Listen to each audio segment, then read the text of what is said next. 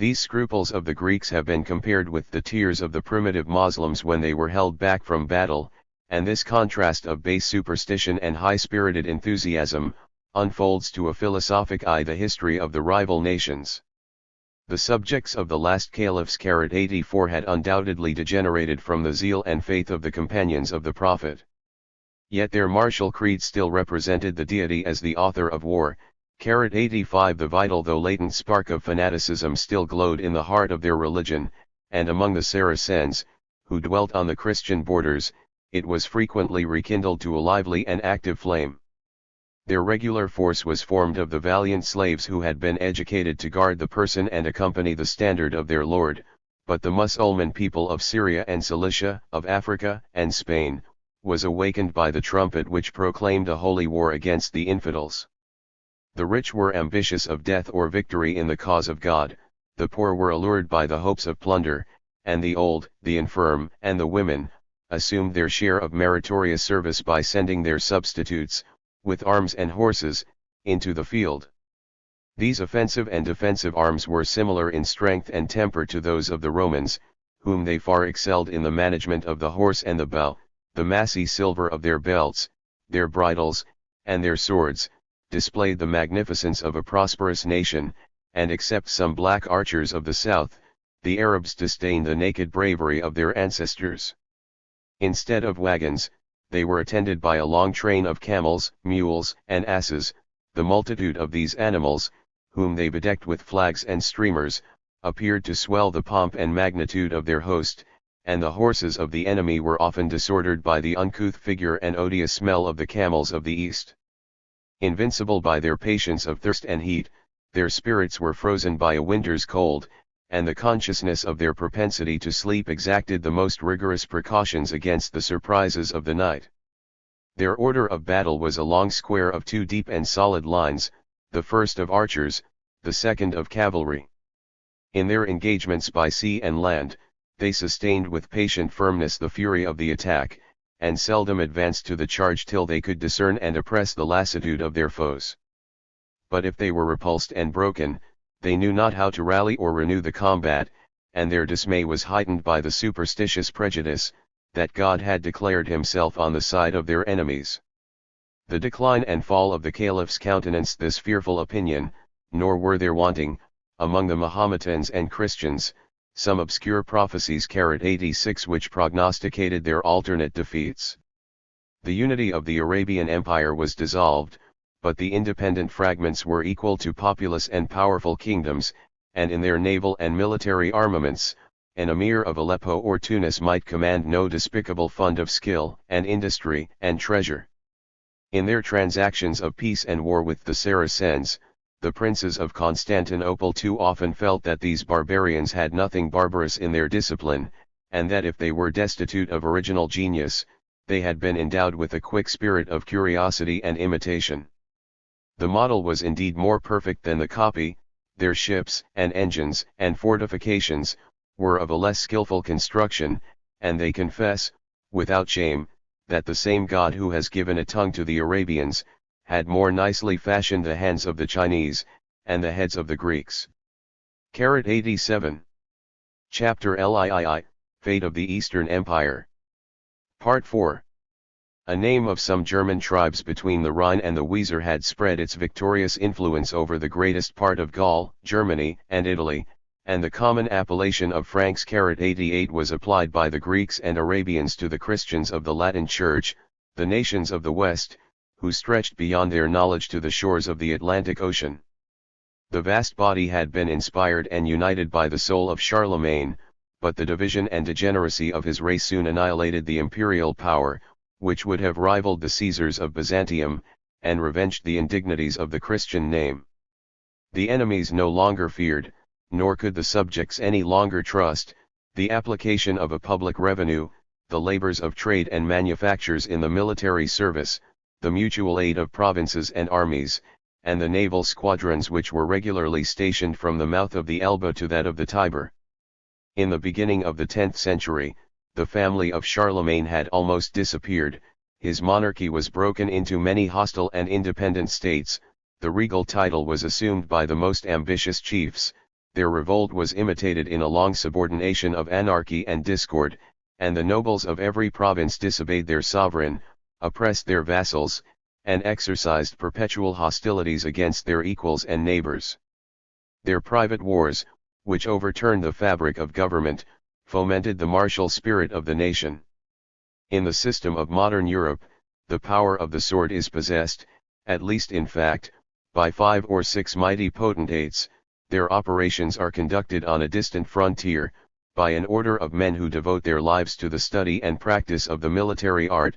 The rest of the country and community enjoys in the midst of war the tranquility of peace, and is only made sensible of the change by the aggravation or decrease of the public taxes. In the disorders of the 10th and 11th centuries, every peasant was a soldier, and every village a fortification, each wood or valley was a scene of murder and rapine, and the lords of each castle were compelled to assume the character of princes and warriors. To their own courage and policy they boldly trusted for the safety of their family, the protection of their lands, and the revenge of their injuries, and, like the conquerors of a larger size, they were too apt to transgress the privilege of defensive war. The powers of the mind and body were hardened by the presence of danger and necessity of resolution. The same spirit refused to desert a friend and to forgive an enemy, and, instead of sleeping under the guardian care of a magistrate, they proudly disdained the authority of the laws.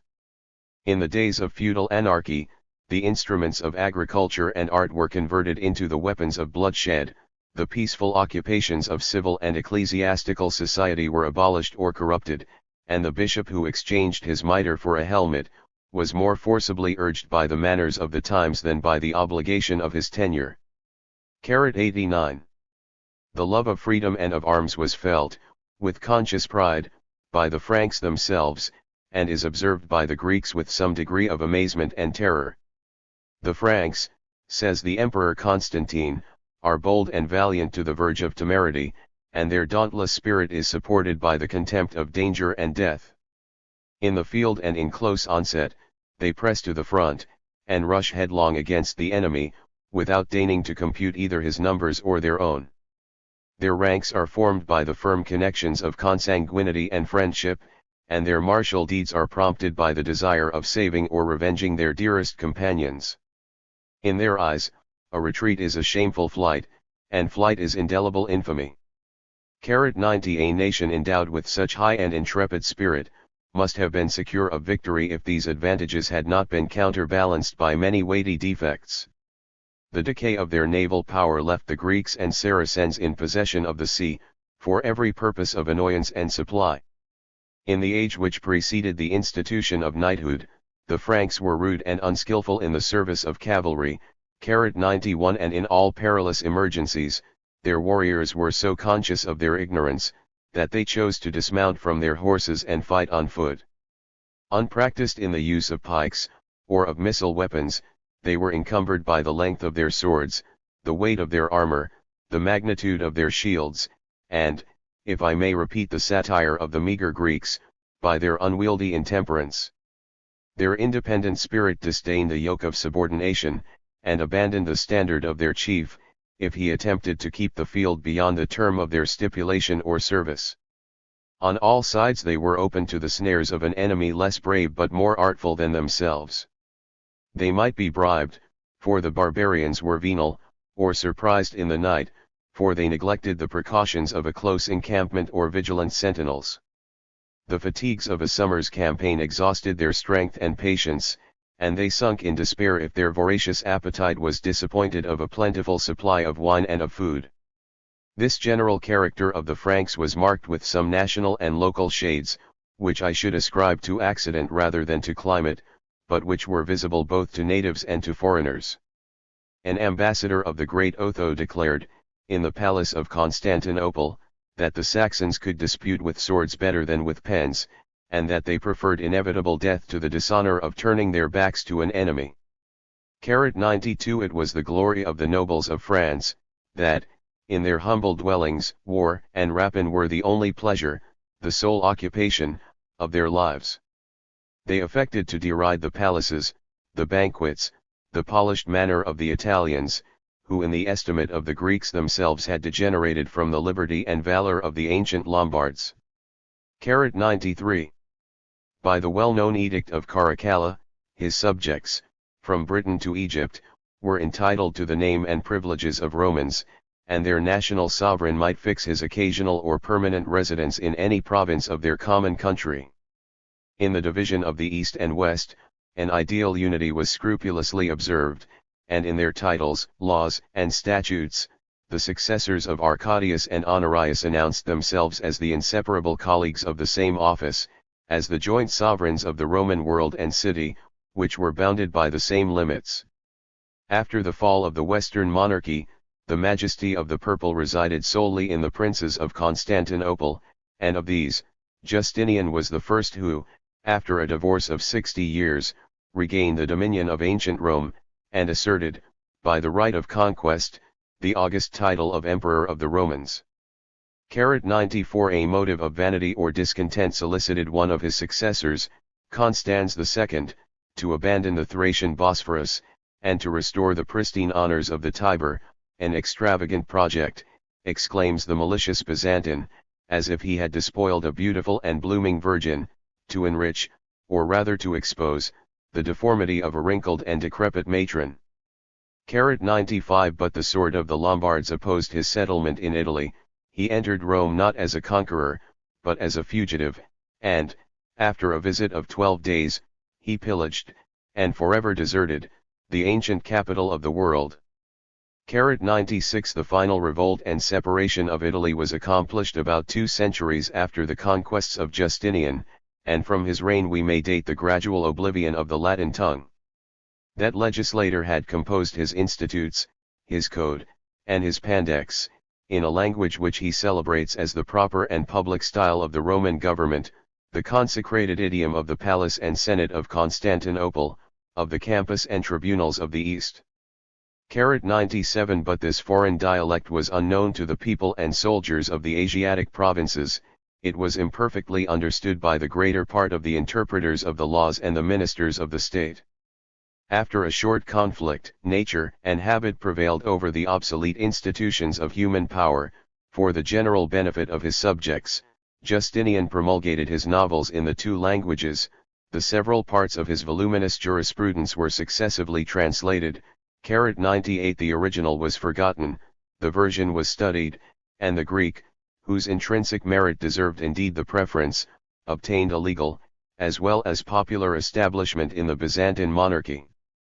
The birth and residence of succeeding princes estranged them from the Roman idiom, Tiberius by the Arabs, 99, and Maurice by the Italians, 100 are distinguished as the first of the Greek Caesars, as the founders of a new dynasty and empire. The silent revolution was accomplished before the death of Heraclius, and the ruins of the Latin speech were darkly preserved in the terms of jurisprudence and the acclamations of the palace. After the restoration of the Western Empire by Charlemagne and the Othos, the names of Franks and Latins acquired an equal signification and extent, and these haughty barbarians asserted, with some justice, their superior claim to the language and dominion of Rome. They insulted the alien of the East who had renounced the dress and idiom of Romans, and their reasonable practice will justify the frequent appellation of Greeks. 101. But this contemptuous appellation was indignantly rejected by the prince and people to whom it was applied. Whatsoever changes had been introduced by the lapse of ages, they alleged a lineal and unbroken succession from Augustus and Constantine, and, in the lowest period of degeneracy and decay, the name of Romans adhered to the last fragments of the Empire of Constantinople. 102. While the government of the East was transacted in Latin, the Greek was the language of literature and philosophy, nor could the masters of this rich and perfect idiom be tempted to envy the borrowed learning and imitative taste of their Roman disciples. After the fall of paganism, the loss of Syria and Egypt, and the extinction of the schools of Alexandria and Athens, the studies of the Greeks insensibly retired to some regular monasteries, and above all, to the Royal College of Constantinople, which was burnt in the reign of Leo the Isaurian. 103. In the pompous style of the age, the president of that foundation was named the Son of Science. His 12 associates, The professors in the different arts and faculties, were the 12 signs of the zodiac. A library of 36,500 volumes was open to their inquiries, and they could show an ancient manuscript of Homer, on a roll of parchment 120 feet in length, the intestines, as it was fabled, of a prodigious serpent. 104 But the 7th and 8th centuries were a period of discord and darkness. The library was burnt, the college was abolished, the iconoclasts are represented as the foes of antiquity, and a savage ignorance and contempt of letters has disgraced the princes of the Heraclean and Isaurian dynasties. 105. In the 9th century we trace the first dawnings of the restoration of science. 106 After the fanaticism of the Arabs had subsided, the caliphs aspired to conquer the arts, rather than the provinces, of the empire. Their liberal curiosity rekindled the emulation of the Greeks, brushed away the dust from their ancient libraries, and taught them to know and reward the philosophers, whose labors had been hitherto repaid by the pleasure of study and the pursuit of truth. The Caesar Bardosh, the uncle of Michael III, was the generous protector of letters, a title which alone has preserved his memory and excused his ambition. A particle of the treasures of his nephew was sometimes diverted from the indulgence of vice and folly. A school was opened in the palace of Magnaura, and the presence of Bardosh excited the emulation of the masters and students. At their head was the philosopher Leo, Archbishop of Thessalonica. His profound skill in astronomy and the mathematics was admired by the strangers of the East, and this occult science was magnified by vulgar credulity, which modestly supposes that all knowledge superior to its own must be the effect of inspiration or magic. At the pressing entreaty of the Caesar, his friend, the celebrated Photius, 107 renounced the freedom of a secular and studious life, ascended the patriarchal throne, and was alternately excommunicated and absolved by the synods of the East and West. By the confession even of priestly hatred, no art, or science, except poetry, was foreign to this universal scholar, who was deep in thought, indefatigable in reading, and eloquent in diction. Whilst he exercised the office of protospathaire or captain of the guards, Photius was sent ambassador to the Caliph of Baghdad. 108 The tedious hours of exile, perhaps of confinement, were beguiled by the hasty composition of his library, a living monument of erudition and criticism. 240 writers, historians, orators, philosophers, theologians, are reviewed without any regular method. He abridges their narrative or doctrine, appreciates their style and character, and judges even the fathers of the Church with a discreet freedom, which often breaks through the superstition of the times. The Emperor Basil, who lamented the defects of his own education, intrusted to the care of Photius his son and successor, Leo the philosopher, and the reign of that prince and of his son Constantine Porphyrogenitus forms one of the most prosperous eras of the Byzantine literature. By their munificence the treasures of antiquity were deposited in the imperial library. By their pens, or those of their associates, they were imparted in such extracts and abridgments as might amuse the curiosity, without oppressing the indolence, of the public. Besides the basilex, or code of laws, the arts of husbandry and war, of feeding or destroying the human species, were propagated with equal diligence, and the history of Greece and Rome was digested into 53 heads or titles, of which 2 only, of embassies, and of virtues and vices, have escaped the injuries of time. In every station, the reader might contemplate the image of the past world, apply the lesson or warning of each page, and learn to admire, perhaps to imitate, the examples of a brighter period. I shall not expatiate on the works of the Byzantine Greeks, who, by the assiduous study of the ancients, have deserved, in some measure, the remembrance and gratitude of the moderns. The scholars of the present age may still enjoy the benefit of the philosophical commonplace book of Stobaeus, the grammatical and historical lexicon of Suidas, the Chiliads of Tzetzes, which comprise 600 narratives in 12,000 verses, and the commentaries on Homer of Eustathius, Archbishop of Thessalonica, who, from his horn of plenty, has poured the names and authorities of 400 writers. From these originals, and from the numerous tribe of scholiasts and critics, 109 Some estimate may be formed of the literary wealth of the 12th century. Constantinople was enlightened by the genius of Homer and Demos, thence, of Aristotle and Plato, and in the enjoyment or neglect of our present riches, we must envy the generation that could still peruse the history of Theopompus, the orations of Hyperides, the comedies of Menander, 110 and the odes of Alcaeus and Sappho. The frequent labor of illustration attests not only the existence, but the popularity, of the Grecian classics. The general knowledge of the age may be deduced from the example of two learned females, the Empress Eudocia, and the Princess Anacaomna, who cultivated, in the purple, the arts of rhetoric and philosophy. 111 The vulgar dialect of the city was gross and barbarous, a more correct and elaborate style distinguished the discourse, or at least the compositions, of the church and palace, which sometimes affected to copy the purity of the Attic models. In our modern education, the painful though necessary attainment of two languages, which are no longer living, may consume the time and damp the ardor of the youthful student. The poets and orators were long imprisoned in the barbarous dialects of our Western ancestors, devoid of harmony or grace, and their genius, without precept or example, was abandoned to the rule and native powers of their judgment and fancy.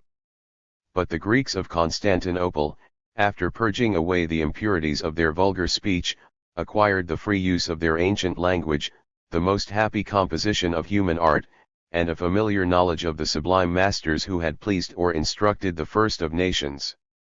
But these advantages only tend to aggravate the reproach and shame of a degenerate people.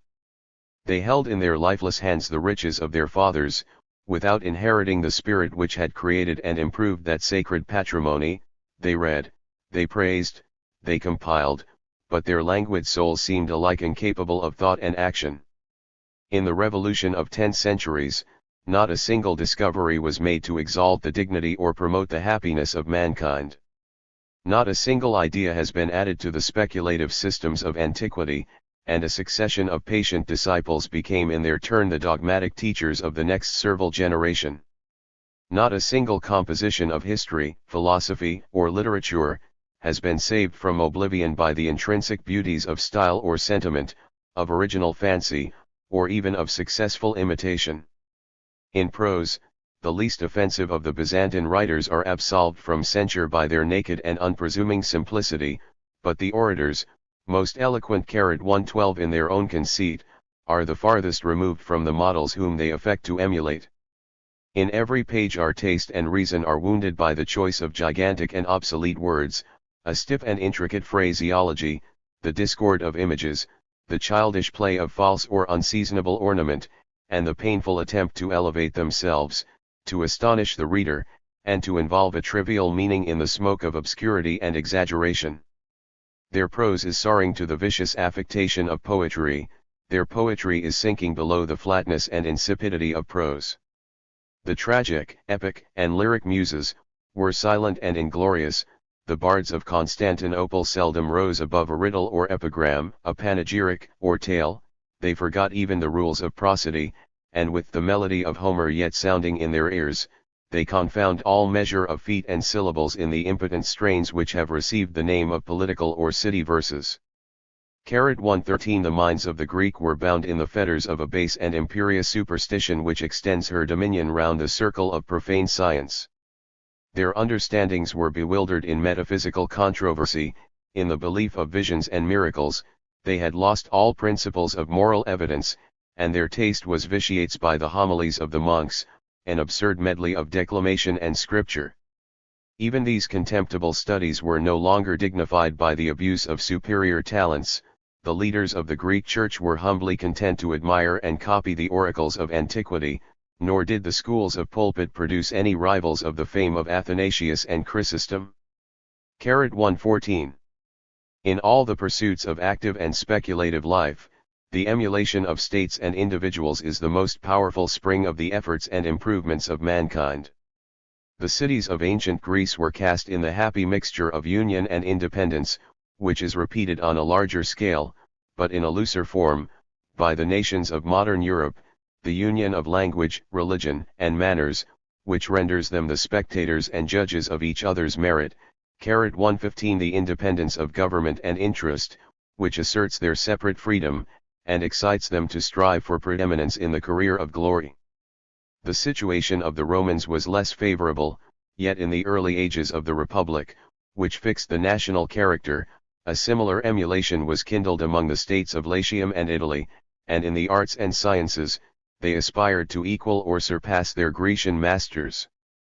The empire of the Caesars undoubtedly checked the activity and progress of the human mind. Its magnitude might indeed allow some scope for domestic competition, but when it was gradually reduced, at first to the east and at last to Greece and Constantinople, the Byzantine subjects were degraded to an abject and languid temper, the natural effect of their solitary and insulated state. From the north they were oppressed by nameless tribes of barbarians, to whom they scarcely imparted the appellation of men. The language and religion of the more polished Arabs were an insurmountable bar to all social intercourse. The conquerors of Europe were their brethren in the Christian faith, but the speech of the Franks or Latins was unknown, their manners were rude, and they were rarely connected, in peace or war, with the successors of Heraclius. Alone in the universe, the self-satisfied pride of the Greeks was not disturbed by the comparison of foreign merit, and it is no wonder if they fainted in the race, since they had neither competitors to urge their speed, nor judges to crown their victory. The nations of Europe and Asia were mingled by the expeditions to the Holy Land, and it is under the Comnenian dynasty that a faint emulation of knowledge and military virtue was rekindled in the Byzantine Empire. Chapter Live, Origin and Doctrine of the Polychaeans. Part I. Origin and Doctrine of the Polychaeans. Their persecution by the Greek emperors. Revolt in Armenia and c. Transplantation into Thrace. Propagation in the West. The seeds, character, and consequences of the Reformation. In the profession of Christianity, the variety of national characters may be clearly distinguished. The natives of Syria and Egypt abandoned their lives to lazy and contemplative devotion. Rome again aspired to the dominion of the world, and the wit of the lively and loquacious Greeks was consumed in the disputes of metaphysical theology. The incomprehensible mysteries of the Trinity and Incarnation, instead of commanding their silent submission, were agitated in vehement and subtle controversies, which enlarged their faith at the expense, perhaps, of their charity and reason. From the Council of Nice to the end of the 7th century, the peace and unity of the Church was invaded by these spiritual wars, and so deeply did they affect the decline and fall of the empire, that the historian has too often been compelled to attend the synods, to explore the creeds, and to enumerate the sects, of this busy period of ecclesiastical annals. From the beginning of the 8th century to the last ages of the Byzantine Empire, the sound of controversy was seldom heard, curiosity was exhausted, zeal was fatigued, and, in the decrees of 6 councils, the articles of the Catholic faith had been irrevocably defined. The spirit of dispute, however vain and pernicious, requires some energy and exercise of the mental faculties, and the prostrate Greeks were content to fast, to pray, and to believe in blind obedience to the patriarch and his clergy. During a long dream of superstition, the Virgin and the saints, their visions and miracles, their relics and images, were preached by the monks, and worshipped by the people, and the appellation of people might be extended, without injustice, to the first ranks of civil society. At an unseasonable moment, the Isaurian emperors attempted somewhat rudely to awaken their subjects. Under their influence reason might obtain some proselytes, a far greater number was swayed by interest or fear, but the Eastern world embraced or deplored their visible deities, and the restoration of images was celebrated as the feast of orthodoxy. In this passive and unanimous state the ecclesiastical rulers were relieved from the toil, or deprived of the pleasure, of persecution. The pagans had disappeared, the Jews were silent and obscure, the disputes with the Latins were rare and remote hostilities against a national enemy, and the sects of Egypt and Syria enjoyed a free toleration under the shadow of the Arabian caliphs.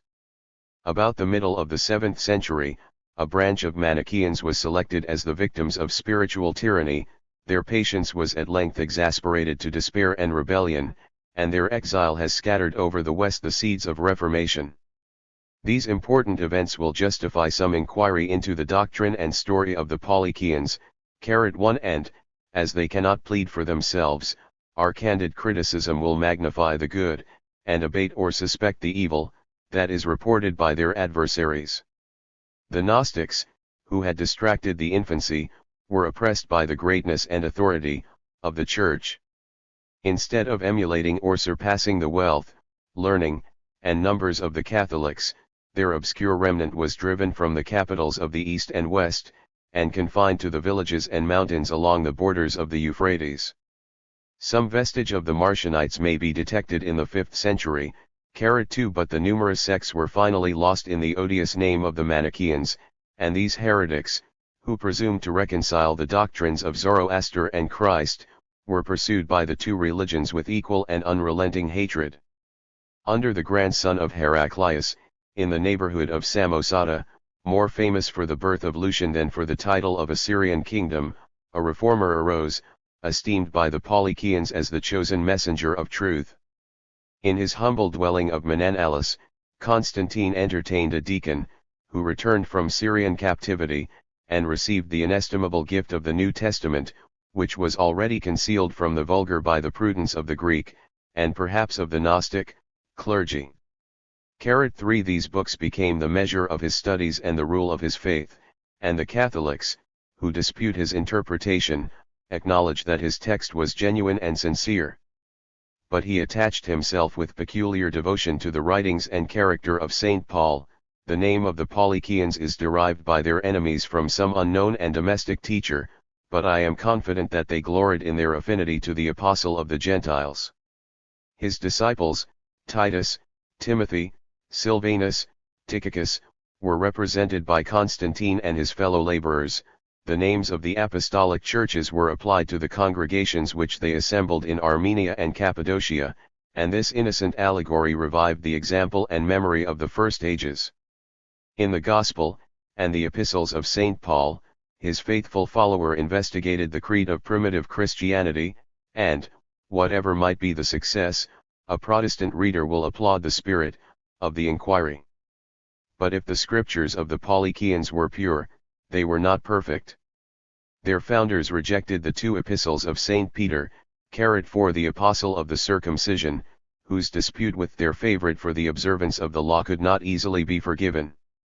5 They agreed with their Gnostic brethren in the universal contempt for the Old Testament, the books of Moses and the prophets, which have been consecrated by the decrees of the Catholic Church. With equal boldness, and doubtless with more reason, Constantine, the new Silvanus, disclaimed the visions, which, in so many bulky and splendid volumes, had been published by the Oriental sects. 6 The fabulous productions of the Hebrew patriarchs and the sages of the East, the spurious Gospels, Epistles, and Acts, which in the first age had overwhelmed the Orthodox code, the theology of Manes, and the authors of the kindred heresies, and the 30 generations, or eons, which had been created by the fruitful fancy of Valentine.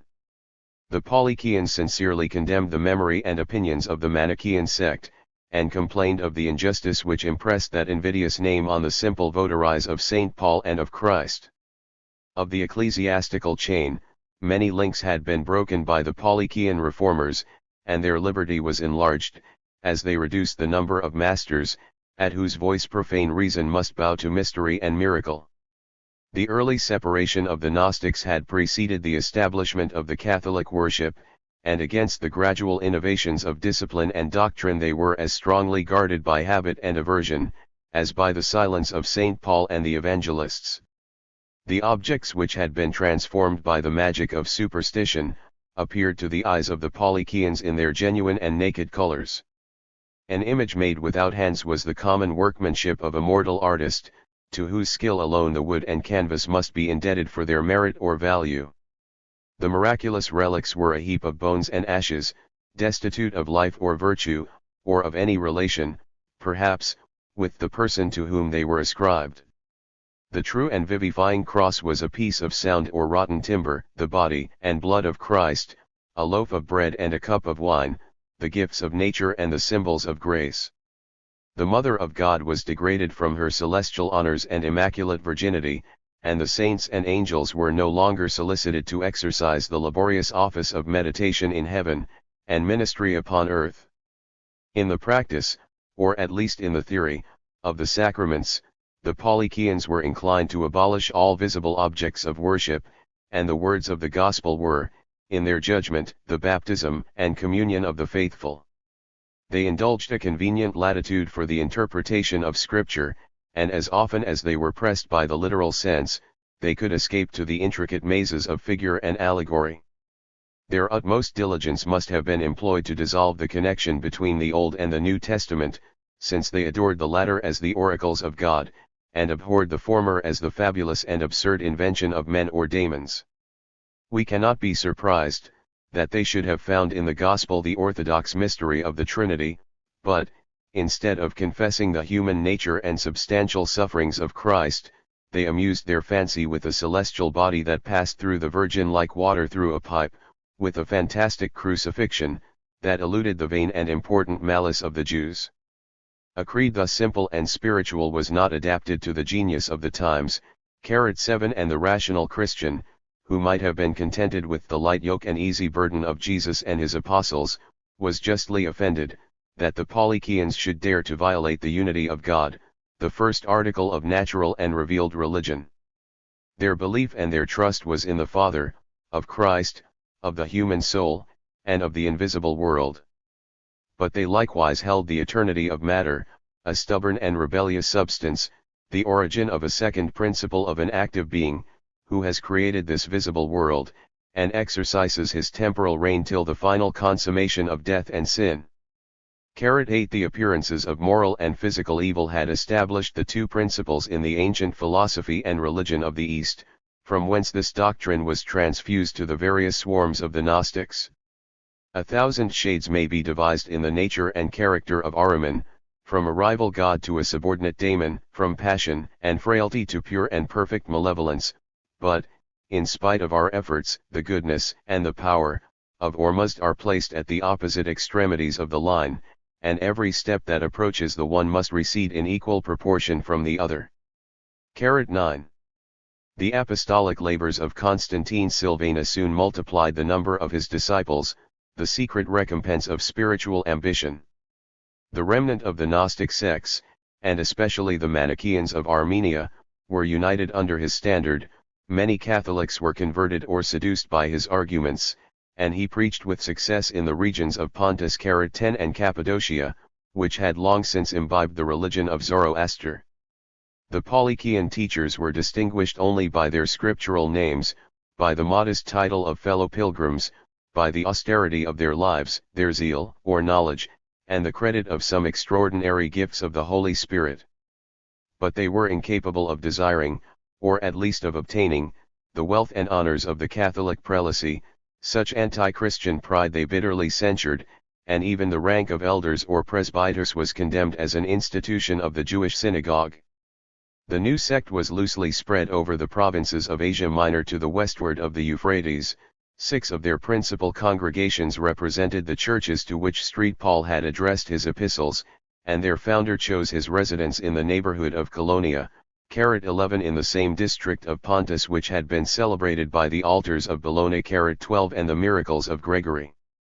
13 After a mission of 27 years, Sylvanus, who had retired from the tolerating government of the Arabs, fell a sacrifice to Roman persecution.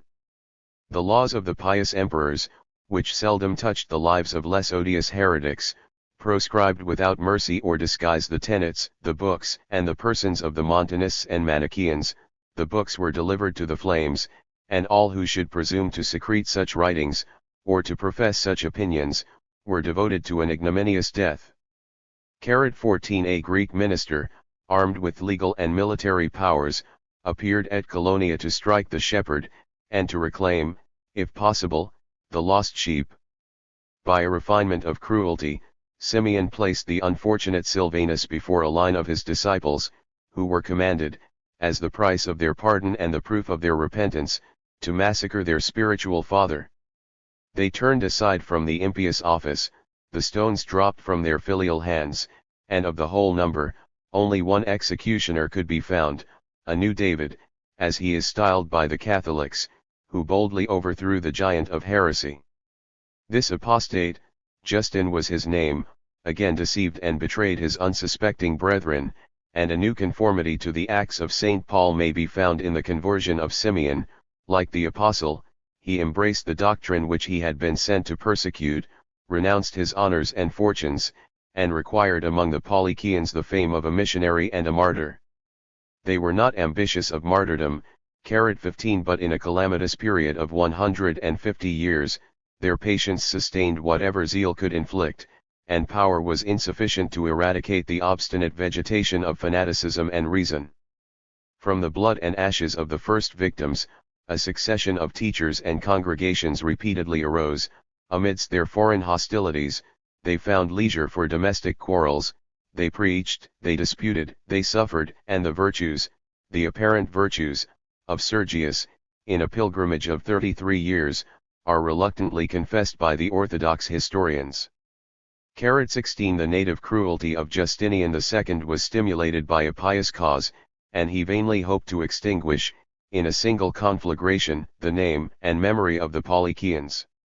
By their primitive simplicity, their abhorrence of popular superstition, the iconoclast princes might have been reconciled to some erroneous doctrines, but they themselves were exposed to the calumnies of the monks, and they chose to be the tyrants, lest they should be accused as the accomplices of the Manichaeans. Such a reproach has sullied the clemency of Nicephorus, who relaxed in their favor the severity of the penal statutes, nor will his character sustain the honor of a more liberal motive. The feeble Michael I, the rigid Leo the Armenian, were foremost in the race of persecution, but the prize must doubtless be adjudged to the sanguinary devotion of Theodora, who restored the images to the Oriental Church. Her inquisitors explored the cities and mountains of the Lesser Asia, and the flatterers of the Empress have affirmed that, in a short reign, 100,000 Polycians were extirpated by the sword, the gibbet, or the flames.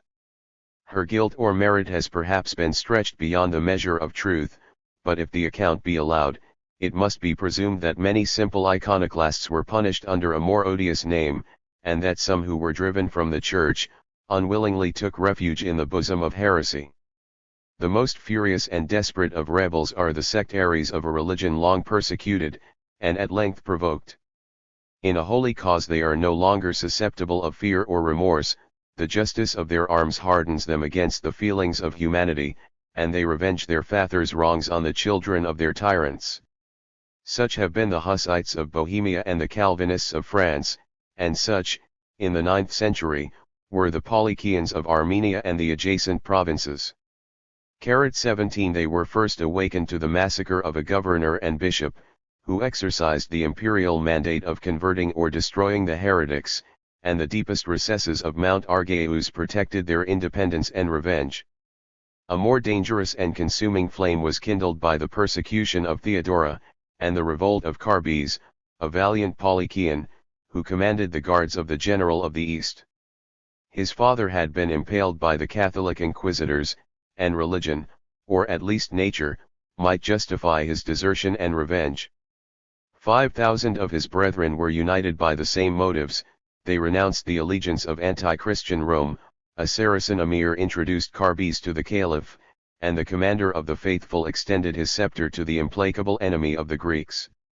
In the mountains between Siwas and Trebizond he founded or fortified the city of Tefris, 18, which is still occupied by a fierce or licentious people, and the neighboring hills were covered with the Polycian fugitives, who now reconciled the use of the Bible and the sword.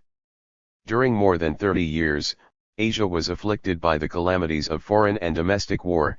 In their hostile inroads, the disciples of St. Paul were joined with those of Mahomet, and the peaceful Christians, the aged parent and tender virgin, who were delivered into barbarous servitude, might justly accuse the intolerant spirit of their sovereign.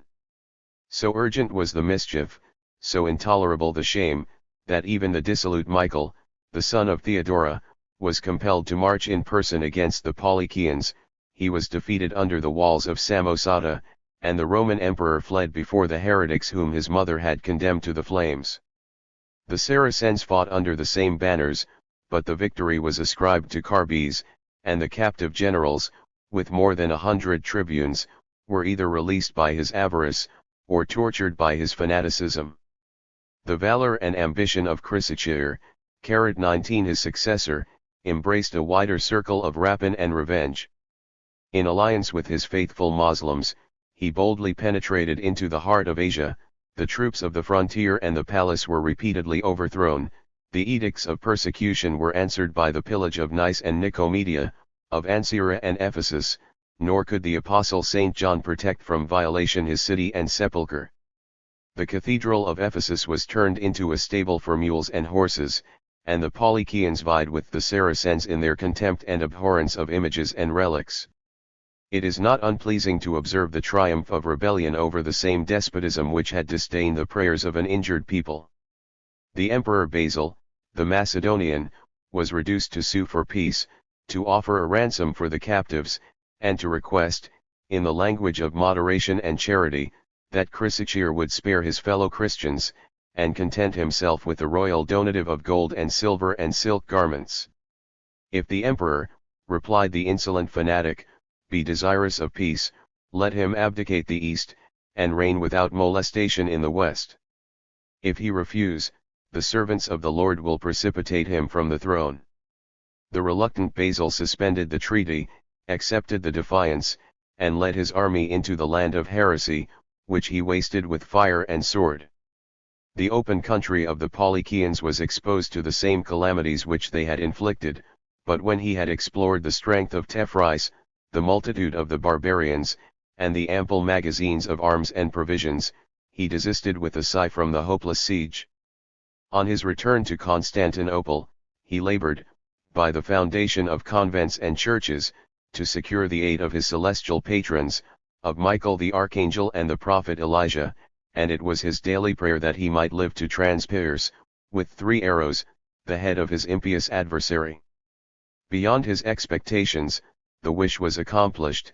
After a successful inroad, Chrysocheir was surprised and slain in his retreat, and the rebel's head was triumphantly presented at the foot of the throne. On the reception of this welcome trophy, Basil instantly called for his bow, discharged 3 arrows with unerring aim, and accepted the applause of the court, who hailed the victory of the royal archer. With Chrysocheir, the glory of the Polycians faded and withered. 20 On the second expedition of the emperor, the impregnable Tethys was deserted by the heretics, who sued for mercy or escaped to the borders. The city was ruined, but the spirit of independence survived in the mountains. The Polycians defended, above a century, their religion and liberty, infested the Roman limits, and maintained their perpetual alliance with the enemies of the empire and the gospel. Chapter Live, Origin and Doctrine of the Polycians. Part 2.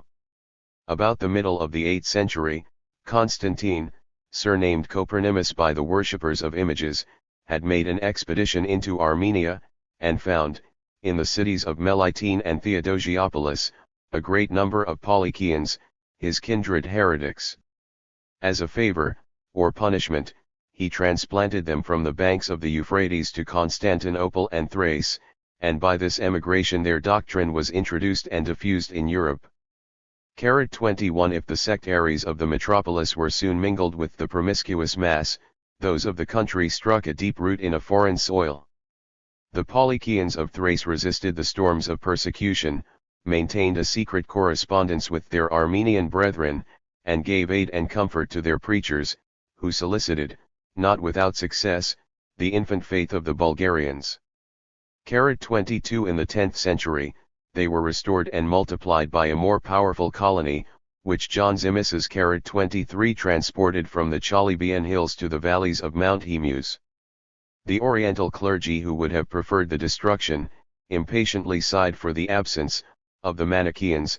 The warlike emperor had felt and esteemed their valor.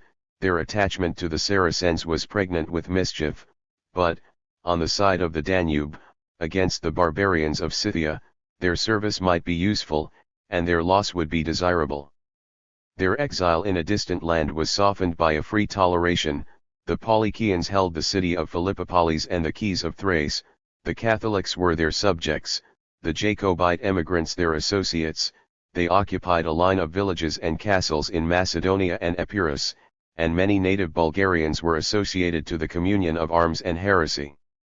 As long as they were awed by power and treated with moderation, their voluntary bands were distinguished in the armies of the empire, and the courage of these dogs, ever greedy of war, ever thirsty of human blood, is noticed with astonishment, and almost with reproach, by the pusillanimous Greeks.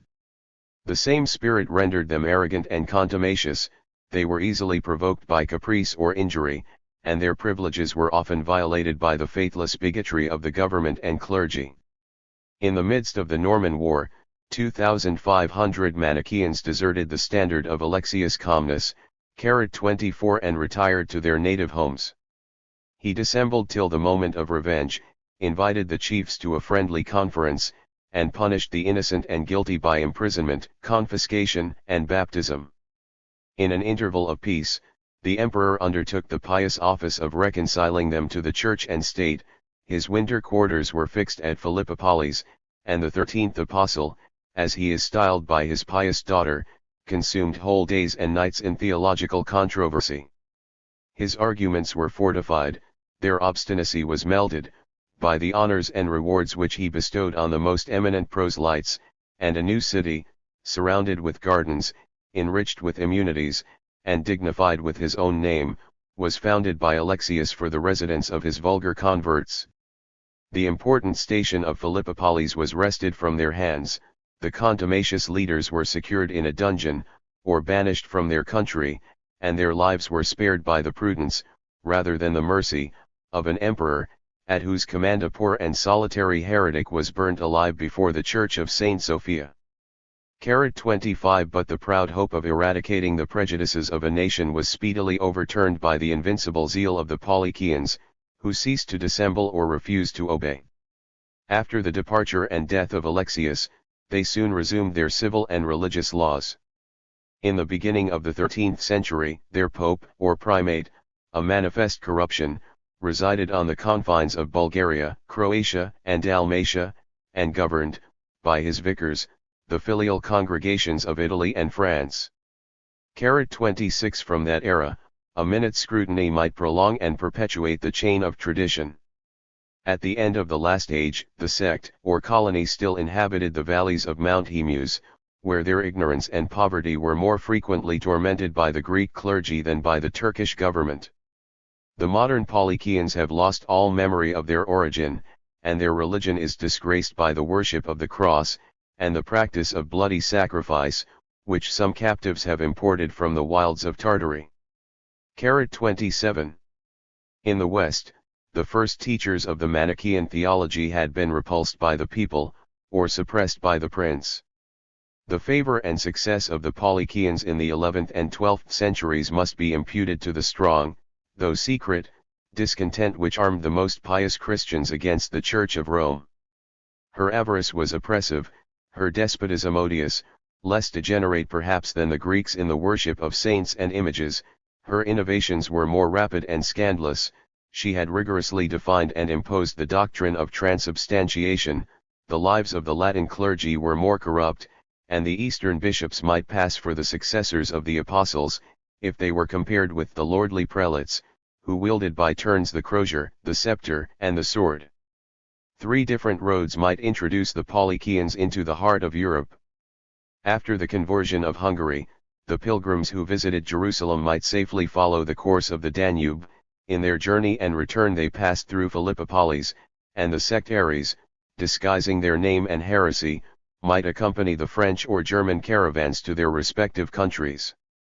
The trade and dominion of Venice pervaded the coast of the Adriatic, and the hospitable republic opened her bosom to foreigners of every climate and religion.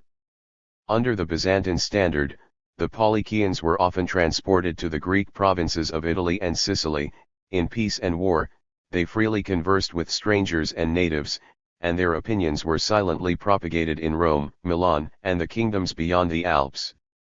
28 It was soon discovered, that many thousand Catholics of every rank, and of either sex, had embraced the Manichaean heresy, and the flames which consumed 12 canons of Orleans was the first act and signal of persecution. The Bulgarians, 29, a name so innocent in its origin, so odious in its application, spread their branches over the face of Europe. United in common hatred of idolatry and Rome, they were connected by a form of episcopal and Presbyterian government. Their various sects were discriminated by some fainter or darker shades of theology, but they generally agreed in the two principles, the contempt of the Old Testament and the denial of the body of Christ, either on the cross or in the Eucharist. A confession of simple worship and blameless manners is extorted from their enemies, and so high was their standard of perfection, that the increasing congregations were divided into two classes of disciples, of those who practiced, and of those who aspired. It was in the country of the Albigeois, 30 in the southern provinces of France, that the Polychians were most deeply implanted, and the same vicissitudes of martyrdom and revenge which had been displayed in the neighborhood of the Euphrates, were repeated in the 13th century on the banks of the Rhone. The laws of the Eastern emperors were revived by Frederick II. The insurgents of Teffrice were represented by the barons and cities of Languedoc. Pope Innocent III surpassed the sanguinary fame of Theodora.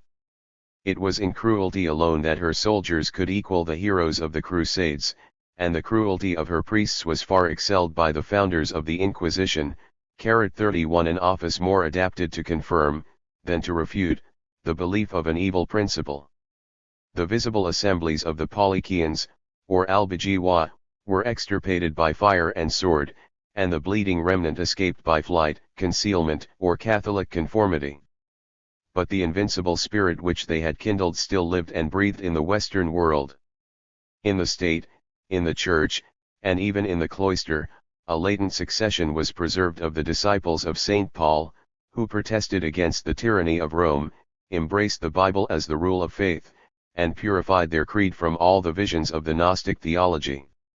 The struggles of Wycliffe in England, of Huss in Bohemia, were premature and ineffectual, but the names of Zwinglius, Luther, and Calvin, are pronounced with gratitude as the deliverers of nations. But he is so ignorant of their doctrine as to make them a kind of Sabellians or Patripassians. A philosopher, who calculates the degree of their merit and the value of their reformation, will prudently ask from what articles of faith, above or against our reason, they have enfranchised the Christians, for such enfranchisement is doubtless a benefit so far as it may be compatible with truth and piety. After a fair discussion, we shall rather be surprised by the timidity, than scandalized by the freedom, of our first reformers. 32 With the Jews, they adopted the belief and defense of all the Hebrew scriptures, with all their prodigies, from the Garden of Eden to the visions of the prophet Daniel, and they were bound, like the Catholics, to justify against the Jews the abolition of a divine law. In the great mysteries of the Trinity and Incarnation the Reformers were severely orthodox. They freely adopted the theology of the four, or the 6 first councils, and with the Athanasian Creed, they pronounced the eternal damnation of all who did not believe the Catholic faith. Transubstantiation, the invisible change of the bread and wine into the body and blood of Christ, is a tenet that may defy the power of argument and pleasantry, but instead of consulting the evidence of their senses, of their sight, their feeling, and their taste, the first Protestants were entangled in their own scruples, and awed by the words of Jesus in the institution of the sacrament. Luther maintained a corporeal, and Calvin a real, presence of Christ in the Eucharist, and the opinion of Zwinglius, that it is no more than a spiritual communion, a simple memorial, has slowly prevailed in the Reformed churches. 33 But the loss of one mystery was amply compensated by the stupendous doctrines of original sin, redemption, faith, grace, and predestination, which have been strained from the epistles of St. Paul. These subtle questions had most assuredly been prepared by the fathers and schoolmen, but the final improvement and popular use may be attributed to the first reformers, who enforced them as the absolute and essential terms of salvation. Hitherto the weight of supernatural belief inclines against the Protestants, and many a sober Christian would rather admit that a wafer is God, than that God is a cruel and capricious tyrant. Yet the services of Luther and his rivals are solid and important, and the philosopher must own his obligations to these fearless enthusiasts. 34 I. By their hands the lofty fabric of superstition, from the abuse of indulgences to the intercession of the Virgin, has been levelled with the ground. Myriads of both sexes of the monastic profession were restored to the liberty and labors of social life. A hierarchy of saints and angels, of imperfect and subordinate deities, were stripped of their temporal power, and reduced to the enjoyment of celestial happiness. Their images and relics were banished from the church, and the credulity of the people was no longer nourished with the daily repetition of miracles and visions. The imitation of paganism was supplied by a pure and spiritual worship of prayer and thanksgiving, the most worthy of man, the least unworthy of the deity. It only remains to observe, whether such sublime simplicity be consistent with popular devotion, whether the vulgar, in the absence of all visible objects, will not be inflamed by enthusiasm, or insensibly subside in languor and indifference. 2. The chain of authority was broken, which restrains the bigot from thinking as he pleases, and the slave from speaking as he thinks. The popes, fathers, and councils were no longer the supreme and infallible judges of the world, and each Christian was taught to acknowledge no law but the Scriptures, no interpreter but his own conscience.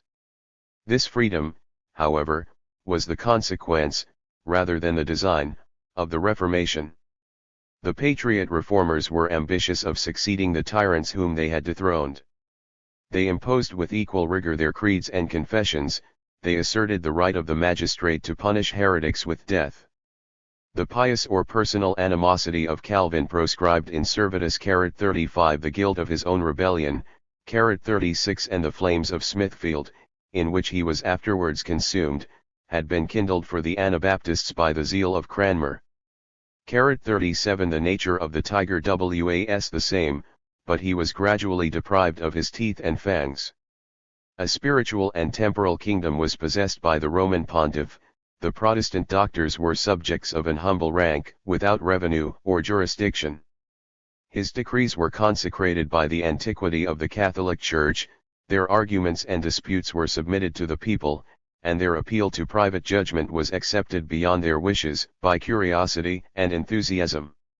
Since the days of Luther and Calvin, a secret reformation has been silently working in the bosom of the Reformed churches.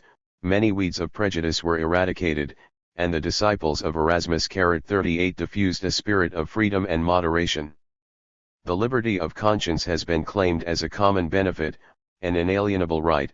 39 The free governments of Holland 40 and England 41 introduced the practice of toleration, and the narrow allowance of the laws has been enlarged by the prudence and humanity of the times.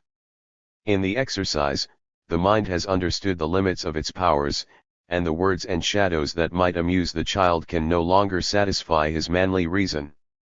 The volumes of controversy are overspread with cobwebs. The doctrine of a Protestant church is far removed from the knowledge or belief of its private members, and the forms of orthodoxy, the articles of faith, are subscribed with a sigh, or a smile, by the modern clergy. Yet the friends of Christianity are alarmed at the boundless impulse of inquiry and scepticism. The predictions of the Catholics are accomplished, the web of mystery is unraveled by the Armenians, Arians, and Socinians, whose number must not be computed from their separate congregations, and the pillars of revelation are shaken by those men who preserve the name without the substance of religion, who indulge the license without the temper of philosophy. 42 Chapter LV, the Bulgarians, the Hungarians, and the Russians. Part I. The Bulgarians. Origin, migrations, and settlement of the Hungarians. Their inroads in the East and West. The monarchy of Russia. Geography and trade. Wars of the Russians against the Greek Empire. Conversion of the barbarians. Under the reign of Constantine, the grandson of Heraclius, the ancient barrier of the Danube, so often violated and so often restored, was irretrievably swept away by a new deluge of barbarians.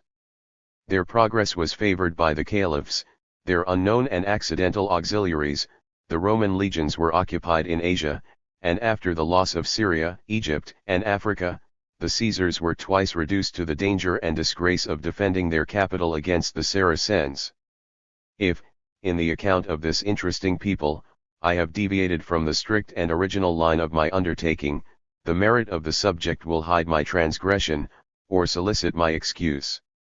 In the East, in the West, in war, in religion, in science, in their prosperity, and in their decay, the Arabians press themselves on our curiosity. The first overthrow of the Church and Empire of the Greeks may be imputed to their arms, and the disciples of Muhammad still hold the civil and religious scepter of the Oriental world. But the same labor would be unworthily bestowed on the swarms of savages, who, between the 7th and the 12th century, descended from the plains of Scythia, in transient inroad or perpetual emigration. 1. Their names are uncouth, their origins doubtful, their actions obscure, their superstition was blind, their valor brutal, and the uniformity of their public and private lives was neither softened by innocence nor refined by policy. The majesty of the Byzantine throne repelled and survived their disorderly attacks. The greater part of these barbarians has disappeared without leaving any memorial of their existence, and the despicable remnant continues, and may long continue, to groan under the dominion of a foreign tyrant. From the antiquities of Bulgarians, 2. Hungarians, and 3. Russians, I shall content myself with selecting such facts as yet deserve to be remembered. The conquests of the 4. Normans, and the monarchy of the Turks, will naturally terminate in the memorable crusades to the Holy Land, and the double fall of the city and empire of Constantine. In his march to Italy, Theodoric II the Ostrogoth had trampled on the arms of the Bulgarians.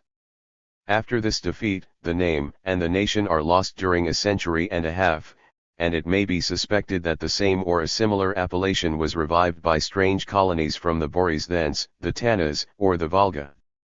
A king of the ancient Bulgaria bequeathed to his 5 sons a last lesson of moderation and concord.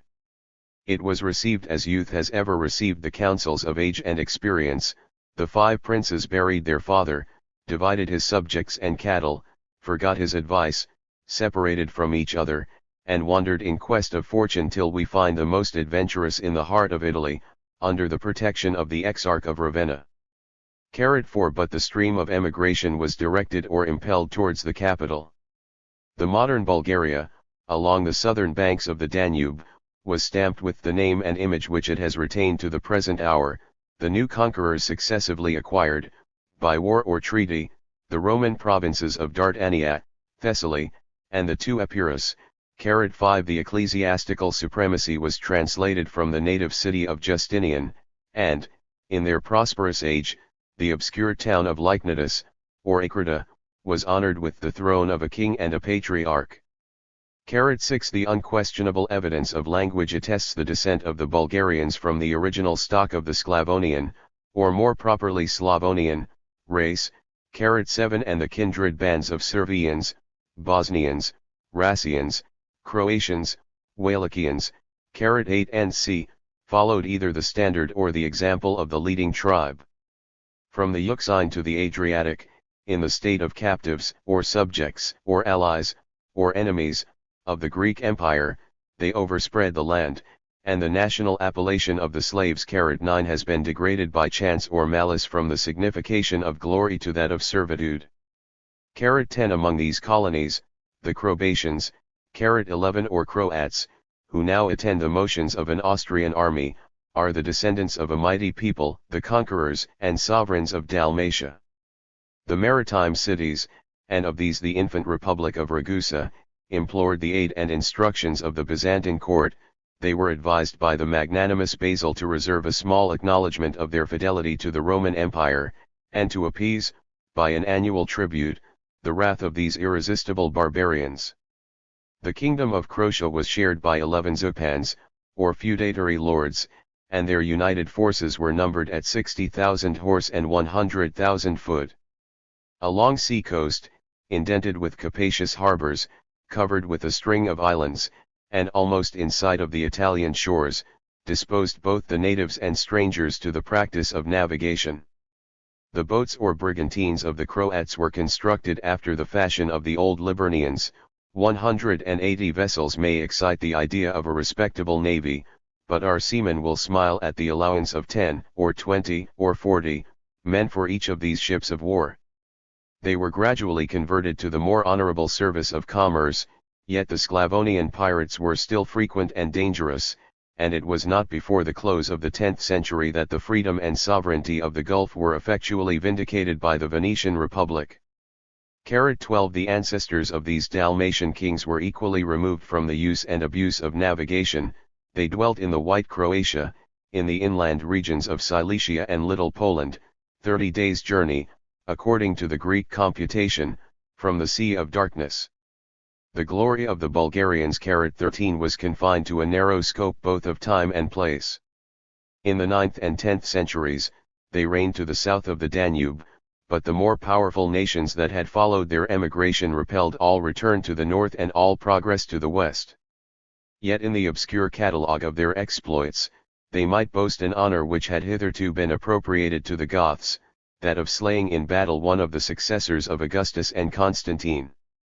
The Emperor Nicephorus had lost his fame in the Arabian, he lost his life in the Sclavonian war. In his first operations he advanced with boldness and success into the center of Bulgaria, and burnt the royal court, which was probably no more than an edifice and village of timber. But while he searched the spoil and refused all offers of treaty, his enemies collected their spirits and their forces, the passes of retreat were insuperably barred, and the trembling Nicephorus was heard to exclaim, "Alas, alas, unless we could assume the wings of birds, we cannot hope to escape." 2 days he waited his fate in the inactivity of despair, but, on the morning of the 3rd, the Bulgarians surprised the camp, and the Roman prince, with the great officers of the empire, were slaughtered in their tents. The body of Valens had been saved from insult, but the head of Nicephorus was exposed on a spear, and his skull, enchased with gold, was often replenished in the feasts of victory. The Greeks bewailed the dishonor of the throne, but they acknowledged the just punishment of avarice and cruelty. This savage cup was deeply tinctured with the manners of the Scythian wilderness, but they were softened before the end of the same century by a peaceful intercourse with the Greeks, the possession of a cultivated region, and the introduction of the Christian worship. The nobles of Bulgaria were educated in the schools and palace of Constantinople, and Simeon, 14 a youth of the royal line, was instructed in the rhetoric of Demosthenes and the logic of Aristotle. He relinquished the profession of a monk for that of a king and warrior, and in his reign of more than 40 years, Bulgaria assumed a rank among the civilized powers of the earth. The Greeks, whom he repeatedly attacked, derived a faint consolation from indulging themselves in the reproaches of perfidy and sacrilege. They purchased the aid of the pagan Turks, but Simeon, in a second battle, redeemed the loss of the first, at a time when it was esteemed a victory to elude the arms of that formidable nation. The Servians were overthrown, made captive and dispersed, and those who visited the country before their restoration could discover no more than 50 vagrants, without women or children, who extorted a precarious subsistence from the chase. On classic ground, on the banks of Aclaus, the Greeks were defeated, their horn was broken by the strength of the barbaric Hercules. 15 He formed the siege of Constantinople, and, in a personal conference with the emperor, Simeon imposed the conditions of peace. They met with the most jealous precautions, the royal gallery was drawn close to an artificial and well-fortified platform, and the majesty of the purple was emulated by the pomp of the Bulgarian. "Are you a Christian?" said the humble Romanus, "it is your duty to abstain from the blood of your fellow Christians. Has the thirst of riches seduced you from the blessings of peace? Sheath your sword, open your hand, and I will satiate the utmost measure of your desires." The reconciliation was sealed by a domestic alliance, the freedom of trade was granted or restored, the first honors of the court were secured to the friends of Bulgaria, above the ambassadors of enemies or strangers. 16 And her princes were dignified with the high and invidious title of Basileus, or emperor. But this friendship was soon disturbed.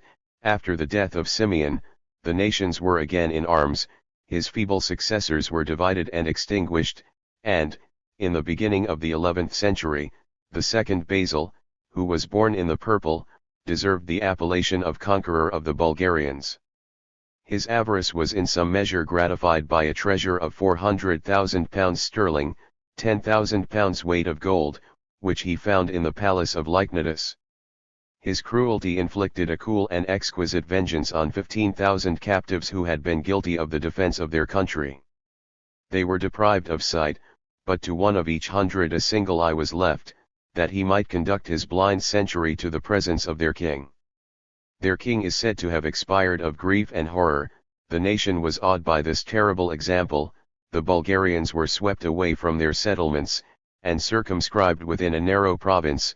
The surviving chiefs bequeathed to their children the advice of patience and the duty of revenge. 2. When the black swarm of Hungarians first hung over Europe, above 900 years after the Christian era, they were mistaken by fear and superstition for the Gog and Magog of the Scriptures, the signs and forerunners of the end of the world. 17. Since the introduction of letters, they have explored their own antiquities with a strong and laudable impulse of patriotic curiosity. 18. Their rational criticism can no longer be amused with the vain pedigree of Attila and the Huns, but they complain that their primitive records have perished in the Tartar War, that the truth or fiction of their rustic songs is long since forgotten, and that the fragments of a rude chronicle 19 must be painfully reconciled with the contemporary though foreign intelligence of the imperial geographer. 20. Magyar is the national and oriental denomination of the Hungarians, but, among the tribes of Scythia, they are distinguished by the Greeks under the proper and peculiar name of Turks, as the descendants of that mighty people who had conquered and reigned from China to the Volga. The Pannonian colony preserved a correspondence of trade and amity with the Eastern Turks on the confines of Persia, and after a separation of 350 years, the missionaries of the King of Hungary discovered and visited their ancient country near the banks of the Volga. They were hospitably entertained by a people of pagans and savages who still bore the name of Hungarians, conversed in their native tongue, recollected a tradition of their long-lost brethren, and listened with amazement to the marvelous tale of their new kingdom and religion. The zeal of conversion was animated by the interest of consanguinity, and one of the greatest of their princes had formed the generous, though fruitless, design of replenishing the solitude of Pannonia by this domestic colony from the heart of Tartary. 21. From this primitive country they were driven to the west by the tide of war and emigration, by the weight of the more distant tribes, who at the same time were fugitives and conquerors. Reason or fortune directed their course towards the frontiers of the Roman Empire. They halted in the usual stations along the banks of the great rivers, and in the territories of Moscow, Kyiv, and Moldavia, some vestiges have been discovered of their temporary residence. In this long and various peregrination, they could not always escape the dominion of the stronger, and the purity of their blood was improved or sullied by the mixture of a foreign race. From a motive of compulsion, or choice, several tribes of the Khazars were associated to the standard of their ancient vassals, introduced the use of a second language, and obtained by their superior renown the most honorable place in the front of battle. The military force of the Turks and their allies marched in 7 equal and artificial divisions. Each division was formed of 30,857 warriors, and the proportion of women, children, and servants, supposes and requires at least 1 million of emigrants. Their public councils were directed by 7 voivodes, or hereditary chiefs, but the experience of discord and weakness recommended the more simple and vigorous administration of a single person. The scepter, which had been declined by the modest Lebedius, was granted to the birth or merit of Almas and his son Arpad, and the authority of the Supreme Khan of the Khazars confirmed the engagement of the prince and people, of the people to obey his commands, of the prince to consult their happiness and glory. With this narrative we might be reasonably content, if the penetration of modern learning had not opened a new and larger prospect of the antiquities of nations. The Hungarian language stands alone, and as it were insulated, among the Sclavonian dialects, but it bears a close and clear affinity to the idioms of the Fennic race, 22 of an obsolete and savage race, which formerly occupied the northern regions of Asia and Europe. The genuine appellation of Ugri or Igors is found on the western confines of China, 23 Their migration to the banks of the Irtysh is attested by Tartar evidence. 24 A similar name and language are detected in the southern parts of Siberia. 25 And the remains of the Fennic tribes are widely, though thinly scattered from the sources of the Obi to the shores of Lapland. 26 The consanguinity of the Hungarians and Laplanders would display the powerful energy of climate on the children of a common parent, the lively contrast between the bold adventurers who are intoxicated with the wines of the Danube, and the wretched fugitives who are immersed beneath the snows of the polar circle. Arms and freedom have ever been the ruling, though too often the unsuccessful, passion of the Hungarians, who are endowed by nature with a vigorous constitution of soul and body. 27 Extreme cold has diminished the stature and congealed the faculties of the Laplanders, and the Arctic tribes, alone among the sons of men, are ignorant of war, and unconscious of human blood, a happy ignorance if reason and virtue were the guardians of their peace. 28. Chapter LV, The Bulgarians, the Hungarians, and the Russians. Part 2. It is the observation of the imperial author of the Tactics, 29 that all the Scythian hordes resembled each other in their pastoral and military life, that they all practiced the same means of subsistence, and employed the same instruments of destruction. But he adds, that the two nations of Bulgarians and Hungarians were superior to their brethren, and similar to each other in the improvements, however rude, of their discipline and government. Their visible likeness determines Leo to confound his friends and enemies in one common description, and the picture may be heightened by some strokes from their contemporaries of the 10th century. Except the merit and fame of military prowess, all that is valued by mankind appeared vile and contemptible to these barbarians, whose native fierceness was stimulated by the consciousness of numbers and freedom.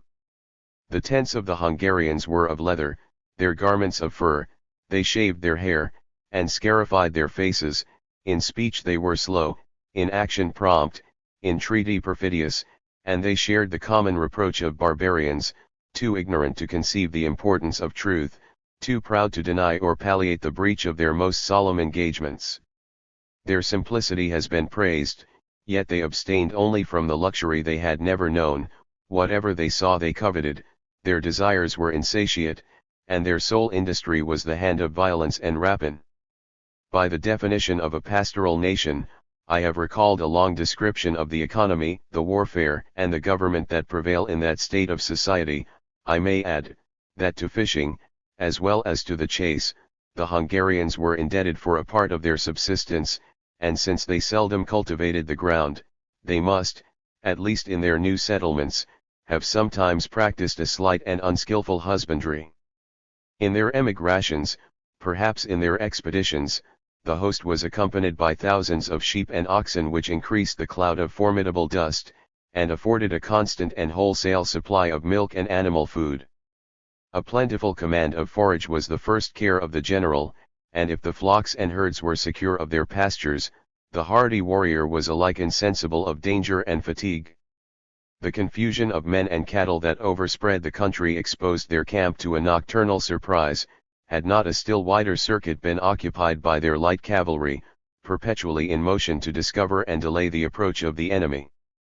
After some experience of the Roman tactics, they adopted the use of the sword and spear, the helmet of the soldier, and the iron breastplate of his steed, but their native and deadly weapon was the Tartar bow.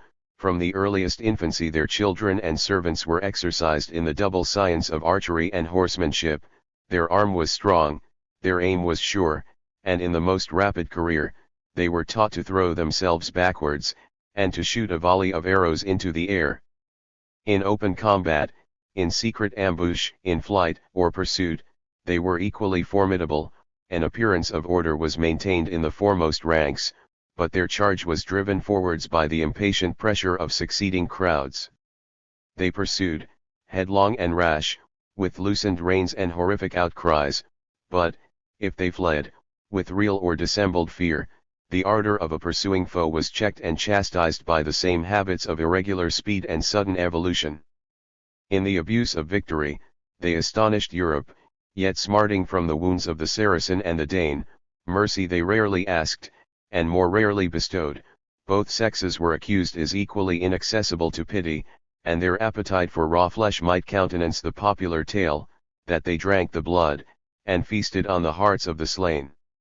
Yet the Hungarians were not devoid of those principles of justice and humanity, which nature has implanted in every bosom.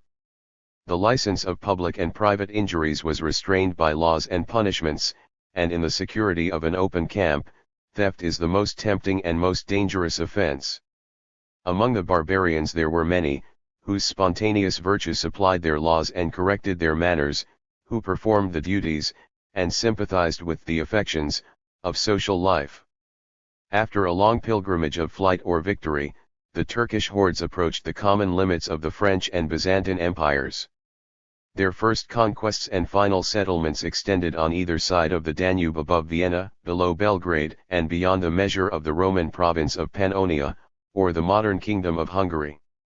30 That ample and fertile land was loosely occupied by the Moravians, a Sclavonian name and tribe, which were driven by the invaders into the compass of a narrow province. Charlemagne had stretched a vague and nominal empire as far as the edge of Transylvania, but, after the failure of his legitimate line, the Dukes of Moravia forgot their obedience and tribute to the monarchs of Oriental France. The bastard Arnulf was provoked to invite the arms of the Turks. They rushed through the real or figurative wall, which his indiscretion had thrown open, and the King of Germany has been justly reproached as a traitor to the civil and ecclesiastical society of the Christians. During the life of Arnulf, the Hungarians were checked by gratitude or fear, but in the infancy of his son Louis they discovered and invaded Bavaria, and such was their Scythian speed, that in a single day a circuit of 50 miles was stripped and consumed.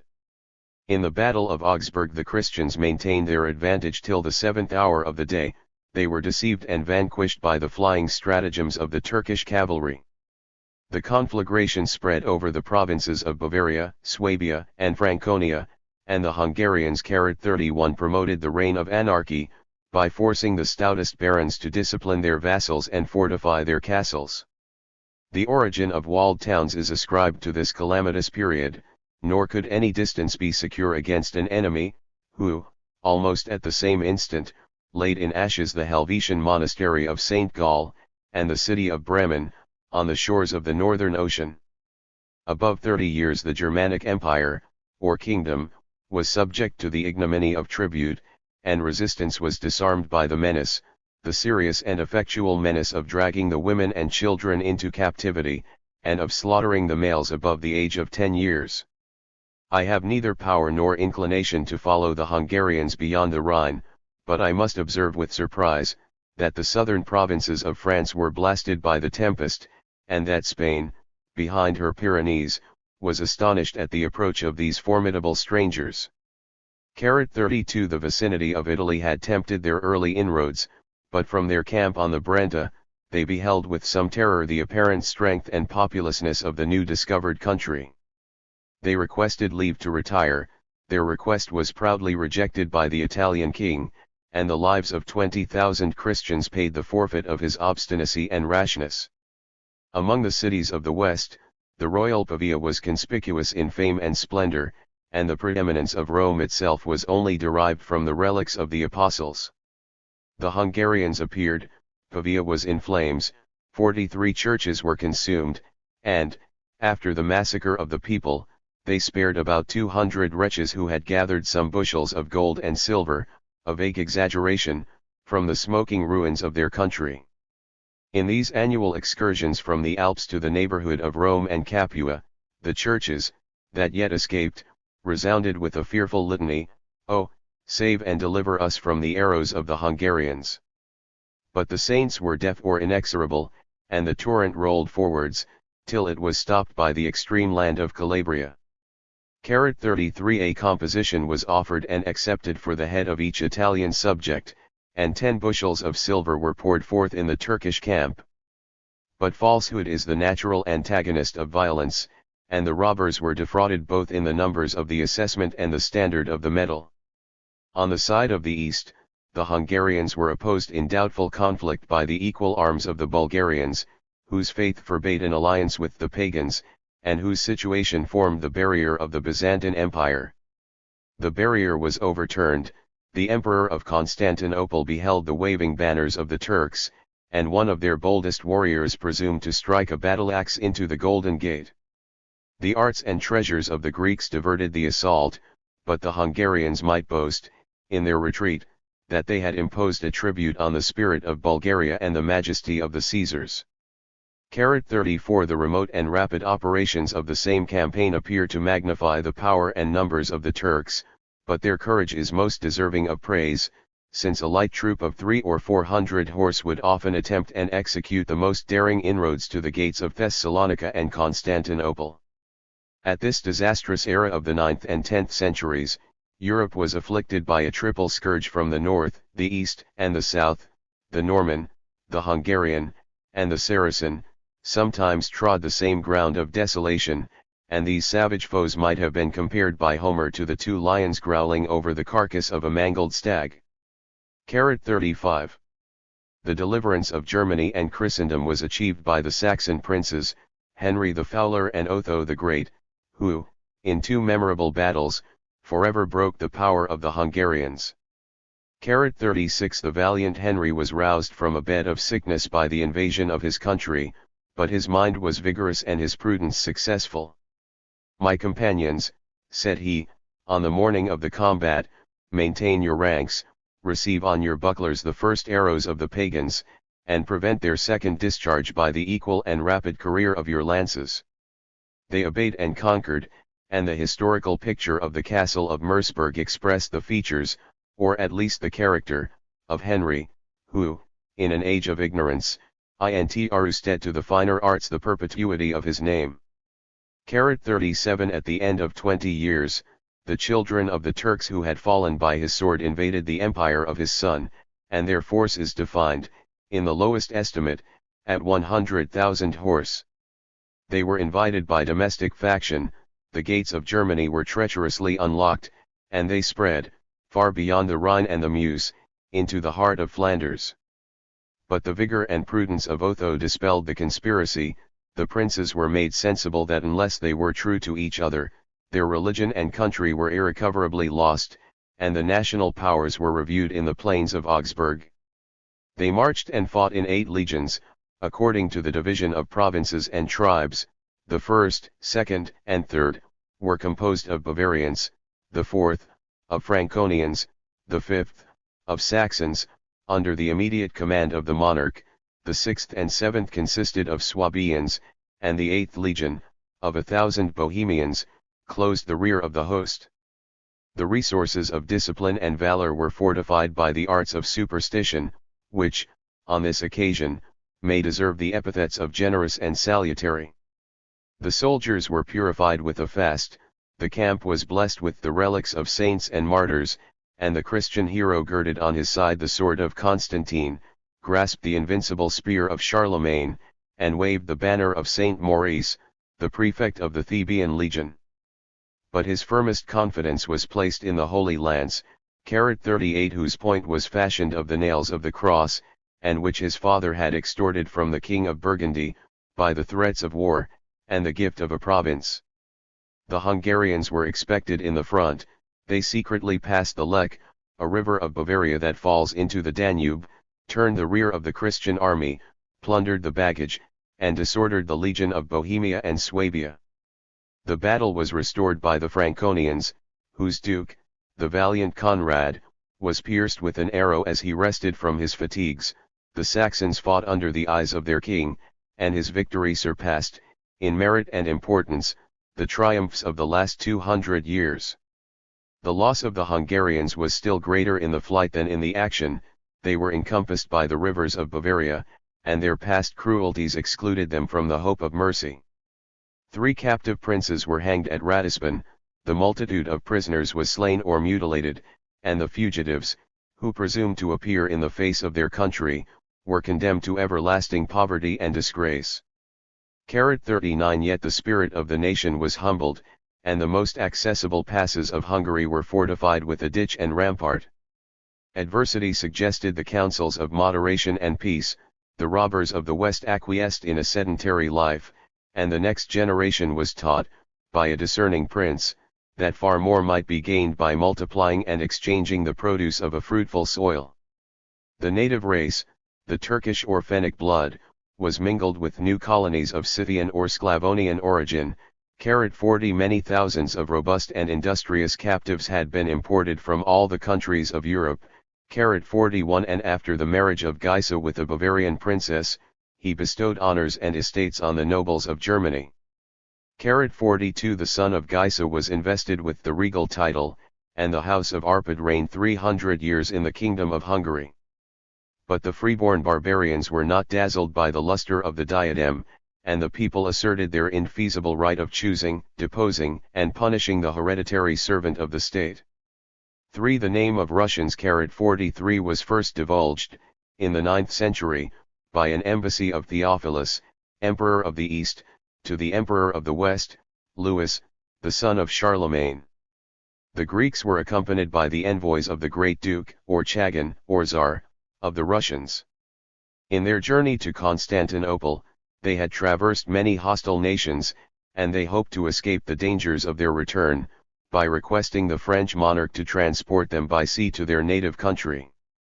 A closer examination detected their origin. They were the brethren of the Swedes and Normans, whose name was already odious and formidable in France, and it might justly be apprehended, that these Russian strangers were not the messengers of peace, but the emissaries of war. They were detained, while the Greeks were dismissed, and Louis expected a more satisfactory account, that he might obey the laws of hospitality or prudence, according to the interest of both empires. 44 The Scandinavian origin of the people, or at least the princes, of Russia, may be confirmed and illustrated by the national annals 45 and the general history of the North.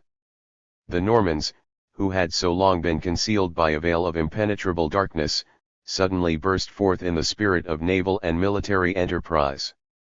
The vast, and, as it is said, the populous regions of Denmark, Sweden, and Norway, were crowded with independent chieftains and desperate adventurers, who sighed in the laziness of peace, and smiled in the agonies of death.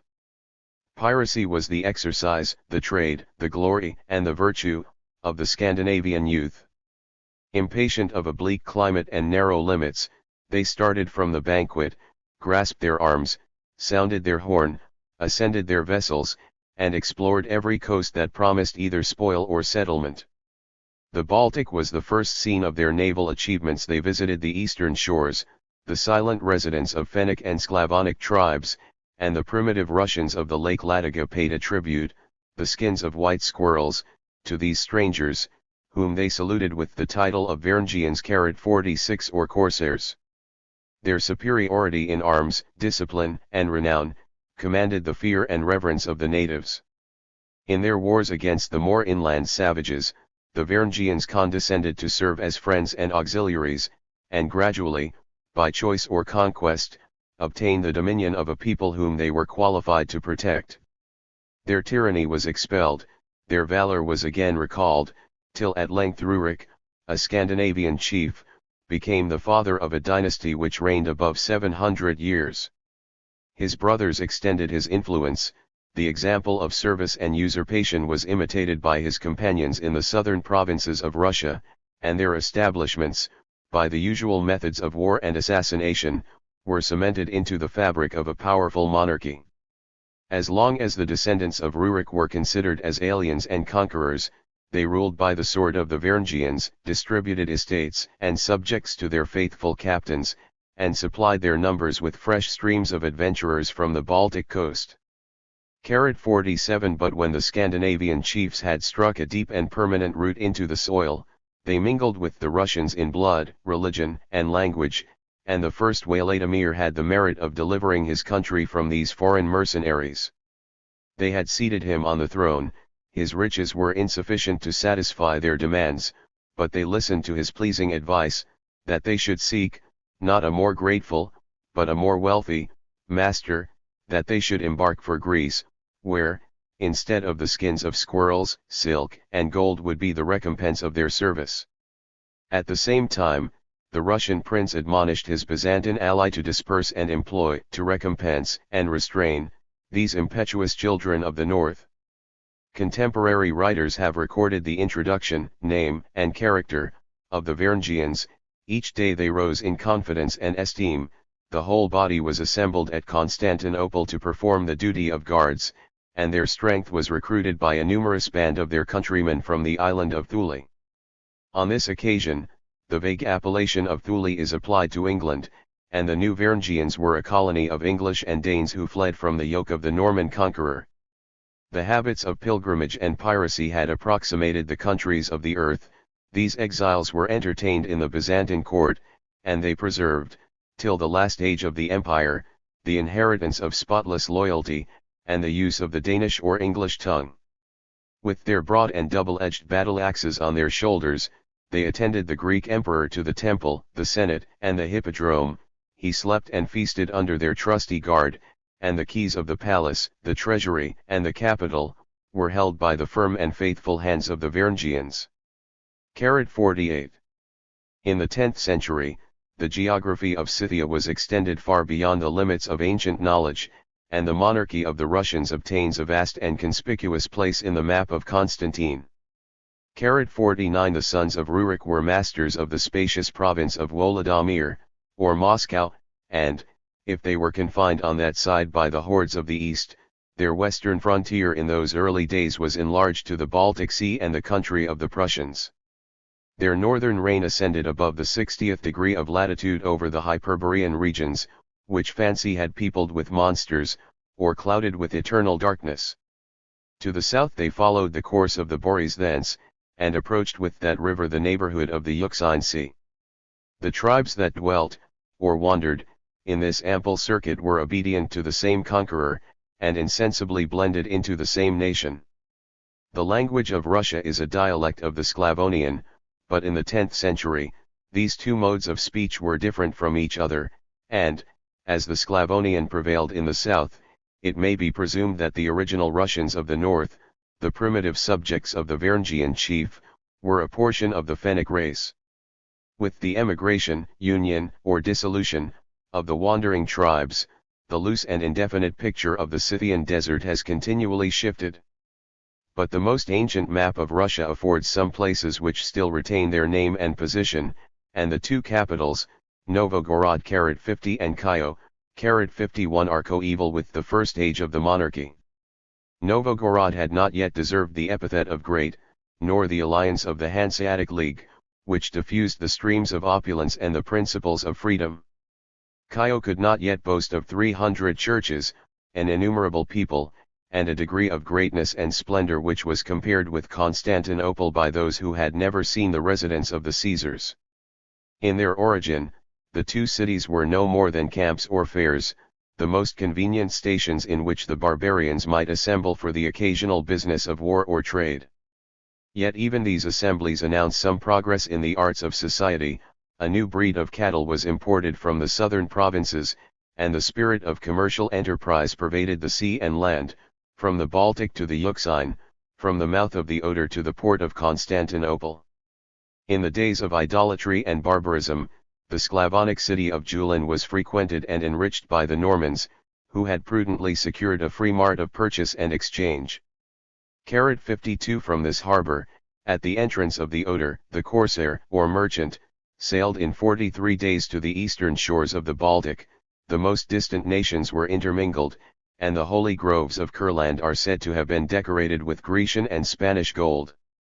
53. Between the sea and Novgorod an easy intercourse was discovered, in the summer, through a gulf, a lake, and a navigable river, in the winter season, over the hard and level surface of boundless snows.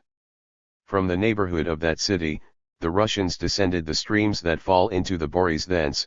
Their canoes, of a single tree, were laden with slaves of every age, furs of every species, the spoil of their beehives, and the hides of their cattle, and the whole produce of the north was collected and discharged in the magazines of Kyiv. The month of June was the ordinary season of the departure of the fleet. The timber of the canoes was framed into the oars and benches of more solid and capacious boats, and they proceeded without obstacle down the Boris thence, as far as the 7 or 13 ridges of rocks, which traverse the bed, and precipitate the waters, of the river. At the more shallow falls it was sufficient to lighten the vessels, but the deeper cataracts were impassable, and the mariners, who dragged their vessels and their slaves 6 miles overland, were exposed in this toilsome journey to the robbers of the desert. 54 At the first island below the falls, the Russians celebrated the festival of their escape. At a second, near the mouth of the river, they repaired their shattered vessels for the longer and more perilous voyage of the Black Sea. If they steered along the coast, the Danube was accessible. With a fair wind they could reach in 36 or 40 hours the opposite shores of Anatolia, and Constantinople admitted the annual visit of the strangers of the north. They returned at the stated season with a rich cargo of corn, wine, and oil, the manufactures of Greece, and the spices of India. Some of their countrymen resided in the capital and provinces, and the national treaties protected the persons, effects, and privileges of the Russian merchant. 55. Chapter LV, the Bulgarians, the Hungarians, and the Russians. Part 3. But the same communication which had been opened for the benefit, was soon abused for the injury, of mankind. In a period of 190 years, the Russians made 4 attempts to plunder the treasures of Constantinople. The event was various, but the motive, the means, and the object, were the same in these naval expeditions. 56 The Russian traders had seen the magnificence, and tasted the luxury of the city of the Caesars. A marvelous tale, and a scanty supply, excited the desires of their savage countrymen. They envied the gifts of nature which their climate denied, they coveted the works of art, which they were too lazy to imitate and too indigent to purchase. The Varangian princes unfurled the banners of piratical adventure, and their bravest soldiers were drawn from the nations that dwelt in the northern isles of the ocean. 57 The image of their naval armaments was revived in the last century, in the fleets of the Cossacks, which issued from the Boris thence, to navigate the same seas for a similar purpose. 58 The Greek appellation of monoxyla, or single canoes, might justly be applied to the bottom of their vessels. It was scooped out of the long stem of a beech or willow, but the slight and narrow foundation was raised and continued on either side with planks, till it attained the length of 60, and the height of about 12 feet. These boats were built without a deck, but with 2 rudders and a mast, to move with sails and oars, and to contain from 40 to 70 men, with their arms, and provisions of fresh water and salt fish. The first trial of the Russians was made with 200 boats, but when the national force was exerted, they might arm against Constantinople 1,000 or 1,200 vessels. Their fleet was not much inferior to the royal navy of Agamemnon, but it was magnified in the eyes of fear to 10 or 15 times the real proportion of its strength and numbers. Had the Greek emperors been endowed with foresight to discern, and vigor to prevent, perhaps they might have sealed with a maritime force the mouth of the Boris thence. Their indolence abandoned the coast of Anatolia to the calamities of a piratical war, which, after an interval of 600 years, again infested the Euxine, but as long as the capital was respected, the sufferings of a distant province escaped the notice both of the prince and the historian. The storm which had swept along from the Phasis and Trebizond, at length burst on the Bosphorus of Thrace, a strait of 15 miles, in which the rude vessels of the Russians might have been stopped and destroyed by a more skillful adversary. In their first enterprise 59 under the princes of Chio, they passed without opposition, and occupied the port of Constantinople in the absence of the Emperor Michael, the son of Theophilus. Through a crowd of perils, he landed at the palace stairs, and immediately repaired to a church of the Virgin Mary. 60 By the advice of the patriarch, her garment, a precious relic, was drawn from the sanctuary and dipped in the sea, and a seasonable tempest, which determined the retreat of the Russians, was devoutly ascribed to the Mother of God. 61 The silence of the Greeks may inspire some doubt of the truth, or at least of the importance, of the second attempt by Oleg, the guardian of the sons of Rurik. 62 A strong barrier of arms and fortifications defended the Bosphorus. They were eluded by the usual expedient of drawing the boats over the isthmus, and this simple operation is described in the national chronicles, as if the Russian fleet had sailed over dry land with a brisk and favorable gale. The leader of the Third Armament, Igor, the son of Rurik, had chosen a moment of weakness and decay, when the naval powers of the empire were employed against the Saracens. But if courage be not wanting, the instruments of defense are seldom deficient. 15 broken and decayed galleys were boldly launched against the enemy, but instead of the single tube of Greek fire usually planted on the prow, the sides and stern of each vessel were abundantly supplied with that liquid combustible.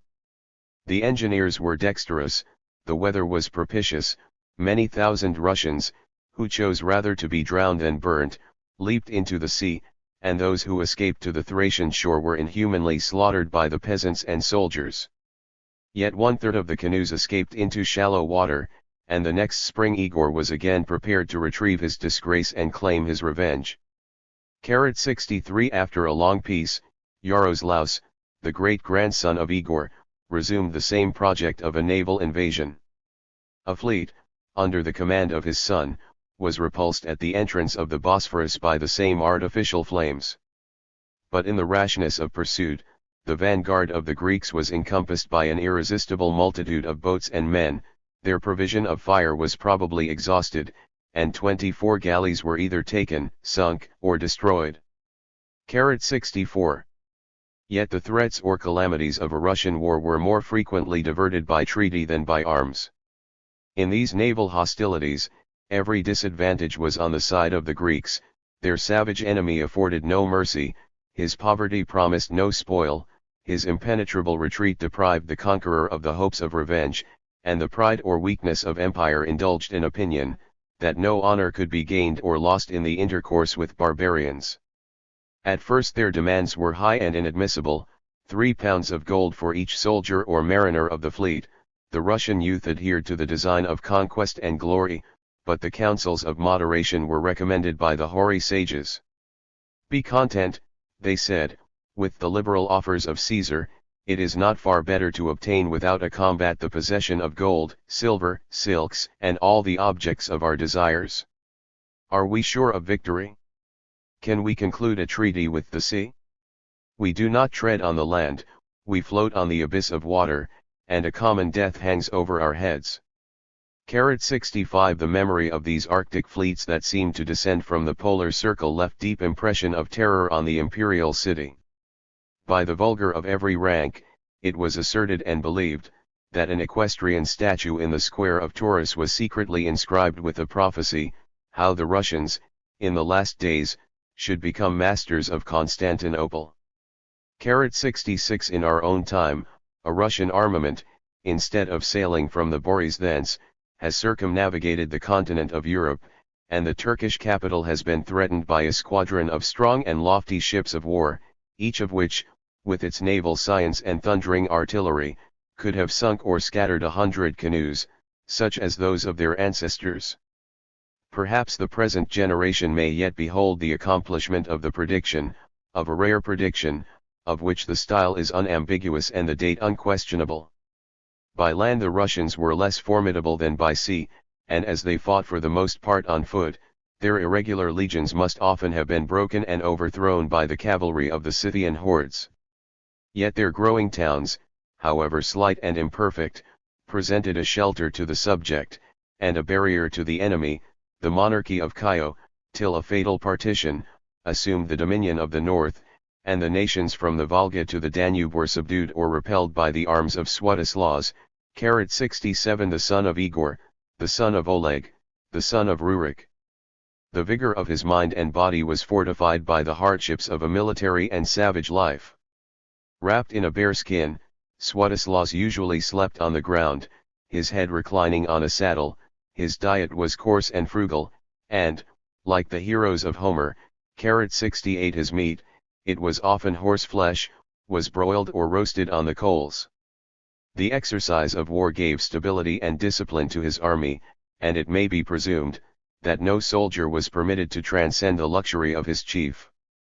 By an embassy from Nicephorus, the Greek emperor, he was moved to undertake the conquest of Bulgaria, and a gift of 1,500 pounds of gold was laid at his feet to defray the expense, or reward the toils, of the expedition. An army of 60,000 men was assembled and embarked. They sailed from the Boris thence to the Danube. Their landing was effected on the Mysian shore, and, after a sharp encounter, the swords of the Russians prevailed against the arrows of the Bulgarian horse. The vanquished king sunk into the grave, his children were made captive, and his dominions, as far as Mount Haemus, were subdued or ravaged by the northern invaders. But instead of relinquishing his prey, and performing his engagements, the Varangian prince was more disposed to advance than to retire, and, had his ambition been crowned with success, the seat of empire in that early period might have been transferred to a more temperate and fruitful climate. Swatoslaus enjoyed and acknowledged the advantages of his new position, in which he could unite, by exchange or rapine, the various productions of the earth. By an easy navigation he might draw from Russia the native commodities of furs, wax, and hydromed. Hungary supplied him with a breed of horses and the spoils of the West, and Greece abounded with gold, silver, and the foreign luxuries, which his poverty had affected to disdain. The bands of Patsanasites, Khozars, and Turks, repaired to the standard of victory, and the ambassador of Nicephorus betrayed his trust, assumed the purple, and promised to share with his new allies the treasures of the Eastern world. From the banks of the Danube the Russian prince pursued his march as far as Adrianople. A formal summons to evacuate the Roman province was dismissed with contempt, and Swatoslaus fiercely replied, that Constantinople might soon expect the presence of an enemy and a master. Nicephorus could no longer expel the mischief which he had introduced, but his throne and wife were inherited by John Zimisces, 69, who, in a diminutive body, possessed the spirit and abilities of a hero. The first victory of his lieutenants deprived the Russians of their foreign allies, 20,000 of whom were either destroyed by the sword, or provoked to revolt, or tempted to desert. Thrace was delivered, but 70,000 barbarians were still in arms, and the legions that had been recalled from the new conquests of Syria, prepared, with the return of the spring, to march under the banners of a warlike prince, who declared himself the friend and avenger of the injured Bulgaria. The passes of Mount Haemus had been left unguarded, they were instantly occupied. The Roman vanguard was formed of the Immortals, a proud imitation of the Persian style. The emperor led the main body of 10,500 foot, and the rest of his forces followed in slow and cautious array, with the baggage and military engines. The first exploit of Zimisces was the reduction of Marcianopolis, or Perestlava, 70 in 2 days. The trumpets sounded, the walls were scaled, 8,500 Russians were put to the sword, and the sons of the Bulgarian king were rescued from an ignominious prison, and invested with a nominal diadem. After these repeated losses, Swatoslaus retired to the strong post of Drista, on the banks of the Danube, and was pursued by an enemy who alternately employed the arms of celerity and delay. The Byzantine galleys ascended the river, the legions completed a line of circumvallation, and the Russian prince was encompassed, assaulted, and famished, in the fortifications of the camp and city. Many deeds of valor were performed, several desperate sallies were attempted, nor was it till after a siege of 65 days that Swatoslaus yielded to his adverse fortune. The liberal terms which he obtained announced the prudence of the victor, who respected the valor, and apprehended the despair, of an unconquered mind. The great Duke of Russia bound himself, by solemn imprecations, to relinquish all hostile designs. A safe passage was opened for his return, the liberty of trade and navigation was restored, a measure of corn was distributed to each of his soldiers, and the allowance of 22,000 measures attests the loss and the remnant of the barbarians. After a painful voyage, they again reached the mouth of the Boris thence, but their provisions were exhausted, the season was unfavorable, they passed the winter on the ice, and, before they could prosecute their march, Swatoslaus was surprised and oppressed by the neighboring tribes with whom the Greeks entertained a perpetual and useful correspondence. 71 Far different was the return of Zimisces, who was received in his capital like Camillus or Marius, the saviors of ancient Rome. But the merit of the victory was attributed by the pious emperor to the Mother of God, and the image of the Virgin Mary, with the divine infant in her arms, was placed on a triumphal car, adorned with the spoils of war, and the ensigns of Bulgarian royalty. Zimisces made his public entry on horseback, the diadem on his head, a crown of laurel in his hand, and Constantinople was astonished to applaud the martial virtues of her sovereign. 72. Photius of Constantinople, a patriarch, whose ambition was equal to his curiosity, congratulates himself and the Greek Church on the conversion of the Russians. 73. Those fierce and bloody barbarians had been persuaded, by the voice of reason and religion, to acknowledge Jesus for their God, the Christian missionaries for their teachers, and the Romans for their friends and brethren. His triumph was transient and premature. In the various fortune of their piratical adventures, some Russian chiefs might allow themselves to be sprinkled with the waters of baptism, and a Greek bishop, with the name of metropolitan, might administer the sacraments in the church of Chio, to a congregation of slaves and natives. But the seed of the gospel was sown on a barren soil, many were the apostates, the converts were few, and the baptism of Olga may be fixed as the era of Russian Christianity. 74. A female, perhaps of the basest origin, who could revenge the death, and assume the scepter, of her husband Igor, must have been endowed with those active virtues which command the fear and obedience of barbarians.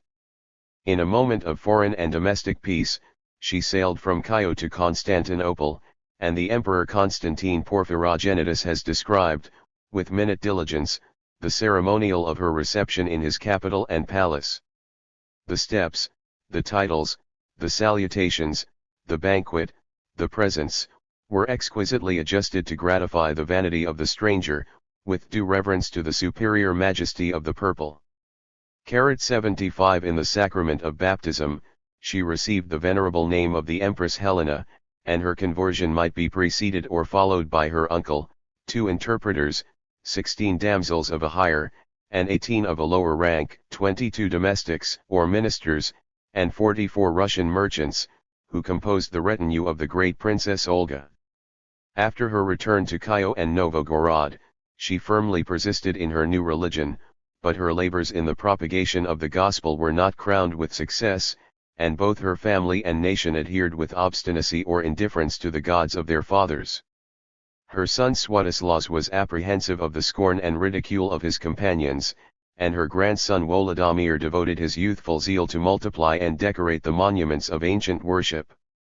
The savage deities of the north were still propitiated with human sacrifices. In the choice of the victim, a citizen was preferred to a stranger, a Christian to an idolater, and the father, who defended his son from the sacerdotal knife, was involved in the same doom by the rage of a fanatic tumult. Yet the lessons and example of the pious Olga had made a deep, though secret, impression in the minds of the prince and people. The Greek missionaries continued to preach, to dispute, and to baptize, and the ambassadors or merchants of Russia compared the idolatry of the woods with the elegant superstition of Constantinople. They had gazed with admiration on the dome of Saint Sophia, the lively pictures of saints and martyrs, the riches of the altar, the number and vestments of the priests, the pomp and order of the ceremonies. They were edified by the alternate succession of devout silence and harmonious song, nor was it difficult to persuade them, that a choir of angels descended each day from heaven to join in the devotion of the Christians. 76. But the conversion of Wolodomir was determined, or hastened, by his desire of a Roman bride. At the same time, and in the city of Cherson, the rites of baptism and marriage were celebrated by the Christian pontiff. The city he restored to the Emperor Basil, the brother of his spouse, but the brazen gates were transported, as it is said, to Novgorod, and erected before the first church as a trophy of his victory and faith. 77. At his despotic command, Peround, the god of thunder, whom he had so long adored, was dragged through the streets of Chio, and 12 sturdy barbarians battered with clubs the misshapen image, which was indignantly cast into the waters of the Boris thence.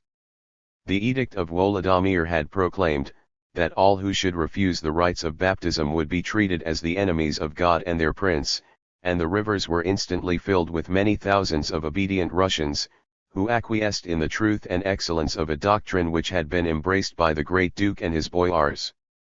In the next generation, the relics of paganism were finally extirpated, but as the two brothers of Wolodomir had died without baptism, their bones were taken from the grave, and sanctified by an irregular and posthumous sacrament. In the 9th, 10th, and 11th centuries of the Christian era, the reign of the Gospel and of the Church was extended over Bulgaria, Hungary, Bohemia, Saxony, Denmark, Norway, Sweden, Poland, and Russia. 78 The triumphs of apostolic zeal were repeated in the Iron Age of Christianity, and the northern and eastern regions of Europe submitted to a religion, more different in theory than in practice, from the worship of their native idols. A laudable ambition excited the monks both of Germany and Greece, to visit the tents and huts of the barbarians. Poverty, hardships, and dangers were the lot of the first missionaries. Their courage was active and patient, their motive pure and meritorious. Their present reward consisted in the testimony of their conscience and the respect of a grateful people, but the fruitful harvest of their toils was inherited and enjoyed by the proud and wealthy prelates of succeeding times. The first conversions were free and spontaneous, a holy life and an eloquent tongue were the only arms of the missionaries, but the domestic fables of the pagans were silenced by the miracles and visions of the strangers, and the favorable temper of the chiefs was accelerated by the dictates of vanity and interest. The leaders of nations, who were saluted with the titles of kings and saints, 79 held it lawful and pious to impose the Catholic faith on their subjects and neighbors. The coast of the Baltic, from Holstein to the Gulf of Finland, was invaded under the standard of the cross, and the reign of idolatry was closed by the conversion of Lithuania in the 14th century. Yet truth and candor must acknowledge, that the conversion of the North imparted many temporal benefits both to the old and the new Christians. The rage of war, inherent to the human species, could not be healed by the evangelic precepts of charity and peace, and the ambition of Catholic princes has renewed in every age the calamities of hostile contention. But the admission of the barbarians into the pale of civil and ecclesiastical society delivered Europe from the depredations, by sea and land, of the Normans, the Hungarians, and the Russians, who learned to spare their brethren and cultivate their possessions. 80 The establishment of law and order was promoted by the influence of the clergy, and the rudiments of art and science were introduced into the savage countries of the globe. The liberal piety of the Russian princes engaged in their service the most skillful of the Greeks, to decorate the cities and instruct the inhabitants. The dome and the paintings of Saint Sophia were rudely copied in the churches of Kyiv and Novgorod. The writings of the fathers were translated into the Slavonic idiom, and 300 noble youths were invited or compelled to attend the lessons of the College of Yaroslaus. It should appear that Russia might have derived an early and rapid improvement from her peculiar connection with the Church and State of Constantinople, which at that age so justly despised the ignorance of the Latins. But the Byzantine nation was servile, solitary, and verging to a hasty decline. After the fall of Kyiv, the navigation of the Boris thence was forgotten. The great princes of Wolodomir and Moscow were separated from the sea and Christendom, and the divided monarchy was oppressed by the ignominy and blindness of Tartar servitude.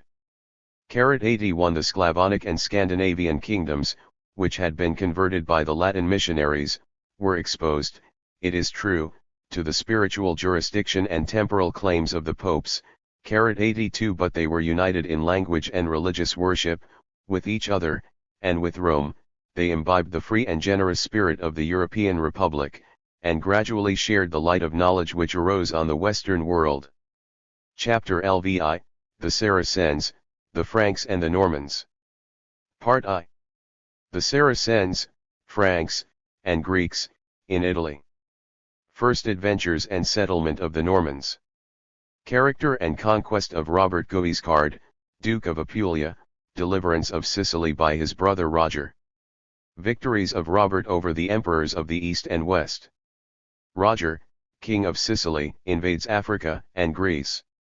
The Emperor Manuel Comnenus. Wars of the Greeks and Normans. Extinction of the Normans. The three great nations of the world, the Greeks, the Saracens, and the Franks, encountered each other on the theatre of Italy. 1 The southern provinces, which now compose the kingdom of Naples, were subject, for the most part, to the Lombard dukes and princes of Beneventum, 2 so powerful in war, that they checked for a moment the genius of Charlemagne, so liberal in peace, that they maintained in their capital an academy of 32 philosophers and grammarians. The division of this flourishing state produced the rival principalities of Benevento, Salerno, and Capua, and the thoughtless ambition or revenge of the competitors invited the Saracens to the ruin of their common inheritance. During a calamitous period of 200 years, Italy was exposed to a repetition of wounds, which the invaders were not capable of healing by the union and tranquility of a perfect conquest. Their frequent and almost annual squadrons issued from the port of Palermo, and were entertained with too much indulgence by the Christians of Naples. The more formidable fleets were prepared on the African coast, and even the Arabs of Andalusia were sometimes tempted to assist or oppose the Moslems of an adverse sect. In the revolution of human events, a new ambuscade was concealed in the Cawdon Forks, the fields of Cannae were bedewed a second time with the blood of the Africans, and the sovereign of Rome again attacked or defended the walls of Capua and Tarentum. A colony of Saracens had been planted at Bari, which commands the entrance of the Adriatic Gulf, and their impartial depredations provoked the resentment, and conciliated the union of the two emperors.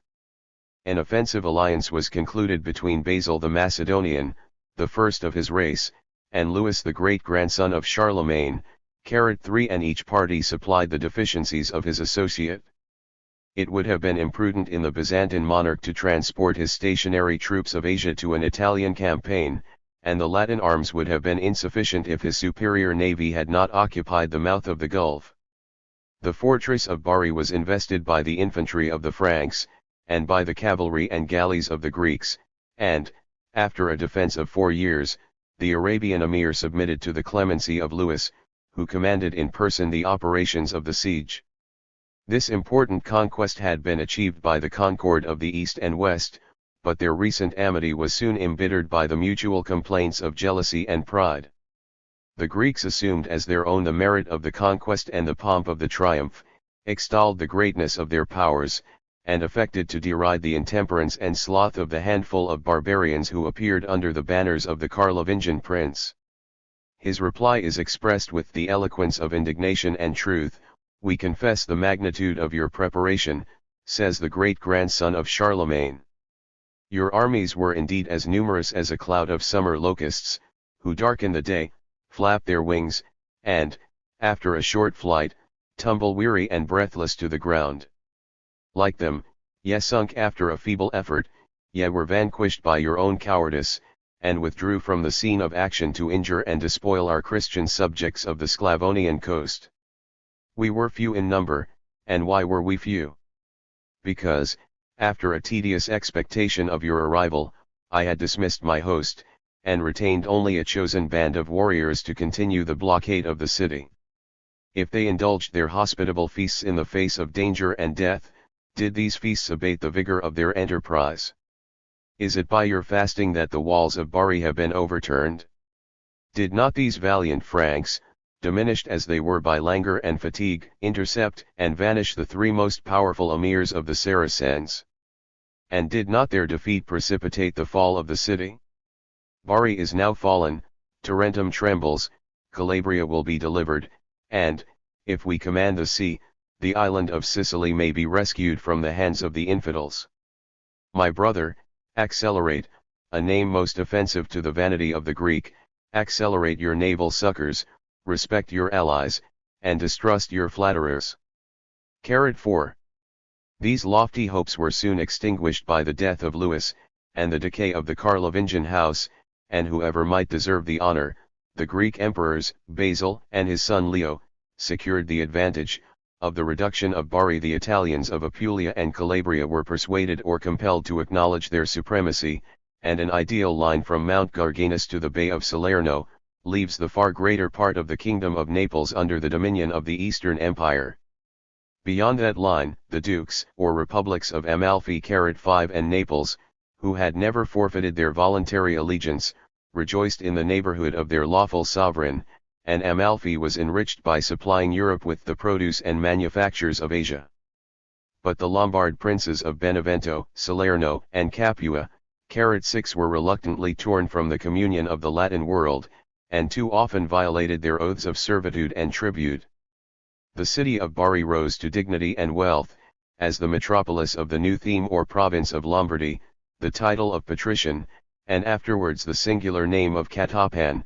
7 was assigned to the supreme governor, and the policy both of the church and state was modeled in exact subordination to the throne of Constantinople.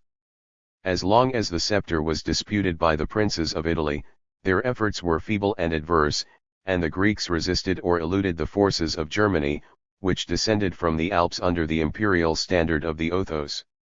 The first and greatest of those Saxon princes was compelled to relinquish the siege of Bari. The second, after the loss of his stoutest bishops and barons, escaped with honor from the bloody field of Crotona. On that day the scale of war was turned against the Franks by the valor of the Saracens.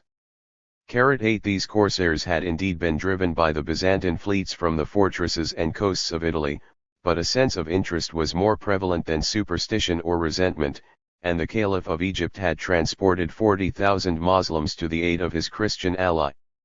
The successors of Basil amused themselves with the belief that the conquest of Lombardy had been achieved, and was still preserved by the justice of their laws, the virtues of their ministers, and the gratitude of a people whom they had rescued from anarchy and oppression.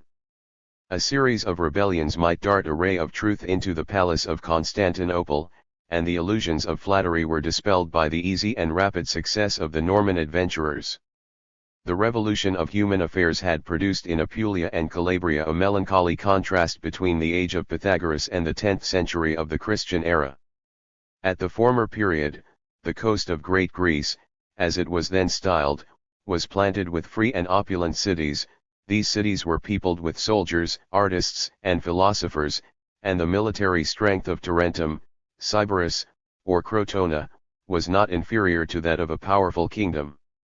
At the second era, these once flourishing provinces were clouded with ignorance, impoverished by tyranny, and depopulated by barbarian war. Nor can we severely accuse the exaggeration of a contemporary, that a fair and ample district was reduced to the same desolation which had covered the earth after the general deluge. 9 Among the hostilities of the Arabs, the Franks, and the Greeks, in the southern Italy, I shall select 2 or 3 anecdotes expressive of their national manners. 1. It was the amusement of the Saracens to profane, as well as to pillage, the monasteries and churches.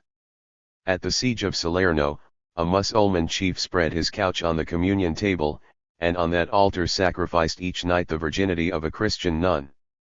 As he wrestled with the reluctant maid, a beam in the roof was accidentally or dexterously thrown down on his head, and the death of the lustful emir was imputed to the wrath of Christ, which was at length awakened to the defense of his faithful spouse. 10:2 The Saracens besieged the cities of Beneventum and Capua. After a vain appeal to the successors of Charlemagne, the Lombards implored the clemency and aid of the Greek emperor. 11 A fearless citizen dropped from the walls, passed the entrenchments, accomplished his commission, and fell into the hands of the barbarians as he was returning with the welcome news. They commanded him to assist their enterprise, and deceive his countrymen, with the assurance that wealth and honors should be the reward of his falsehood, and that his sincerity would be punished with immediate death. He affected to yield, but as soon as he was conducted within hearing of the Christians on the rampart, friends and brethren, he cried with a loud voice, "Be bold and patient, maintain the city, your sovereign is informed of your distress, and your deliverers are at hand. I know my doom, and commit my wife and children to your gratitude." The rage of the Arabs confirmed his evidence, and the self-devoted patriot was transpierced with 100 spears. He deserves to live in the memory of the virtuous, but the repetition of the same story in ancient and modern times, may sprinkle some doubts on the reality of this generous deed. 12:3 The recital of a third incident may provoke a smile amidst the horrors of war. Theobald, Marquis of Camerino and Spoleto, 13 supported the rebels of Beneventum, and his wanton cruelty was not incompatible in that age with the character of a hero. His captives of the Greek nation or party were castrated without mercy, and the outrage was aggravated by a cruel jest, that he wished to present the emperor with a supply of eunuchs, the most precious ornaments of the Byzantine court. The garrison of a castle had been defeated in a sally, and the prisoners were sentenced to the customary operation. But the sacrifice was disturbed by the intrusion of a frantic female, who, with bleeding cheeks, dishevelled hair, and importunate clamors, compelled the marquis to listen to her complaint. "Is it thus," she cried, "ye magnanimous heroes, that ye wage war against women who have never injured ye, and whose only arms are the distaff and the loom?" Theobald denied the charge, and protested that, since the Amazons, he had never heard of a female war. "And how," she furiously exclaimed, "can you attack us more directly, how can you wound us in a more vital part, than by robbing our husbands of what we most dearly cherish, the source of our joys, and the hope of our posterity? The plunder of our flocks and herds I have endured without a murmur, but this fatal injury, this irreparable loss, subdues my patience, and calls aloud on the justice of heaven and earth." A general laugh applauded her eloquence.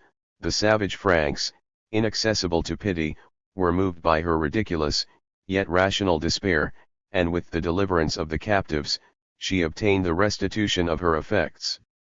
As she returned in triumph to the castle, she was overtaken by a messenger, to inquire, in the name of Theobald, what punishment should be inflicted on her husband, were he again taken in arms. "Should such," she answered without hesitation, "be his guilt and misfortune, he has eyes, and a nose, and hands, and feet. These are his own, and these he may deserve to forfeit by his personal offences. But let my lord be pleased to spare what his little handmaid presumes to claim as her peculiar and lawful property." 14. The establishment of the Normans in the kingdoms of Naples and Sicily 15 is an event most romantic in its origin, and in its consequences most important both to Italy and the Eastern Empire. The broken provinces of the Greeks, Lombards, and Saracens, were exposed to every invader, and every sea and land were invaded by the adventurous spirit of the Scandinavian pirates. After a long indulgence of rapine and slaughter, a fair and ample territory was accepted, occupied, and named, by the Normans of France. They renounced their gods for the God of the Christians, 16, and the Dukes of Normandy acknowledged themselves the vassals of the successors of Charlemagne and Capet. The savage fierceness which they had brought from the snowy mountains of Norway was refined, without being corrupted. In a warmer climate, the companions of Rollo insensibly mingled with the natives, they imbibed the manners, language, 17, and gallantry, of the French nation, and in a martial age, the Normans might claim the palm of valor and glorious achievements. Of the fashionable superstitions, they embraced with ardor the pilgrimages of Rome, Italy, and the Holy Land. In this active devotion, the minds and bodies were invigorated by exercise, danger was the incentive, novelty the recompense, and the prospect of the world was decorated by wonder, credulity, and ambitious hope. They confederated for their mutual defense, and the robbers of the Alps, who had been allured by the garb of a pilgrim, were often chastised by the arm of a warrior. In one of these pious visits to the cavern of Mount Garganus in Apulia, which had been sanctified by the apparition of the Archangel Michael, 18, they were accosted by a stranger in the Greek habit, but who soon revealed himself as a rebel, a fugitive, and a mortal foe of the Greek Empire. His name was Melo, a noble citizen of Bari, who, after an unsuccessful revolt, was compelled to seek new allies and avengers of his country. The bold appearance of the Normans revived his hopes and solicited his confidence. They listened to the complaints, and still more to the promises, of the patriot.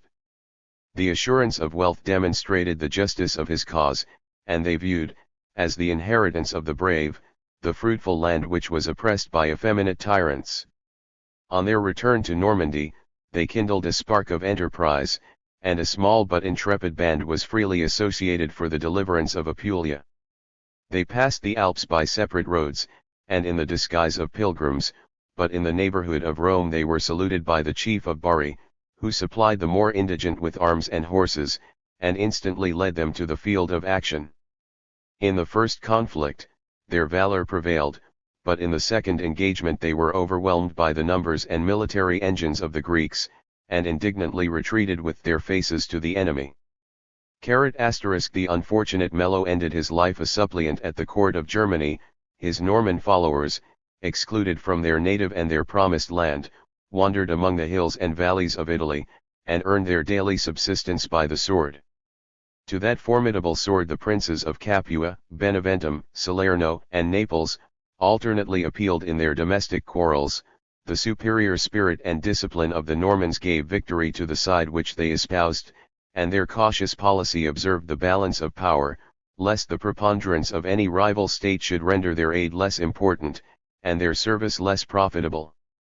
Their first asylum was a strong camp in the depth of the marshes of Campania, but they were soon endowed by the liberality of the Duke of Naples with a more plentiful and permanent seat. 8 miles from his residence, as a bulwark against Capua, the town of Aversa was built and fortified for their use, and they enjoyed as their own the corn and fruits, the meadows and groves, of that fertile district. The report of their success attracted every year new swarms of pilgrims and soldiers.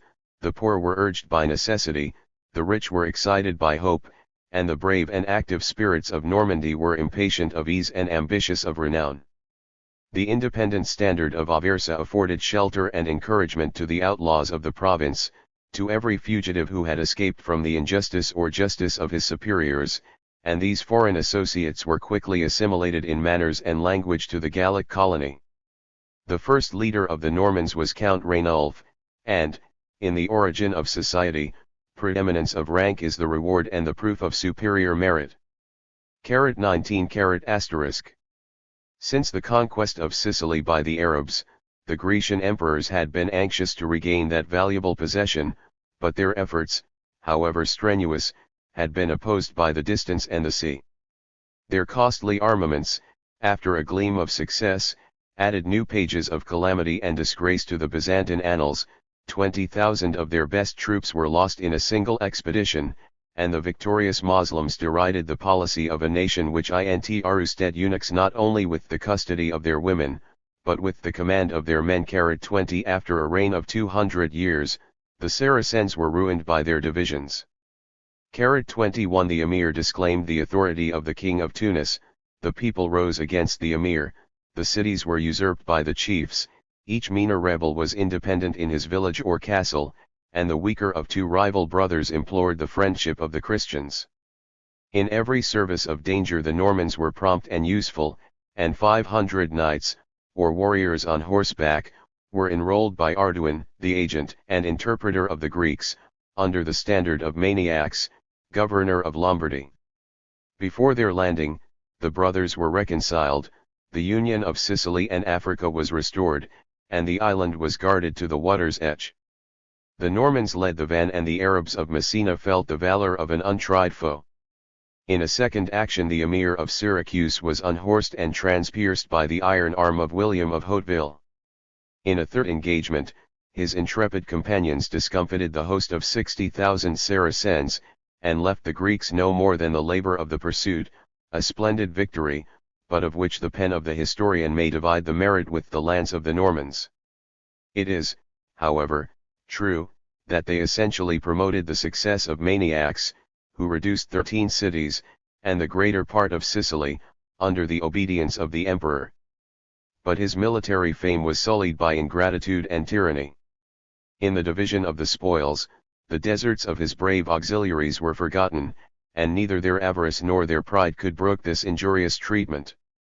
They complained by the mouth of their interpreter, their complaint was disregarded, their interpreter was scourged, the sufferings were his, the insult and resentment belonged to those whose sentiments he had delivered. Yet they dissembled till they had obtained, or stolen, a safe passage to the Italian continent. Their brethren of Aversa sympathized in their indignation, and the province of Apulia was invaded as the forfeit of the debt. 22 Above 20 years after the first emigration, the Normans took the field with no more than 700 horse and 500 foot, and after the recall of the Byzantine legions 23 from the Sicilian War, their numbers are magnified to the amount of 70,000 men. Their herald proposed the option of battle or retreat, of battle, was the unanimous cry of the Normans, and one of their stoutest warriors, with a stroke of his fist, felled to the ground the horse of the Greek messenger. He was dismissed with a fresh horse. The insult was concealed from the imperial troops, but in 2 successive battles they were more fatally instructed of the prowess of their adversaries. In the plains of Cannae, the Asiatics fled before the adventurers of France. The Duke of Lombardy was made prisoner, the Apulians acquiesced in a new dominion, and the 4 places of Bari, Otranto, Brundusium, and Tarentum, were alone saved in the shipwreck of the Grecian fortunes. From this era we may date the establishment of the Norman power, which soon eclipsed the infant colony of Aversa. 12 counts 24 were chosen by the popular suffrage, and age, birth, and merit, were the motives of their choice. The tributes of their peculiar districts were appropriated to their use, and each count erected a fortress in the midst of his lands, and at the head of his vassals. In the center of the province, the common habitation of Melfi was reserved as the metropolis and citadel of the republic. A house and separate quarter was allotted to each of the 12 counts, and the national concerns were regulated by this military senate. The first of his peers, their president and general, was entitled Count of Apulia, and this dignity was conferred on William of the Iron Arm, who, in the language of the age, is styled a lion in battle, a lamb in society, and an angel in council. 25 The manners of his countrymen are fairly delineated by a contemporary and national historian. 26 The Normans, says Malaterra, are a cunning and revengeful people. Eloquence and dissimulation appear to be their hereditary qualities. They can stoop to flatter, but unless they are curbed by the restraint of law, they indulge the licentiousness of nature and passion. Their princes affect the praises of popular munificence, the people observe the medium, or rather blond the extremes, of avarice and prodigality, and in their eager thirst of wealth and dominion, they despise whatever they possess, and hope whatever they desire. Arms and horses, the luxury of dress, the exercises of hunting and hawking 27 are the delight of the Normans, but, on pressing occasions, they can endure with incredible patience the inclemency of every climate, and the toil and absence of a military life. 28. Chapter LVI, The Saracens, the Franks and the Normans. Part 2. The Normans of Apulia were seated on the verge of the 2 empires, and, according to the policy of the hour, they accepted the investiture of their lands, from the sovereigns of Germany or Constantinople. But the firmest title of these adventurers was the right of conquest. They neither loved nor trusted, they were neither trusted nor beloved. The contempt of the princes was mixed with fear, and the fear of the natives was mingled with hatred and resentment. Every object of desire, a horse, a woman, a garden, tempted and gratified the rapaciousness of the strangers. 29 And the avarice of their chiefs was only colored by the more specious names of ambition and glory. The 12 counts were sometimes joined in the league of injustice. In their domestic quarrels they disputed the spoils of the people. The virtues of William were buried in his grave, and Drogo, his brother and successor, was better qualified to lead the valor, than to restrain the violence, of his peers. Under the reign of Constantine Monomachus, the policy, rather than benevolence, of the Byzantine court, attempted to relieve Italy from this adherent mischief, more grievous than a flight of barbarians. 30 And Argyrus, the son of Melo, was invested for this purpose with the most lofty titles 31 and the most ample commission. The memory of his father might recommend him to the Normans, and he had already engaged their voluntary service to quell the revolt of maniacs, and to avenge their own and the public injury. It was the design of Constantine to transplant the warlike colony from the Italian provinces to the Persian War, and the son of Melo distributed among the chiefs the gold and manufactures of Greece, as the first fruits of the imperial bounty. But his arts were baffled by the sense and spirit of the conquerors of Apulia. His gifts, or at least his proposals, were rejected, and they unanimously refused to relinquish their possessions and their hopes for the distant prospect of Asiatic fortune. After the means of persuasion had failed, Argyrus resolved to compel or to destroy. The Latin powers were solicited against the common enemy, and an offensive alliance was formed of the Pope and the two emperors of the East and West. The throne of St. Peter was occupied by Leo IX, a simple saint, 32 of a temper most apt to deceive himself and the world, and whose venerable character would consecrate with the name of piety the measures least compatible with the practice of religion. His humanity was affected by the complaints, perhaps the calumnies, of an injured people. The impious Normans had interrupted the payment of tithes, and the temporal sword might be lawfully unsheathed against the sacrilegious robbers, who were deaf to the censures of the Church.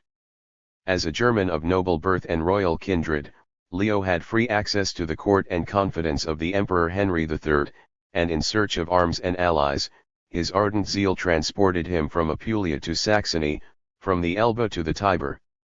During these hostile preparations, Argyrus indulged himself in the use of secret and guilty weapons. A crowd of Normans became the victims of public or private revenge, and the valiant Drogo was murdered in a church. But his spirit survived in his brother Humphrey, the third Count of Apulia. The assassins were chastised, and the son of Mello, overthrown and wounded, was driven from the field, to hide his shame behind the walls of Bari, and to await the tardy succor of his allies. But the power of Constantine was distracted by a Turkish war, the mind of Henry was feeble and irresolute, and the Pope, instead of repassing the Alps with a German army, was accompanied only by a guard of 700 Swabians and some volunteers of Lorraine. In his long progress from Mantua to Beneventum, a vile and promiscuous multitude of Italians was enlisted under the Holy Standard. 33 The priest and the robber slept in the same tent, the pikes and crosses were intermingled in the front, and the martial saint repeated the lessons of his youth in the order of march, of encampment, and of combat. The Normans of Apulia could muster in the field no more than 3,000 horse, with a handful of infantry. The defection of the natives intercepted their provisions and retreat, and their spirit, incapable of fear, was chilled for a moment by superstitious awe. On the hostile approach of Leo, they knelt without disgrace or reluctance before their spiritual father. But the Pope was inexorable. His lofty Germans affected to deride the diminutive stature of their adversaries, and the Normans were informed that death or exile was their only alternative. Flight they disdained, and, as many of them had been 3 days without tasting food, they embraced the assurance of a more easy and honorable death. They climbed the hill of Civitella, descended into the plain, and charged in 3 divisions the army of the Pope. On the left, and in the center, Richard Count of Aversa, and Robert the famous Guiscard, attacked, broke, routed, and pursued the Italian multitudes, who fought without discipline, and fled without shame.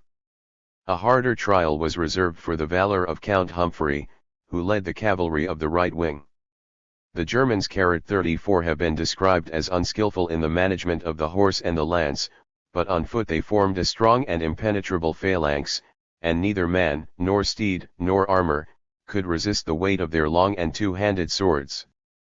After a severe conflict, they were encompassed by the squadrons returning from the pursuit, and died in the ranks with the esteem of their foes, and the satisfaction of revenge.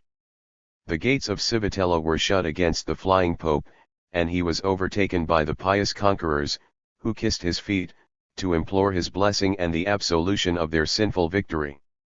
The soldiers beheld in their enemy and captive the Vicar of Christ, and, though we may suppose the policy of the chiefs, it is probable that they were infected by the popular superstition. In the calm of retirement, the well-meaning Pope deplored the effusion of Christian blood, which must be imputed to his account. He felt that he had been the author of sin and scandal, and as his undertaking had failed, the indecency of his military character was universally condemned. 35 With these dispositions, he listened to the offers of a beneficial treaty, deserted an alliance which he had preached as the cause of God, and ratified the past and future conquests of the Normans. By whatever hands they had been usurped, the provinces of Apulia and Calabria were a part of the donation of Constantine and the patrimony of St. Peter. The grant and the acceptance confirmed the mutual claims of the pontiff and the adventurers. They promised to support each other with spiritual and temporal arms. A tribute or quit rent of 12 pence was afterwards stipulated for every ploughland, and since this memorable transaction, the kingdom of Naples has remained above 700 years a fief of the Holy See. 36. The pedigree of Robert of Guiscard 37 is variously deduced from the peasants and the dukes of Normandy, from the peasants, by the pride and ignorance of a Grecian princess, 38 from the dukes, by the ignorance and flattery of the Italian subjects. 39 His genuine descent may be ascribed to the second or middle order of private nobility. 40 He sprang from a race of Valvassors or Bannerets, of the diocese of Coutances, in the lower Normandy. The castle of Hauteville was their honourable seat.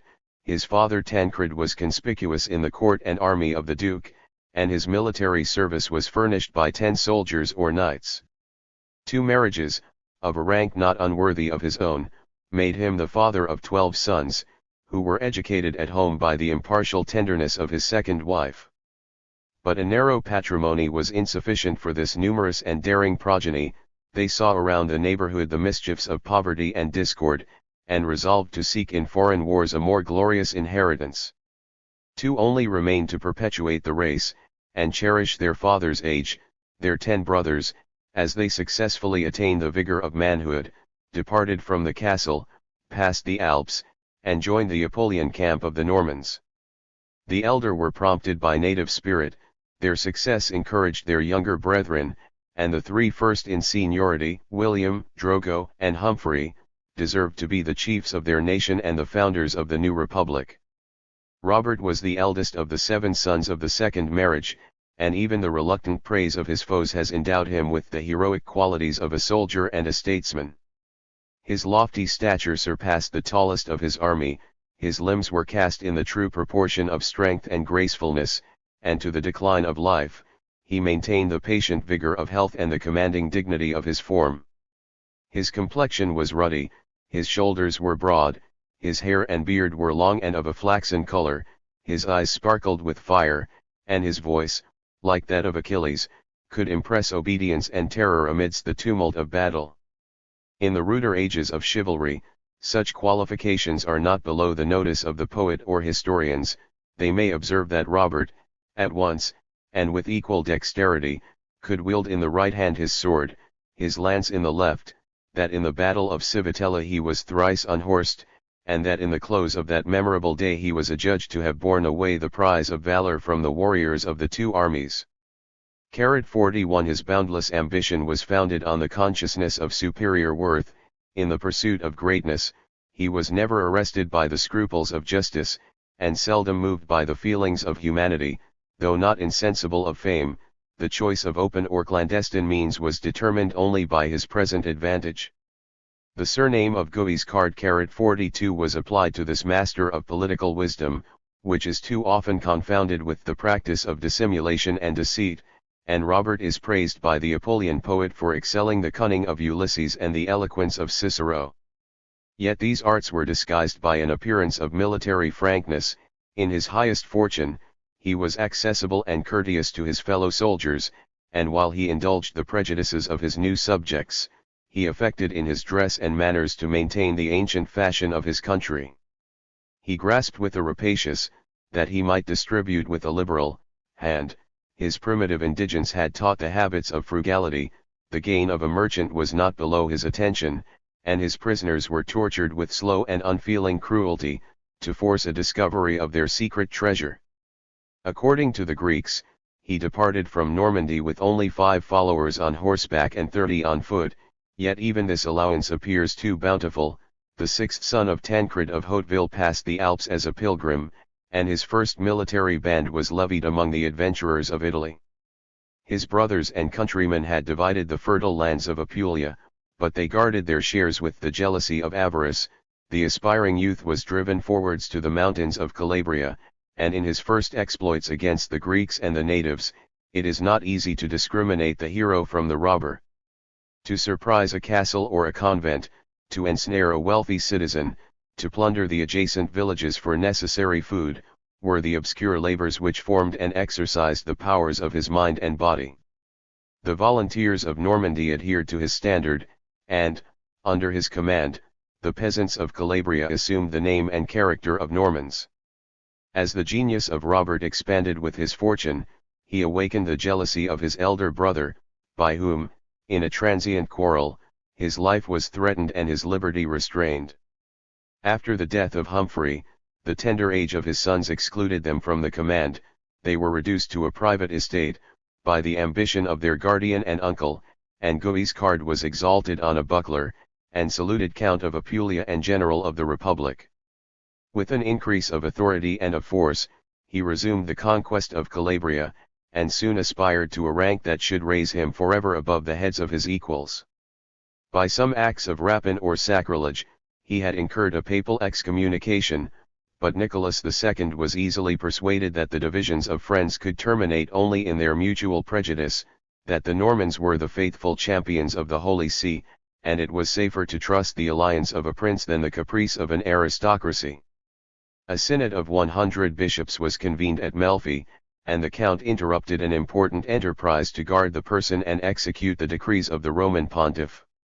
His gratitude and policy conferred on Robert and his posterity the ducal title, 43 with the investiture of Apulia, Calabria, and all the lands, both in Italy and Sicily, which his sword could rescue from the schismatic Greeks and the unbelieving Saracens.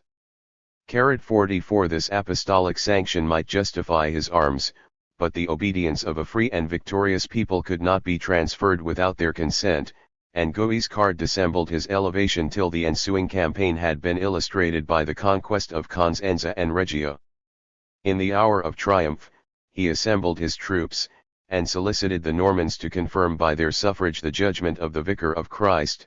The soldiers hailed with joyful acclamations their valiant duke, and the counts, his former equals, pronounced the oath of fidelity with hollow smiles and secret indignation. After this inauguration, Robert styled himself, by the grace of God and Saint Peter, Duke of Apulia, Calabria, and hereafter of Sicily, and it was the labor of 20 years to deserve and realize these lofty appellations. Such sardy progress, in a narrow space, may seem unworthy of the abilities of the chief and the spirit of the nation, but the Normans were few in number, their resources were scanty, their service was voluntary and precarious. The bravest designs of the Duke were sometimes opposed by the free voice of his parliament of barons. The 12 counts of popular election conspired against his authority, and against their perfidious uncle. The sons of Humphrey demanded justice and revenge. By his policy and vigor, Guiscard discovered their plots, suppressed their rebellions, and punished the guilty with death or exile, but in these domestic feuds, his years and the national strength were unprofitably consumed. After the defeat of his foreign enemies, the Greeks, Lombards, and Saracens, their broken forces retreated to the strong and populous cities of the sea coast. They excelled in the arts of fortification and defense. The Normans were accustomed to serve on horseback in the field, and their rude attempts could only succeed by the efforts of persevering courage. The resistance of Salerno was maintained above 8 months, the siege or blockade of Bari lasted near 4 years. In these actions the Norman Duke was the foremost in every danger, in every fatigue the last and most patient. As he pressed the citadel of Salerno, a huge stone from the rampart shattered one of his military engines, and by a splinter he was wounded in the breast. Before the gates of Bari, he lodged in a miserable hut or barrack, composed of dry branches, and thatched with straw, a perilous station, on all sides open to the inclemency of the winter and the spears of the enemy. 45. The Italian conquests of Robert correspond with the limits of the present kingdom of Naples, and the countries united by his arms have not been dissevered by the revolutions of 700 years. 46. The monarchy has been composed of the Greek provinces of Calabria and Apulia, of the Lombard Principality of Salerno, the Republic of Amalfi, and the inland dependencies of the large and ancient Duchy of Beneventum. 3 districts only were exempted from the common law of subjection, the first forever, the 2 last till the middle of the succeeding century. The city and immediate territory of Benevento had been transferred, by gift or exchange, from the German emperor to the Roman pontiff, and although this holy land was sometimes invaded, the name of Saint Peter was finally more potent than the sword of the Normans. Their first colony of Aversa subdued and held the state of Capua, and her princes were reduced to beg their bread before the palace of their fathers. The dukes of Naples, the present metropolis, maintained the popular freedom, under the shadow of the Byzantine Empire. Among the new acquisitions of Guiscard, the science of Salerno, 47, and the trade of Amalfi, 48, may detain for a moment the curiosity of the reader. Of the learned faculties, jurisprudence implies the previous establishment of laws and property, and theology may perhaps be superseded by the full light of religion and reason. But the savage and the sage must alike implore the assistance of physic, and, if our diseases are inflamed by luxury, the mischiefs of blows and wounds would be more frequent in the ruder ages of society. The treasures of Grecian medicine had been communicated to the Arabian colonies of Africa, Spain, and Sicily, and in the intercourse of peace and war, a spark of knowledge had been kindled and cherished at Salerno, an illustrious city, in which the men were honest and the women beautiful. 49. A school, the first that arose in the darkness of Europe, was consecrated to the healing art. The conscience of monks and bishops was reconciled to that salutary and lucrative profession, and a crowd of patients, of the most eminent rank, and most distant climates, invited or visited the physicians of Salerno. They were protected by the Norman conquerors, and Guiscard, though bred in arms, could discern the merit and value of a philosopher. After a pilgrimage of 39 years, Constantine, an African Christian, returned from Baghdad, a master of the language and learning of the Arabians, and Salerno was enriched by the practice, the lessons, and the writings of the pupil of Avicenna. The school of medicine has long slept in the name of a university, but her precepts are abridged in a string of aphorisms, bound together in the Leonine verses, or Latin rhymes, of the 12th century. 52. 7 miles to the west of Salerno, and 30 to the south of Naples, the obscure town of Amalfi displayed the power and rewards of industry. The land, however fertile, was of narrow extent, but the sea was accessible and open. The inhabitants first assumed the office of supplying the Western world with the manufactures and productions of the East, and this useful traffic was the source of their opulence and freedom. The government was popular, under the administration of a duke and the supremacy of the Greek emperor. 50,000 citizens were numbered in the walls of Amalfi, nor was any city more abundantly provided with gold, silver, and the objects of precious luxury. The mariners who swarmed in her port, excelled in the theory and practice of navigation and astronomy, and the discovery of the compass, which has opened the globe, is owing to their ingenuity or good fortune. Their trade was extended to the coasts, or at least to the commodities, of Africa, Arabia, and India, and their settlements in Constantinople, Antioch, Jerusalem, and Alexandria, acquired the privileges of independent colonies. 51. After 300 years of prosperity, Amalfi was oppressed by the arms of the Normans, and sacked by the jealousy of Pisa, but the poverty of 1,000 fishermen is yet dignified by the remains of an arsenal, a cathedral, and the palaces of royal merchants. Chapter LVI, the Saracens, the Franks and the Normans. Part 3. Roger, the 12th and last of the sons of Tancred, had been long detained in Normandy by his own and his father age. He accepted the welcome summons, hastened to the Apulian camp, and deserved at first the esteem, and afterwards the envy, of his elder brother. Their valor and ambition were equal, but the youth, the beauty, the elegant manners, of Roger engaged the disinterested love of the soldiers and people. So scanty was his allowance for himself and 40 followers, that he descended from conquest to robbery, and from robbery to domestic theft, and so loose were the notions of property, that, by his own historian, at his special command, he is accused of stealing horses from a stable at Melfi. 52. His spirit emerged from poverty and disgrace. From these base practices he rose to the merit and glory of a holy war, and the invasion of Sicily was seconded by the zeal and policy of his brother Guiscard. After the retreat of the Greeks, the idolaters, a most audacious reproach of the Catholics, had retrieved their losses and possessions, but the deliverance of the island, so vainly undertaken by the forces of the Eastern Empire, was achieved by a small and private band of adventurers. 53 In the first attempt, Roger braved, in an open boat, the real and fabulous dangers of Scylla and Charybdis, landed with only 60 soldiers on a hostile shore, drove the Saracens to the gates of Messina and safely returned with the spoils of the adjacent country. In the fortress of Trani, his active and patient courage were equally conspicuous.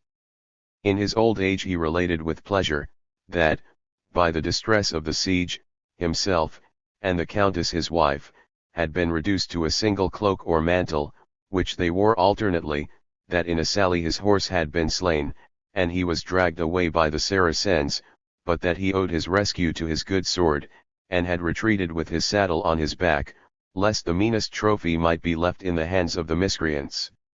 In the siege of Trani, 300 Normans withstood and repulsed the forces of the island. In the field of Ceramio, 50,000 horse and foot were overthrown by 136 Christian soldiers, without reckoning St. George, who fought on horseback in the foremost ranks. The captive banners, with 4 camels, were reserved for the successor of St. Peter, and had these barbaric spoils been exposed, not in the Vatican, but in the capital, they might have revived the memory of the Punic triumphs. These insufficient numbers of the Normans most probably denote their knights, the soldiers of honorable and equestrian rank, each of whom was attended by 5 or 6 followers in the field. 54 Yet, with the aid of this interpretation, and after every fair allowance on the side of valor, arms, and reputation, the discomfiture of so many myriads will reduce the prudent reader to the alternative of a miracle or a fable. The Arabs of Sicily derived a frequent and powerful succor from their countrymen of Africa. In the siege of Palermo, the Norman cavalry was assisted by the galleys of Pisa, and, in the hour of action, the envy of the 2 brothers was sublimed to a generous and invincible emulation. After a war of 30 years, 55 Roger, with the title of Great Count, obtained the sovereignty of the largest and most fruitful island of the Mediterranean, and his administration displays a liberal and enlightened mind, above the limits of his age and education.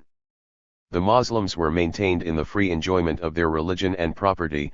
56 A philosopher and physician of Mazara, of the race of Muhammad, harangued the conqueror, and was invited to court. His geography of the 7 climates was translated into Latin, and Roger, after a diligent perusal, preferred the work of the Arabian to the writings of the Grecian Ptolemy. 57 A remnant of Christian natives had promoted the success of the Normans. They were rewarded by the triumph of the cross. The island was restored to the jurisdiction of the Roman pontiff, new bishops were planted in the principal cities, and the clergy was satisfied by a liberal endowment of churches and monasteries. Yet the Catholic hero asserted the rights of the civil magistrate. Instead of resigning the investiture of benefices, he dexterously applied to his own profit the papal claims. The supremacy of the crown was secured and enlarged, by the singular bull, which declares the princes of Sicily hereditary and perpetual legates of the Holy See. 58. To Robert Guiscard, the conquest of Sicily was more glorious than beneficial. The possession of Apulia and Calabria was inadequate to his ambition, and he resolved to embrace or create the first occasion of invading, perhaps of subduing, the Roman Empire of the East. 59 From his first wife, the partner of his humble fortune, he had been divorced under the pretense of consanguinity, and her son Bohemond was destined to imitate, rather than to succeed, his illustrious father. The second wife of Guiscard was the daughter of the princes of Salerno. The Lombards acquiesced in the lineal succession of their son Roger. Their 5 daughters were given in honorable nuptials, 60, and one of them was betrothed, in a tender age, to Constantine, a beautiful youth, the son and heir of the Emperor Michael. 61 But the throne of Constantinople was shaken by a revolution. The imperial family of Ducas was confined to the palace or the cloister, and Robert deplored, and resented, the disgrace of his daughter and the expulsion of his ally. A Greek, who styled himself the father of Constantine, soon appeared at Salerno, and related the adventures of his fall and flight. That unfortunate friend was acknowledged by the Duke, and adorned with the pomp and titles of imperial dignity.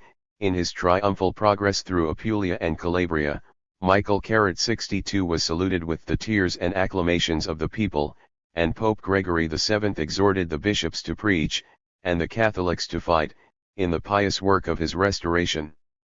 His conversations with Robert were frequent and familiar, and their mutual promises were justified by the valor of the Normans and the treasures of the East.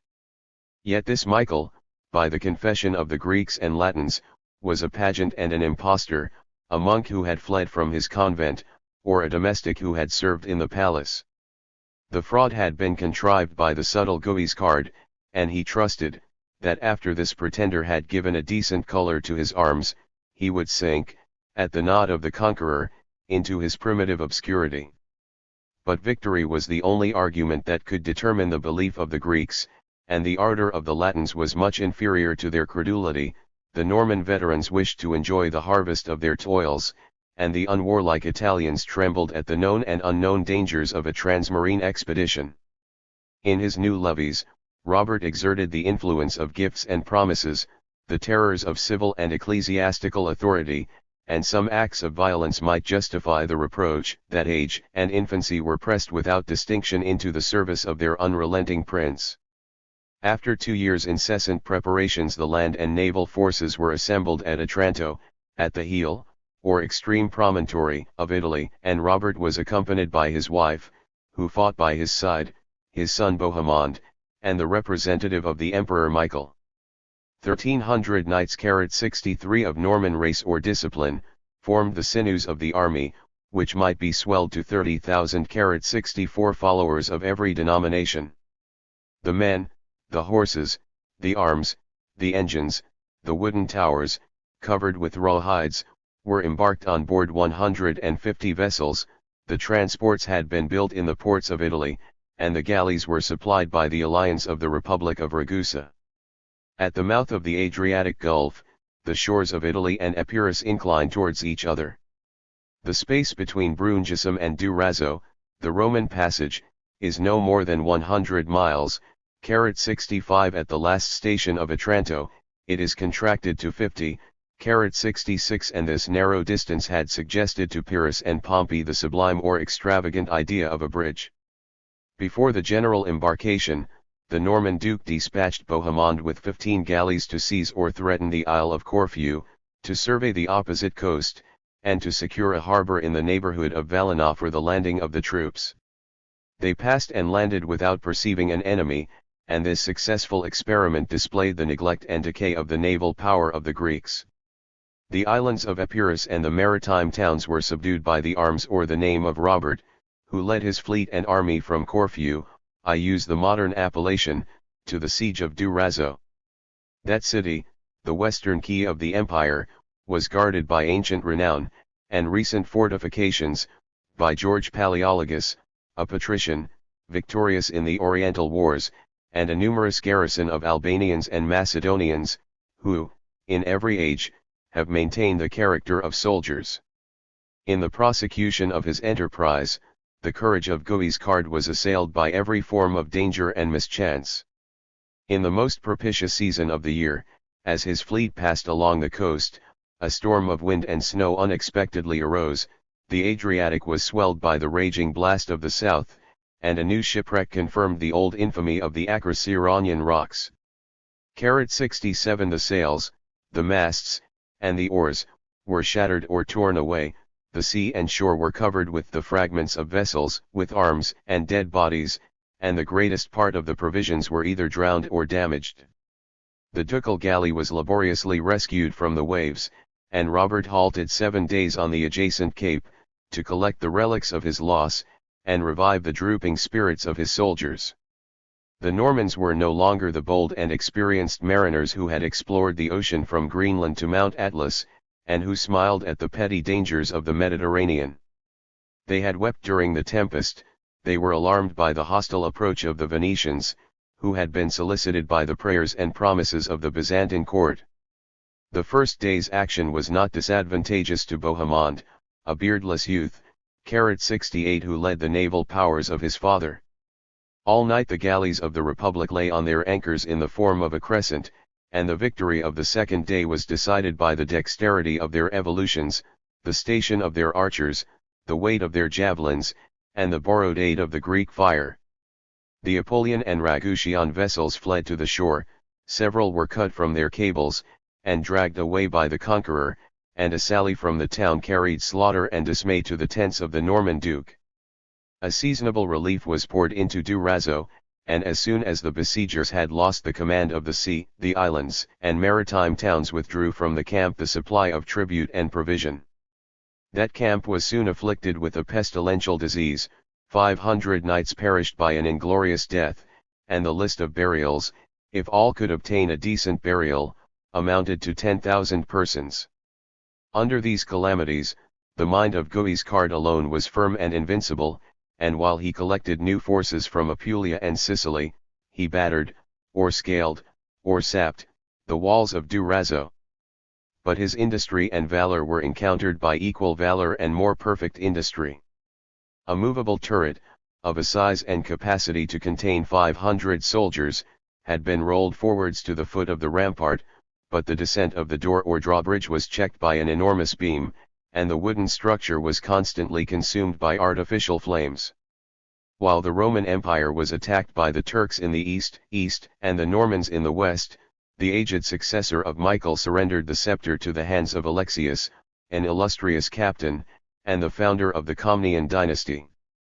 The Princess Anne, his daughter, an historian, observes, in her affected style, that even Hercules was unequal to a double combat, and, on this principle, she approves a hasty peace with the Turks, which allowed her father to undertake in person the relief of Durazzo.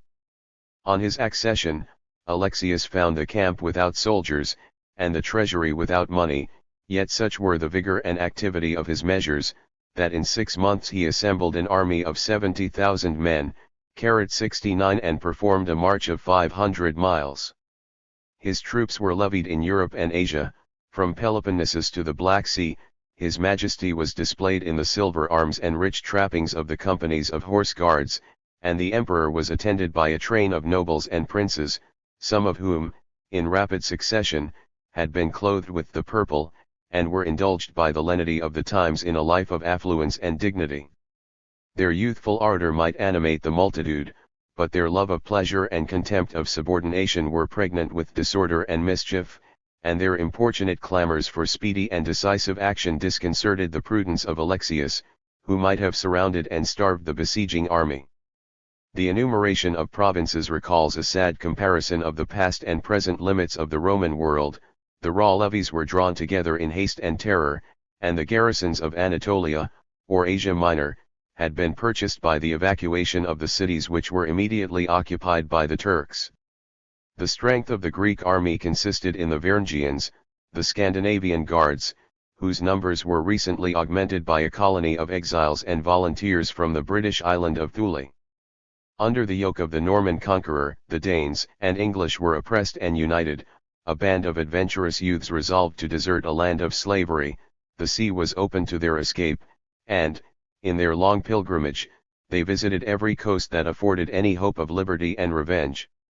They were entertained in the service of the Greek emperor, and their first station was in a new city on the Asiatic shore, but Alexius soon recalled them to the defense of his person and palace, and bequeathed to his successors the inheritance of their faith and valor. 70 The name of a Norman invader revived the memory of their wrongs. They marched with alacrity against the national foe, and panted to regain in Epirus the glory which they had lost in the Battle of Hastings. The Varangians were supported by some companies of Franks or Latins, and the rebels, who had fled to Constantinople from the tyranny of Guiscard, were eager to signalize their zeal and gratify their revenge. In this emergency, the emperor had not disdained the impure aid of the Polycians or Manichaeans of Thrace and Bulgaria, and these heretics united with the patience of martyrdom the spirit and discipline of active valor. 71 The treaty with the Sultan had procured a supply of some 1,000 Turks, and the arrows of the Scythian horse were opposed to the lances of the Norman cavalry. On the report and distant prospect of these formidable numbers, Robert assembled a council of his principal officers. "You behold," said he, "your danger, it is urgent and inevitable. The hills are covered with arms and standards, and the emperor of the Greeks is accustomed to wars and triumphs. Obedience and union are our only safety, and I am ready to yield the command to a more worthy leader. The vote and acclamation even of his secret enemies, assured him, in that perilous moment, of their esteem and confidence, and the Duke thus continued, "Let us trust in the rewards of victory, and deprive cowardice of the means of escape. Let us burn our vessels and our baggage, and give battle on this spot, as if it were the place of our nativity and our burial." The resolution was unanimously approved, and, without confining himself to his lines, Guiscard awaited in battle array the nearer approach of the enemy. His rear was covered by a small river, his right wing extended to the sea, his left to the hills, nor was he conscious, perhaps, that on the same ground Caesar and Pompey had formerly disputed the empire of the world. 72. Against the advice of his wisest captains, Alexius resolved to risk the event of a general action, and exhorted the garrison of Durazzo to assist their own deliverance by a well-timed sally from the town. He marched in 2 columns to surprise the Normans before daybreak on 2 different sides, his light cavalry was scattered over the plain, the archers formed the second line, and the Varangians claimed the honors of the vanguard. In the first onset, the battle axes of the strangers made a deep and bloody impression on the army of Guiscard, which was now reduced to 15,000 men. The Lombards and Calabrians ignominiously turned their backs, they fled towards the river and the sea, but the bridge had been broken down to check the sally of the garrison, and the coast was lined with the Venetian galleys, who played their engines among the disorderly throng. On the verge of ruin, they were saved by the spirit and conduct of their chiefs. Gaeta, the wife of Robert, is painted by the Greeks as a warlike Amazon, a second Pallas, less skillful in arts, but not less terrible in arms, than the Athenian goddess. 73. Though wounded by an arrow, she stood her ground, and strove, by her exhortation and example, to rally the flying troops. 74. Her female voice was seconded by the more powerful voice and arm of the Norman Duke, as calm in action as he was magnanimous in counsel. "Whither," he cried aloud, "whither do ye fly? Your enemy is implacable, and death is less grievous than servitude." The moment was decisive. As the Varangians advanced before the line, they discovered the nakedness of their flanks. The main battle of the Duke, of 800 knights, stood firm and entire, they couched their lances, and the Greeks deplore the furious and irresistible shock of the French cavalry.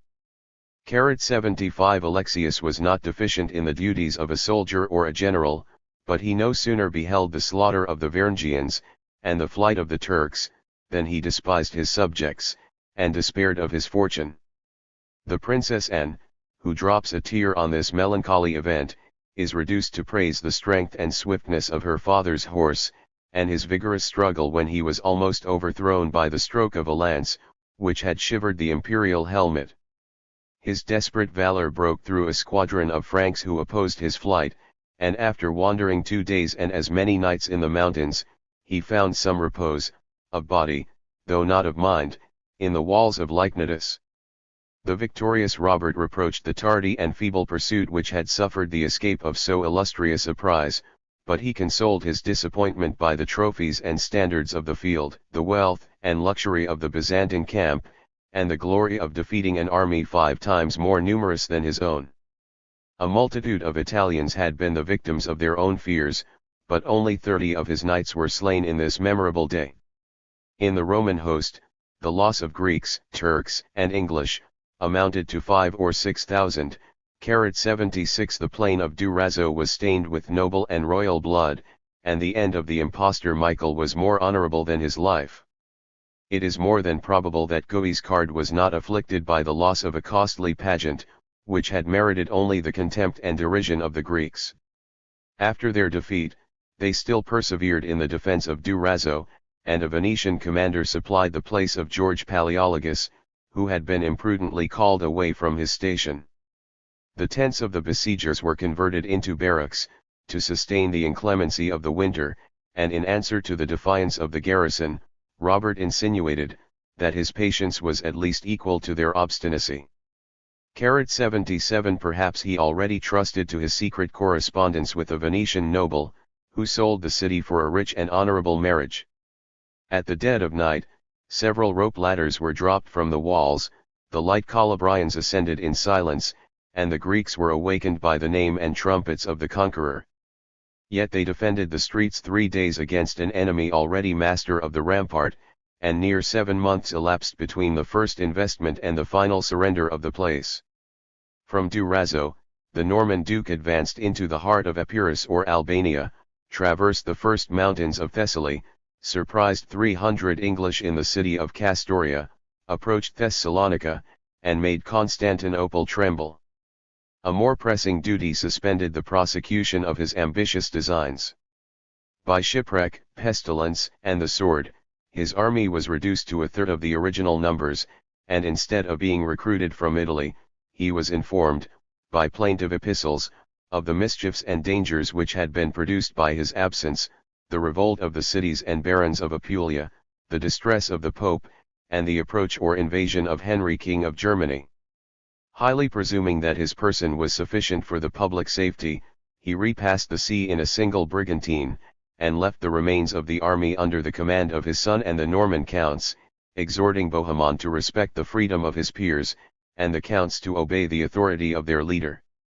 The son of Guiscard trod in the footsteps of his father, and the two destroyers are compared, by the Greeks, to the caterpillar and the locust, the last of whom devours whatever has escaped the teeth of the former.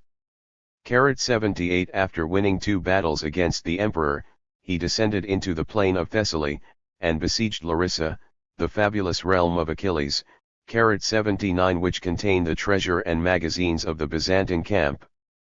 Yet a just praise must not be refused to the fortitude and prudence of Alexius, who bravely struggled with the calamities of the times. In the poverty of the state, he presumed to borrow the superfluous ornaments of the churches. The desertion of the Manichaeans was supplied by some tribes of Moldavia, a reinforcement of 7,000 Turks replaced and revenged the loss of their brethren, and the Greek soldiers were exercised to ride, to draw the bow, and to the daily practice of ambuscades and evolutions. Alexius had been taught by experience, that the formidable cavalry of the Franks on foot was unfit for action, and almost incapable of motion. 80 His archers were directed to aim their arrows at the horse rather than the man, and a variety of spikes and snares were scattered over the ground on which he might expect an attack. In the neighborhood of Larissa the events of war were protracted and balanced. The courage of Bohemond was always conspicuous, and often successful, but his camp was pillaged by a stratagem of the Greeks, the city was impregnable, and the venal or discontented counts deserted his standard, betrayed their trusts, and enlisted in the service of the emperor. Alexius returned to Constantinople with the advantage, rather than the honor, of victory. After evacuating the conquests which he could no longer defend, the son of Guiscard embarked for Italy, and was embraced by a father who esteemed his merit, and sympathized in his misfortune. Chapter LVI, The Saracens, the Franks and the Normans. Part 4.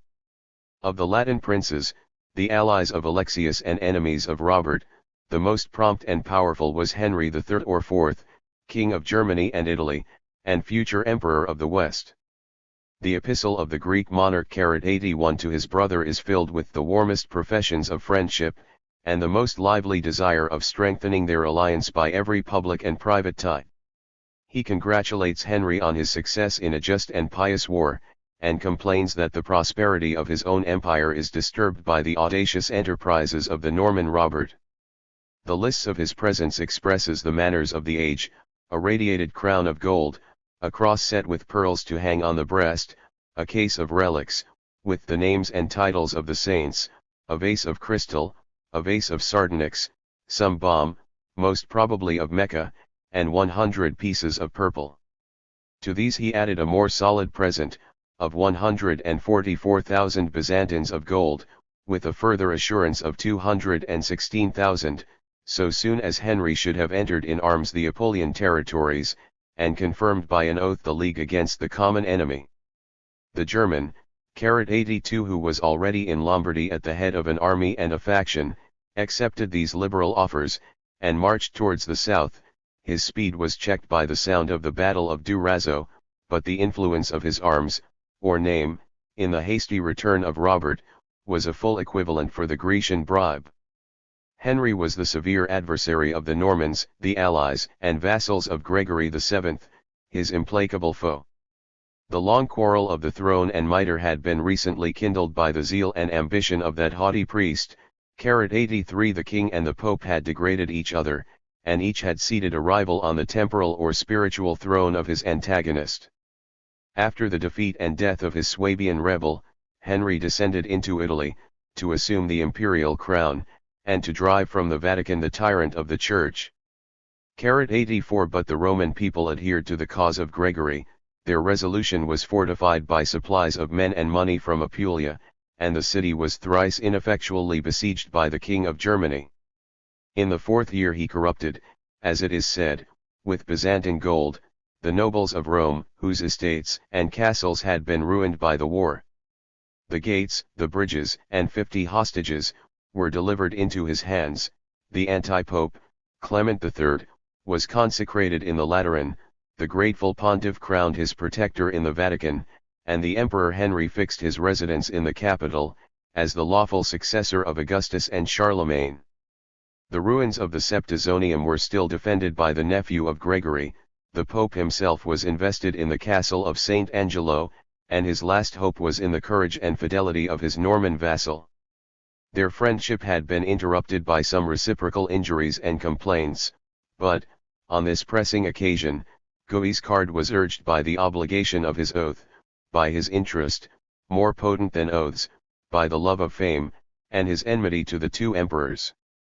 Unfurling the holy banner, he resolved to fly to the relief of the Prince of the Apostles. The most numerous of his armies, 6,000 horse, and 30,000 foot, was instantly assembled, and his march from Salerno to Rome was animated by the public applause and the promise of the divine favor. Henry, invincible in 66 battles, trembled at his approach, recollected some indispensable affairs that required his presence in Lombardy, exhorted the Romans to persevere in their allegiance, and hastily retreated 3 days before the entrance of the Normans. In less than 3 years, the son of Tancred of Hauteville enjoyed the glory of delivering the Pope, and of compelling the two emperors, of the East and West, to fly before his victorious arms.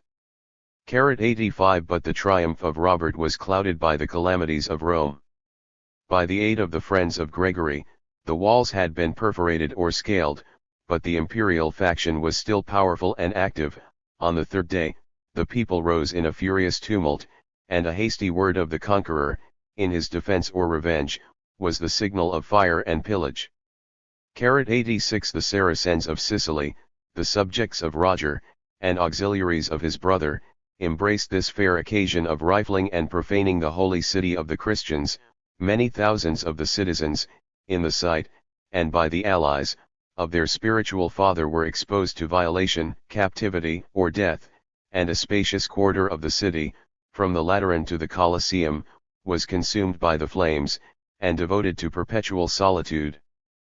87 From a city, where he was now hated, and might be no longer feared, Gregory retired to end his days in the palace of Salerno. The artful pontiff might flatter the vanity of Guiscard with the hope of a Roman or imperial crown, but this dangerous measure, which would have inflamed the ambition of the Norman, must forever have alienated the most faithful princes of Germany.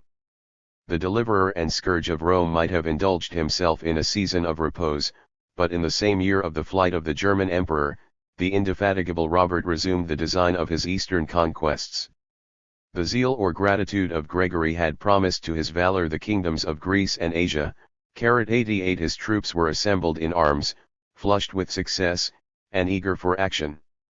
Their numbers, in the language of Homer, are compared by Anna to a swarm of bees. 89 Yet the utmost and moderate limits of the powers of Guiscard have been already defined.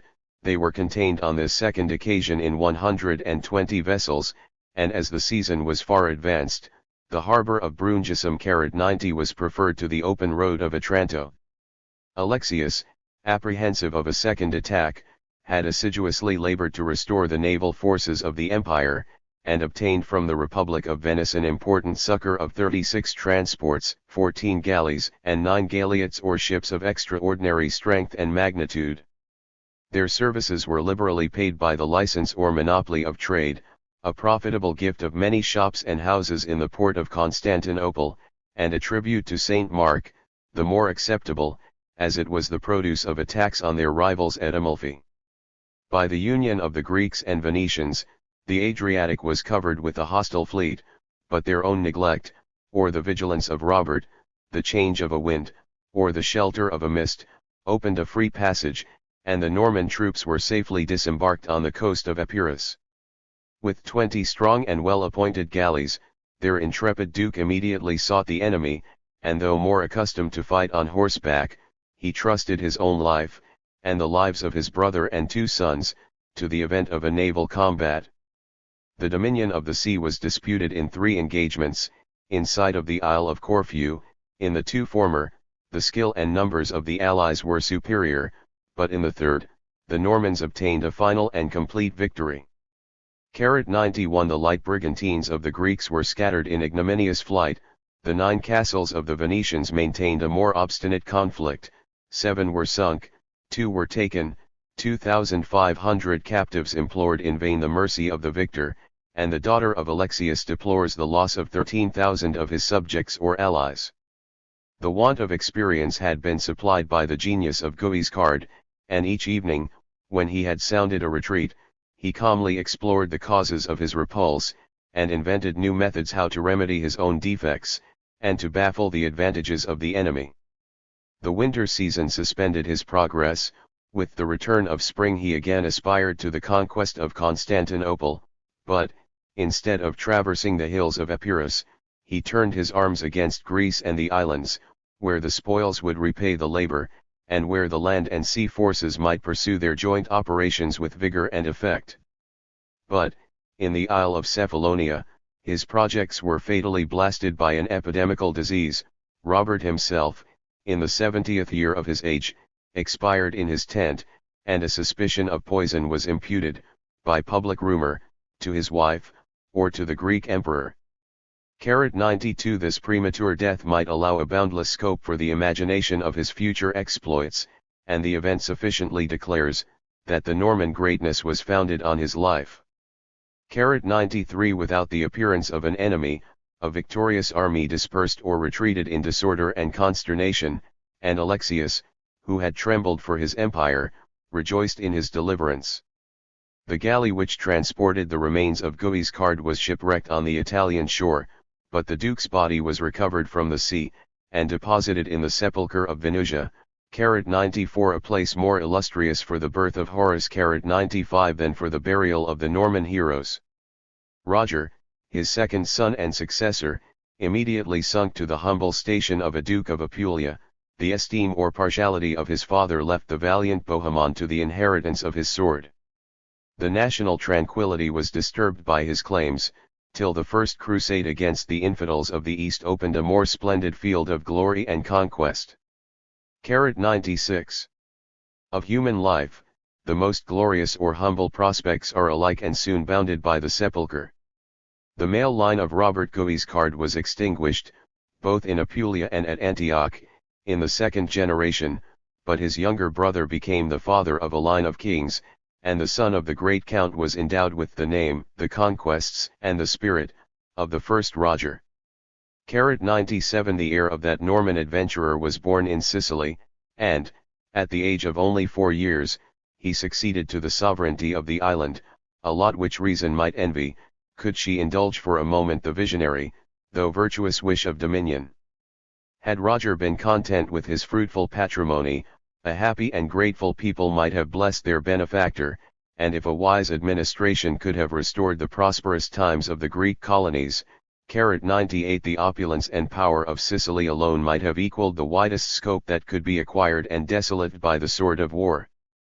But the ambition of the great count was ignorant of these noble pursuits, it was gratified by the vulgar means of violence and artifice. He sought to obtain the undivided possession of Palermo, of which one moiety had been ceded to the elder branch, struggled to enlarge his Calabrian limits beyond the measure of former treaties, and impatiently watched the declining health of his cousin William of Apulia, the grandson of Robert. On the first intelligence of his premature death, Roger sailed from Palermo with 7 galleys, cast anchor in the Bay of Salerno, received, after 10 days' negotiation, an oath of fidelity from the Norman capital, commanded the submission of the barons, and extorted a legal investiture from the reluctant popes, who could not long endure either the friendship or enmity of a powerful vassal. The sacred spot of Benevento was respectfully spared, as the patrimony of Saint Peter, but the reduction of Capua and Naples completed the design of his uncle Guiscard, and the sole inheritance of the Norman conquests was possessed by the victorious Roger. A conscious superiority of power and merit prompted him to disdain the titles of Duke and of Count, and the Isle of Sicily, with a third perhaps of the continent of Italy, might form the basis of a kingdom 99 which would only yield to the monarchies of France and England. The chiefs of the nation who attended his coronation at Palermo might doubtless pronounce under what name he should reign over them, but the example of a Greek tyrant or a Saracen emir was insufficient to justify his regal character, and the 9 kings of the Latin world 100 might disclaim their new associate, unless he were consecrated by the authority of the supreme pontiff.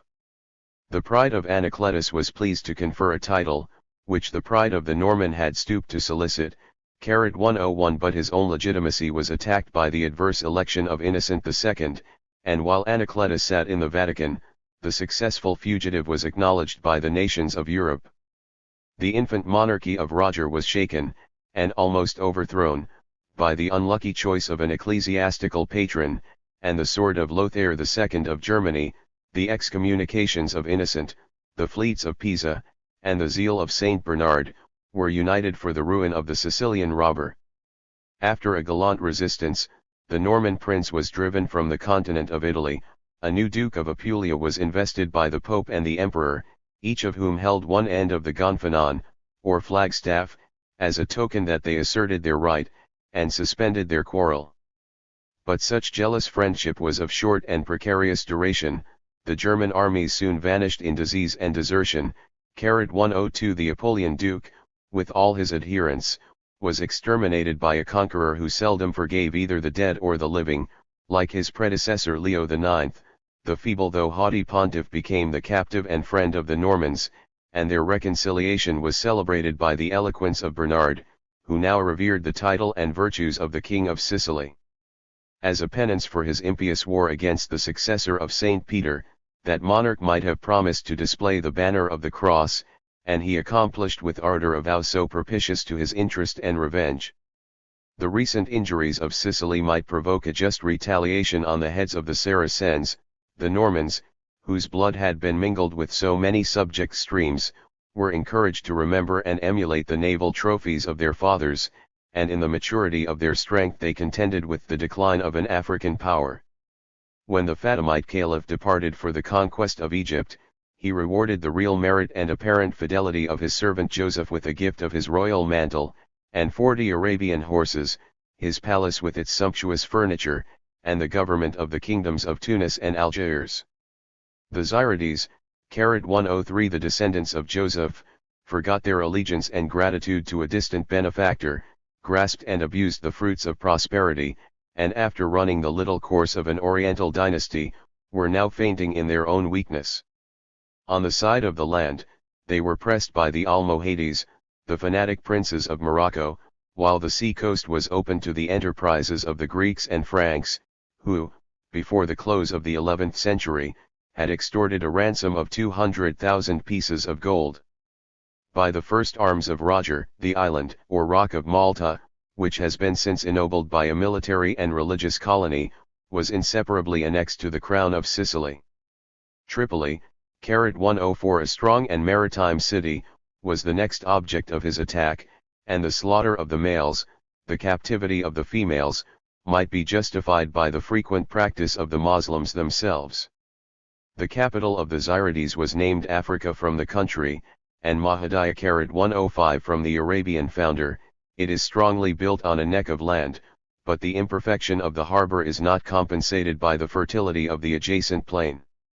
Mahadiya was besieged by George the Sicilian admiral, with a fleet of 150 galleys, Amply provided with men and the instruments of mischief, the sovereign had fled, the Moorish governor refused to capitulate, declined the last and irresistible assault, and secretly escaping with the Moslem inhabitants abandoned the place and its treasures to the rapacious Franks. In successive expeditions, the king of Sicily or his lieutenants reduced the cities of Tunis, Safax, Capsia, Bona, and a long tract of the sea coast. 106 The fortresses were garrisoned, the country was tributary, and a boast that it held Africa in subjection might be inscribed with some flattery on the sword of Roger.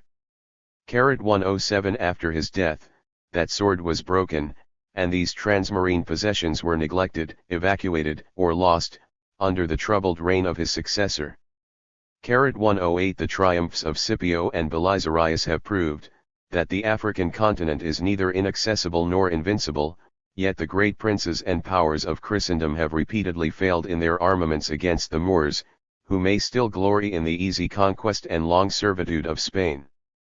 Since the decease of Robert Guiscard, the Normans had relinquished, above 60 years, their hostile designs against the Empire of the East. The policy of Roger solicited a public and private union with the Greek princes, whose alliance would dignify his regal character. He demanded in marriage a daughter of the Comnenian family, and the first steps of the treaty seemed to promise a favorable event. But the contemptuous treatment of his ambassadors exasperated the vanity of the new monarch, and the insolence of the Byzantine court was expiated, according to the laws of nations, by the sufferings of a guiltless people. 109 With the fleet of 70 galleys, George, the admiral of Sicily, appeared before Corfu, and both the island and city were delivered into his hands by the disaffected inhabitants, who had yet to learn that a siege is still more calamitous than a tribute. In this invasion, of some moment in the annals of commerce, the Normans spread themselves by sea, and over the provinces of Greece, and the venerable age of Athens, Thebes, and Corinth, was violated by rapine and cruelty. Of the wrongs of Athens, no memorial remains. The ancient walls, which encompassed, without guarding, the opulence of Thebes, were scaled by the Latin Christians, but their sole use of the gospel was to sanctify an oath, that the lawful owners had not secreted any relic of their inheritance or industry. On the approach of the Normans, the lower town of Corinth was evacuated, the Greeks retired to the citadel, which was seated on a lofty eminence, abundantly watered by the classic fountain of Pyrene, an impregnable fortress, if the want of courage could be balanced by any advantages of art or nature. As soon as the besiegers had surmounted the labor, their sole labor, of climbing the hill, their general, from the commanding eminence, admired his own victory, and testified his gratitude to heaven, by tearing from the altar the precious image of Theodore, the tutelary saint. The silk weavers of both sexes, whom George transported to Sicily, composed the most valuable part of the spoil, and in comparing the skillful industry of the mechanic with the sloth and cowardice of the soldier, he was heard to exclaim that the distaff and loom were the only weapons which the Greeks were capable of using. The progress of this naval armament was marked by two conspicuous events, the rescue of the King of France, and the insult of the Byzantine capital. In his return by sea from an unfortunate crusade, Louis VII was intercepted by the Greeks, who basely violated the laws of honor and religion. The fortunate encounter of the Norman fleet delivered the royal captive, and after a free and honorable entertainment in the court of Sicily, Louis continued his journey to Rome and Paris. 110 In the absence of the emperor, Constantinople and the Hellespont were left without defense and without the suspicion of danger. The clergy and people, for the soldiers had followed the standard of Manuel, were astonished and dismayed at the hostile appearance of a line of galleys, which boldly cast anchor in the front of the imperial city. The forces of the Sicilian admiral were inadequate to the siege or assault of an immense and populous metropolis, but George enjoyed the glory of humbling the Greek arrogance, and of marking the path of conquest to the navies of the West. He landed some soldiers to rifle the fruits of the royal gardens, and pointed with silver, or most probably with fire, the arrows which he discharged against the palace of the Caesars.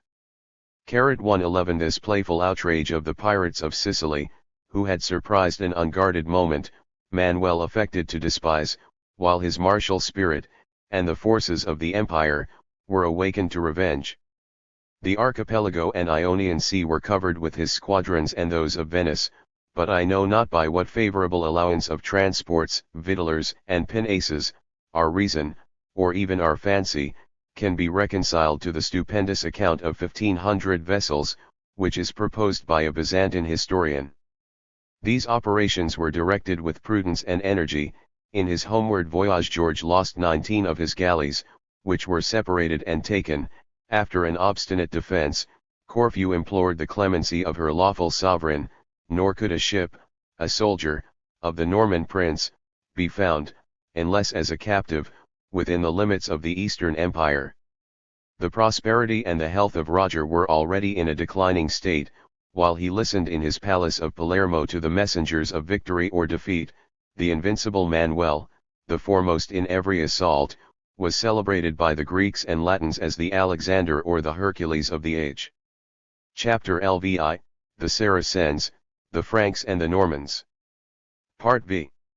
A prince of such a temper could not be satisfied with having repelled the insolence of a barbarian. It was the right and duty, it might be the interest and glory, of Manuel to restore the ancient majesty of the empire, to recover the provinces of Italy and Sicily, and to chastise this pretended king, the grandson of a Norman vassal. 112 The natives of Calabria were still attached to the Greek language and worship, which had been inexorably proscribed by the Latin clergy. After the loss of her dukes, Apulia was chained as a servile appendage to the crown of Sicily. The founder of the monarchy had ruled by the sword, and his death had abated the fear, without healing the discontent, of his subjects. The feudal government was always pregnant with the seeds of rebellion, and a nephew of Roger himself invited the enemies of his family and nation. The majesty of the purple, and a series of Hungarian and Turkish wars, prevented Manuel from embarking his person in the Italian expedition. To the brave and noble Palaeologus, his lieutenant, the Greek monarch intrusted a fleet and army. The siege of Bari was his first exploit, and, in every operation, gold as well as steel was the instrument of victory.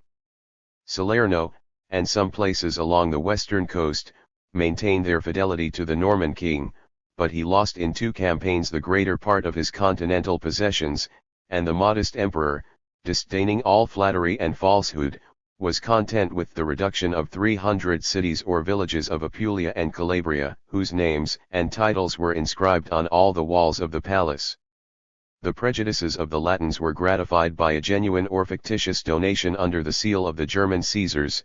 113 But the successor of Constantine soon renounced this ignominious pretense, claimed the infeasible dominion of Italy, and professed his design of chasing the barbarians beyond the Alps. By the artful speeches, liberal gifts, and unbounded promises, of their eastern ally, the free cities were encouraged to persevere in their generous struggle against the despotism of Frederick Barbarossa.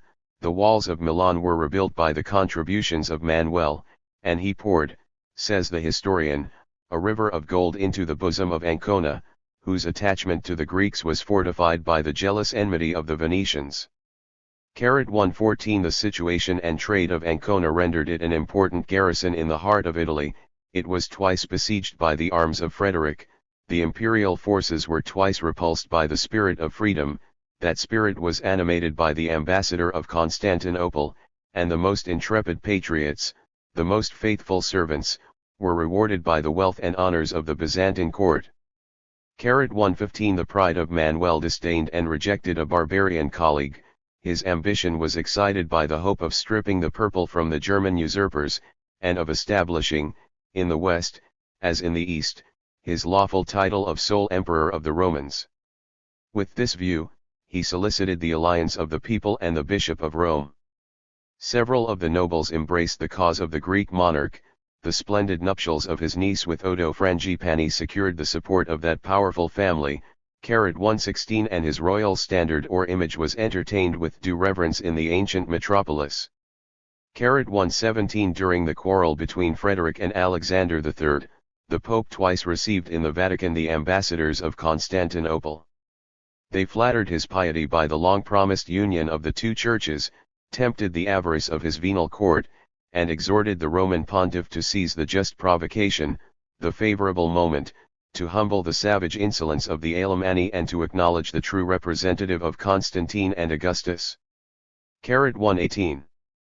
But these Italian conquests, this universal reign, soon escaped from the hand of the Greek emperor. His first demands were eluded by the prudence of Alexander III, who paused on this deep and momentous revolution. 119. Nor could the Pope be seduced by a personal dispute to renounce the perpetual inheritance of the Latin name. After the reunion with Frederick, he spoke a more peremptory language, confirmed the acts of his predecessors, excommunicated the adherents of Manuel, and pronounced the final separation of the churches, or at least the empires, of Constantinople and Rome. 120. The free cities of Lombardy no longer remembered their foreign benefactor, and without preserving the friendship of Ancona, he soon incurred the enmity of Venice. 121. By his own avarice, or the complaints of his subjects, the Greek emperor was provoked to arrest the persons, and confiscate the effects, of the Venetian merchants. This violation of the public faith exasperated a free and commercial people. 100 galleys were launched and armed in as many days, they swept the coasts of Dalmatia and Greece, but after some mutual wounds, the war was terminated by an agreement, inglorious to the empire, insufficient for the republic, and a complete vengeance of these and of fresh injuries was reserved for the succeeding generation. The lieutenant of Manuel had informed his sovereign that he was strong enough to quell any domestic revolt of Apulia and Calabria, but that his forces were inadequate to resist the impending attack of the King of Sicily. His prophecy was soon verified. The death of Palaeologus devolved the command on several chiefs, alike eminent in rank, alike defective in military talents. The Greeks were oppressed by land and sea, and a captive remnant that escaped the swords of the Normans and Saracens, abjured all future hostility against the person or dominions of their conqueror. 122. Yet the King of Sicily esteemed the courage and constancy of Manuel, who had landed a second army on the Italian shore. He respectfully addressed the new Justinian, solicited a peace or truce of 30 years, accepted as a gift the regal title, and acknowledged himself the military vassal of the Roman Empire. 123. The Byzantine Caesars acquiesced in this shadow of dominion, without expecting, perhaps without desiring, the service of a Norman army, and the truce of 30 years was not disturbed by any hostilities between Sicily and Constantinople. About the end of that period, the throne of Manuel was usurped by an inhuman tyrant, who had deserved the abhorrence of his country and mankind. The sword of William II, the grandson of Roger, was drawn by a fugitive of the Comnian race, and the subjects of Andronicus might salute the strangers as friends, since they detested their sovereign as the worst of enemies. The Latin historians 124 expatiate on the rapid progress of the four counts who invaded Romania with a fleet and army, and reduced many castles and cities to the obedience of the King of Sicily. The Greeks 125 accuse and magnify the wanton and sacrilegious cruelties that were perpetrated in the sack of Thessalonica, the second city of the empire. The former deplore the fate of those invincible but unsuspecting warriors who were destroyed by the arts of a vanquished foe. The latter applaud, in songs of triumph, the repeated victories of their countrymen on the Sea of Marmora or Propontis, on the banks of the Strymon, and under the walls of Durazzo. A revolution which punished the crimes of Andronicus, had united against the Franks the zeal and courage of the successful insurgents. 10,000 were slain in battle, and Isaac Angelus, the new emperor, might indulge his vanity or vengeance in the treatment of 4,000 captives. Such was the event of the last contest between the Greeks and Normans. Before the expiration of 20 years, the rival nations were lost or degraded in foreign servitude, and the successors of Constantine did not long survive to insult the fall of the Sicilian monarchy. The scepter of Roger successively devolved to his son and grandson. They might be confounded under the name of William. They are strongly discriminated by the epithets of the bad and the good, but these epithets, which appear to describe the perfection of vice and virtue, cannot strictly be applied to either of the Norman princes. When he was roused to arms by danger and shame, the first William did not degenerate from the valor of his race, but his temper was slothful, his manners were dissolute, his passions headstrong and mischievous, and the monarch is responsible, not only for his personal vices, but for those of Majo, the great admiral, who abused the confidence, and conspired against the life, of his benefactor.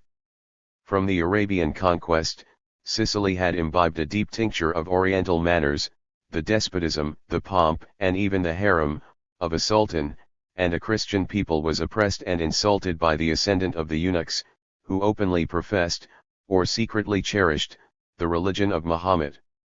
An eloquent historian of the times 126 has delineated the misfortunes of his country, 127 the ambition and fall of the ungrateful Majo, the revolt and punishment of his assassins, the imprisonment and deliverance of the king himself, the private feuds that arose from the public confusion, and the various forms of calamity and discord which afflicted Palermo, the island, and the continent, during the reign of William I, and the minority of his son.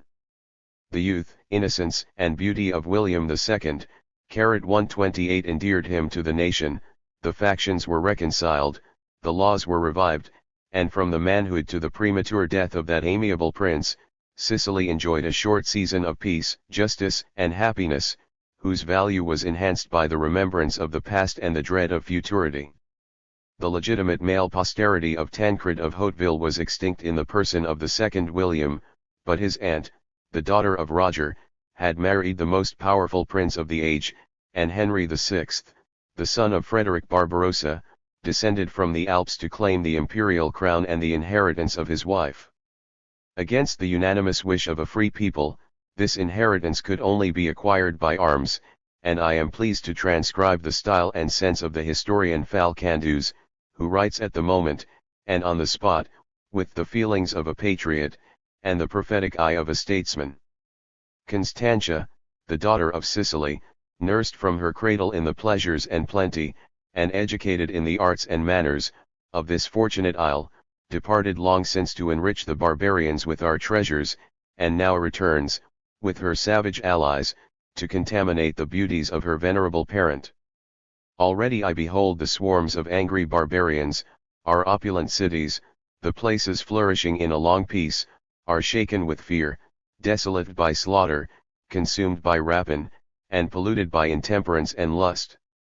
I see the massacre or captivity of our citizens, the rapes of our virgins and matrons. 129 In this extremity, he interrogates a friend, how must the Sicilians act? By the unanimous election of a king of valor and experience, Sicily and Calabria might yet be preserved, 130 For in the levity of the Apulians, ever eager for new revolutions, I can repose neither confidence nor hope. 131 Should Calabria be lost, the lofty towers, the numerous youth, and the naval strength, of Messina, 132 might guard the passage against a foreign invader. If the savage Germans coalesce with the pirates of Messina, if they destroy with fire the fruitful region, so often wasted by the fires of Mount Etna, 133 What resource will be left for the interior parts of the island, these noble cities which should never be violated by the hostile footsteps of a barbarian? 134 Catana has again been overwhelmed by an earthquake, the ancient virtue of Syracuse expires in poverty and solitude, 135 But Palermo is still crowned with a diadem, and her triple walls enclose the active multitudes of Christians and Saracens. If the two nations, under one king, can unite for their common safety, they may rush on the barbarians with invincible arms. But if the Saracens, fatigued by a repetition of injuries, should now retire and rebel, if they should occupy the castles of the mountains and sea-coast, the unfortunate Christians, exposed to a double attack, and placed as it were between the hammer and the anvil, must resign themselves to hopeless and inevitable servitude. 136 We must not forget, that a priest here prefers his country to his religion, and that the Moslems, whose alliance he seeks, were still numerous and powerful in the state of Sicily. The hopes, or at least the wishes, of Falcandus were at first gratified by the free and unanimous election of Tancred, the grandson of the first king, whose birth was illegitimate, but whose civil and military virtues shone without a blemish. During 4 years, the term of his life and reign, he stood in arms on the farthest verge of the Apulian frontier, against the powers of Germany, and the restitution of a royal captive, of Constantia herself, without injury or ransom, may appear to surpass the most liberal measure of policy or reason. After his decease, the kingdom of his widow and infant son fell without a struggle, and Henry pursued his victorious march from Capua to Palermo. The political balance of Italy was destroyed by his success, and if the Pope and the free cities had consulted their obvious and real interest, they would have combined the powers of earth and heaven to prevent the dangerous union of the German Empire with the Kingdom of Sicily. But the subtle policy, for which the Vatican has so often been praised or arraigned, was on this occasion blind and inactive, and if it were true that Celestine III had kicked away the imperial crown from the head of the prostrate Henry, 137, such an act of impotent pride could serve only to cancel an obligation and provoke an enemy. The Genoese, who enjoyed a beneficial trade and establishment in Sicily, listened to the promise of his boundless gratitude and speedy departure. 138 Their fleet commanded the Straits of Messina, and opened the harbor of Palermo, and the first act of his government was to abolish the privileges, and to seize the property, of these imprudent allies. The last hope of Falcandus was defeated by the discord of the Christians and Mahometans. They fought in the capital, several thousands of the latter were slain, but their surviving brethren fortified the mountains, and disturbed above 30 years the peace of the island. By the policy of Frederick II, 60,000 Saracens were transplanted to Nocera in Apulia. In their wars against the Roman Church, the Emperor and his son Mainfroi were strengthened and disgraced by the service of the enemies of Christ, and this national colony maintained their religion and manners in the heart of Italy, till they were extirpated, at the end of the 13th century, by the zeal and revenge of the House of Anjou. 139 All the calamities which the prophetic orator had deplored were surpassed by the cruelty and avarice of the German conqueror. He violated the royal sepulchres, and explored the secret treasures of the palace, Palermo, and the whole kingdom. The pearls and jewels, however precious, might be easily removed, but 160 horses were laden with the gold and silver of Sicily. 140 The young king, his mother and sisters, and the nobles of both sexes, were separately confined in the fortresses of the Alps, and, on the slightest rumor of rebellion, the captives were deprived of life, of their eyes, or of the hope of posterity. Constantia herself was touched with sympathy for the miseries of her country, and the heiress of the Norman line might struggle to check her despotic husband, and to save the patrimony of her newborn son, of an emperor so famous in the next age under the name of Frederick II. 10 years after this revolution, the French monarchs annexed to their crown the Duchy of Normandy. The scepter of her ancient dukes had been transmitted, by a granddaughter of William the Conqueror, to the house of Plantagenet, and the adventurous Normans, who had raised so many trophies in France, England, and Ireland, in Apulia, Sicily, and the East, were lost, either in victory or servitude, among the vanquished nations. Chapter LVII, The Turks. Part I. The Turks of the House of Seljuk. Their revolt against Mahmud, conqueror of Hindustan. Togrul subdues Persia, and protects the caliphs. Defeat and captivity of the Emperor Romanus Diogenes by Alp Arslan. Power and magnificence of Malek Shah. Conquest of Asia Minor and Syria. State and oppression of Jerusalem. Pilgrimages to the Holy Sepulchre. From the Isle of Sicily, the reader must transport himself beyond the Caspian Sea, to the original seat of the Turks or Turkmans, against whom the First Crusade was principally directed. Their Scythian Empire of the 6th century was long since dissolved, but the name was still famous among the Greeks and Orientals, and the fragments of the nation, each a powerful and independent people, were scattered over the desert from China to the Oxus and the Danube. The colony of Hungarians was admitted into the Republic of Europe, and the thrones of Asia were occupied by slaves and soldiers of Turkish extraction. While Apulia and Sicily were subdued by the Norman lance, a swarm of these northern shepherds overspread the kingdoms of Persia. Their princes of the race of Seljuk erected a splendid and solid empire from Samarkand to the confines of Greece and Egypt, and the Turks have maintained their dominion in Asia Minor, till the victorious crescent has been planted on the dome of Saint Sophia. One of the greatest of the Turkish princes was Mahmud or Mahmud, (1) the Ghaznavid, who reigned in the eastern provinces of Persia, 1000 years after the birth of Christ. His father Sebektigay was the slave of the slave of the slave of the commander of the faithful. But in this descent of servitude, the first degree was merely titular, since it was filled by the sovereign of Transoxiana and Khorasan, who still paid a nominal allegiance to the Caliph of Baghdad. The second rank was that of a minister of state, a lieutenant of the Samanides, (2) who broke, by his revolt, the bonds of political slavery. But the third step was a state of real and domestic servitude in the family of that rebel, from which Sebektigay, by his courage and dexterity, ascended to the supreme command of the city and provinces of Ghazna, (3) as the son-in-law and successor of his grateful master. The falling dynasty of the Samanides was at first protected, and at last overthrown, by their servants, and, in the public disorders, the fortune of Mahmud continually increased. From him the title of Sultan (4) was first invented, and his kingdom was enlarged from Transoxiana to the neighborhood of Ispahan, from the shores of the Caspian to the mouth of the Indus. But the principal source of his fame and riches was the holy war which he waged against the Genghis of Hindustan. In this foreign narrative I may not consume a page, and a volume would scarcely suffice to recapitulate the battles and sieges of his 12 expeditions. Never was the Mussulman hero dismayed by the inclemency of the seasons, the height of the mountains, the breadth of the rivers, the barrenness of the desert, the multitudes of the enemy, or the formidable array of their elephants of war. 5 The Sultan of Ghazna surpassed the limits of the conquests of Alexander. After a march of 3 months, over the hills of Kashmir and Thibet, he reached the famous city of Kinij, 6 on the upper Ganges, and, in a naval combat on one of the branches of the Indus, he fought and vanquished 4,000 boats of the natives. Delhi, Lahore and Multan were compelled to open their gates.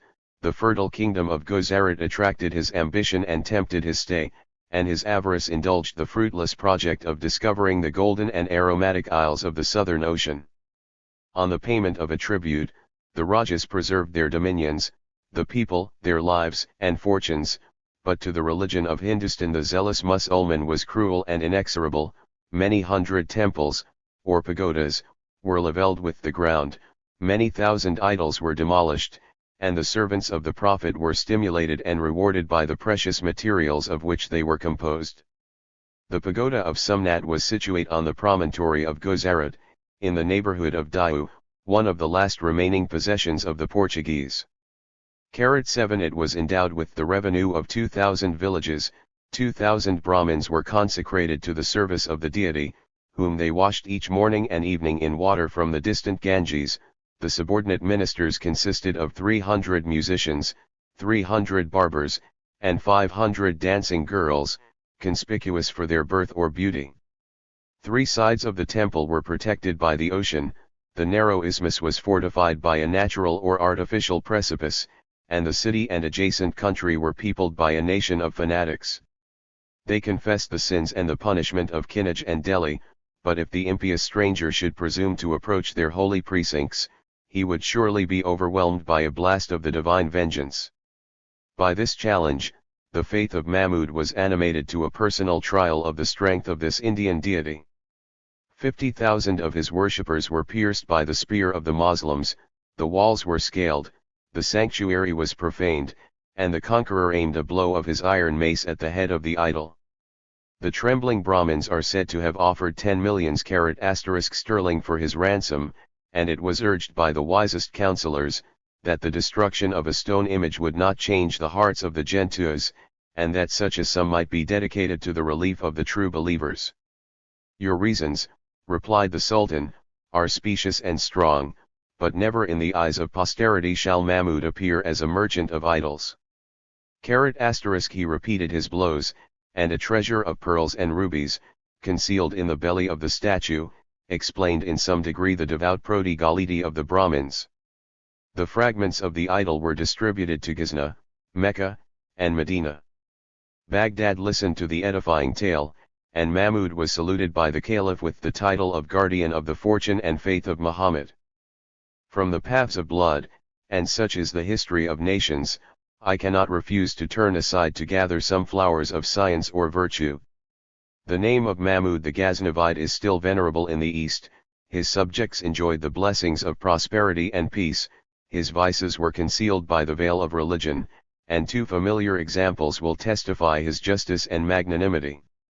As he sat in the divan, an unhappy subject bowed before the throne to accuse the insolence of a Turkish soldier who had driven him from his house and bed.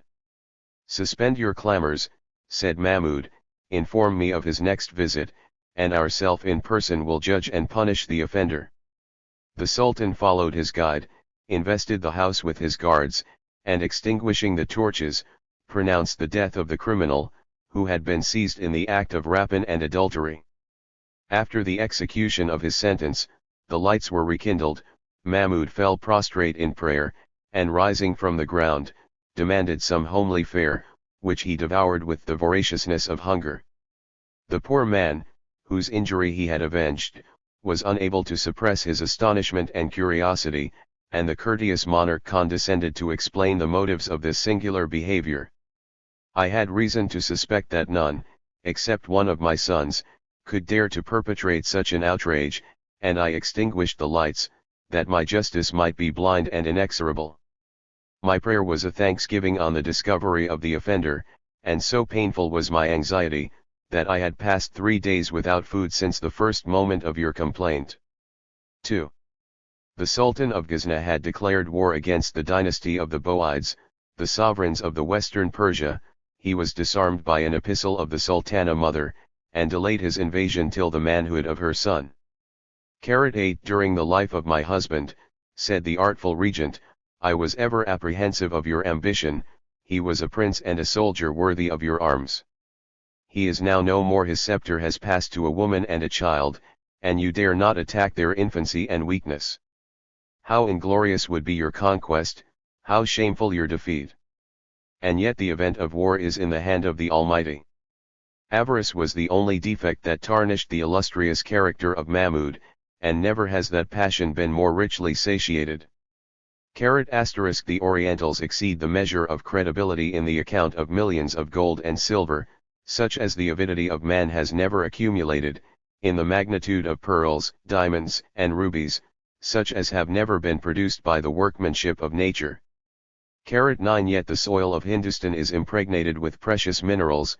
Her trade, in every age, has attracted the gold and silver of the world, and her virgin spoils were rifled by the first of the Mahometan conquerors.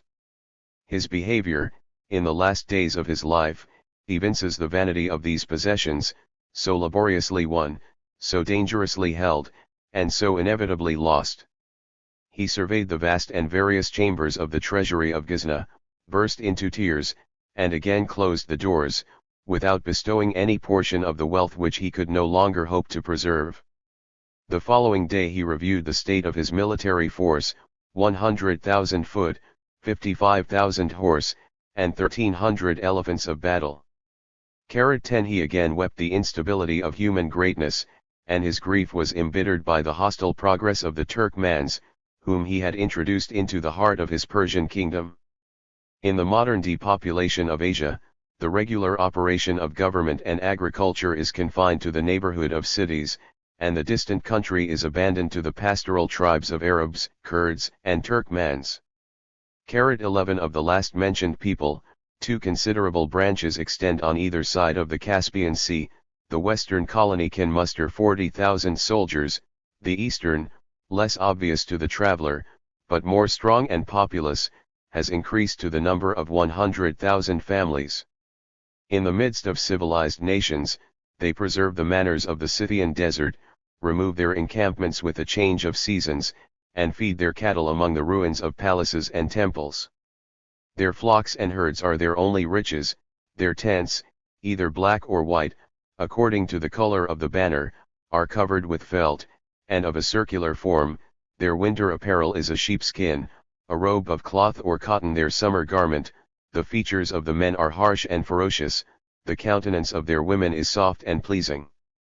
Their wandering life maintains the spirit and exercise of arms, they fight on horseback, and their courage is displayed in frequent contests with each other and with their neighbors. For the license of pasture they pay a slight tribute to the sovereign of the land, but the domestic jurisdiction is in the hands of the chiefs and elders. The first emigration of the Eastern Turkmans, the most ancient of the race, may be ascribed to the 10th century of the Christian era. 12 In the decline of the caliphs, and the weakness of their lieutenants, the barrier of the Jaxartes was often violated. In each invasion, after the victory or retreat of their countrymen, some wandering tribe, embracing the Mahometan faith, obtained a free encampment in the spacious plains and pleasant climate of Transoxiana and Kharazme. The Turkish slaves who aspired to the throne encouraged these emigrations, which recruited their armies, awed their subjects and rivals, and protected the frontier against the wilder natives of Turkestan, and this policy was abused by Mahmud the Ghaznavide beyond the example of former times. He was admonished of his error by the chief of the race of Seljuk, who dwelt in the territory of Bukhara. The Sultan had inquired what supply of men he could furnish for military service. "If you send," replied Ismail, "one of these arrows into our camp, 50,000 of your servants will mount on horseback. And if that number," continued Mahmud, "should not be sufficient, send this second arrow to the horde of Balak, and you will find 50,000 more." "But," said the Ghaznavide, dissembling his anxiety, "if I should stand in need of the whole force of your kindred tribes?" "Dispatch my bow," was the last reply of Ismail, "and as it is circulated around, the summons will be obeyed by 200,000 horse." The apprehension of such formidable friendship induced Mahmud to transport the most obnoxious tribes into the heart of Khorasan, where they would be separated from their brethren of the river Oxus, and enclosed on all sides by the walls of obedient cities. But the face of the country was an object of temptation rather than terror, and the vigor of government was relaxed by the absence and death of the Sultan of Ghazna. The shepherds were converted into robbers, the bands of robbers were collected into an army of conquerors. As far as Isfahan and the Tigris, Persia was afflicted by their predatory inroads, and the Turkmans were not ashamed or afraid to measure their courage and numbers with the proudest sovereigns of Asia. Masoud, the son and successor of Mahmud, had too long neglected the advice of his wisest Amras.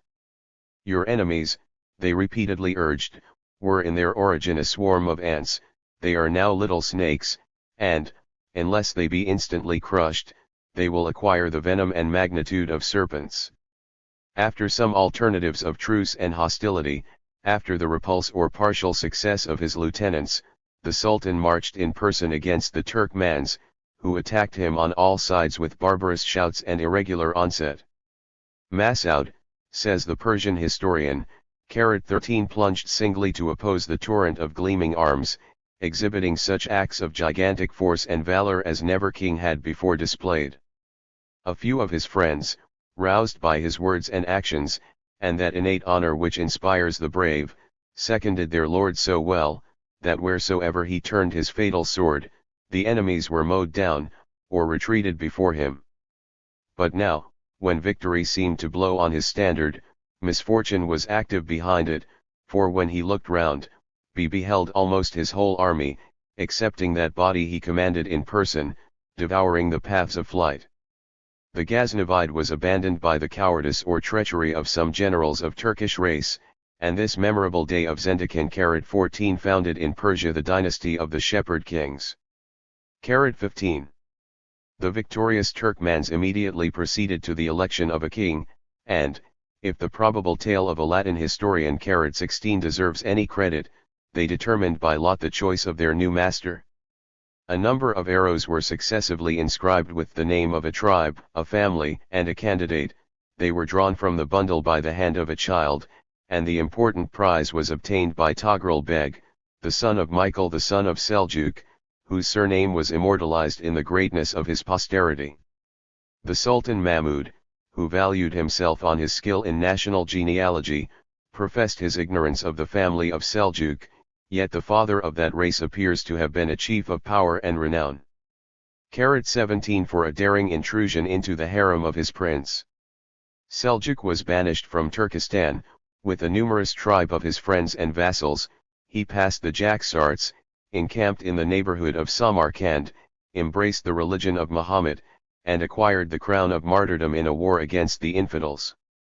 His age, of 107 years, surpassed the life of his son, and Seljuk adopted the care of his two grandsons, Togrul and Jafar, the eldest of whom, at the age of 45, was invested with the title of Sultan, in the royal city of Nishabur. The blind determination of chance was justified by the virtues of the successful candidate. It would be superfluous to praise the valor of a Turk, and the ambition of Togrul 18 was equal to his valor. By his arms, the Ghaznavides were expelled from the eastern kingdoms of Persia, and gradually driven to the banks of the Indus, in search of a softer and more wealthy conquest. In the west he annihilated the dynasty of the Boides, and the scepter of Iraq passed from the Persian to the Turkish nation. The princes who had felt, or who feared, the Seljukian arrows, bowed their heads in the dust. By the conquest of Azerbaijan, or Media, he approached the Roman confines, and the shepherd presumed to dispatch an ambassador, or herald, to demand the tribute and obedience of the Emperor of Constantinople. 19 In his own dominions, Togrul was the father of his soldiers and people. By a firm and equal administration, Persia was relieved from the evils of anarchy, and the same hands which had been imbrued in blood became the guardians of justice and the public peace. The more rustic, perhaps the wisest, portion of the Turkmans 20 continued to dwell in the tents of their ancestors, and, from the Oxus to the Euphrates, these military colonies were protected and propagated by their native princes. But the Turks of the court and city were refined by business and softened by pleasure.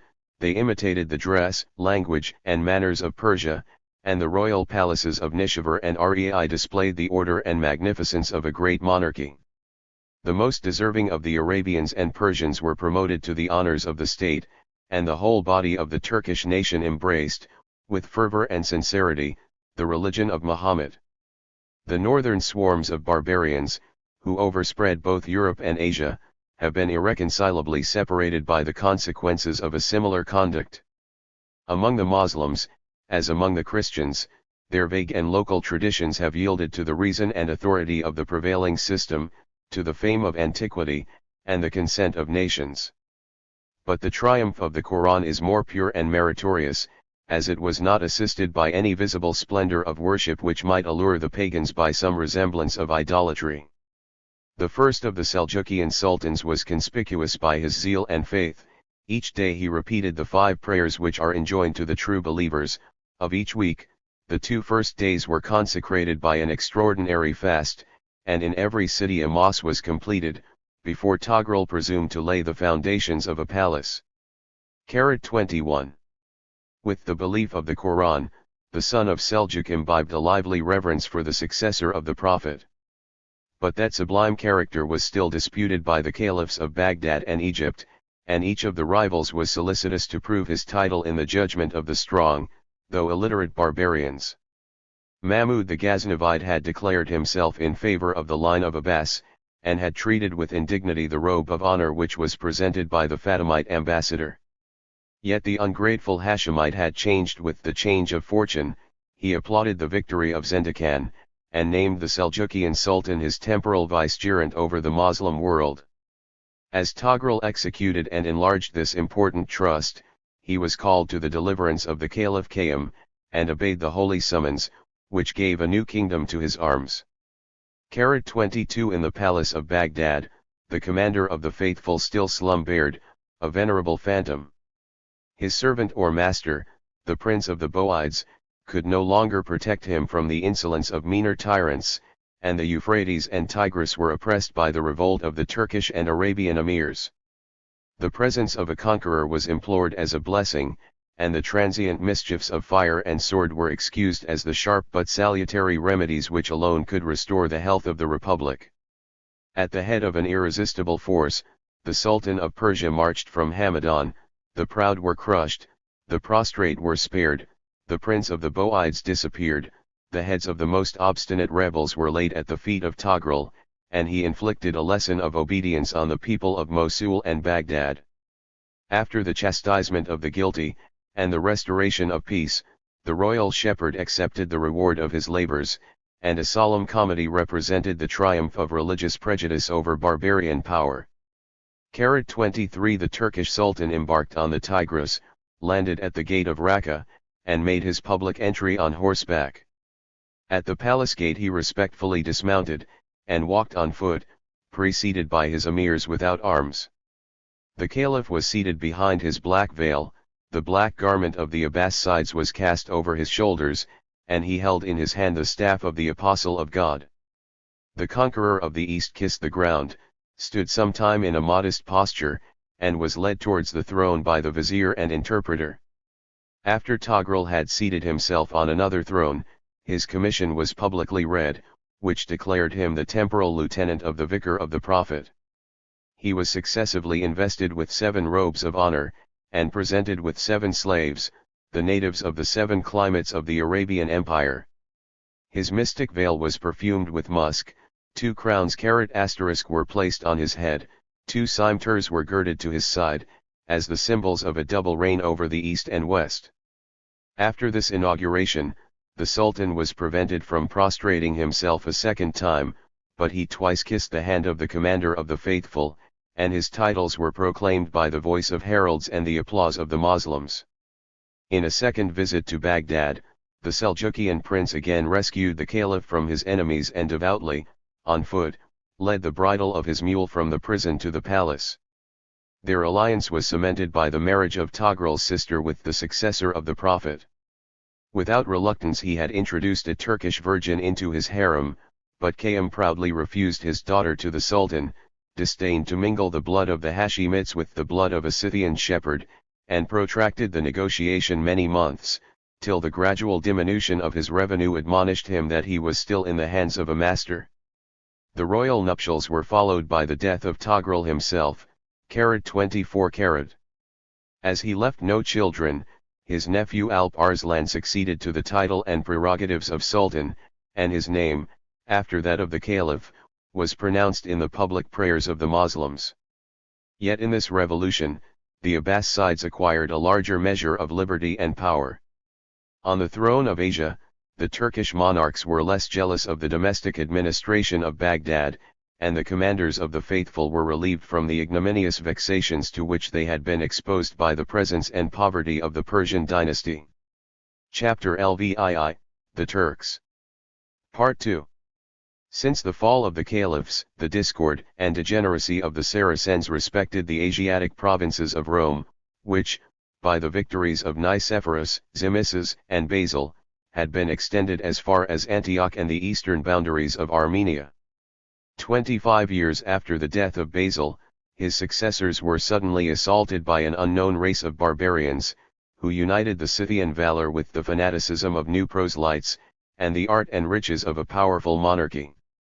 25 The myriads of Turkish horse overspread a frontier of 600 miles from Taurus to Erzurum, and the blood of 130,000 Christians was a grateful sacrifice to the Arabian prophet. Yet the arms of Togrul did not make any deep or lasting impression on the Greek Empire. The torrent rolled away from the open country, the Sultan retired without glory or success from the siege of an Armenian city, the obscure hostilities were continued or suspended with a vicissitude of events, and the bravery of the Macedonian legions renewed the fame of the conqueror of Asia.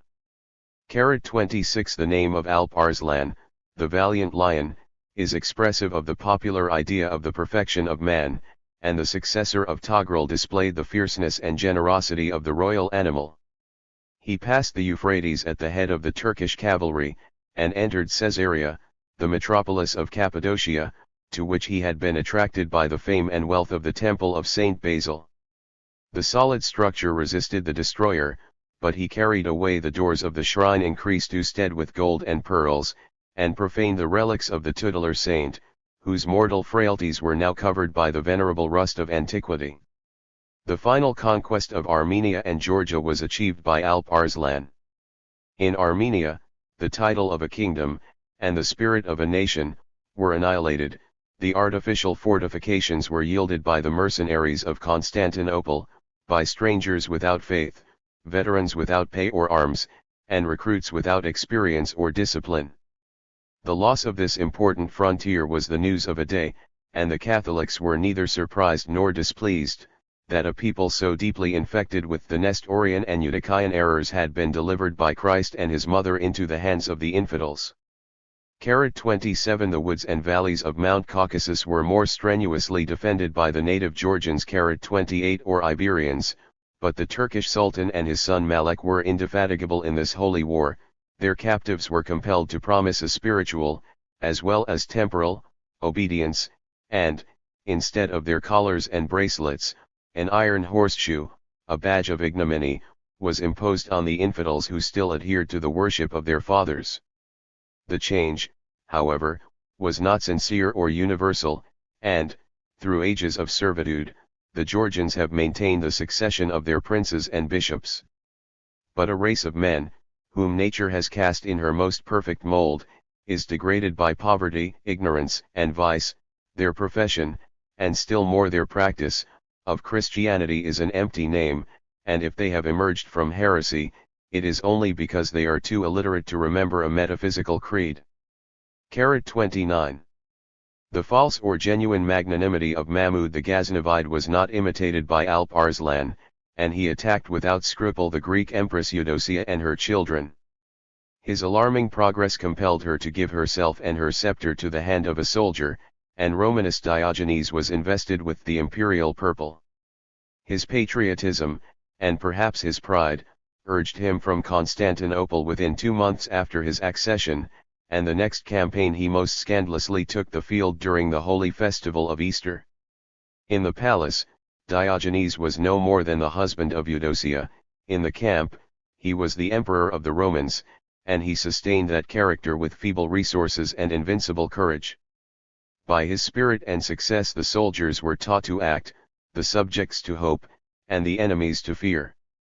The Turks had penetrated into the heart of Phrygia, but the Sultan himself had resigned to his emirs the prosecution of the war, and their numerous detachments were scattered over Asia in the security of conquest. Laden with spoil, and careless of discipline, they were separately surprised and defeated by the Greeks. The activity of the emperor seemed to multiply his presence, and while they heard of his expedition to Antioch, the enemy felt his sword on the hills of Trebizond. In 3 laborious campaigns, the Turks were driven beyond the Euphrates. In the 4th and last, Romanus undertook the deliverance of Armenia. The desolation of the land obliged him to transport a supply of 2 months' provisions, and he marched forwards to the siege of Malazgirt, 30, an important fortress in the midway between the modern cities of Erzurum and Van. His army amounted, at the least, to 100,000 men. The troops of Constantinople were reinforced by the disorderly multitudes of Phrygia and Cappadocia, but the real strength was composed of the subjects and allies of Europe, the legions of Macedonia, and the squadrons of Bulgaria, the Uzi, a Moldavian horde, who were themselves of the Turkish race, 31, and, above all, the mercenary and adventurous bands of French and Normans. Their lances were commanded by the valiant Ursel of Balliol, the kinsman or father of the Scottish kings, 32, and were allowed to excel in the exercise of arms, or, according to the Greek style, in the practice of the Pyrrhic dance. On the report of this bold invasion, which threatened his hereditary dominions, Alp Arslan flew to the scene of action at the head of 40,000 horse. 33 His rapid and skillful evolutions distressed and dismayed the superior numbers of the Greeks, and in the defeat of Basilicius, one of their principal generals, he displayed the first example of his valor and clemency. The imprudence of the emperor had separated his forces after the reduction of Malazgirt. It was in vain that he attempted to recall the mercenary Franks; they refused to obey his summons, he disdained to await their return. The desertion of the Uzi filled his mind with anxiety and suspicion, and against the most salutary advice he rushed forwards to speedy and decisive action. Had he listened to the fair proposals of the Sultan, Romanus might have secured a retreat, perhaps a peace, but in these overtures he supposed the fear or weakness of the enemy, and his answer was conceived in the tone of insult and defiance. If the barbarian wishes for peace, let him evacuate the ground which he occupies for the encampment of the Romans, and surrender his city and palace of Rei as a pledge of his sincerity. Alp Arslan smiled at the vanity of the demand, but he wept the death of so many faithful Moslems, and, after a devout prayer, proclaimed a free permission to all who were desirous of retiring from the field. With his own hands he tied up his horse's tail, exchanged his bow and arrows for a mace and scimitar, clothed himself in a white garment, perfumed his body with musk, and declared that if he were vanquished, that spot should be the place of his burial. 34 The Sultan himself had affected to cast away his missile weapons, but his hopes of victory were placed in the arrows of the Turkish cavalry, whose squadrons were loosely distributed in the form of a crescent. Instead of the successive lines and reserves of the Grecian tactics, Romulus led his army in a single and solid phalanx, and pressed with vigor and impatience the artful and yielding resistance of the barbarians. In this desultory and fruitless combat he spent the greater part of a summer's day, till prudence and fatigue compelled him to return to his camp. But a retreat is always perilous in the face of an active foe, and no sooner had the standard been turned to the rear than the phalanx was broken by the base cowardice, or the baser jealousy, of Andronicus, a rival prince, who disgraced his birth and the purple of the Caesars. 35 The Turkish squadrons poured a cloud of arrows on this moment of confusion and lassitude, and the horns of their formidable crescent were closed in the rear of the Greeks. In the destruction of the army and pillage of the camp, it would be needless to mention the number of the slain or captives. The Byzantine writers deplore the loss of an inestimable pearl. They forgot to mention, that in this fatal day the Asiatic provinces of Rome were irretrievably sacrificed. As long as a hope survived, Romanus attempted to rally and save the relics of his army. When the center, the imperial station, was left naked on all sides, and encompassed by the victorious Turks, he still, with desperate courage, maintained the fight till the close of day, at the head of the brave and faithful subjects who adhered to his standard.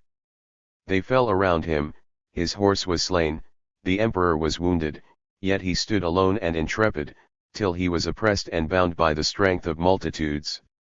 The glory of this illustrious prize was disputed by a slave and a soldier, a slave who had seen him on the throne of Constantinople, and a soldier whose extreme deformity had been excused on the promise of some signal service. Despoiled of his arms, his jewels, and his purple, Romanus spent a dreary and perilous night on the field of battle, amidst a disorderly crowd of the meaner barbarians. In the morning the royal captive was presented to Alp Arslan, who doubted of his fortune, till the identity of the person was ascertained by the report of his ambassadors, and by the more pathetic evidence of Basilicius, who embraced with tears the feet of his unhappy sovereign. The successor of Constantine, in a plebeian habit, was led into the Turkish divan, and commanded to kiss the ground before the Lord of Asia. He reluctantly obeyed, and Alp Arslan, starting from his throne, is said to have planted his foot on the neck of the Roman emperor. 36 But the fact is doubtful, and if, in this moment of insolence, the Sultan complied with the national custom, the rest of his conduct has extorted the praise of his bigoted foes, and may afford a lesson to the most civilized ages. He instantly raised the royal captive from the ground, and thrice clasping his hand with tender sympathy, assured him, that his life and dignity should be inviolate in the hands of a prince who had learned to respect the majesty of his equals and the vicissitudes of fortune. From the divan, Romanus was conducted to an adjacent tent, where he was served with pomp and reverence by the officers of the Sultan, who, twice each day, seated him in the place of honor at his own table. In a free and familiar conversation of 8 days, not a word, not a look, of insult escaped from the conqueror, but he severely censured the unworthy subjects who had deserted their valiant prince in the hour of danger, and gently admonished his antagonist of some errors which he had committed in the management of the war. In the preliminaries of negotiation, Alp Arslan asked him what treatment he expected to receive, and the calm indifference of the emperor displays the freedom of his mind. "If you are cruel," said he, "you will take my life; if you listen to pride, you will drag me at your chariot wheels. If you consult your interest, you will accept a ransom, and restore me to my country. And what, continued the Sultan, would have been your own behavior, had fortune smiled on your arms? The reply of the Greek betrays a sentiment which prudence, and even gratitude, should have taught him to suppress. Had I vanquished, he fiercely said, I would have inflicted on thy body many a stripe. The Turkish conqueror smiled at the insolence of his captive, observed that the Christian law inculcated the love of enemies and forgiveness of injuries, and nobly declared, that he would not imitate an example which he condemned. After mature deliberation, Alp Arslan dictated the terms of liberty and peace, a ransom of 1,000,000, an annual tribute of 360,000 pieces of gold, 37 the marriage of the royal children, and the deliverance of all the Moslems, who were in the power of the Greeks.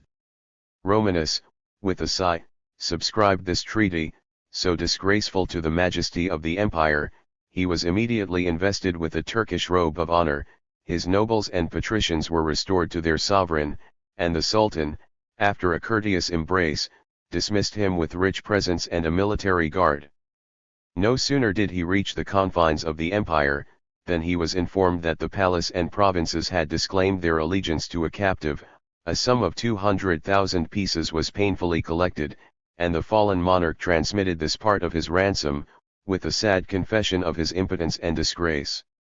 The generosity, or perhaps the ambition, of the Sultan, prepared to espouse the cause of his ally, but his designs were prevented by the defeat, imprisonment, and death, of Romanus Diogenes. 38. In the Treaty of Peace, it does not appear that Alp Arslan extorted any province or city from the captive emperor, and his revenge was satisfied with the trophies of his victory, and the spoils of Anatolia, from Antioch to the Black Sea. The fairest part of Asia was subject to his laws. 1,200 princes, or the sons of princes, stood before his throne, and 200,000 soldiers marched under his banners. The Sultan disdained to pursue the fugitive Greeks, but he meditated the more glorious conquest of Turkestan, the original seat of the House of Seljuk. He moved from Baghdad to the banks of the Oxus, a bridge was thrown over the river, and 20 days were consumed in the passage of his troops. But the progress of the great king was retarded by the governor of Burzum, and Joseph the Kharizmian presumed to defend his fortress against the powers of the East. When he was produced a captive in the royal tent, the Sultan, instead of praising his valor, severely reproached his obstinate folly, and the insolent replies of the rebel provoked a sentence, that he should be fastened to 4 stakes, and left to expire in that painful situation. At this command, the desperate Kharizmian, drawing a dagger, rushed headlong towards the throne. The guards raised their battle axes. Their zeal was checked by Alp Arslan, the most skillful archer of the age. He drew his bow, but his foot slipped, the arrow glanced aside, and he received in his breast the dagger of Joseph, who was instantly cut in pieces. The wound was mortal, and the Turkish prince bequeathed a dying admonition to the pride of kings. In my youth, said Alp Arslan, I was advised by a sage to humble myself before God, to distrust my own strength, and never to despise the most contemptible foe. I have neglected these lessons, and my neglect has been deservedly punished. Yesterday, as from an eminence I beheld the numbers, the discipline, and the spirit, of my armies, the earth seemed to tremble under my feet, and I said in my heart, surely thou art the king of the world, the greatest and most invincible of warriors. These armies are no longer mine, and, in the confidence of my personal strength, I now fall by the hand of an assassin. 39 Alp Arslan possessed the virtues of a Turk and a Mussulman. His voice and stature commanded the reverence of mankind, his face was shaded with long whiskers, and his ample turban was fashioned in the shape of a crown. The remains of the Sultan were deposited in the tomb of the Seljukian dynasty, and the passenger might read and meditate this useful inscription, 40 O ye who have seen the glory of Alp Arslan exalted to the heavens, repair to Maru, and you will behold it buried in the dust. The annihilation of the inscription, and the tomb itself, more forcibly proclaims the instability of human greatness. During the life of Alp Arslan, his eldest son had been acknowledged as the future Sultan of the Turks. On his father's death the inheritance was disputed by an uncle, a cousin, and a brother. They drew their cimeters, and assembled their followers, and the triple victory of Malek Shah 41 established his own reputation and the right of primogeniture. In every age, and more especially in Asia, the thirst of power has inspired the same passions, and occasioned the same disorders, but, from the long series of civil war, it would not be easy to extract a sentiment more pure and magnanimous than is contained in the saying of the Turkish prince. On the eve of the battle, he performed his devotions at Taus, before the tomb of the Imam Riza. As the Sultan rose from the ground, he asked his vizier Nizam, who had knelt beside him, what had been the object of his secret petition. That your arms may be crowned with victory, was the prudent, and most probably the sincere, answer of the minister. For my part, replied the generous Malek, I implored the Lord of hosts that he would take from me my life and crown, if my brother be more worthy than myself to reign over the Moslems. The favorable judgment of heaven was ratified by the Caliph, and for the first time, the sacred title of Commander of the Faithful was communicated to a barbarian. But this barbarian, by his personal merit, and the extent of his empire, was the greatest prince of his age. After the settlement of Persia and Syria, he marched at the head of innumerable armies to achieve the conquest of Turkestan, which had been undertaken by his father. In his passage of the Oxus, the boatman, who had been employed in transporting some troops, complained, that their payment was assigned on the revenues of Antioch. The Sultan frowned at this preposterous choice, but he smiled at the artful flattery of his vizier. It was not to postpone their reward, that I selected those remote places, but to leave a memorial to posterity, that, under your reign, Antioch and the Oxus were subject to the same sovereign. But this description of his limits was unjust and parsimonious. Beyond the Oxus, he reduced to his obedience the cities of Bokhara, Kharazm, and Samarkand, and crushed each rebellious slave, or independent savage, who dared to resist. Malek passed the Sihon or Jaxartes, the last boundary of Persian civilization. The hordes of Turkestan yielded to his supremacy, his name was inserted on the coins, and in the prayers of Kashgar, a Tartar kingdom on the extreme borders of China. From the Chinese frontier, he stretched his immediate jurisdiction or feudatory sway to the west and south, as far as the mountains of Georgia, the neighborhood of Constantinople, the holy city of Jerusalem, and the spicy groves of Arabia Felix. Instead of resigning himself to the luxury of his harem, the shepherd king, both in peace and war, was in action and in the field. By the perpetual motion of the royal camp, each province was successively blessed with his presence, and he is said to have perambulated 12 times the wide extent of his dominions, which surpassed the Asiatic reign of Cyrus and the caliphs. Of these expeditions, the most pious and splendid was the pilgrimage of Mecca. The freedom and safety of the caravans were protected by his arms, the citizens and pilgrims were enriched by the profusion of his alms, and the desert was cheered by the places of relief and refreshment, which he instituted for the use of his brethren. Hunting was the pleasure, and even the passion, of the Sultan, and his train consisted of 47,000 horses, but after the massacre of a Turkish chase, for each piece of game, he bestowed a piece of gold on the poor, a slight atonement, at the expense of the people, for the cost and mischief of the amusement of kings. In the peaceful prosperity of his reign, the cities of Asia were adorned with palaces and hospitals, with mosques and colleges. Few departed from his divan without reward, and none without justice. The language and literature of Persia revived under the house of Seljuk.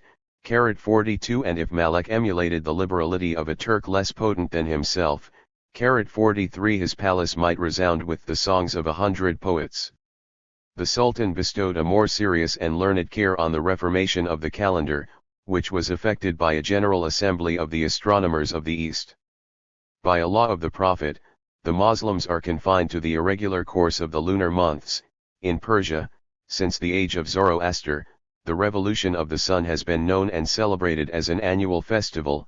44 But after the fall of the Magian Empire, the intercalation had been neglected, the fractions of minutes and hours were multiplied into days, and the date of the springs was removed from the sign of Aries to that of Pisces. The reign of Malek was illustrated by the Gelalian era, and all errors, either past or future, were corrected by a computation of time, which surpasses the Julian, and approaches the accuracy of the Gregorian, style. 45. In a period when Europe was plunged in the deepest barbarism, the light and splendor of Asia may be ascribed to the docility rather than the knowledge of the Turkish conquerors.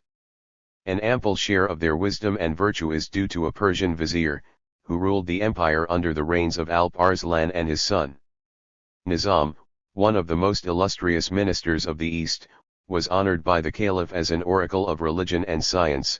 He was trusted by the Sultan as the faithful vicegerent of his power and justice. After an administration of 30 years, the fame of the vizier, his wealth, and even his services, were transformed into crimes. He was overthrown by the insidious arts of a woman and a rival, and his fall was hastened by a rash declaration, that his cap and inkhorn, the badges of his office, were connected by the divine decree with the throne and diadem of the Sultan. At the age of 93 years, the venerable statesman was dismissed by his master, accused by his enemies, and murdered by a fanatic. The last words of Nizam attested his innocence, and the remainder of Malek's life was short and inglorious. From Isfahan, the scene of this disgraceful transaction, the Sultan moved to Baghdad, with the design of transplanting the Caliph, and of fixing his own residence in the capital of the Moslem world. The feeble successor of Muhammad obtained a respite of 10 days, and before the expiration of the term, the barbarian was summoned by the angel of death. His ambassadors at Constantinople had asked in marriage a Roman princess, but the proposal was decently eluded, and the daughter of Alexius, who might herself have been the victim, expresses her abhorrence of his unnatural conjunction. 46. The daughter of the Sultan was bestowed on the Caliph Muqtadi, with the imperious condition, that, renouncing the society of his wives and concubines, he should forever confine himself to this honorable alliance. Chapter LVII, The Turks. Part 3. The greatness and unity of the Turkish Empire expired in the person of Malek Shah. His vacant throne was disputed by his brother and his 4 sons, Karad. And, after a series of civil wars, the treaty which reconciled the surviving candidates confirmed a lasting separation in the Persian dynasty, the eldest and principal branch of the House of Seljuk. The 3 younger dynasties were those of Kerman, of Syria, and of Rum.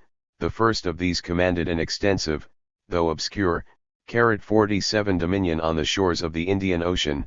48 The second expelled the Arabian princes of Aleppo and Damascus, and the third, our peculiar care, invaded the Roman provinces of Asia Minor. The generous policy of Malek contributed to their elevation.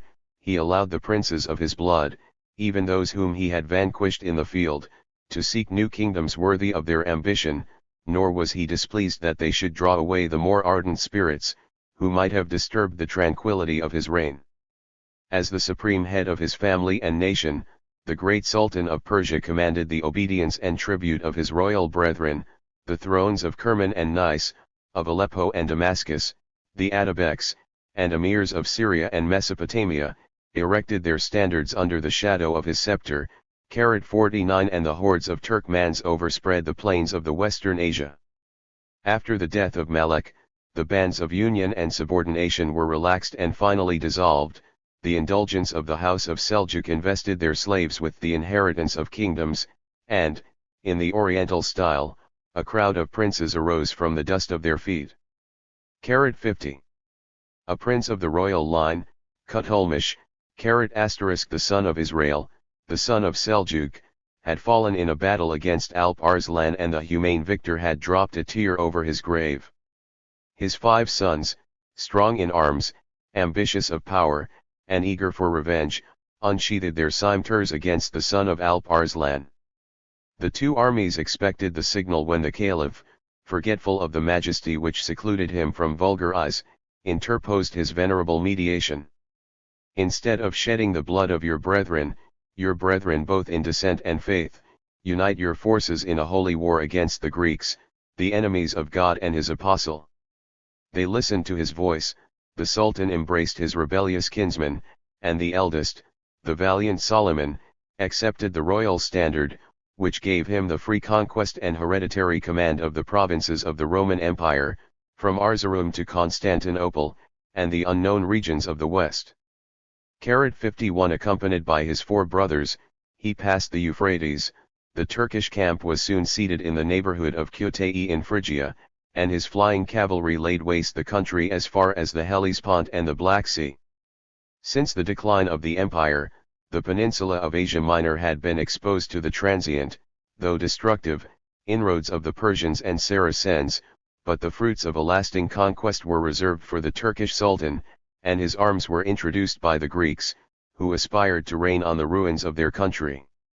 Since the captivity of Romanus, 6 years the feeble son of Eudocia had trembled under the weight of the imperial crown, till the provinces of the east and west were lost in the same month by a double rebellion. Of either chief Nicephorus was the common name, but the surnames of Bryennius and Botaniates distinguish the European and Asiatic candidates. Their reasons, or rather their promises, were weighed in the divan, and, after some hesitation, Solomon declared himself in favor of Botaniates, opened a free passage to his troops in their march from Antioch to Nice, and joined the banner of the crescent to that of the cross. After his ally had ascended the throne of Constantinople, the Sultan was hospitably entertained in the suburb of Chrysopolis or Scutari, and a body of 2,000 Turks was transported into Europe, to whose dexterity and courage the new emperor was indebted for the defeat and captivity of his rival, Bryennius. But the conquest of Europe was dearly purchased by the sacrifice of Asia.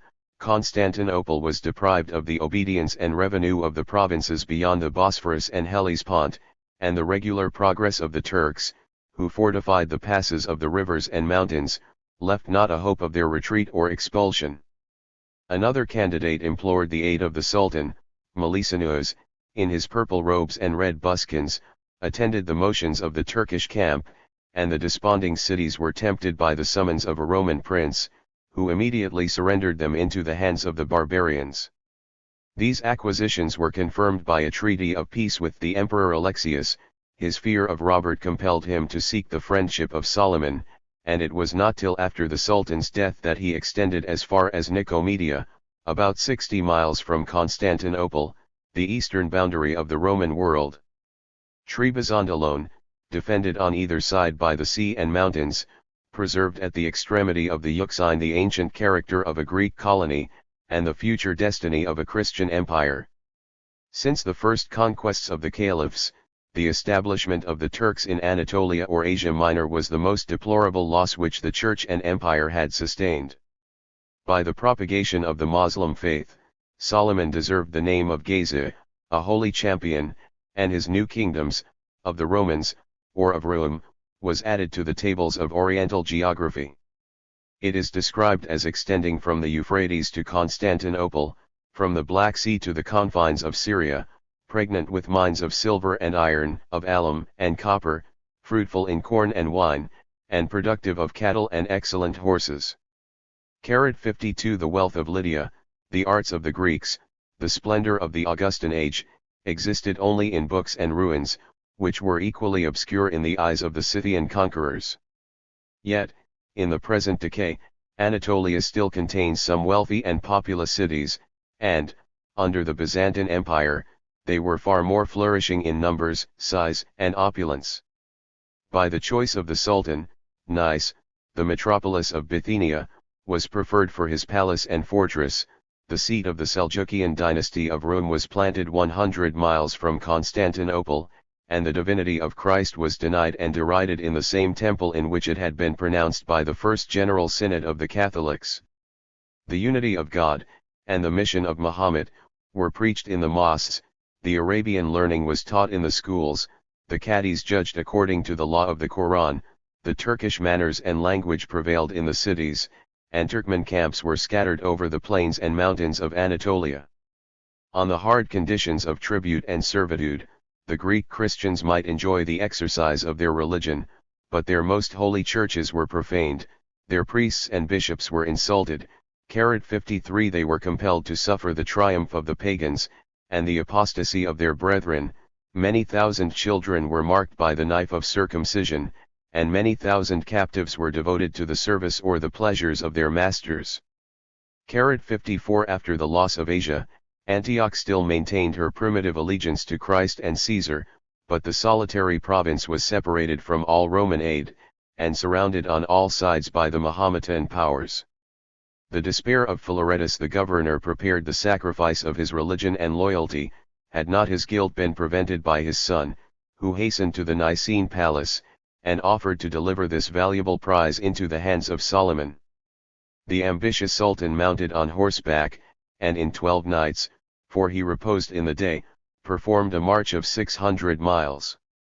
Antioch was oppressed by the speed and secrecy of his enterprise, and the dependent cities, as far as Laodicea and the confines of Aleppo, 55 obeyed the example of the metropolis. From Laodicea to the Thracian Bosphorus, or arm of St. George, the conquests and reign of Solomon extended 30 days' journey in length, and in breadth about 10 or 15, between the rocks of Lycia and the Black Sea. 56 The Turkish ignorance of navigation protected, for a while, the inglorious safety of the emperor, but no sooner had a fleet of 200 ships been constructed by the hands of the captive Greeks, than Alexius trembled behind the walls of his capital. His plaintive epistles were dispersed over Europe, to excite the compassion of the Latins, and to paint the danger, the weakness, and the riches of the city of Constantine. 57 But the most interesting conquest of the Seljukian Turks was that of Jerusalem, 58 which soon became the theater of nations. In their capitulation with Omar, the inhabitants had stipulated the assurance of their religion and property, but the articles were interpreted by a master against whom it was dangerous to dispute, and in the 400 years of the reign of the caliphs, the political climate of Jerusalem was exposed to the vicissitudes of storm and sunshine. 59 By the increase of proselytes and population, the Mahometans might excuse the usurpation of 3/4 of the city, but a peculiar quarter was resolved for the patriarch with his clergy and people. A tribute of 2 pieces of gold was the price of protection, and the sepulchre of Christ, with the church of the resurrection, was still left in the hands of his votaries. Of these votaries, the most numerous and respectable portion were strangers to Jerusalem. The pilgrimages to the Holy Land had been stimulated, rather than suppressed, by the conquest of the Arabs, and the enthusiasm which had always prompted these perilous journeys, was nourished by the congenial passions of grief and indignation. A crowd of pilgrims from the east and west continued to visit the Holy Sepulchre, and the adjacent sanctuaries, more especially at the festival of Easter, and the Greeks and Latins, the Nestorians and Jacobites, the Copts and Abyssinians, the Armenians and Georgians, maintained the chapels, the clergy, and the poor of their respective communions. The harmony of prayer in so many various tongues, the worship of so many nations in the common temple of their religion, might have afforded a spectacle of edification and peace, but the zeal of the Christian sects was embittered by hatred and revenge, and in the kingdom of a suffering Messiah, who had pardoned his enemies, they aspired to command and persecute their spiritual brethren. The preeminence was asserted by the spirit and numbers of the Franks, and the greatness of Charlemagne 60 protected both the Latin pilgrims and the Catholics of the East. The poverty of Carthage, Alexandria, and Jerusalem, was relieved by the alms of that pious emperor, and many monasteries of Palestine were founded or restored by his liberal devotion. Harun al-Rashid, the greatest of the Abbasides, esteemed in his Christian brother a similar supremacy of genius and power. Their friendship was cemented by a frequent intercourse of gifts and embassies, and the caliph, without resigning the substantial dominion, presented the emperor with the keys of the Holy Sepulchre, and perhaps of the city of Jerusalem. In the decline of the Carlovingian monarchy, the Republic of Amalfi promoted the interest of trade and religion in the East. Her vessels transported the Latin pilgrims to the coasts of Egypt and Palestine, and deserved, by their useful imports, the favor and alliance of the Fatimite caliphs. 61 An annual fair was instituted on Mount Calvary, and the Italian merchants founded the convent and hospital of St. John of Jerusalem, the cradle of the monastic and military order, which has since reigned in the Isles of Rhodes and of Malta. Had the Christian pilgrims been content to revere the tomb of a prophet, the disciples of Muhammad, instead of blaming, would have imitated their piety, but these rigid Unitarians were scandalized by a worship which represents the birth, death, and resurrection of a God. The Catholic images were branded with the name of idols, and the Muslims smiled with indignation. 62 at the miraculous flame which was kindled on the eve of Easter in the Holy Sepulchre. 63 This pious fraud, first devised in the 9th century, 64 was devoutly cherished by the Latin Crusaders, and is annually repeated by the clergy of the Greek, Armenian, and Coptic sects. 65 who impose on the credulous spectators. 66 for their own benefit, and that of their tyrants. In every age, a principle of toleration has been fortified by a sense of interest, and the revenue of the prince and his emir was increased each year, by the expense and tribute of so many thousand strangers. The revolution which transferred the scepter from the Abbasides to the Fatimites was a benefit, rather than an injury, to the Holy Land. A sovereign resident in Egypt was more sensible of the importance of Christian trade, and the emirs of Palestine were less remote from the justice and power of the throne. But the third of these Fatimite caliphs was the famous Hakam, 67 a frantic youth, who was delivered by his impiety and despotism from the fear either of God or man, and whose reign was a wild mixture of vice and folly. Regardless of the most ancient customs of Egypt, he imposed on the women an absolute confinement. The restraint excited the clamors of both sexes, their clamors provoked his fury. A part of Old Cairo was delivered to the flames, and the guards and citizens were engaged many days in a bloody conflict. At first the caliph declared himself a zealous Mussulman, the founder or benefactor of mosques and colleges. 1,290 copies of the Quran were transcribed at his expense in letters of gold, and his edict extirpated the vineyards of the Upper Egypt. But his vanity was soon flattered by the hope of introducing a new religion. He aspired above the fame of a prophet, and styled himself the visible image of the Most High God, who, after 9 apparitions on earth, was at length manifest in his royal person. At the name of Hakam, the Lord of the living and the dead, every knee was bent in religious adoration. His mysteries were performed on a mountain near Cairo. 16,000 converts had signed his profession of faith, and at the present hour, a free and warlike people, the Druzes of Mount Libanus, are persuaded of the life and divinity of a madman and tyrant. 68 In his divine character, Hakam hated the Jews and Christians, as the servants of his rivals, while some remains of prejudice or prudence still pleaded in favor of the law of Muhammad. Both in Egypt and Palestine, his cruel and wanton persecution made some martyrs and many apostles. The common rights and special privileges of the sectaries were equally disregarded, and a general interdict was laid on the devotion of strangers and natives. The temple of the Christian world, the Church of the Resurrection, was demolished to its foundations. The luminous prodigy of Easter was interrupted, and much profane labor was exhausted to destroy the cave in the rock which properly constitutes the Holy Sepulchre. At the report of this sacrilege, the nations of Europe were astonished and afflicted, but instead of arming in the defense of the Holy Land, they contented themselves with burning, or banishing, the Jews, as the secret advisers of the impious barbarian. 69 Yet the calamities of Jerusalem were in some measure alleviated by the inconstancy or repentance of Hakam himself, and the royal mandate was sealed for the restitution of the churches, when the tyrant was assassinated by the emissaries of his sister. The succeeding caliphs resumed the maxims of religion and policy. A free toleration was again granted. With the pious aid of the Emperor of Constantinople, the Holy Sepulchre arose from its ruins, and, after a short abstinence, the pilgrims returned with an increase of appetite to the spiritual feast. 70 In the sea voyage of Palestine, the dangers were frequent, and the opportunities rare, but the conversion of Hungary opened a safe communication between Germany and Greece. The charity of Saint Stephen, the apostle of his kingdom, relieved and conducted his itinerant brethren. 71 And from Belgrade to Antioch, they traversed 1,500 miles of a Christian empire. Among the Franks, the zeal of pilgrimage prevailed beyond the example of former times, and the roads were covered with multitudes of either sex, and of every rank, who professed their contempt of life, so soon as they should have kissed the tomb of their Redeemer. Princes and prelates abandoned the care of their dominions, and the numbers of these pious caravans were a prelude to the armies which marched in the ensuing age under the banner of the cross. About 30 years before the First Crusade, the Archbishop of Mainz, with the bishops of Utrecht, Bamberg, and Ratisbon, undertook this laborious journey from the Rhine to the Jordan, and the multitude of their followers amounted to 7,000 persons. At Constantinople, they were hospitably entertained by the emperor, but the ostentation of their wealth provoked the assault of the wild Arabs.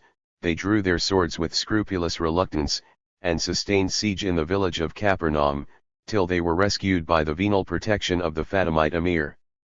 After visiting the holy places, they embarked for Italy, but only a remnant of 2,000 arrived in safety in their native land. Ingulphius, a secretary of William the Conqueror, was a companion of this pilgrimage. He observes that they sailed from Normandy, 30 stout and well-appointed horsemen, but that they repassed the Alps, 20 miserable palmers, with the staff in their hand, and the wallet at their back. 72. After the defeat of the Romans, the tranquility of the Fatimite caliphs was invaded by the Turks. 73. One of the lieutenants of Malek Shah, Atsiz the Kharizmian, marched into Syria at the head of a powerful army, and reduced Damascus by famine and the sword. Hems, and the other cities of the province, acknowledged the Caliph of Baghdad and the Sultan of Persia, and the victorious emir advanced without resistance to the banks of the Nile. The Fatimite was preparing to fly into the heart of Africa, but the Negroes of his guard and the inhabitants of Cairo made a desperate sally, and repulsed the Turk from the confines of Egypt. In his retreat he indulged the license of slaughter and rapine. The judge and notaries of Jerusalem were invited to his camp, and their execution was followed by the massacre of 3,000 citizens. The cruelty or the defeat of Atsiz was soon punished by the Sultan Tukush, the brother of Malek Shah, who, with a higher title and more formidable powers, asserted the dominion of Syria and Palestine. The house of Seljuk reigned about 20 years in Jerusalem, 74. But the hereditary command of the holy city and territory was intrusted or abandoned to the emir Ortok, the chief of a tribe of Turkmans, whose children, after their expulsion from Palestine, formed two dynasties on the borders of Armenia and Assyria. 75. The Oriental Christians and the Latin pilgrims deplored a revolution, which, instead of the regular government and old alliance of the caliphs, imposed on their necks the iron yoke of the strangers of the north. 76. In his court and camp the great Sultan had adopted in some degree the arts and manners of Persia, but the body of the Turkish nation, and more especially the pastoral tribes, still breathed the fierceness of the desert. From Nice to Jerusalem, the western countries of Asia were a scene of foreign and domestic hostility, and the shepherds of Palestine, who held a precarious sway on a doubtful frontier, had neither leisure nor capacity to await the slow profits of commercial and religious freedom. The pilgrims, who, through innumerable perils, had reached the gates of Jerusalem, were the victims of private rapine or public oppression, and often sunk under the pressure of famine and disease, before they were permitted to salute the Holy Sepulchre. A spirit of native barbarism, or recent zeal, prompted the Turkmans to insult the clergy of every sect. The patriarch was dragged by the hair along the pavement, and cast into a dungeon, to extort a ransom from the sympathy of his flock, and the divine worship in the Church of the Resurrection was often disturbed by the savage rudeness of its masters. The pathetic tale excited the millions of the West to march under the standard of the cross to the relief of the Holy Land, and yet how trifling is the sum of these accumulated evils, if compared with the single act of the sacrilege of Hakam, which had been so patiently endured by the Latin Christians. A slighter provocation inflamed the more irascible temper of their descendants. A new spirit had arisen of religious chivalry and papal dominion, a nerve was touched of exquisite feeling, and the sensation vibrated to the heart of Europe. Chapter Laïn, the First Crusade. Part I. Origin and numbers of the First Crusade. Characters of the Latin princes. Their march to Constantinople. Policy of the Greek Emperor Alexius. Conquest of Nice, Antioch, and Jerusalem, by the Franks. Deliverance of the Holy Sepulchre. Godfrey of Bouillon, first king of Jerusalem. Institutions of the French or Latin Kingdom. About 20 years after the conquest of Jerusalem by the Turks, the Holy Sepulchre was visited by a hermit of the name of Peter, a native of Amiens, in the province of Picardy (1 in France. His resentment and sympathy were excited by his own injuries and the oppression of the Christian name. He mingled his tears with those of the patriarch, and earnestly inquired, if no hopes of relief could be entertained from the Greek emperors of the East. The patriarch exposed the vices and weakness of the successors of Constantine. "I will rouse," exclaimed the hermit, "the martial nations of Europe in your cause," and Europe was obedient to the call of the hermit. The astonished patriarch dismissed him with epistles of credit and complaint, and no sooner did he land at Bari, than Peter hastened to kiss the feet of the Roman pontiff. His stature was small, his appearance contemptible, but his eye was keen and lively, and he possessed that vehemence of speech, which seldom fails to impart the persuasion of the soul. Too, he was born of a gentleman's family, for we must now adopt a modern idiom, and his military service was under the neighboring counts of Boulogne, the heroes of the First Crusade. But he soon relinquished the sword and the world, and if it be true, that his wife, however noble, was aged and ugly, he might withdraw, with the less reluctance, from her bed to a convent, and at length to a hermitage. In this austere solitude, his body was emaciated, his fancy was inflamed, whatever he wished, he believed, whatever he believed, he saw in dreams and revelations. From Jerusalem the pilgrim returned an accomplished fanatic, but as he excelled in the popular madness of the times, Pope Urban II received him as a prophet, applauded his glorious design, promised to support it in a general council, and encouraged him to proclaim the deliverance of the Holy Land. Invigorated by the approbation of the pontiff, his zealous missionary traversed, with speed and success, the provinces of Italy and France. His diet was abstemious, his prayers long and fervent, and the alms which he received with one hand, he distributed with the other. His head was bare, his feet naked, his meager body was wrapped in a coarse garment, he bore and displayed a weighty crucifix, and the ass on which he rode was sanctified, in the public eye, by the service of the man of God. He preached to innumerable crowds in the churches, the streets, and the highways. The hermit entered with equal confidence the palace and the cottage, and the people, for all was people, was impetuously moved by his call to repentance and arms. When he painted the sufferings of the natives and pilgrims of Palestine, every heart was melted to compassion, every breast glowed with indignation. When he challenged the warriors of the age to defend their brethren, and rescue their Savior, his ignorance of art and language was compensated by sighs, and tears, and ejaculations, and Peter supplied the deficiency of reason by loud and frequent appeals to Christ and his mother, to the saints and angels of paradise, with whom he had personally conversed. The most perfect orator of Athens might have envied the success of his eloquence. The rustic enthusiast inspired the passions which he felt, and Christendom expected with impatience the counsels and decrees of the Supreme Pontiff. The magnanimous spirit of Gregory VII had already embraced the design of arming Europe against Asia. The ardor of his zeal and ambition still breathes in his epistles. From either side of the Alps, 50,000 Catholics had enlisted under the banner of St. Peter. 3 And his successor reveals his intention of marching at their head against the impious sectaries of Mahomet.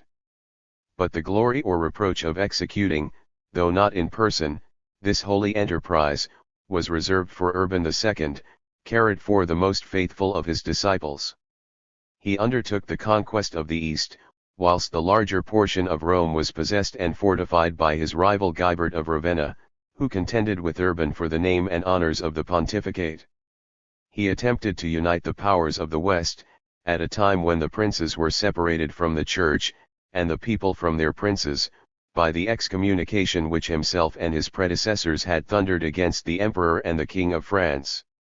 Philip I, of France, supported with patience the censures which he had provoked by his scandalous life and adulterous marriage. Henry IV, of Germany, asserted the right of investitures, the prerogative of confirming his bishops by the delivery of the ring and crozier. But the emperor's party was crushed in Italy by the arms of the Normans and the Countess Matilda, and the long quarrel had been recently envenomed by the revolt of his son Conrad and the shame of his wife, Carrot V, who, in the synods of Constance and Placentia, confessed the manifold prostitutions to which she had been exposed by a husband regardless of her honor and his own.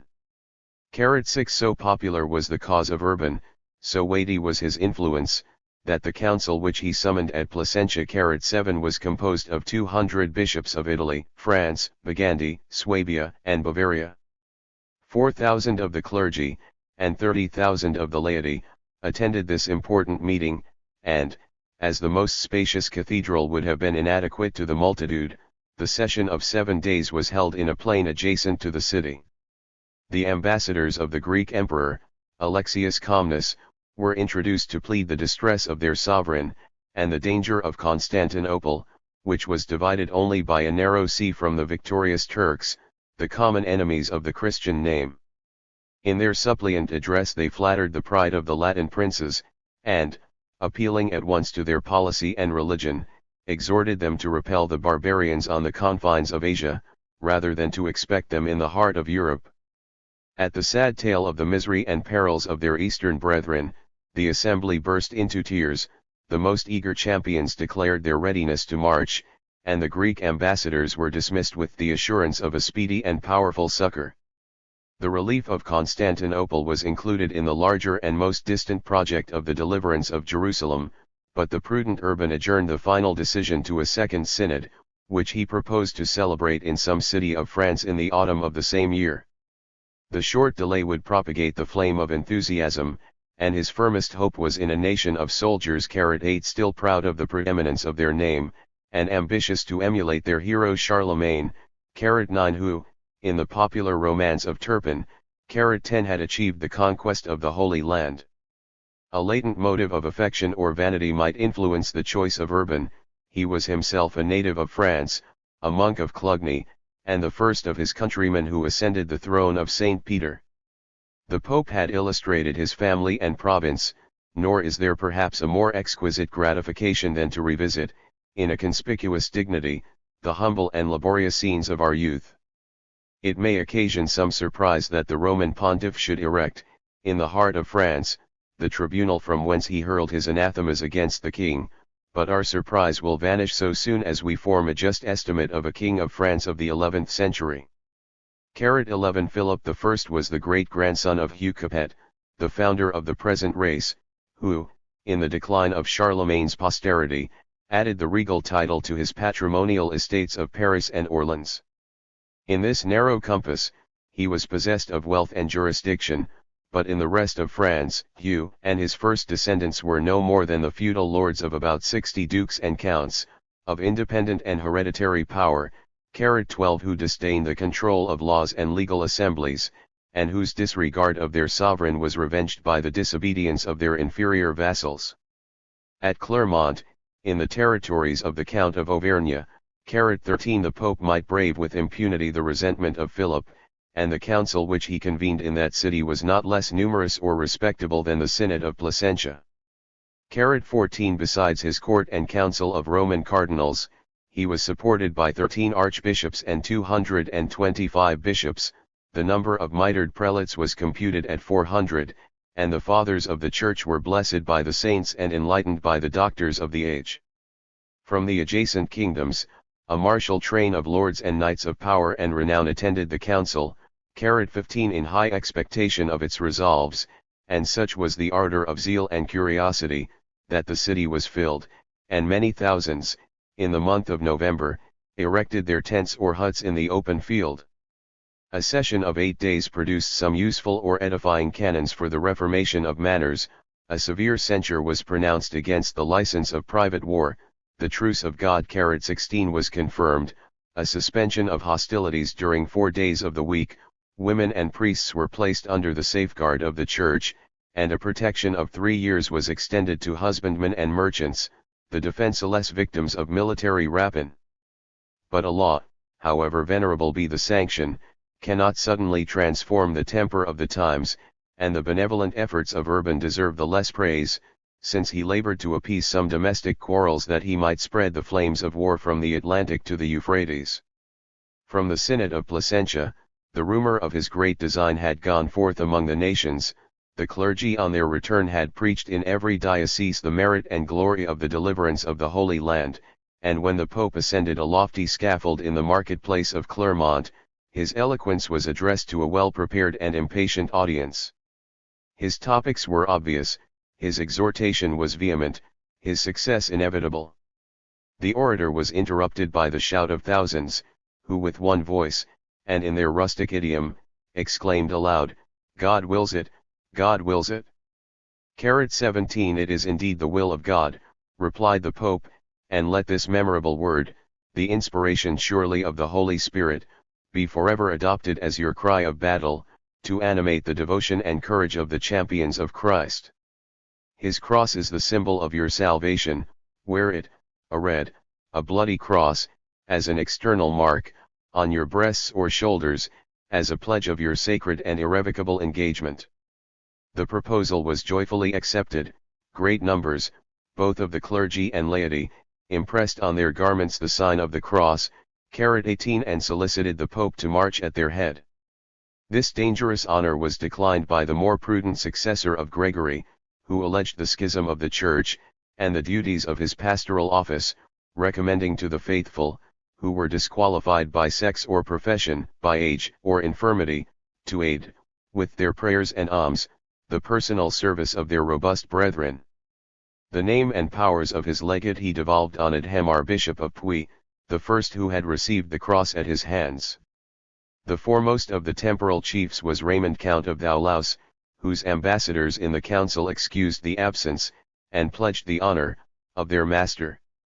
After the confession and absolution of their sins, the champions of the cross were dismissed with a superfluous admonition to invite their countrymen and friends, and their departure for the Holy Land was fixed to the festival of the Assumption, the 15th of August, of the ensuing year. 19. So familiar, and as it were so natural to man, is the practice of violence, that our indulgence allows the slightest provocation, the most disputable right, as a sufficient ground of national hostility. But the name and nature of a holy war demands a more rigorous scrutiny, nor can we hastily believe, that the servants of the Prince of Peace would unsheath the sword of destruction, unless the motive were pure, the quarrel legitimate, and the necessity inevitable. The policy of an action may be determined from the tardy lessons of experience, but, before we act, our conscience should be satisfied of the justice and propriety of our enterprise. In the age of the Crusades, the Christians, both of the East and West, were persuaded of their lawfulness and merit. Their arguments are clouded by the perpetual abuse of scripture and rhetoric, but they seem to insist on the right of natural and religious defense, their peculiar title to the Holy Land, and the impiety of their pagan and Mahometan foes. 20. The right of a just defense may fairly include our civil and spiritual allies. It depends on the existence of danger, and that danger must be estimated by the twofold consideration of the malice, and the power, of our enemies. A pernicious tenet has been imputed to the Mahometans, the duty of extirpating all other religions by the sword.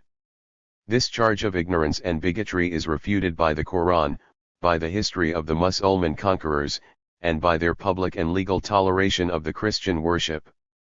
But it cannot be denied, that the Oriental churches are depressed under their iron yoke, that, in peace and war, they assert a divine and infeasible claim of universal empire, and that, in their orthodox creed, the unbelieving nations are continually threatened with the loss of religion or liberty.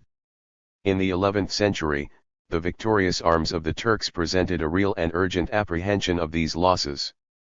They had subdued, in less than 30 years, the kingdoms of Asia, as far as Jerusalem and the Hellespont, and the Greek Empire tottered on the verge of destruction.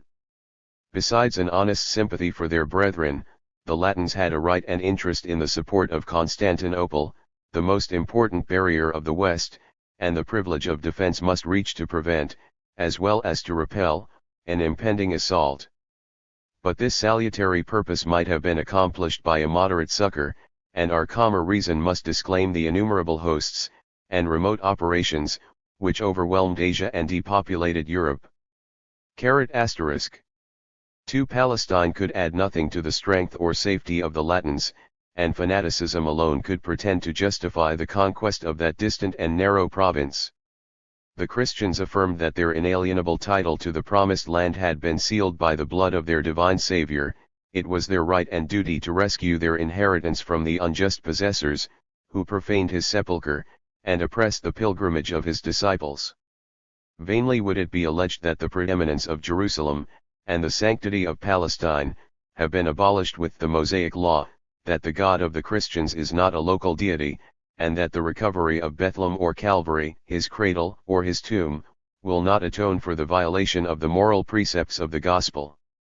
Such arguments glance aside from the leaden shield of superstition, and the religious mind will not easily relinquish its hold on the sacred ground of mystery and miracle. 3. But the holy wars which have been waged in every climate of the globe, from Egypt to Livonia, and from Peru to Hindustan, require the support of some more general and flexible tenet. It has been often supposed, and sometimes affirmed, that a difference of religion is a worthy cause of hostility, that obstinate unbelievers may be slain or subdued by the champions of the cross, and that grace is the sole fountain of dominion as well as of mercy. Above 400 years before the First Crusade, the eastern and western provinces of the Roman Empire had been acquired about the same time, and in the same manner, by the barbarians of Germany and Arabia. Time and treaties had legitimated the conquest of the Christian Franks, but in the eyes of their subjects and neighbors, the Mahometan princes were still tyrants and usurpers, who, by the arms of war or rebellion, might be lawfully driven from their unlawful possession. 21. As the manners of the Christians were relaxed, their discipline of penance 22 was enforced, and with the multiplication of sins, the remedies were multiplied. In the primitive church, a voluntary and open confession prepared the work of atonement.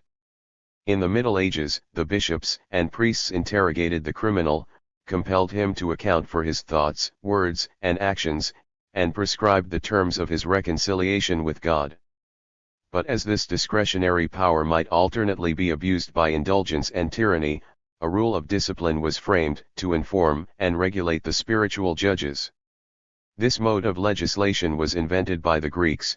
Their penitentials 23 were translated, or imitated, in the Latin Church, and, in the time of Charlemagne, the clergy of every diocese were provided with a code, which they prudently concealed from the knowledge of the vulgar. In this dangerous estimate of crimes and punishments, each case was supposed, each difference was remarked, by the experience or penetration of the monks. Some sins are enumerated which innocence could not have suspected, and others which reason cannot believe, and the more ordinary offenses of fornication and adultery, of perjury and sacrilege, of rapine and murder, were expiated by a penance, which, according to the various circumstances, was prolonged from 40 days to 7 years. During this term of mortification, the patient was healed, the criminal was absolved, by a salutary regimen of fasts and prayers. The disorder of his dress was expressive of grief and remorse, and he humbly abstained from all the business and pleasure of social life. But the rigid execution of these laws would have depopulated the palace, the camp, and the city. The barbarians of the West believed and trembled, but nature often rebelled against principle, and the magistrate labored without effect to enforce the jurisdiction of the priest. A literal accomplishment of penance was indeed impracticable. The guilt of adultery was multiplied by daily repetition, that of homicide might involve the massacre of a whole people. Each act was separately numbered, and, in those times of anarchy and vice, a modest sinner might easily incur a debt of 300 years. His insolvency was relieved by a commutation, or indulgence. A year of penance was appreciated at 26 solidi 24 of silver, about £4 sterling, for the rich, at 3 solidi, or 9 shillings, for the indigent, and these alms were soon appropriated to the use of the church. which derived, from the redemption of sins, an inexhaustible source of opulence and dominion. A debt of 300 years, or £1,200, was enough to impoverish a plentiful fortune. The scarcity of gold and silver was supplied by the alienation of land, and the princely donations of Pepin and Charlemagne are expressly given for the remedy of their soul.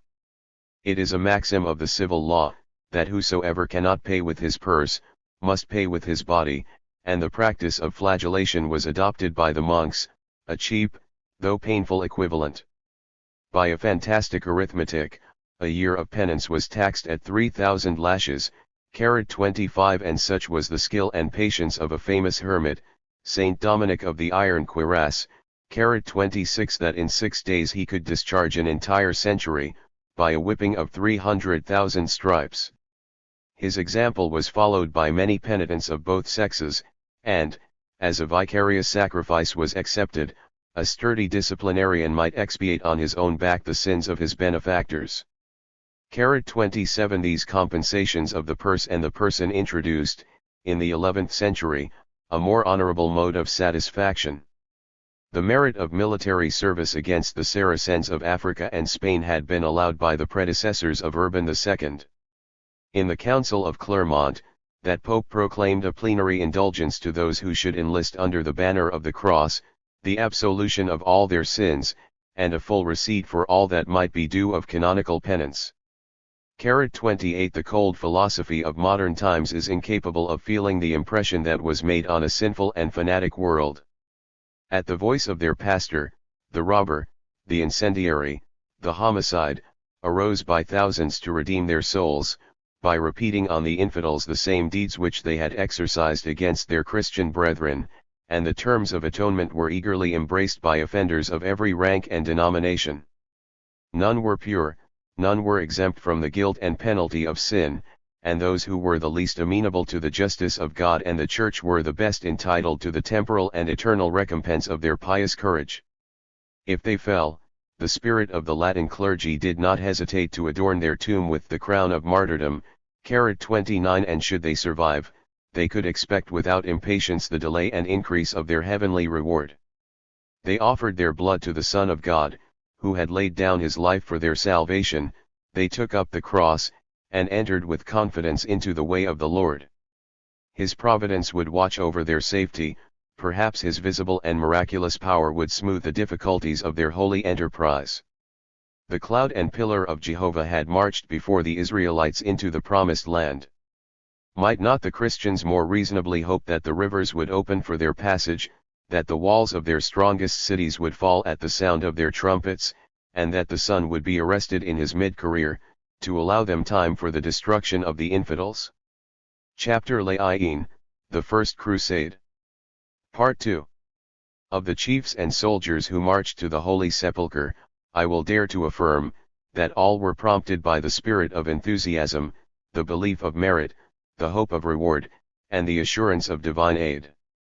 But I am equally persuaded, that in many it was not the sole, that in some it was not the leading, principle of action.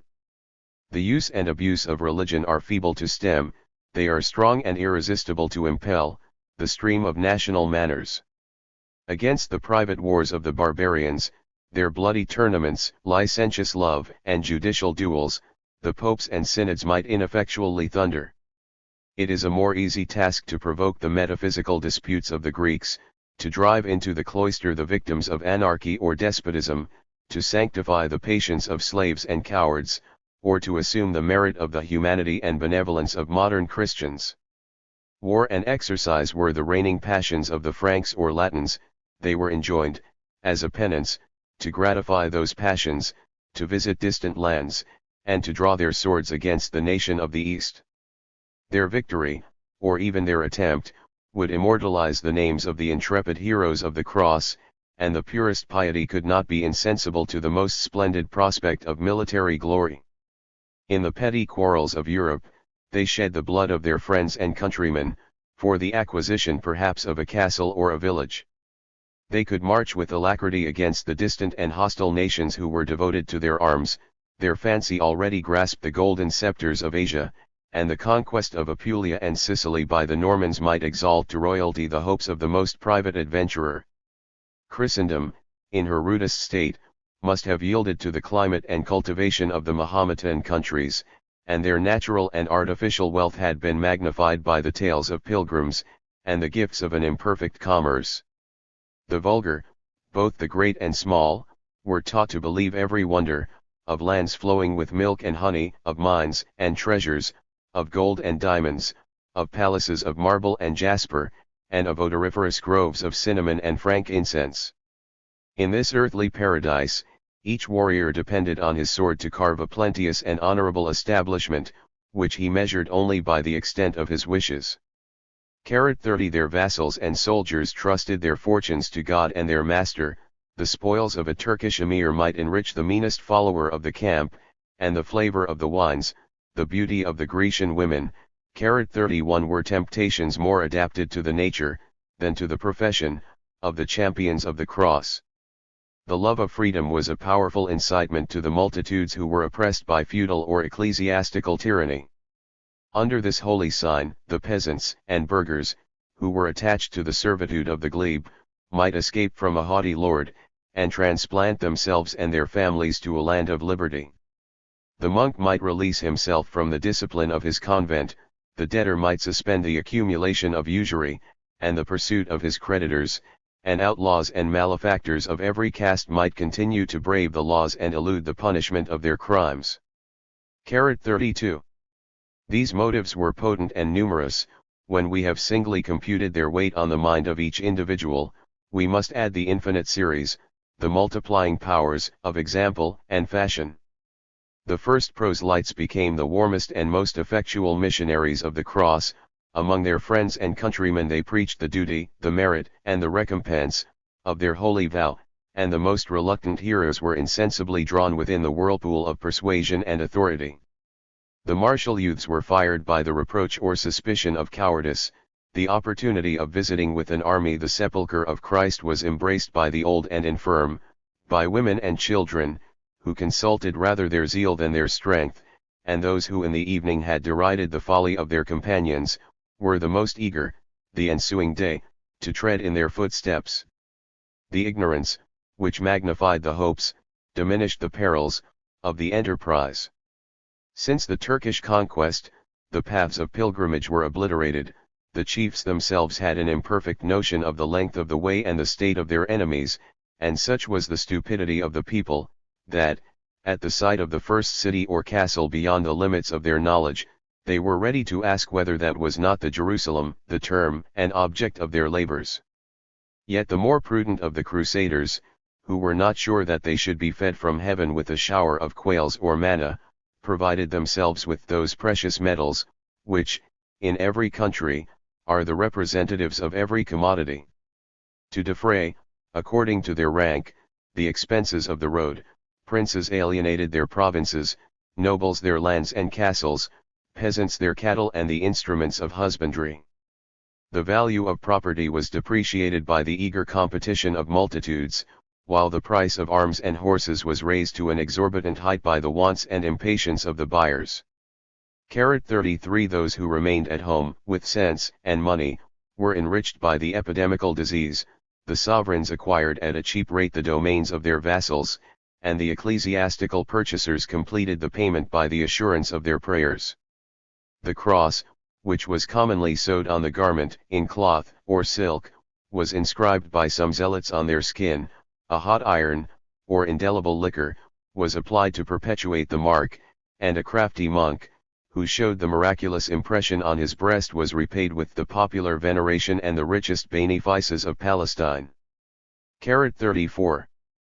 The 15th of August had been fixed in the Council of Clermont for the departure of the pilgrims, but the day was anticipated by the thoughtless and needy crowd of plebeians, and I shall briefly dispatch the calamities which they inflicted and suffered, before I enter on the more serious and successful enterprise of the chiefs. Early in the spring, from the confines of France and Lorraine, above 60,000 of the populace of both sexes flocked round the first missionary of the crusade, and pressed him with clamorous importunity to lead them to the Holy Sepulchre.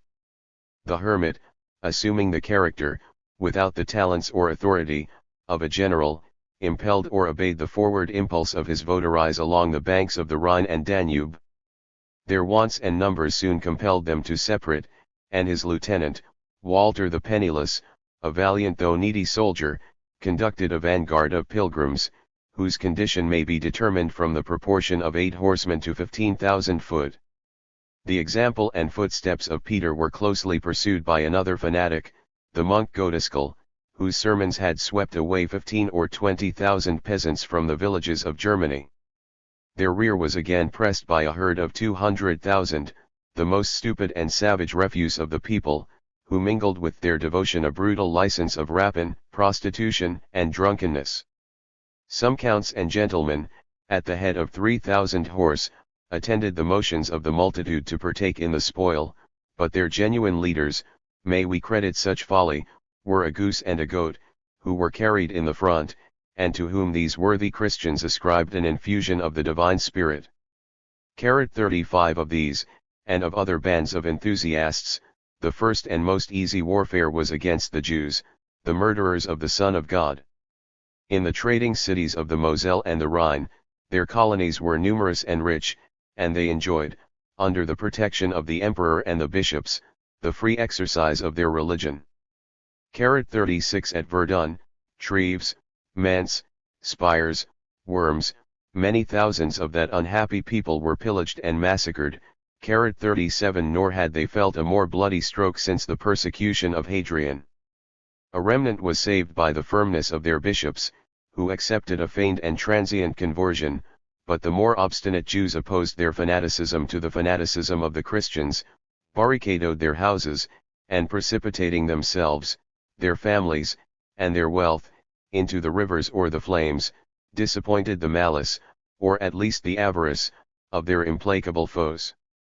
Between the frontiers of Austria and the seat of the Byzantine monarchy, the Crusaders were compelled to traverse as interval of 600 miles, the wild and desolate countries of Hungary, 38 and Bulgaria. The soil is fruitful, and intersected with rivers, but it was then covered with morasses and forests, which spread to a boundless extent, whenever man has ceased to exercise his dominion over the earth. Both nations had imbibed the rudiments of Christianity. The Hungarians were ruled by their native princes, the Bulgarians by a lieutenant of the Greek emperor, but, on the slightest provocation, their ferocious nature was rekindled, and ample provocation was afforded by the disorders of the first pilgrims. Agriculture must have been unskilful and languid among a people, whose cities were built of reeds and timber, which were deserted in the summer season for the tents of hunters and shepherds. A scanty supply of provisions was rudely demanded, forcibly seized, and greedily consumed, and on the first quarrel, the Crusaders gave a loose to indignation and revenge. But their ignorance of the country, of war, and of discipline, exposed them to every snare. The Greek prefect of Bulgaria commanded a regular force, at the trumpet of the Hungarian king, the 8th or the 10th of his martial subjects bent their bows and mounted on horseback. Their policy was insidious, and their retaliation on these pious robbers was unrelenting and bloody. 39 About a third of the naked fugitives, and the hermit Peter was of the number, escaped to the Thracian mountains, and the emperor, who respected the pilgrimage and succor of the Latins, conducted them by secure and easy journeys to Constantinople, and advised them to await the arrival of their brethren. For a while they remembered their faults and losses, but no sooner were they revived by the hospitable entertainment, than their venom was again inflamed. They stung their benefactor, and neither gardens, nor palaces, nor churches, were safe from their depredations. For his own safety, Alexius allured them to pass over to the Asiatic side of the Bosphorus, but their blind impetuosity soon urged them to desert the station which he had assigned, and to rush headlong against the Turks, who occupied the road to Jerusalem. The hermit, conscious of his shame, had withdrawn from the camp to Constantinople, and his lieutenant, Walter the Penniless, who was worthy of a better command, attempted without success to introduce some order and prudence among the herd of savages. They separated in quest of prey, and themselves fell an easy prey to the arts of the Sultan. By a rumor that their foremost companions were rioting in the spoils of his capital, Solomon tempted the main body to descend into the plain of Nice, they were overwhelmed by the Turkish arrows, and a pyramid of bones 40 informed their companions of the place of their defeat. Of the first Crusaders, 300,000 had already perished, before a single city was rescued from the infidels, before their graver and more noble brethren had completed the preparations of their enterprise. 41. To save time and space, I shall represent, in a short table, the particular references to the great events of the First Crusade. None of the great sovereigns of Europe embarked their persons in the First Crusade. The Emperor Henry IV was not disposed to obey the summons of the Pope, Philip I of France was occupied by his pleasures, William Rufus of England by a recent conquest, the Kings of Spain were engaged in a domestic war against the Moors, and the northern monarchs of Scotland, Denmark, 42 Sweden, and Poland, were yet strangers to the passions and interests of the south. The religious ardor was more strongly felt by the princes of the second order, who held an important place in the feudal system. Their situation will naturally cast under four distinct heads the review of their names and characters, but I may escape some needless repetition, by observing at once, that courage and the exercise of arms are the common attribute of these Christian adventurers. The first rank both in war and council is justly due to Godfrey of Bouillon, and happy would it have been for the Crusaders, if they had trusted themselves to the sole conduct of that accomplished hero, a worthy representative of Charlemagne, from whom he was descended in the female line. His father was of the noble race of the Counts of Boulogne, Brabant, the lower province of Lorraine, 43 was the inheritance of his mother, and by the emperor's bounty he was himself invested with that ducal title, which has been improperly transferred to his lordship of Bouillon in the Ardennes. 44 In the service of Henry IV, he bore the great standard of the empire, and pierced with his lance the breast of Rodolphe, the rebel king. Godfrey was the first who ascended the walls of Rome, and his sickness, his vow, perhaps his remorse for bearing arms against the Pope, confirmed an early resolution of visiting the Holy Sepulchre, not as a pilgrim, but a deliverer. His valor was matured by prudence and moderation, his piety, though blind, was sincere, and, in the tumult of a camp, he practiced the real and fictitious virtues of a convent. Superior to the private factions of the chiefs, he reserved his enmity for the enemies of Christ, and though he gained a kingdom by the attempt, his pure and disinterested zeal was acknowledged by his rivals. Godfrey of Bouillon 45 was accompanied by his two brothers, by Eustace the elder, who had succeeded to the county of Boulogne, and by the younger, Baldwin, a character of more ambiguous virtue. The Duke of Lorraine was alike celebrated on either side of the Rhine. From his birth and education, he was equally conversant with the French and Teutonic languages. The barons of France, Germany, and Lorraine assembled their vassals, and the Confederate force that marched under his banner was composed of 80,000 foot and about 10,000 horse. 2. In the Parliament that was held at Paris, in the king's presence, about 2 months after the Council of Clermont, Hugh, Count of Vermandois, was the most conspicuous of the princes who assumed the cross. But the appellation of the Great was applied, not so much to his merit or possessions, though neither were contemptible, as to the royal birth of the brother of the King of France. 46 Robert, Duke of Normandy, was the eldest son of William the Conqueror, but on his father's death he was deprived of the kingdom of England, by his own indolence and the activity of his brother Rufus. The worth of Robert was degraded by an excessive levity and easiness of temper, his cheerfulness seduced him to the indulgence of pleasure, his profuse liberality impoverished the prince and people, his indiscriminate clemency multiplied the number of offenders, and the amiable qualities of a private man became the essential defects of a sovereign. For the trifling sum of 10,000 marks, he mortgaged Normandy during his absence to the English usurper, 47 But his engagement and behavior in the Holy War announced in Robert a reformation of manners, and restored him in some degree to the public esteem. Another Robert was Count of Flanders, a royal province, which, in this century, gave 3 queens to the thrones of France, England, and Denmark. he was surnamed the sword and lance of the Christians, but in the exploits of a soldier he sometimes forgot the duties of a general. Stephen, Count of Chartres, of Blois and of Troyes, was one of the richest princes of the age, and the number of his castles has been compared to the 365 days of the year. His mind was improved by literature, and, in the council of the chiefs, the eloquent Stephen 48 was chosen to discharge the office of their president. These four were the principal leaders of the French, the Normans, and the Pilgrims of the British Isles, but the list of the barons who were possessed of 3 or 4 towns would exceed, says a contemporary, the catalogue of the Trojan War. 49-3. In the south of France, the command was assumed by Adhemar Bishop of Puy, the Propagate, and by Raymond Count of St. Giles and Thoulouse, who added the prouder titles of Duke of Narbonne and Marquis of Provence. The former was a respectable prelate, alike qualified for this world and the next. The latter was a veteran warrior, who had fought against the Saracens of Spain, and who consecrated his declining age, not only to the deliverance, but to the perpetual service, of the Holy Sepulchre. His experience and riches gave him a strong ascendant in the Christian camp, whose distress he was often able, and sometimes willing, to relieve.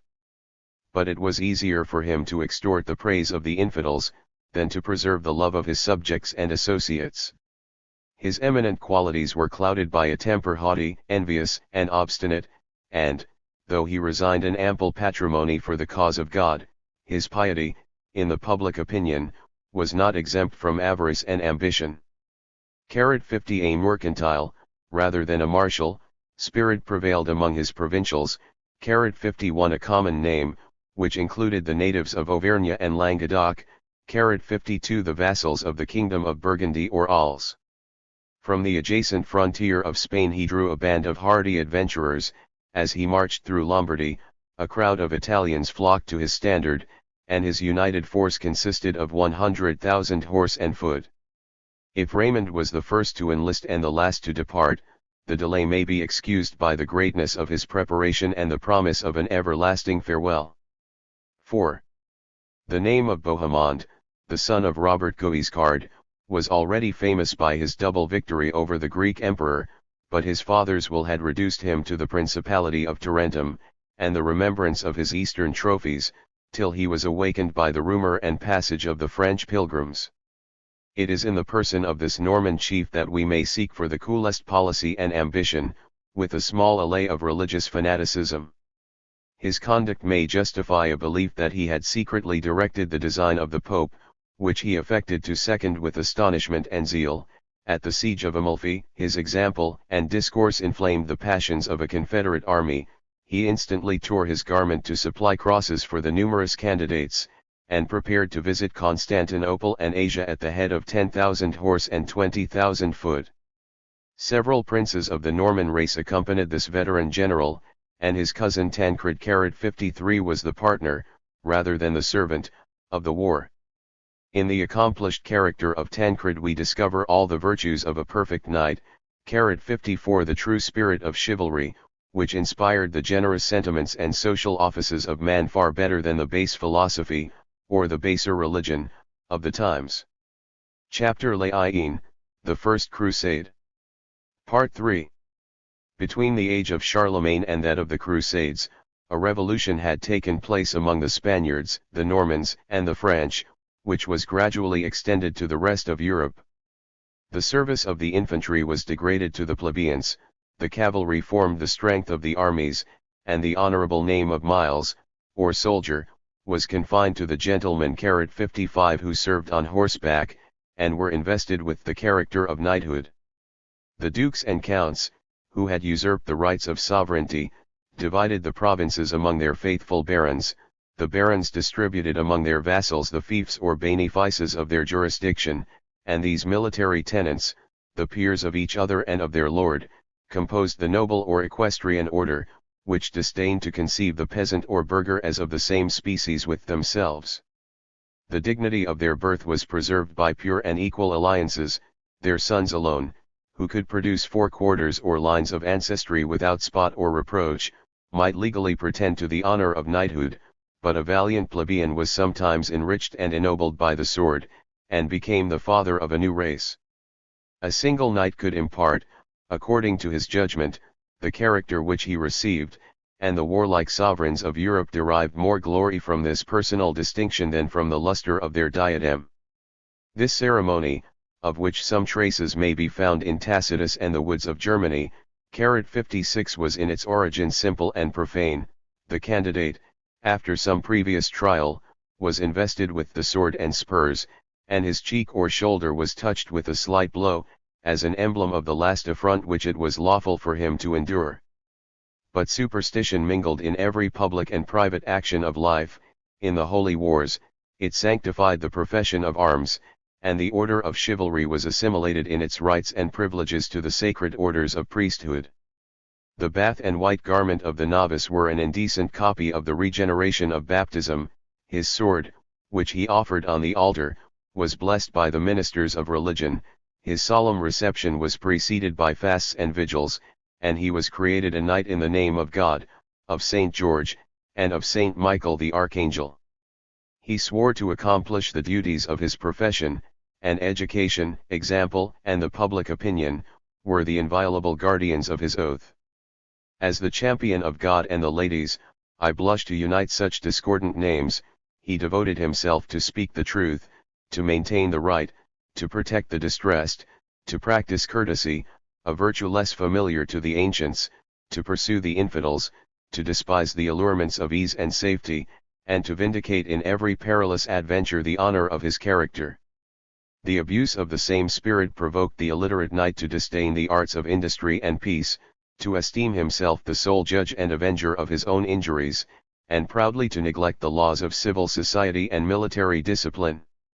Yet the benefits of this institution, to refine the temper of barbarians, and to infuse some principles of faith, justice, and humanity, were strongly felt, and have been often observed.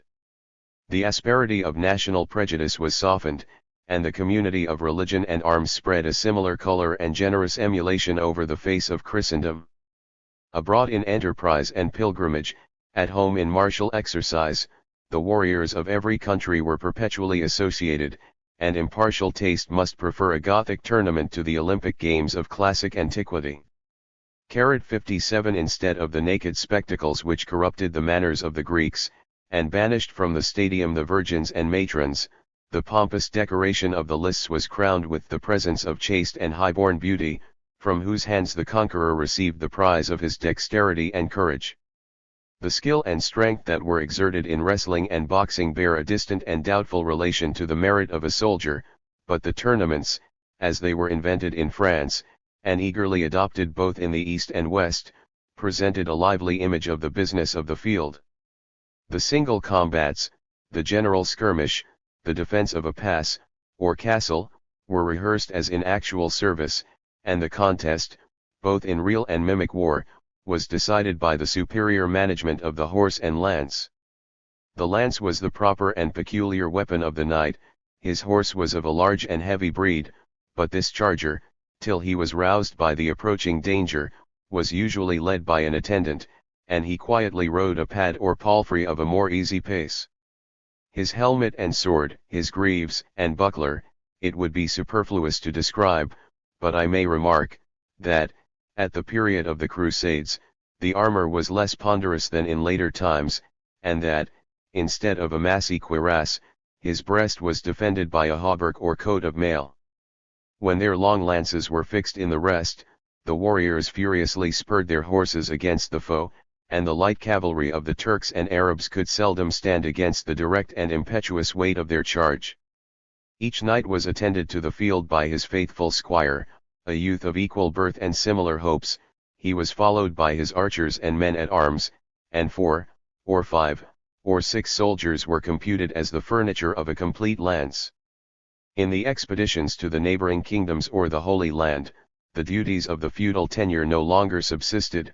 The voluntary service of the knights and their followers were either prompted by zeal or attachment, or purchased with rewards and promises, and the numbers of each squadron were measured by the power, the wealth, and the fame, of each independent chieftain. They were distinguished by his banner, his armorial coat, and his cry of war, and the most ancient families of Europe must seek in these achievements the origin and proof of their nobility. In this rapid portrait of chivalry I have been urged to anticipate on the story of the Crusades, at once an effect and a cause, of this memorable institution. 58. Such were the troops, and such the leaders, who assumed the cross for the deliverance of the Holy Sepulchre. As soon as they were relieved by the absence of the plebeian multitude, they encouraged each other, by interviews and messages, to accomplish their vow, and hasten their departure. Their wives and sisters were desirous of partaking the danger and merit of the pilgrimage, their portable treasures were conveyed in bars of silver and gold, and the princes and barons were attended by their equipage of hounds and hawks to amuse their leisure and to supply their table. The difficulty of procuring subsistence for so many myriads of men and horses engaged them to separate their forces, their choice or situation determined the road, and it was agreed to meet in the neighborhood of Constantinople, and from thence to begin their operations against the Turks. From the banks of the Meuse and the Moselle, Godfrey of Bouillon followed the direct way of Germany, Hungary, and Bulgaria, and, as long as he exercised the sole command, every step afforded some proof of his prudence and virtue. On the confines of Hungary he was stopped 3 weeks by a Christian people, to whom the name, or at least the abuse, of the cross was justly odious. The Hungarians still smarted with the wounds which they had received from the first pilgrims. In their turn they had abused the right of defense and retaliation, and they had reason to apprehend a severe revenge from a hero of the same nation, and who was engaged in the same cause. But, after weighing the motives and the events, the virtuous Duke was content to pity the crimes and misfortunes of his worthless brethren, and his 12 deputies, the messengers of peace, requested in his name a free passage and an equal market. To remove their suspicions, Godfrey trusted himself, and afterwards his brother, to the faith of Carloman, King of Hungary, who treated them with a simple but hospitable entertainment. The treaty was sanctified by their common gospel, and a proclamation, under pain of death, restrained the animosity and license of the Latin soldiers. From Austria to Belgrade, they traversed the plains of Hungary, without enduring or offering an injury, and the proximity of Carloman, who hovered on their flanks with his numerous cavalry, was a precaution not less useful for their safety than for his own. They reached the banks of the Save, and no sooner had they passed the river, than the King of Hungary restored the hostages, and saluted their departure with the fairest wishes for the success of their enterprise. With the same conduct and discipline, Godfrey pervaded the woods of Bulgaria and the frontiers of Thrace, and might congratulate himself that he had almost reached the first term of his pilgrimage, without drawing his sword against a Christian adversary. After an easy and pleasant journey through Lombardy, from Turin to Aquileia, Raymond and his provincials marched 40 days through the savage country of Dalmatia 59 and Sclavonia. The weather was a perpetual fog, the land was mountainous and desolate, the natives were either fugitive or hostile, loose in their religion and government, they refused to furnish provisions or guides, murdered the stragglers, and exercised by night and day the vigilance of the Count, who derived more security from the punishment of some captive robbers than from his interview and treaty with the Prince of Scodra. 60 His march between Durazzo and Constantinople was harassed, without being stopped, by the peasants and soldiers of the Greek emperor, and the same faint and ambiguous hostility was prepared for the remaining chiefs, who passed the Adriatic from the coast of Italy. Bohemond had arms and vessels, and foresight, and discipline, and his name was not forgotten in the provinces of Epirus and Thessaly. Whatever obstacles he encountered were surmounted by his military conduct and the valor of Tancred, and if the Norman prince affected to spare the Greeks, he gorged his soldiers with the full plunder of an heretical castle. 61 The nobles of France pressed forwards with the vain and thoughtless ardor of which their nation has been sometimes accused. From the Alps to Apulia the march of Hugh the Great, of the 2 Roberts, and of Stephen of Chartres, through a wealthy country, and amidst the applauding Catholics, was a devout or triumphant progress. They kissed the feet of the Roman pontiff, and the golden standard of St. Peter was delivered to the brother of the French monarch. 62 But in this visit of piety and pleasure, they neglected to secure the season, and the means of their embarkation, the winter was insensibly lost, their troops were scattered and corrupted in the towns of Italy. They separately accomplished their passage, regardless of safety or dignity, and within 9 months from the Feast of the Assumption, the day appointed by Urban, all the Latin princes had reached Constantinople. But the Count of Vermandois was produced as a captive, his foremost vessels were scattered by a tempest, and his person, against the law of nations, was detained by the lieutenants of Alexius. Yet the arrival of Hugh had been announced by 24 knights in golden armor, who commanded the emperor to revere the general of the Latin Christians, the brother of the King of Kings. 63 ***. In some oriental tale I have read the fable of a shepherd, who was ruined by the accomplishment of his own wishes. He had prayed for water, the Ganges was turned into his grounds, and his flock and cottage were swept away by the inundation. Such was the fortune, or at least the apprehension of the Greek Emperor Alexius Comnenus, whose name has already appeared in this history, and whose conduct is so differently represented by his daughter Anne, 64 and by the Latin writers. 65 In the Council of Placentia, his ambassadors had solicited a moderate succor, perhaps of 10,000 soldiers, but he was astonished by the approach of so many potent chiefs and fanatic nations. The emperor fluctuated between hope and fear, between timidity and courage, but in the crooked policy which he mistook for wisdom, I cannot believe, I cannot discern, that he maliciously conspired against the life or honor of the French heroes. The promiscuous multitudes of Peter the Hermit were savage beasts, alike destitute of humanity and reason, nor was it possible for Alexius to prevent or deplore their destruction.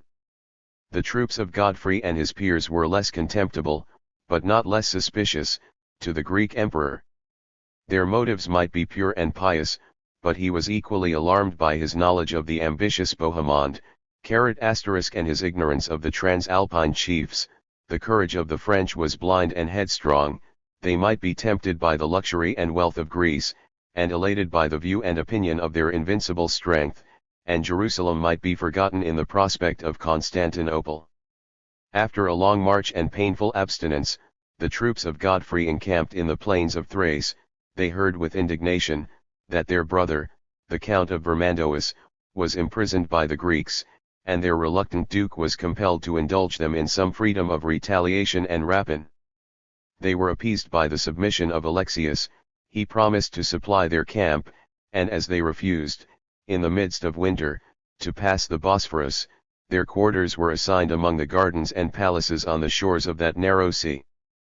But an incurable jealousy still rankled in the minds of the two nations, who despised each other as slaves and barbarians.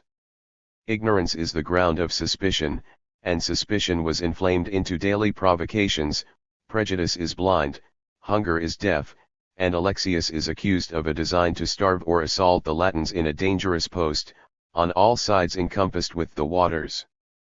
66 Godfrey sounded his trumpets, burst the net, overspread the plain, and insulted the suburbs, but the gates of Constantinople were strongly fortified, the ramparts were lined with archers, and, after a doubtful conflict, both parties listened to the voice of peace and religion. The gifts and promises of the emperor insensibly soothed the fierce spirit of the Western strangers. As a Christian warrior, he rekindled their zeal for the prosecution of their holy enterprise, which he engaged to second with his troops and treasures. On the return of spring, Godfrey was persuaded to occupy a pleasant and plentiful camp in Asia, and no sooner had he passed the Bosphorus, than the Greek vessels were suddenly recalled to the opposite shore. The same policy was repeated with the succeeding chiefs, who were swayed by the example, and weakened by the departure, of their foremost companions. By his skill and diligence, Alexius prevented the union of any two of the Confederate armies at the same moment under the walls of Constantinople, and before the feast of the Pentecost not a Latin pilgrim was left on the coast of Europe.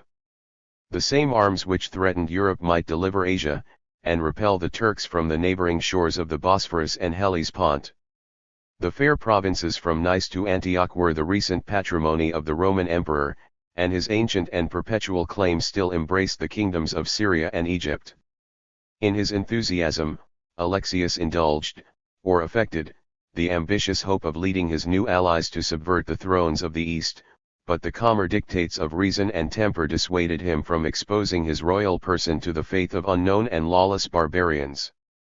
His prudence, or his pride, was content with extorting from the French princes an oath of homage and fidelity, and a solemn promise, that they would either restore, or hold, their Asiatic conquests as the humble and loyal vassals of the Roman Empire. Their independent spirit was fired at the mention of this foreign and voluntary servitude. They successively yielded to the dexterous application of gifts and flattery, and the first proselytes became the most eloquent and effectual missionaries to multiply the companions of their shame. The pride of Hugh of Vermandois was soothed by the honors of his captivity, and in the brother of the French king, the example of submission was prevalent and weighty. In the mind of Godfrey of Bouillon every human consideration was subordinate to the glory of God and the success of the crusade. He had firmly resisted the temptations of Bohemond and Raymond, who urged the attack and conquest of Constantinople. Alexius esteemed his virtues, deservedly named him the champion of the empire, and dignified his homage with the filial name and the rights of adoption. 67 The hateful Bohemond was received as a true and ancient ally, and if the emperor reminded him of former hostilities, it was only to praise the valor that he had displayed, and the glory that he had acquired, in the fields of Durazzo and Larissa. The son of Guiscard was lodged and entertained, and served with imperial pomp. One day, as he passed through the gallery of the palace, a door was carelessly left open to expose a pile of gold and silver, of silk and gems, of curious and costly furniture, that was heaped, in seeming disorder, from the floor to the roof of the chamber. What conquests, exclaimed the ambitious miser, might not be achieved by the possession of such a treasure? It is your own, replied a Greek attendant, who watched the motions of his soul, and Bohemond, after some hesitation, condescended to accept this magnificent present. The Norman was flattered by the assurance of an independent principality, and Alexius eluded, rather than denied, his daring demand of the office of great domestic, or general of the East. The two Roberts, the son of the conqueror of England, and the kinsman of 3 queens, 68 bowed in their turn before the Byzantine throne.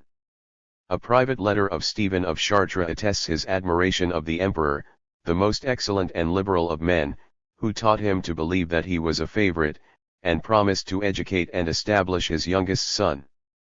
In his southern province, the Count of St. Giles and Thoulouse faintly recognized the supremacy of the King of France, a prince of a foreign nation and language.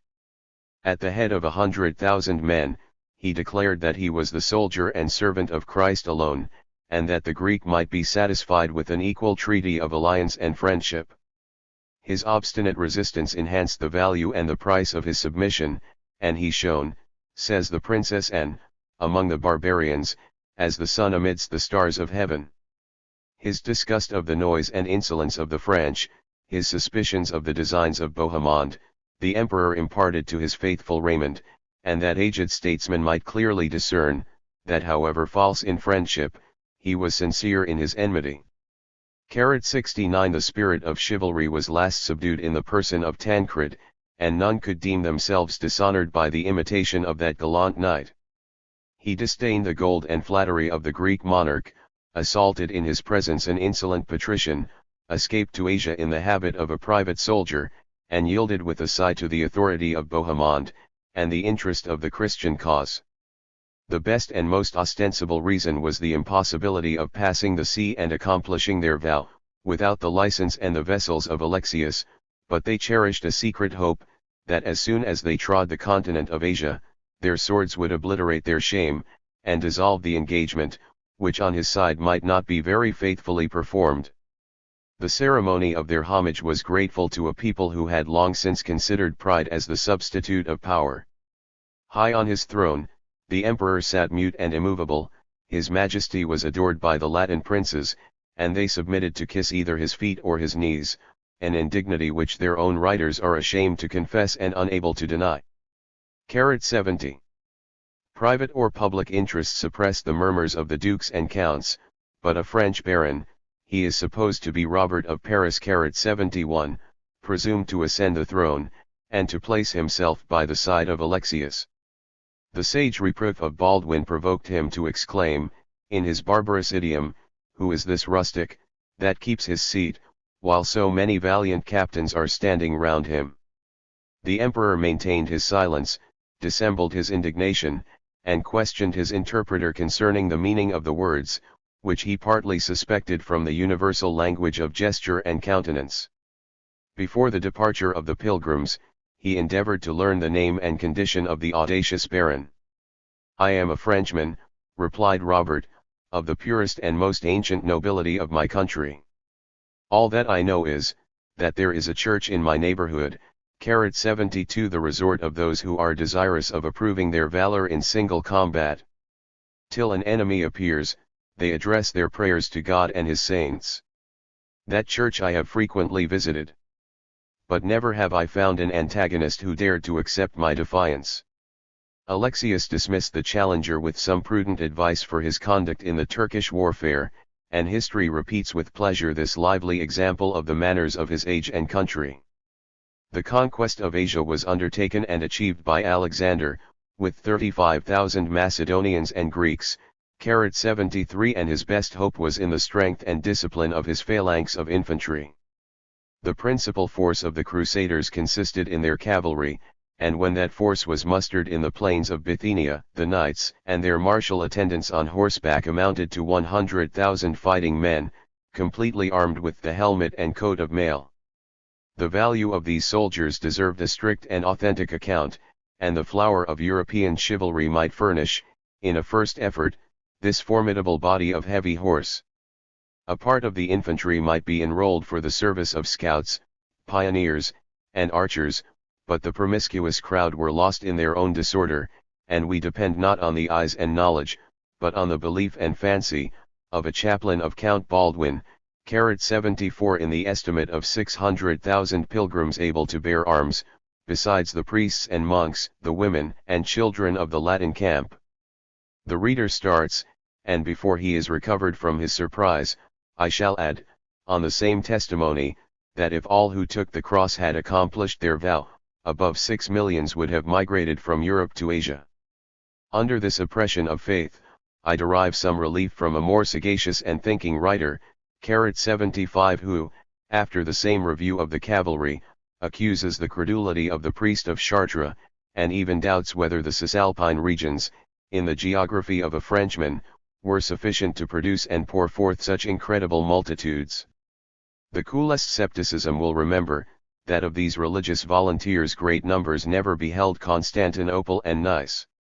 Of enthusiasm the influence is irregular and transient, many were detained at home by reason or cowardice, by poverty or weakness, and many were repulsed by the obstacles of the way, the more insuperable as they were unforeseen, to these ignorant fanatics. The savage countries of Hungary and Bulgaria were whitened with their bones, their vanguard was cut in pieces by the Turkish Sultan, and the loss of the first adventure, by the sword, or climate, or fatigue, has already been stated at 300,000 men. Yet the myriads that survived, that marched, that pressed forwards on the holy pilgrimage, were a subject of astonishment to themselves and to the Greeks. The copious energy of her language sinks under the efforts of the Princess N. 76. The images of locusts, of leaves and flowers, of the sands of the sea, or the stars of heaven, imperfectly represent what she had seen and heard, and the daughter of Alexius exclaims, that Europe was loosened from its foundations, and hurled against Asia. The ancient hosts of Darius and Xerxes labor under the same doubt of a vague and indefinite magnitude, but I am inclined to believe, that a larger number has never been contained within the lines of a single camp, than at the siege of Nice, the first operation of the Latin princes. Their motives, their characters, and their arms, have been already displayed. Of their troops the most numerous portion were natives of France, the Low Countries, the banks of the Rhine, and Apulia, sent a powerful reinforcement.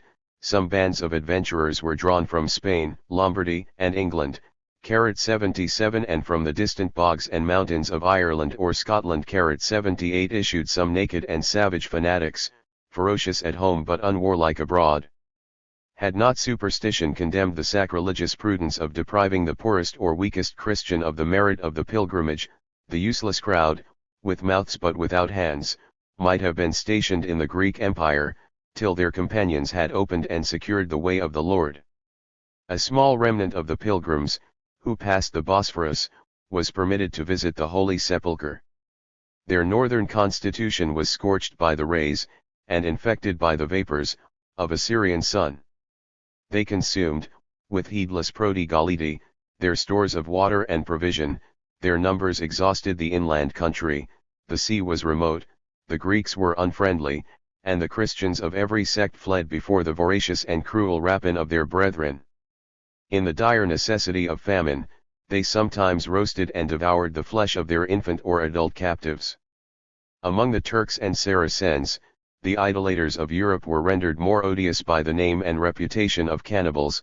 The spies, who introduced themselves into the kitchen of Bohemond, were shown several human bodies turning on the spit, and the artful Norman encouraged a report, which increased at the same time the abhorrence and the terror of the infidels. 79. Chapter Laïn, the First Crusade. Part 4. I have expatiated with pleasure on the first steps of the Crusaders, as they paint the manners and character of Europe, but I shall abridge the tedious and uniform narrative of their blind achievements, which were performed by strength and are described by ignorance.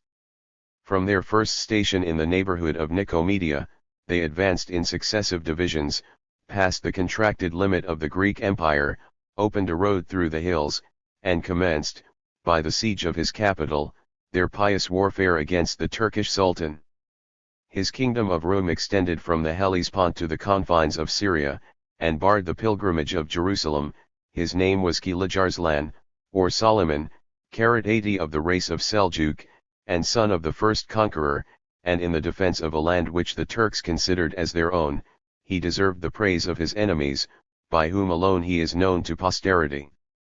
Yielding to the first impulse of the torrent, he deposited his family and treasure in Nice, retired to the mountains with 50,000 horse, and twice descended to assault the camps or quarters of the Christian besiegers, which formed an imperfect circle of above 6 miles.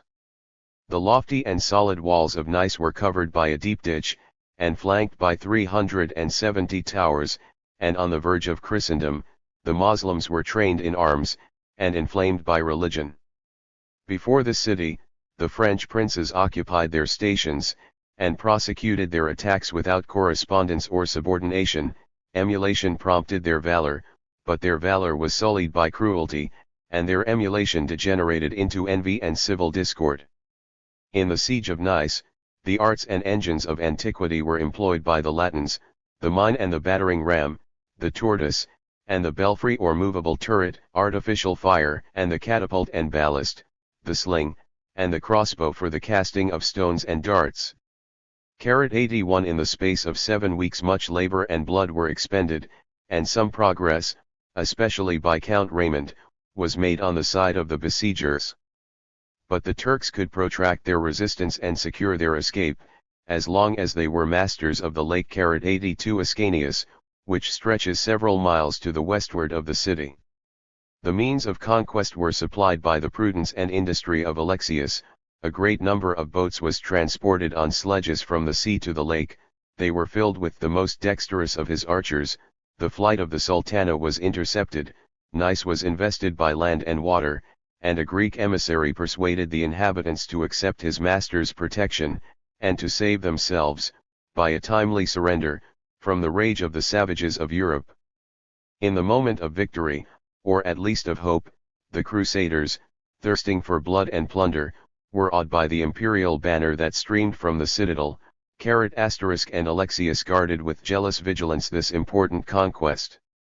The murmurs of the chiefs were stifled by honor or interest, and after a halt of 9 days, they directed their march towards Phrygia under the guidance of a Greek general, whom they suspected of a secret connivance with the Sultan. The consort and the principal servants of Solomon had been honorably restored without ransom, and the emperor's generosity to the miscreants 83 was interpreted as treason to the Christian cause. Solomon was rather provoked than dismayed by the loss of his capital. he admonished his subjects and allies of this strange invasion of the Western barbarians. The Turkish emirs obeyed the call of loyalty or religion, the Turkmen hordes encamped round his standard, and his whole force is loosely stated by the Christians at 200, or even 360,000 horse. Yet he patiently waited till they had left behind them the sea and the Greek frontier, and hovering on the flanks, observed their careless and confident progress in two columns beyond the view of each other. Some miles before they could reach Dorylaeum in Phrygia, the left, and least numerous, division was surprised, and attacked, and almost oppressed, by the Turkish cavalry. 84 The heat of the weather, the clouds of arrows, and the barbarous onset, overwhelmed the Crusaders. They lost their order and confidence, and the fainting fight was sustained by the personal valor, rather than by the military conduct, of Bohemond, Tancred, and Robert of Normandy. They were revived by the welcome banners of Duke Godfrey, who flew to their succor, with the Count of Vermandois, and 60,000 horse, and was followed by Raymond of Thalaus, the Bishop of Puy, and the remainder of the Sacred Army. Without a moment's pause, they formed in new order, and advanced to a second battle. They were received with equal resolution, and, in their common disdain for the unwarlike people of Greece and Asia, it was confessed on both sides, that the Turks and the Franks were the only nations entitled to the appellation of soldiers. 85 Their encounter was varied, and balanced by the contrast of arms and discipline, of the direct charge, and wheeling evolutions, of the couched lance, and the brandished javelin, of a weighty broadsword, and a crooked sabre, of cumbrous armor, and thin flowing robes, and of the long Tartar bow, and the arbalist or crossbow, a deadly weapon, yet unknown to the Orientals. 86 As long as the horses were fresh, and the quivers full, Solomon maintained the advantage of the day, and 4,000 Christians were pierced by the Turkish arrows. In the evening, swiftness yielded to strength.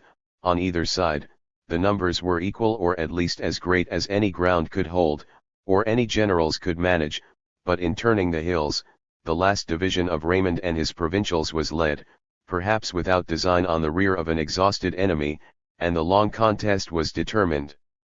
Besides a nameless and unaccounted multitude, 3,000 pagan knights were slain in the battle and pursued.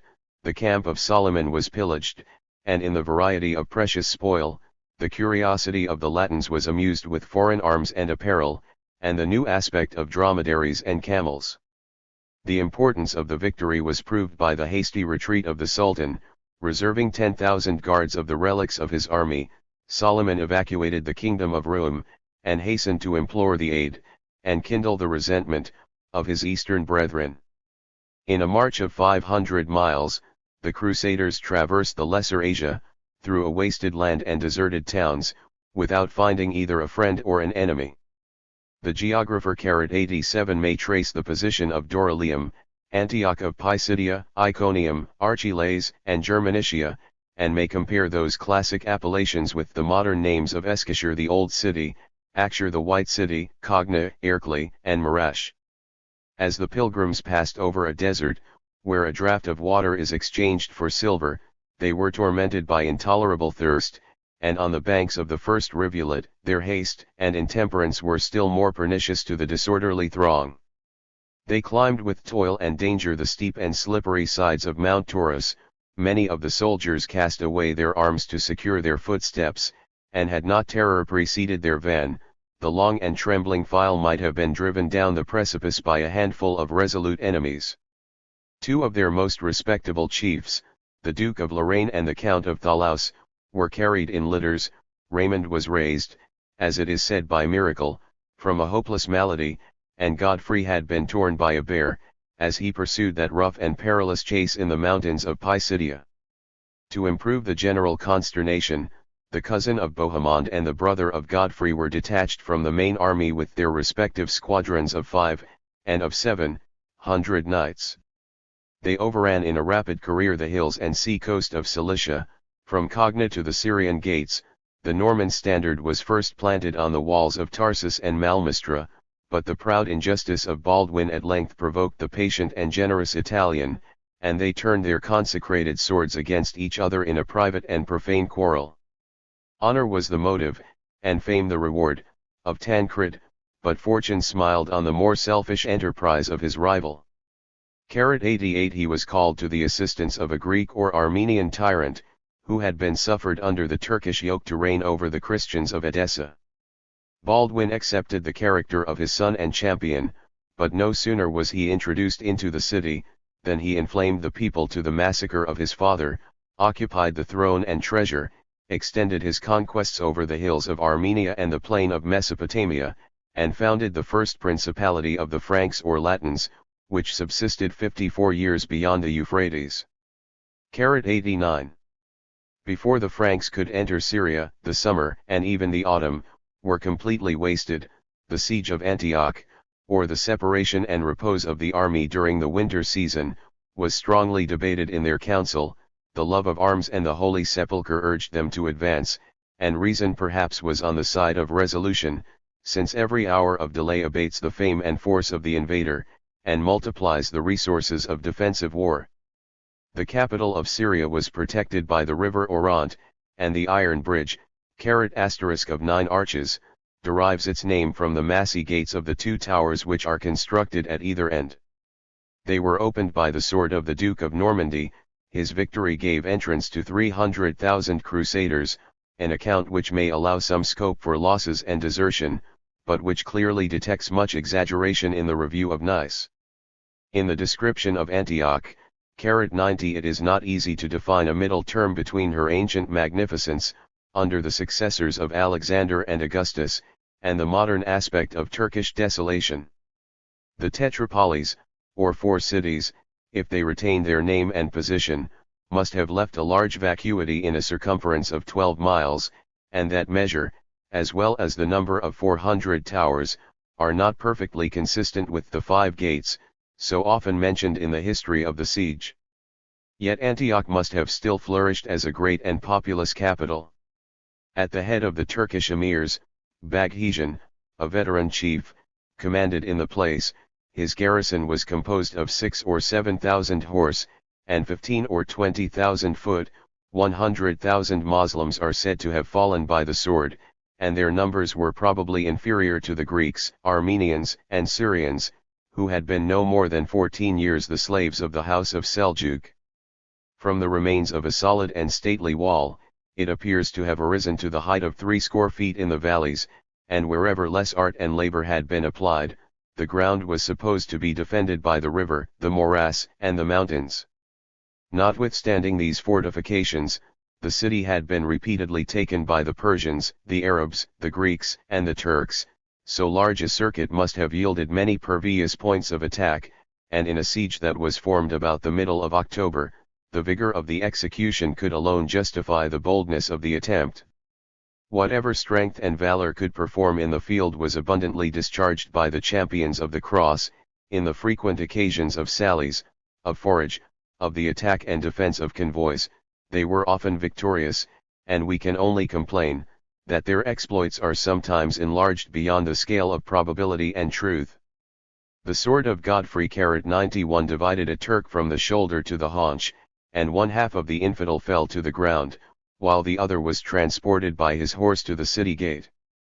As Robert of Normandy rode against his antagonist, "I devote thy head," he piously exclaimed, "to the daemons of hell," and that head was instantly cloven to the breast by the resistless stroke of his descending falchion. But the reality or the report of such gigantic prowess 92 must have taught the Moslems to keep within their walls, and against those walls of earth or stone, the sword and the lance were unavailing weapons. In the slow and successive labors of a siege, the Crusaders were supine and ignorant, without skill to contrive, or money to purchase, or industry to use, the artificial engines and implements of assault. In the conquest of Nice, they had been powerfully assisted by the wealth and knowledge of the Greek emperor. His absence was poorly supplied by some Genos and Pisan vessels, that were attracted by religion or trade to the coast of Syria. The stores were scanty, the return precarious, and the communication difficult and dangerous.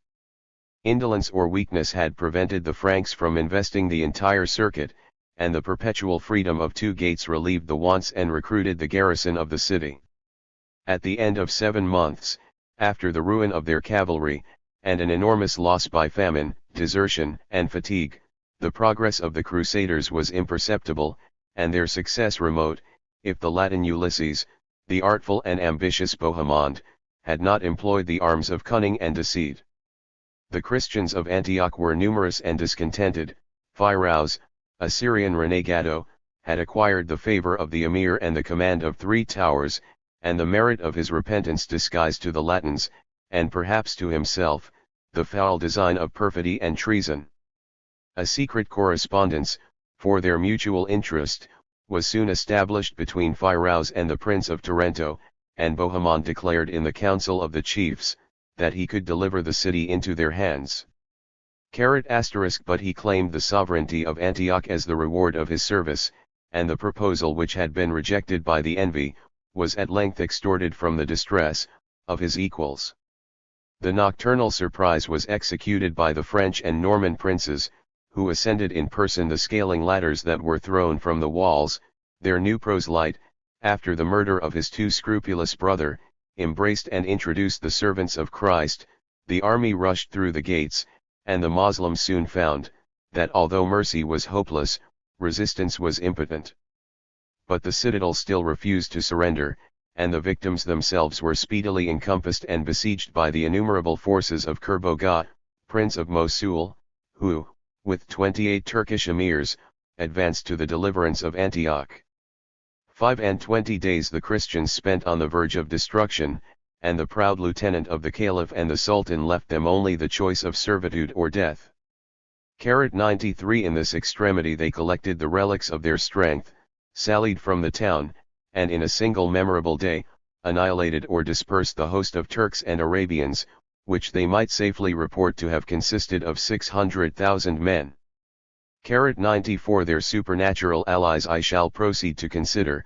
The human causes of the victory of Antioch were the fearless despair of the Franks, and the surprise, the discord, perhaps the errors, of their unskillful and presumptuous adversaries.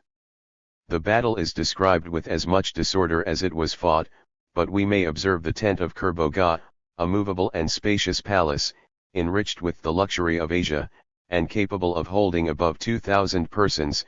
We may distinguish his 3,000 guards, who were cased, the horse as well as the men, in complete steel. In the eventful period of the siege and defense of Antioch, the Crusaders were alternately exalted by victory or sunk in despair, either swelled with plenty or emaciated with hunger. A speculative reasoner might suppose, that their faith had a strong and serious influence on their practice, and that the soldiers of the cross, the deliverers of the Holy Sepulchre, prepared themselves by a sober and virtuous life for the daily contemplation of martyrdom. Experience blows away this charitable illusion, and seldom does the history of profane war display such scenes of intemperance and prostitution as were exhibited under the walls of Antioch. The grove of Daphne no longer flourished, but the Syrian air was still impregnated with the same vices. The Christians were seduced by every temptation 95 that nature either prompts or reprobates. The authority of the chiefs was despised, and sermons and edicts were alike fruitless against those scandalous disorders, not less pernicious to military discipline, than repugnant to evangelic purity. In the first days of the siege and the possession of Antioch, the Franks consumed with wanton and thoughtless prodigality the frugal subsistence of weeks and months. The desolate country no longer yielded a supply, and from that country they were at length excluded by the arms of the besieging Turks. Disease, the faithful companion of want, was envenomed by the rains of the winter, the summer heats, unwholesome food, and the close imprisonment of multitudes. The pictures of famine and pestilence are always the same, and always disgustful, and our imagination may suggest the nature of their sufferings and their resources. The remains of treasure or spoil were eagerly lavished in the purchase of the vilest nourishment, and dreadful must have been the calamities of the poor, since, after paying 3 marks of silver for a goat and 15 for a lean camel, 96 the Count of Flanders was reduced to beg a dinner, and Duke Godfrey to borrow a horse. 60,000 horse had been reviewed in the camp, before the end of the siege they were diminished to 2,000, and scarcely 200 fit for service could be mustered on the day of battle. Weakness of body and terror of mind extinguished the ardent enthusiasm of the pilgrims, and every motive of honor and religion was subdued by the desire of life. 97 Among the chiefs, 3 heroes may be found without fear or reproach. Godfrey of Bouillon was supported by his magnanimous piety, Bohemond by ambition and interest, and Tancred declared, in the true spirit of chivalry, that as long as he was at the head of 40 knights, he would never relinquish the enterprise of Palestine. But the Count of Thoulouse and Provence was suspected of a voluntary indisposition. The Duke of Normandy was recalled from the seashore by the censures of the Church. Hugh the Great, though he led the vanguard of the battle, embraced an ambiguous opportunity of returning to France, and Stephen, Count of Chartres, basely deserted the standard which he bore, and the council in which he presided. The soldiers were discouraged by the flight of William, Viscount of Melun, surnamed the Carpenter, from the weighty strokes of his axe, and the saints were scandalized by the fall of Peter the Hermit, who, after arming Europe against Asia, attempted to escape from the penance of a necessary fast. Of the multitude of recreant warriors, the names, says an historian, are blotted from the book of life, and the opprobrious epithet of the rope dancers was applied to the deserters who dropped in the night from the walls of Antioch. The Emperor Alexius, 98, who seemed to advance to the succor of the Latins, was dismayed by the assurance of their hopeless condition. They expected their fate in silent despair. Oaths and punishments were tried without effect, and to rouse the soldiers to the defense of the walls, it was found necessary to set fire to their quarters. For their salvation and victory, they were indebted to the same fanaticism which had led them to the brink of ruin. In such a cause, and in such an army, visions, prophecies, and miracles, were frequent and familiar. In the distress of Antioch, they were repeated with unusual energy and success. Saint Ambrose had assured a pious ecclesiastic, that 2 years of trial must precede the season of deliverance and grace. The deserters were stopped by the presence and reproaches of Christ himself. The dead had promised to arise and combat with their brethren. The Virgin had obtained the pardon of their sins, and their confidence was revived by a visible sign, the seasonable and splendid discovery of the Holy Lance. The policy of their chiefs has on this occasion been admired, and might surely be excused, but a pious bawd is seldom produced by the cool conspiracy of many persons, and a voluntary impostor might depend on the support of the wise and the credulity of the people. Of the Diocese of Marseilles, there was a priest of low cunning and loose manners, and his name was Peter Bartholomew. He presented himself at the door of the council chamber, to disclose an apparition of Saint Andrew, which had been thrice reiterated in his sleep with a dreadful menace, if he presumed to suppress the commands of heaven. At Antioch, said the apostle, in the church of my brother Saint Peter, near the high altar, is concealed the steel head of the lance that pierced the side of our Redeemer. In 3 days that instrument of eternal, and now of temporal, salvation, will be manifested to his disciples. Search, and ye shall find, bear it aloft in battle, and that mystic weapon shall penetrate the souls of the miscreants. The Pope's legate, the Bishop of Puy, affected to listen with coldness and distrust, but the revelation was eagerly accepted by Count Raymond, whom his faithful subject, in the name of the Apostle, had chosen for the guardian of the Holy Lance. The experiment was resolved, and on the 3rd day after a due preparation of prayer and fasting, the priest of Marseilles introduced 12 trusty spectators, among whom were the Count and his chaplain, and the church doors were barred against the impetuous multitude. The ground was opened in the appointed place, but the workmen, who relieved each other, dug to the depth of 12 feet without discovering the object of their search. In the evening, when Count Raymond had withdrawn to his post, and the weary assistants began to murmur, Bartholomew, in his shirt, and without his shoes, boldly descended into the pit. The darkness of the hour and of the place enabled him to secrete and deposit the head of a Saracen lance, and the first sound, the first gleam, of the steel was saluted with a devout rapture.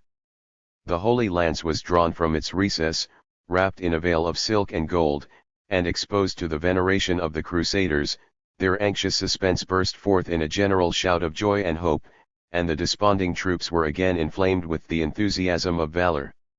Whatever had been the arts, and whatever might be the sentiments of the chiefs, they skillfully improved this fortunate revolution by every aid that discipline and devotion could afford.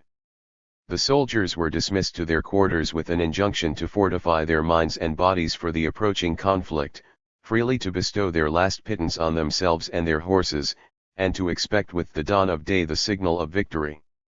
On the festival of St. Peter and St. Paul, the gates of Antioch were thrown open, a martial psalm, "Let the Lord arise, and let his enemies be scattered," was chanted by a procession of priests and monks.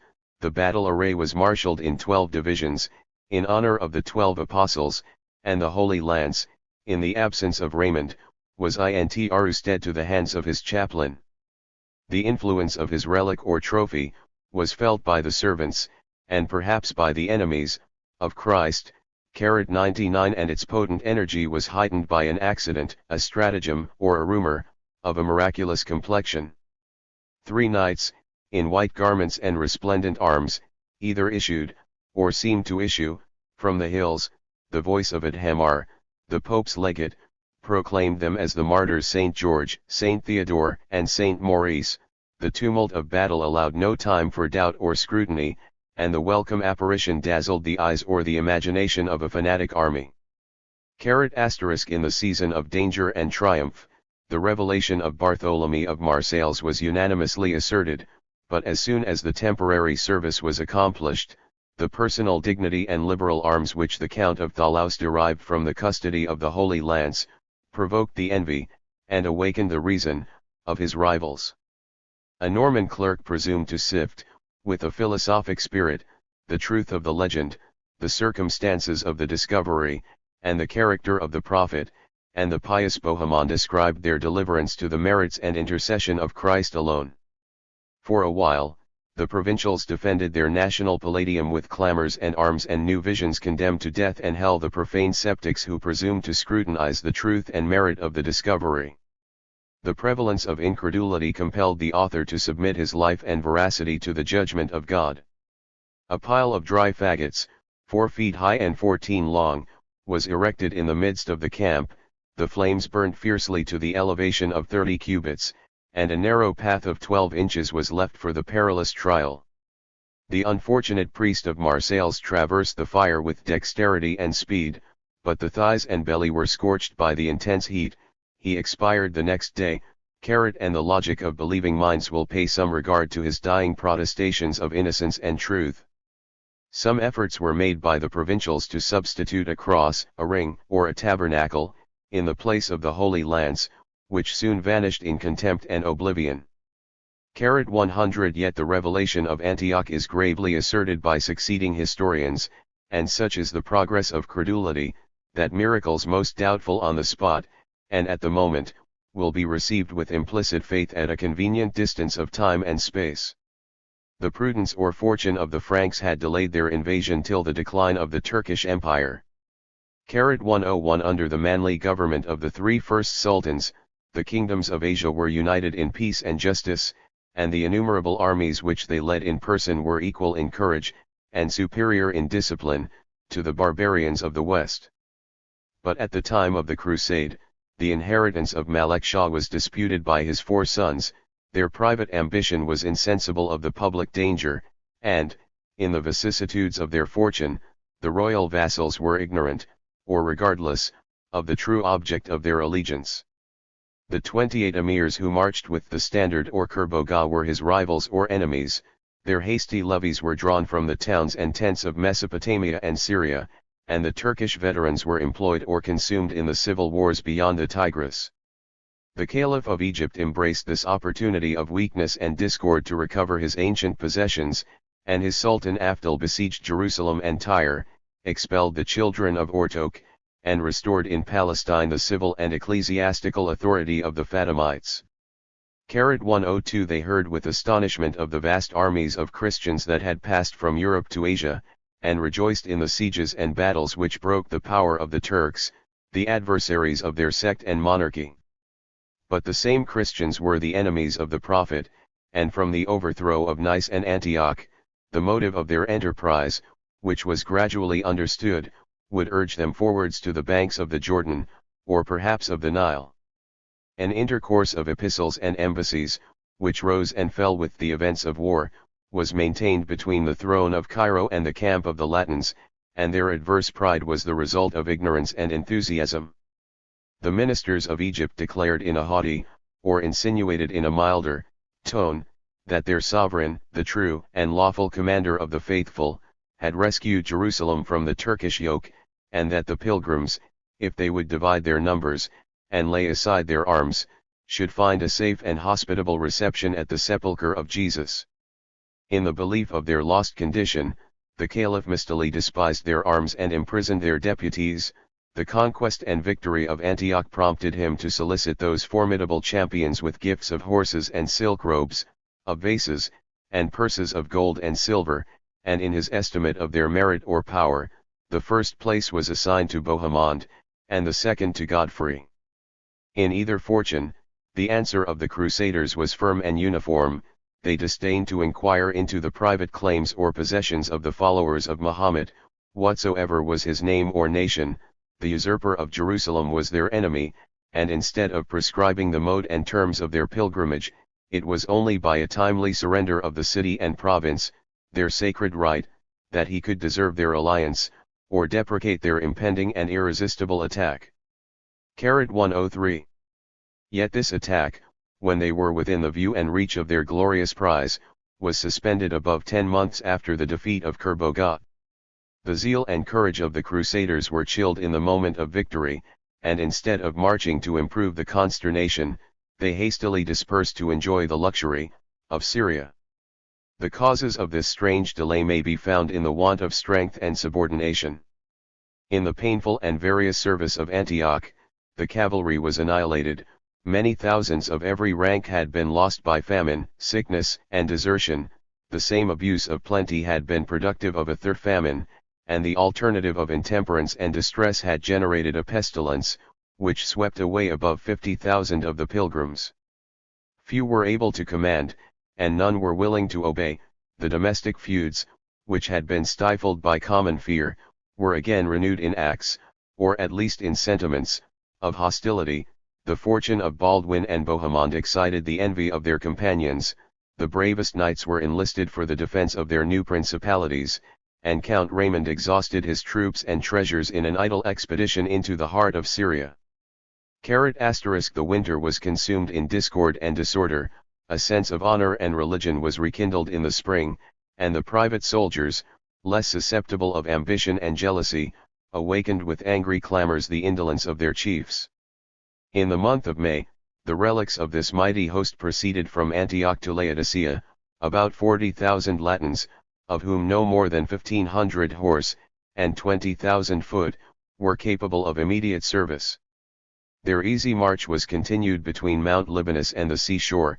Their wants were liberally supplied by the coasting traders of Genoa and Pisa, and they drew large contributions from the emirs of Tripoli, Tyre, Sidon, Acre, and Caesarea, who granted a free passage, and promised to follow the example of Jerusalem. From Caesarea they advanced into the Midland country. Their clerks recognized the sacred geography of Lydda, Ramla, Emmaus, and Bethlehem, and as soon as they descried the holy city, the Crusaders forgot their toils and claimed their reward. 104. Chapter Laïn, the First Crusade. Part V. Jerusalem has derived some reputation from the number and importance of her memorable sieges. It was not till after a long and obstinate contest that Babylon and Rome could prevail against the obstinacy of the people, the craggy ground that might supersede the necessity of fortifications, and the walls and towers that would have fortified the most accessible plain.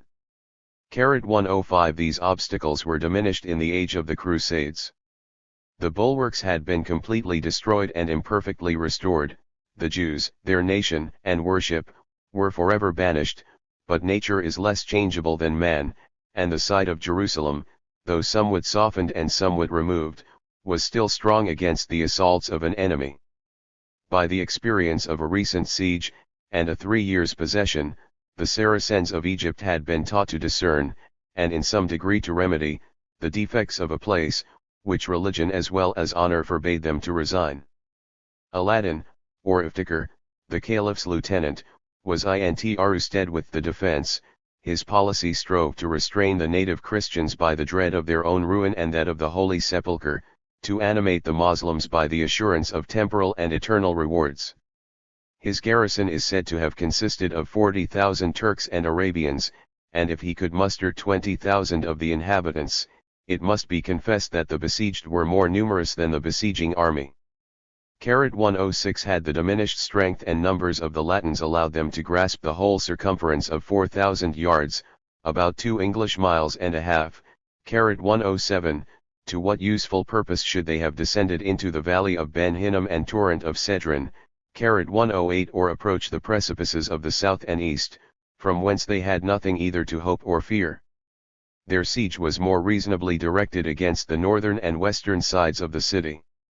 Godfrey of Bouillon erected his standard on the first swell of Mount Calvary, to the left, as far as St. Stephen's Gate. The line of attack was continued by Tancred and the two Roberts, and Count Raymond established his quarters from the citadel to the foot of Mount Zion, which was no longer included within the precincts of the city. On the fifth day, the Crusaders made a general assault, in the fanatic hope of battering down the walls without engines, and of scaling them without ladders. By the dint of brutal force, they burst the first barrier, but they were driven back with shame and slaughter to the camp. The influence of vision and prophecy was deadened by the too frequent abuse of those pious stratagems, and time and labor were found to be the only means of victory. The time of the siege was indeed fulfilled in 40 days, but they were 40 days of calamity and anguish. A repetition of the old complaint of famine may be imputed in some degree to the voracious or disorderly appetite of the Franks, but the stony soil of Jerusalem is almost destitute of water. The scanty springs and hasty torrents were dry in the summer season, nor was the thirst of the besiegers relieved, as in the city, by the artificial supply of cisterns and aqueducts. The circumjacent country is equally destitute of trees for the uses of shade or building, but some large beams were discovered in a cave by the Crusaders. A wood near Sichem, the enchanted grove of Tasso, 109, was cut down. The necessary timber was transported to the camp by the vigor and dexterity of Tancred, and the engines were framed by some Genoese artists, who had fortunately landed in the harbor of Jaffa. 2 movable turrets were constructed at the expense, and in the stations, of the Duke of Lorraine and the Count of Thalaus, and rolled forwards with devout labor, not to the most accessible, but to the most neglected, parts of the fortification. Raymond's tower was reduced to ashes by the fire of the besieged, but his colleague was more vigilant and successful. The enemies were driven by his archers from the rampart, the drawbridge was let down, and on a Friday, at 3 in the afternoon, the day and hour of the Passion, Godfrey of Bouillon stood victorious on the walls of Jerusalem. His example was followed on every side by the emulation of valor, and about 460 years after the conquest of Omar, the holy city was rescued from the Mahometan yoke. In the pillage of public and private wealth, the adventurers had agreed to respect the exclusive property of the first occupant, and the spoils of the great mosque, 70 lamps and massy vases of gold and silver, rewarded the diligence, and displayed the generosity, of Tancred. A bloody sacrifice was offered by his mistaken votaries to the God of the Christians. Resistance might provoke, but neither age nor sex could mollify their implacable rage. They indulged themselves 3 days in a promiscuous massacre, 110, and the infection of the dead bodies produced an epidemical disease. After 70,000 Moslems had been put to the sword, and the harmless Jews had been burnt in their synagogue, they could still reserve a multitude of captives, whom interest or lassitude persuaded them to spare. Of these savage heroes of the cross, Tancred alone betrayed some sentiments of compassion, yet we may praise the more selfish lenity of Raymond, who granted a capitulation and safe conduct to the garrison of the citadel. 111. The Holy Sepulchre was now free, and the bloody victors prepared to accomplish their vow. Bareheaded and barefoot, with contrite hearts, and in an humble posture, they ascended the hill of Calvary, amidst the loud anthems of the clergy, kissed the stone which had covered the Saviour of the world, and bedewed with tears of joy and penitence the monument of their redemption.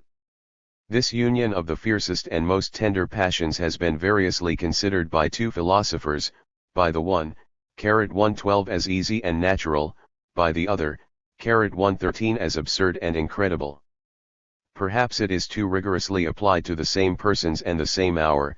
The example of the virtuous Godfrey awakened the piety of his companions, while they cleansed their bodies, they purified their minds, nor shall I believe that the most ardent in slaughter and rapine were the foremost in the procession to the Holy Sepulchre. 8 days after this memorable event, which Pope Urban did not live to hear, the Latin chiefs proceeded to the election of a king, to guard and govern their conquests in Palestine. Hugh the Great, and Stephen of Chartres, had retired with some loss of reputation, which they strove to regain by a second crusade and an honorable death. Baldwin was established at Edessa, and Bohemond at Antioch, and two Roberts, the Duke of Normandy 114 and the Count of Flanders, preferred their fair inheritance in the west to a doubtful competition or a barren sceptre. The jealousy and ambition of Raymond were condemned by his own followers, and the free, the just, the unanimous voice of the army proclaimed Godfrey of Bouillon the first and most worthy of the champions of Christendom. His magnanimity accepted a trust as full of danger as of glory, but in a city where his Saviour had been crowned with thorns, the devout pilgrim rejected the name and ensigns of royalty, and the founder of the kingdom of Jerusalem contented himself with the modest title of defender and baron of the Holy Sepulchre. His government of a single year, 115 too short for the public happiness, was interrupted in the first fortnight by a summons to the field, by the approach of the vizier or sultan of Egypt, who had been too slow to prevent, but who was impatient to avenge, the loss of Jerusalem. His total overthrow in the Battle of Ascalon sealed the establishment of the Latins in Syria, and signalized the valor of the French princes who in this action bade a long farewell to the holy wars. Some glory might be derived from the prodigious inequality of numbers, though I shall not count the myriads of horse and foot ** on the side of the Fatimites, but, except 3,000 Ethiopians or blacks, who were armed with flails or scourges of iron, the barbarians of the south fled on the first onset, and afforded a pleasing comparison between the active valor of the Turks and the sloth and effeminacy of the natives of Egypt. After suspending before the Holy Sepulchre the sword and standard of the Sultan, the new king, he deserves the title, embraced his departing companions, and could retain only with the gallant Tancred 300 knights, and 2,000 foot soldiers for the defense of Palestine. His sovereignty was soon attacked by a new enemy, the only one against whom Godfrey was a coward. Adhemar, Bishop of Puy, who excelled both in counsel and action, had been swept away in the last plague at Antioch. The remaining ecclesiastics preserved only the pride and avarice of their character, and their seditious clamors had required that the choice of a bishop should precede that of a king. The revenue and jurisdiction of the lawful patriarch were usurped by the Latin clergy. The exclusion of the Greeks and Syrians was justified by the reproach of heresy or schism, 116, and, under the iron yoke of their deliverers, the Oriental Christians regretted the tolerating government of the Arabian caliphs. Diambert, Archbishop of Pisa, had long been trained in the secret policy of Rome. He brought a fleet at his countrymen to the succor of the Holy Land, and was installed, without a competitor, the spiritual and temporal head of the Church. The new patriarch 117 immediately grasped the scepter which had been acquired by the toil and blood of the victorious pilgrims, and both Godfrey and Bohemond submitted to receive at his hands the investiture of their feudal possessions. Nor was this sufficient. Diambert claimed the immediate property of Jerusalem and Jaffa.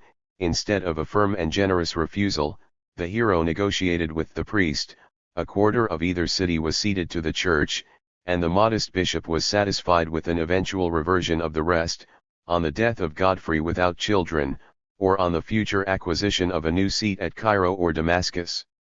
Without this indulgence, the conqueror would have almost been stripped of his infant kingdom, which consisted only of Jerusalem and Jaffa, with about 20 villages and towns of the adjacent country. 118 Within this narrow verge, the Mahometans were still lodged in some impregnable castles, and the husbandman, the trader, and the pilgrim, were exposed to daily and domestic hostility.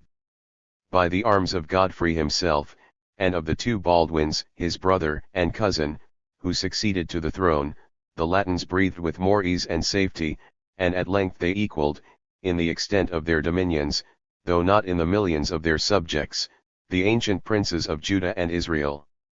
119 After the reduction of the maritime cities of Laodicea, Tripoli, Tyre, and Ascalon, 120 which were powerfully assisted by the fleets of Venice, Genoa, and Pisa, and even of Flanders and Norway, 121 The range of sea-coast from Scanderoon to the borders of Egypt was possessed by the Christian pilgrims. If the Prince of Antioch disclaimed his supremacy, the Counts of Edessa and Tripoli owned themselves the vassals of the King of Jerusalem. The Latins reigned beyond the Euphrates, and the four cities of Hams, Hama, Damascus, and Aleppo, were the only relics of the Mahometan conquests in Syria. 122 The laws and language, the manners and titles, of the French nation and Latin Church, were introduced into these transmarine colonies. According to the feudal jurisprudence, the principal states and subordinate baronies descended in the line of male and female succession, 123 But the children of the first conquerors, 124 A motley and degenerate race, were dissolved by the luxury of the climate. The arrival of new crusaders from Europe was a doubtful hope and a casual event. The service of the feudal tenures 125 was performed by 666 knights, who might expect the aid of 200 more under the banner of the Count of Tripoli, and each knight was attended to the field by 4 squires or archers on horseback. 126 5,070 sergeants, most probably foot soldiers, were supplied by the churches and cities, and the whole legal militia of the kingdom could not exceed 11,000 men, a slender defense against the surrounding myriads of Saracens and Turks. 127 But the firmest bulwark of Jerusalem was founded on the Knights of the Hospital of St. John, 128 and of the Temple of Solomon, 129 on the strange association of a monastic and military life, which fanaticism might suggest, but which policy must approve. The flower of the nobility of Europe aspired to wear the cross, and to profess the vows, of these respectable orders. Their spirit and discipline were immortal, and the speedy donation of 28,000 farms, or manors, 130 enabled them to support a regular force of cavalry and infantry for the defense of Palestine. The austerity of the convent soon evaporated in the exercise of arms. The world was scandalized by the pride, avarice, and corruption of these Christian soldiers. Their claims of immunity and jurisdiction disturbed the harmony of the church and state, and the public peace was endangered by their jealous emulation. But in their most dissolute period, the knights of their hospital and temple maintained their fearless and fanatic character. They neglected to live, but they were prepared to die, in the service of Christ, and the spirit of chivalry, the parent and offspring of the Crusades, has been transplanted by this institution from the Holy Sepulchre to the Isle of Malta. 131.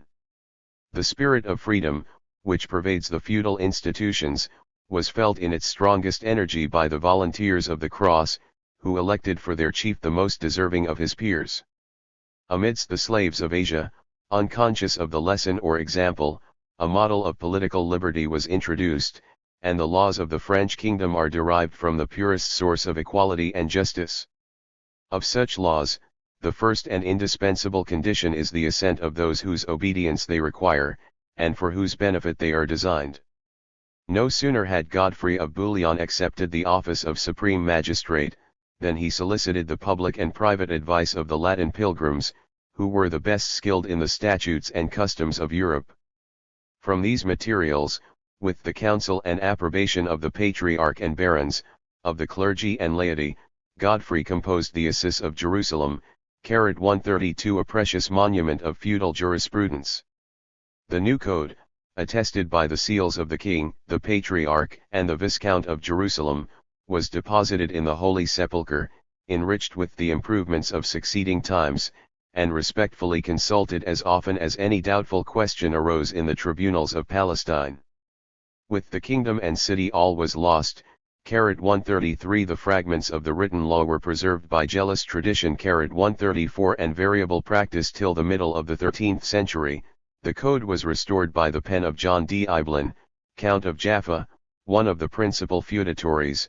135 And the final revision was accomplished in the year 1369, for the use of the Latin Kingdom of Cyprus. 136 The justice and freedom of the constitution were maintained by two tribunals of unequal dignity, which were instituted by Godfrey of Bouillon after the conquest of Jerusalem. The king, in person, presided in the upper court, the court of the barons. Of these the four most conspicuous were the Prince of Galilee, the Lord of Sidon and Caesarea, and the Counts of Jaffa and Tripoli, who, perhaps with the constable and marshal, 137 were in a special manner the compeers and judges of each other. But all the nobles, who held their lands immediately of the crown, were entitled and bound to attend the king's court, and each baron exercised a similar jurisdiction on the subordinate assemblies of his own feudatories. The connection of lord and vassal was honorable and voluntary, reverence was due to the benefactor, protection to the dependent, but they mutually pledged their faith to each other, and the obligation on either side might be suspended by neglect or dissolved by injury.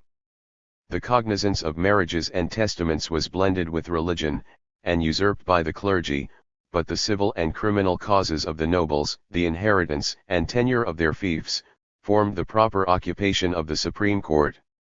Each member was the judge and guardian both of public and private rights.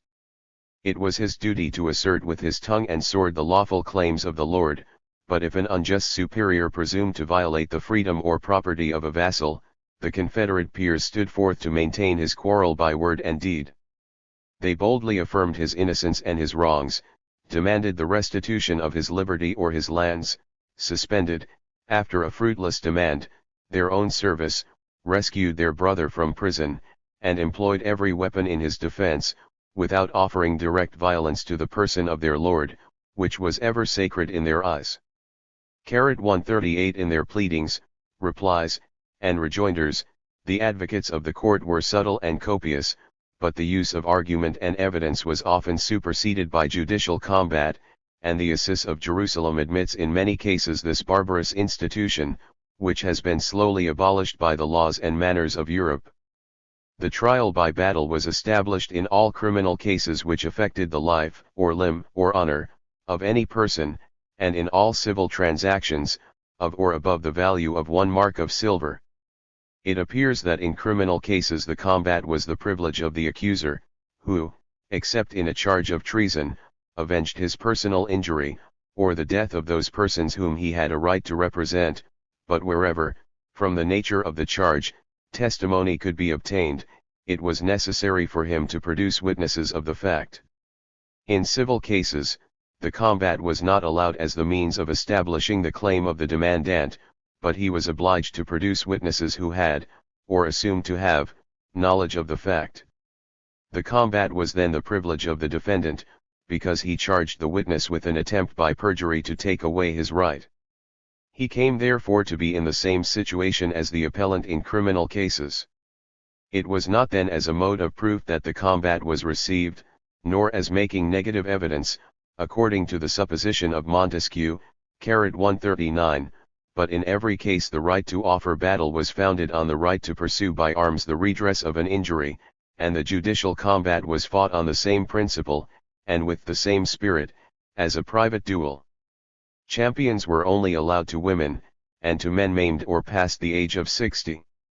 The consequence of a defeat was death to the person accused, or to the champion or witness, as well as to the accuser himself, but in civil cases, the demandant was punished with infamy and the loss of his suit, while his witness and champion suffered ignominious death.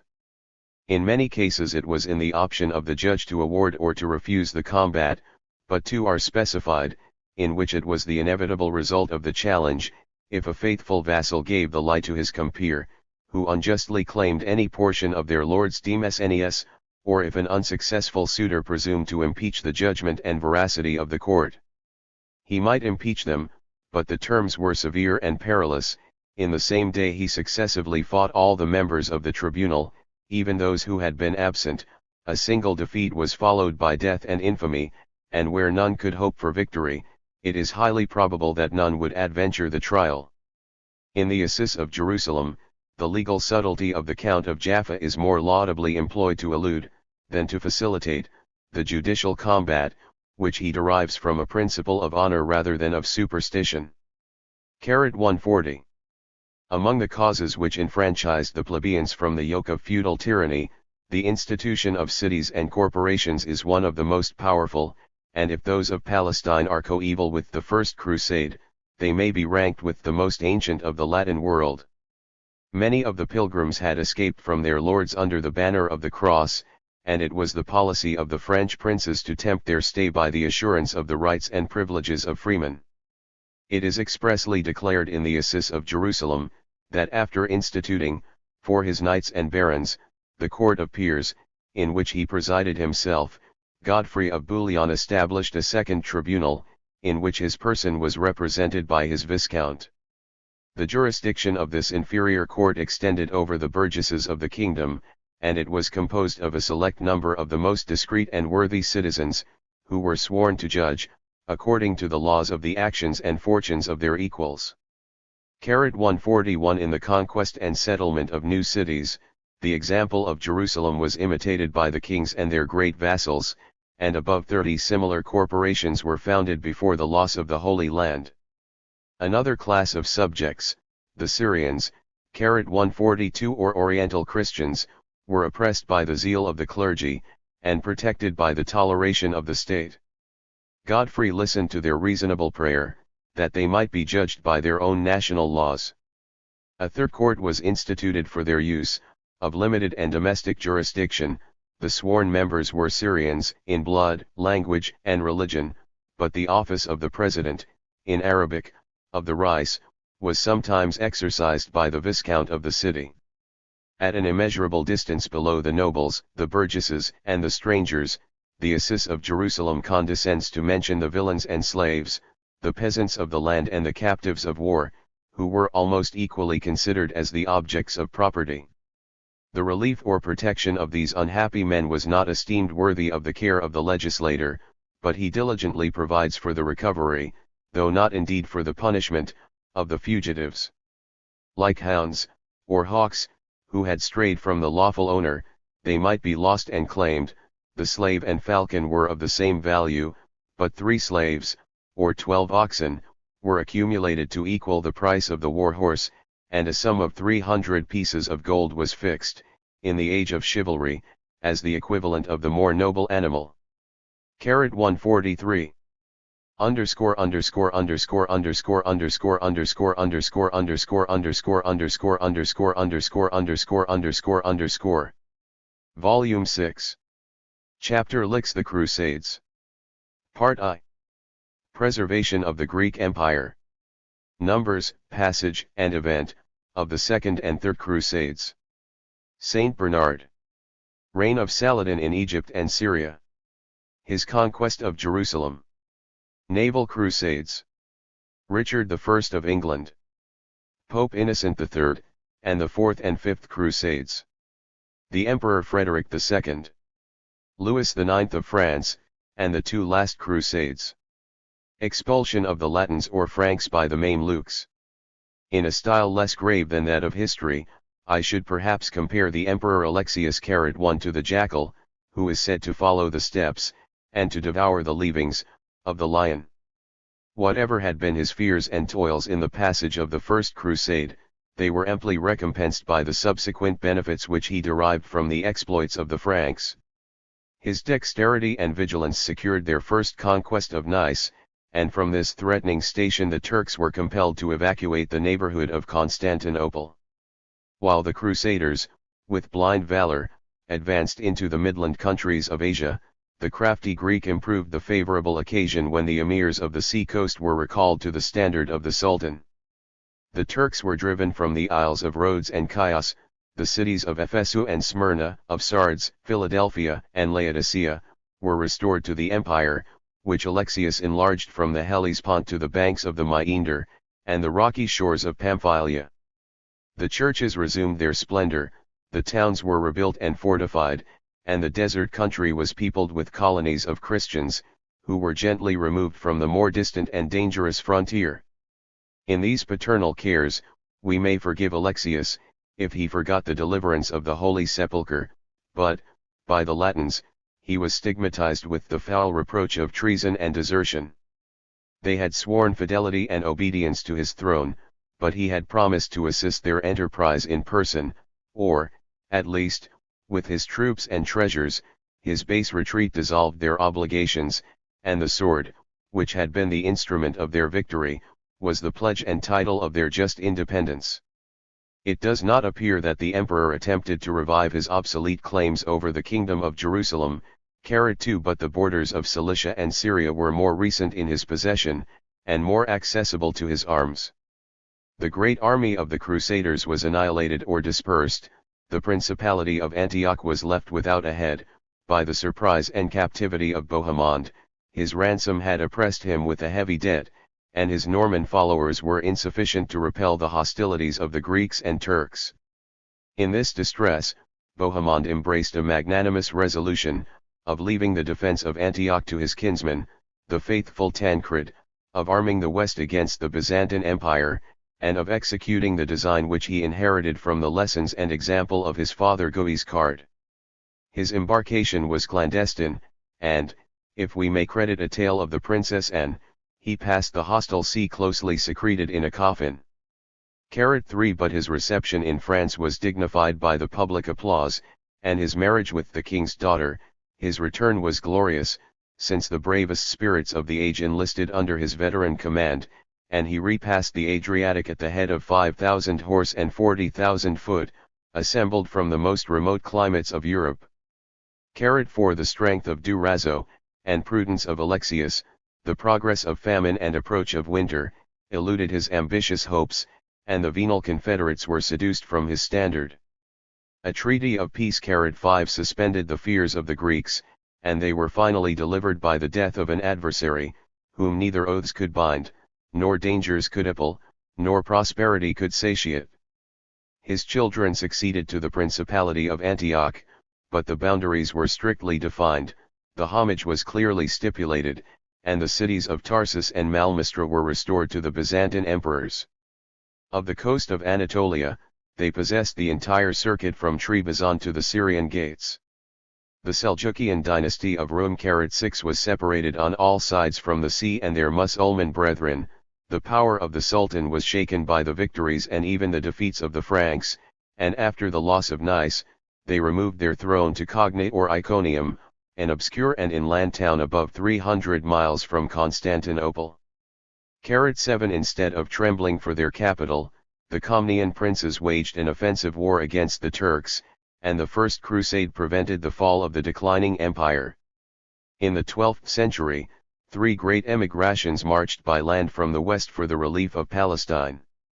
The soldiers and pilgrims of Lombardy, France, and Germany were excited by the example and success of the First Crusade.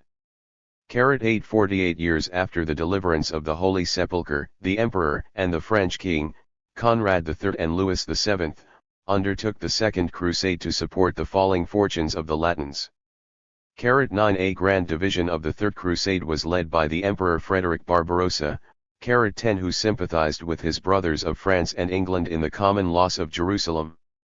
These 3 expeditions may be compared in their resemblance of the greatness of numbers, their passage through the Greek Empire, and the nature and event of their Turkish warfare, and a brief parallel may save the repetition of a tedious narrative. However splendid it may seem, a regular story of the Crusades would exhibit the perpetual return of the same causes and effects, and the frequent attempts for the defense or recovery of the Holy Land would appear so many faint and unsuccessful copies of the original. High of the swarms that so closely trod in the footsteps of the first pilgrims, the chiefs were equal in rank, though unequal in fame and merit, to Godfrey of Bouillon and his fellow adventurers. At their head were displayed the banners of the Dukes of Burgundy, Bavaria, and Aquitaine, the first a descendant of Hugh Capet, the second, a father of the Brunswick line, the Archbishop of Milan, a temporal prince, transported, for the benefit of the Turks, the treasures and ornaments of his church and palace, and the veteran crusaders, Hugh the Great and Stephen of Chartres, returned to consummate their unfinished vow. The huge and disorderly bodies of their followers moved forward in 2 columns, and if the first consisted of 260,000 persons, the second might possibly amount to 60,000 horse and 100,000 foot. 11 ***. The armies of the Second Crusade might have claimed the conquest of Asia. The nobles of France and Germany were animated by the presence of their sovereigns, and both the rank and personal character of Conrad and Louis gave a dignity to their cause, and a discipline to their force, which might be vainly expected from the feudatory chiefs. The cavalry of the emperor, and that of the king, was each composed of 70,000 knights, and their immediate attendants in the field, 12 and if the light armed troops, the peasant infantry, the women and children, the priests and monks, be rigorously excluded, the full account will scarcely be satisfied with 400,000 souls. The West, from Rome to Britain, was called into action. The kings of Poland and Bohemia obeyed the summons of Conrad, and it is affirmed by the Greeks and Latins, that, in the passage of a strait or river, the Byzantine agents, after a tale of 900,000, desisted from the endless and formidable computation. 13 In the Third Crusade, as the French and English preferred the navigation of the Mediterranean, the host of Frederick Barbarossa was less numerous. 15,000 knights, and as many squires, were the flower of the German chivalry. 60,000 horse, and 100,000 foot, were mustered by the emperor in the plains of Hungary, and after such repetitions, we shall no longer be startled at the 600,000 pilgrims, which credulity has ascribed to this last emigration. 14 Such extravagant reckonings prove only the astonishment of contemporaries, but their astonishment most strongly bears testimony to the existence of an enormous, though indefinite, multitude. The Greeks might applaud their superior knowledge of the arts and stratagems of war, but they confess the strength and courage of the French cavalry, and the infantry of the Germans. 15 And the strangers are described as an iron race, of gigantic stature, who darted fire from their eyes, and spilt blood like water on the ground. Under the banners of Conrad, a troop of females rode in the attitude and armor of men, and the chief of these Amazons, from her gilt spurs and buskins, obtained the epithet of the golden-footed dame. 2 The number and character of the strangers was an object of terror to the effeminate Greeks, and the sentiment of fear is nearly allied to that of hatred. This aversion was suspended or softened by the apprehension of the Turkish power, and the invectives of the Latins will not bias our more candid belief, that the Emperor Alexius dissembled their insolence, eluded their hostilities, counseled their rashness, and opened to their ardor the road of pilgrimage and conquest. But when the Turks had been driven from Nice and the sea-coast, when the Byzantine princes no longer dreaded the distant sultans of Cognac, they felt with purer indignation the free and frequent passage of the western barbarians, who violated the majesty, and endangered the safety, of the empire. The Second and Third Crusades were undertaken under the reign of Manuel Comnenus and Isaac Angelus. Of the former, the passions were always impetuous, and often malevolent, and the natural union of a cowardly and a mischievous temper was exemplified in the latter, who, without merit or mercy, could punish a tyrant, and occupy his throne. It was secretly, and perhaps tacitly, resolved by the prince and people to destroy, or at least to discourage, the pilgrims, by every species of injury and oppression, and their want of prudence and discipline continually afforded the pretence or the opportunity. The Western monarchs had stipulated a safe passage and fair market in the country of their Christian brethren. The treaty had been ratified by oaths and hostages, and the poorest soldier of Frederick's army was furnished with 3 marks of silver to defray his expenses on the road. But every engagement was violated by treachery and injustice, and the complaints of the Latins are attested by the honest confession of a Greek historian, who has dared to prefer truth to his country. 16 Instead of a hospitable reception, the gates of the cities, both in Europe and Asia, were closely barred against the Crusaders, and the scanty pittance of food was let down in baskets from the walls. Experience or foresight might excuse this timid jealousy, but the common duties of humanity prohibited the mixture of chalk, or other poisonous ingredients, in the bread, and should Manuel be acquitted of any foul connivance, he is guilty of coining base money for the purpose of trading with the pilgrims. In every step of their march they were stopped or misled, the governors had private orders to fortify the passes and break down the bridges against them, the stragglers were pillaged and murdered, the soldiers and horses were pierced in the woods by arrows from an invisible hand, the sick were burnt in their beds, and the dead bodies were hung on gibbets along the highways. These injuries exasperated the champions of the cross, who were not endowed with evangelical patience, and the Byzantine princes, who had provoked the unequal conflict, promoted the embarkation and march of these formidable guests.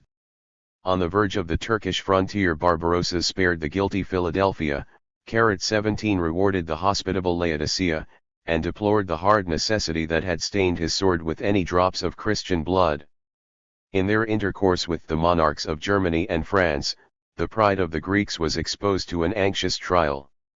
They might boast that on the first interview the seat of Louis was a low stool, beside the throne of Manuel, 18, but no sooner had the French king transported his army beyond the Bosphorus, than he refused the offer of a second conference, unless his brother would meet him on equal terms, either on the sea or land.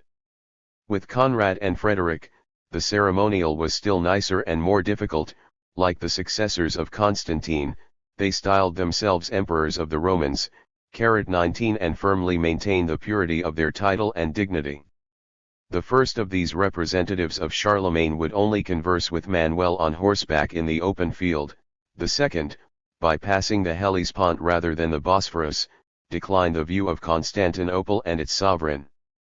An emperor, who had been crowned at Rome, was reduced in the Greek epistles to the humble appellation of Rex, or Prince, of the Alemanni, and the vain and feeble Angelus affected to be ignorant of the name of one of the greatest men and monarchs of the age. While they viewed with hatred and suspicion the Latin pilgrims, the Greek emperors maintained a strict, though secret, alliance with the Turks and Saracens. Isaac Angelus complained, that by his friendship for the great Saladin he had incurred the enmity of the Franks, and a mosque was founded at Constantinople for the public exercise of the religion of Muhammad. 20.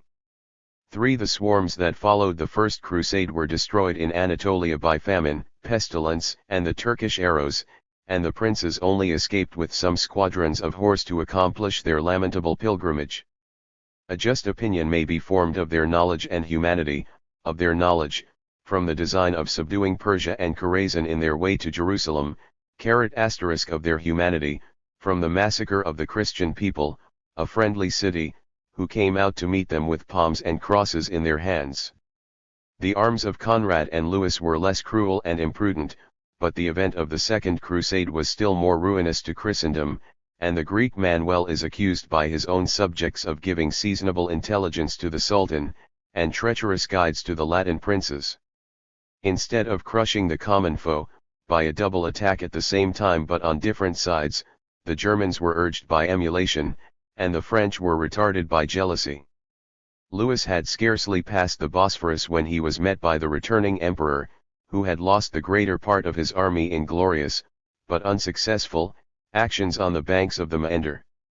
The contrast of the pomp of his rival hastened the retreat of Conrad. The desertion of his independent vassals reduced him to his hereditary troops, and he borrowed some Greek vessels to execute by sea the pilgrimage of Palestine. Without studying the lessons of experience, or the nature of the war, the King of France advanced through the same country to a similar fate.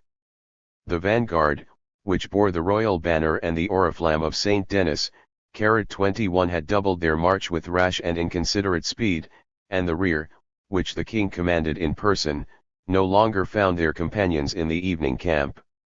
In darkness and disorder, they were encompassed, assaulted, and overwhelmed, by the innumerable host of Turks, who, in the art of war, were superior to the Christians of the 12th century. Louis, who climbed a tree in the general discomfiture, was saved by his own valor and the ignorance of his adversaries, and with the dawn of day he escaped alive, but almost alone, to the camp of the vanguard.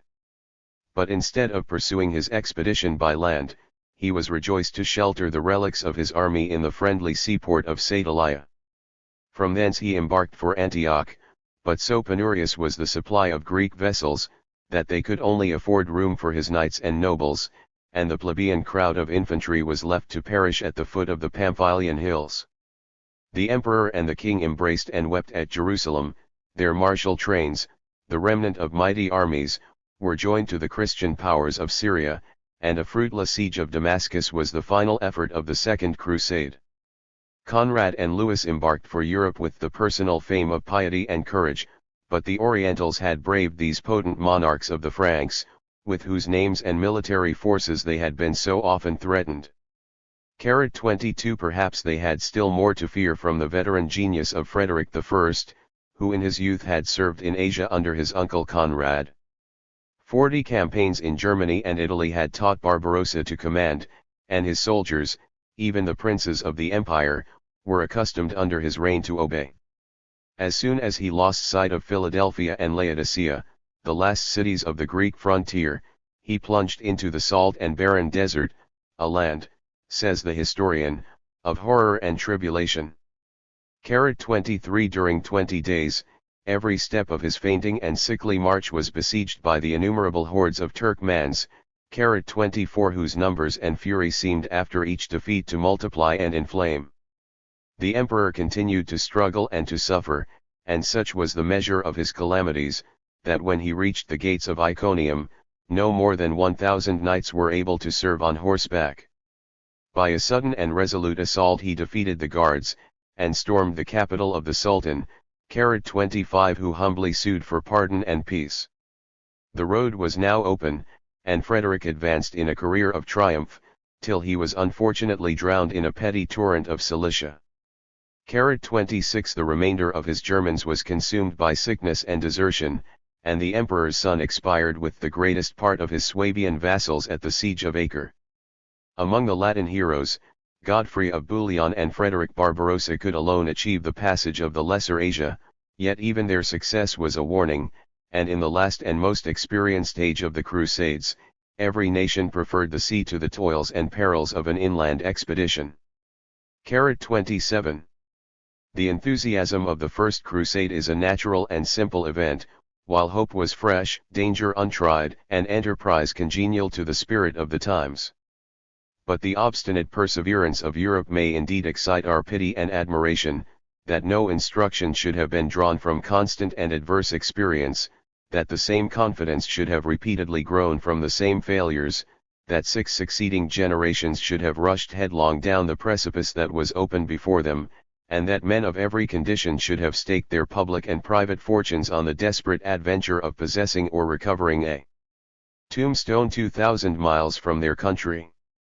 In a period of 2 centuries after the Council of Clermont, each spring and summer produced a new emigration of pilgrim warriors for the defense of the Holy Land, but the 7 great armaments or crusades were excited by some impending or recent calamity, the nations were moved by the authority of their pontiffs, and the example of their kings, their zeal was kindled, and their reason was silenced, by the voice of their holy orators, and among these, Bernard, 28 the monk, or the saint, may claim the most honorable place.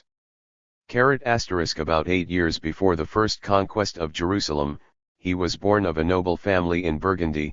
At the age of 23 he buried himself in the monastery of Cîteaz, then in the primitive fervor of the institution.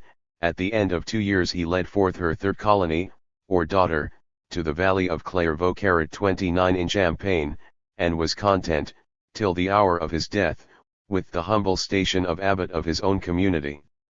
A philosophic age has abolished, with too liberal and indiscriminate disdain, the honors of these spiritual heroes. The meanest among them are distinguished by some energies of the mind, they were at least superior to their votaries and disciples, and, in the race of superstition, they attained the prize for which such numbers contended. In speech, in writing, in action, Bernard stood high above his rivals and contemporaries.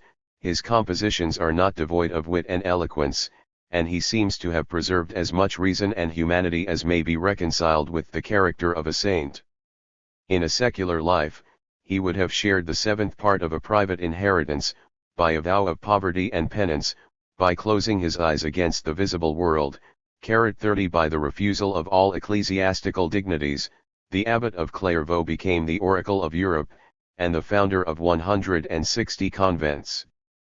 Princes and pontiffs trembled at the freedom of his apostolical censures. France, England, and Milan consulted and obeyed his judgment in a schism of the Church. The debt was repaid by the gratitude of Innocent II, and his successor, Eugenius III, was the friend and disciple of the Holy Bernard. It was in the proclamation of the Second Crusade that he shone as the missionary and prophet of God, who called the nations to the defense of his holy sepulchre. 31 At the Parliament of Vézelay he spoke before the king, and Louis VII, with his nobles, received their crosses from his hand. The abbot of Clairvaux then marched to the less easy conquest of the Emperor Conrad. A phlegmatic people, ignorant of his language, was transported by the pathetic vehemence of his tone and gestures, and his progress, from Constance to Cologne, was the triumph of eloquence and zeal. Bernard applauds his own success in the depopulation of Europe, affirms that cities and castles were emptied of their inhabitants, and computes that only one man was left behind for the consolation of 7 widows. 32 The blind fanatics were desirous of electing him for their general, but the example of the hermit Peter was before his eyes, and while he assured the crusaders of the divine favor, he prudently declined a military command, in which failure and victory would have been almost equally disgraceful to his character. 33 Yet, after the calamitous event, the abbot of Clairvaux was loudly accused as a false prophet, the author of the public and private mourning. His enemies exulted, his friends blushed, and his apology was slow and unsatisfactory. He justifies his obedience to the commands of the Pope, expatiates on the mysterious ways of providence, imputes the misfortunes of the pilgrims to their own sins, and modestly insinuates that his mission had been approved by signs and wonders.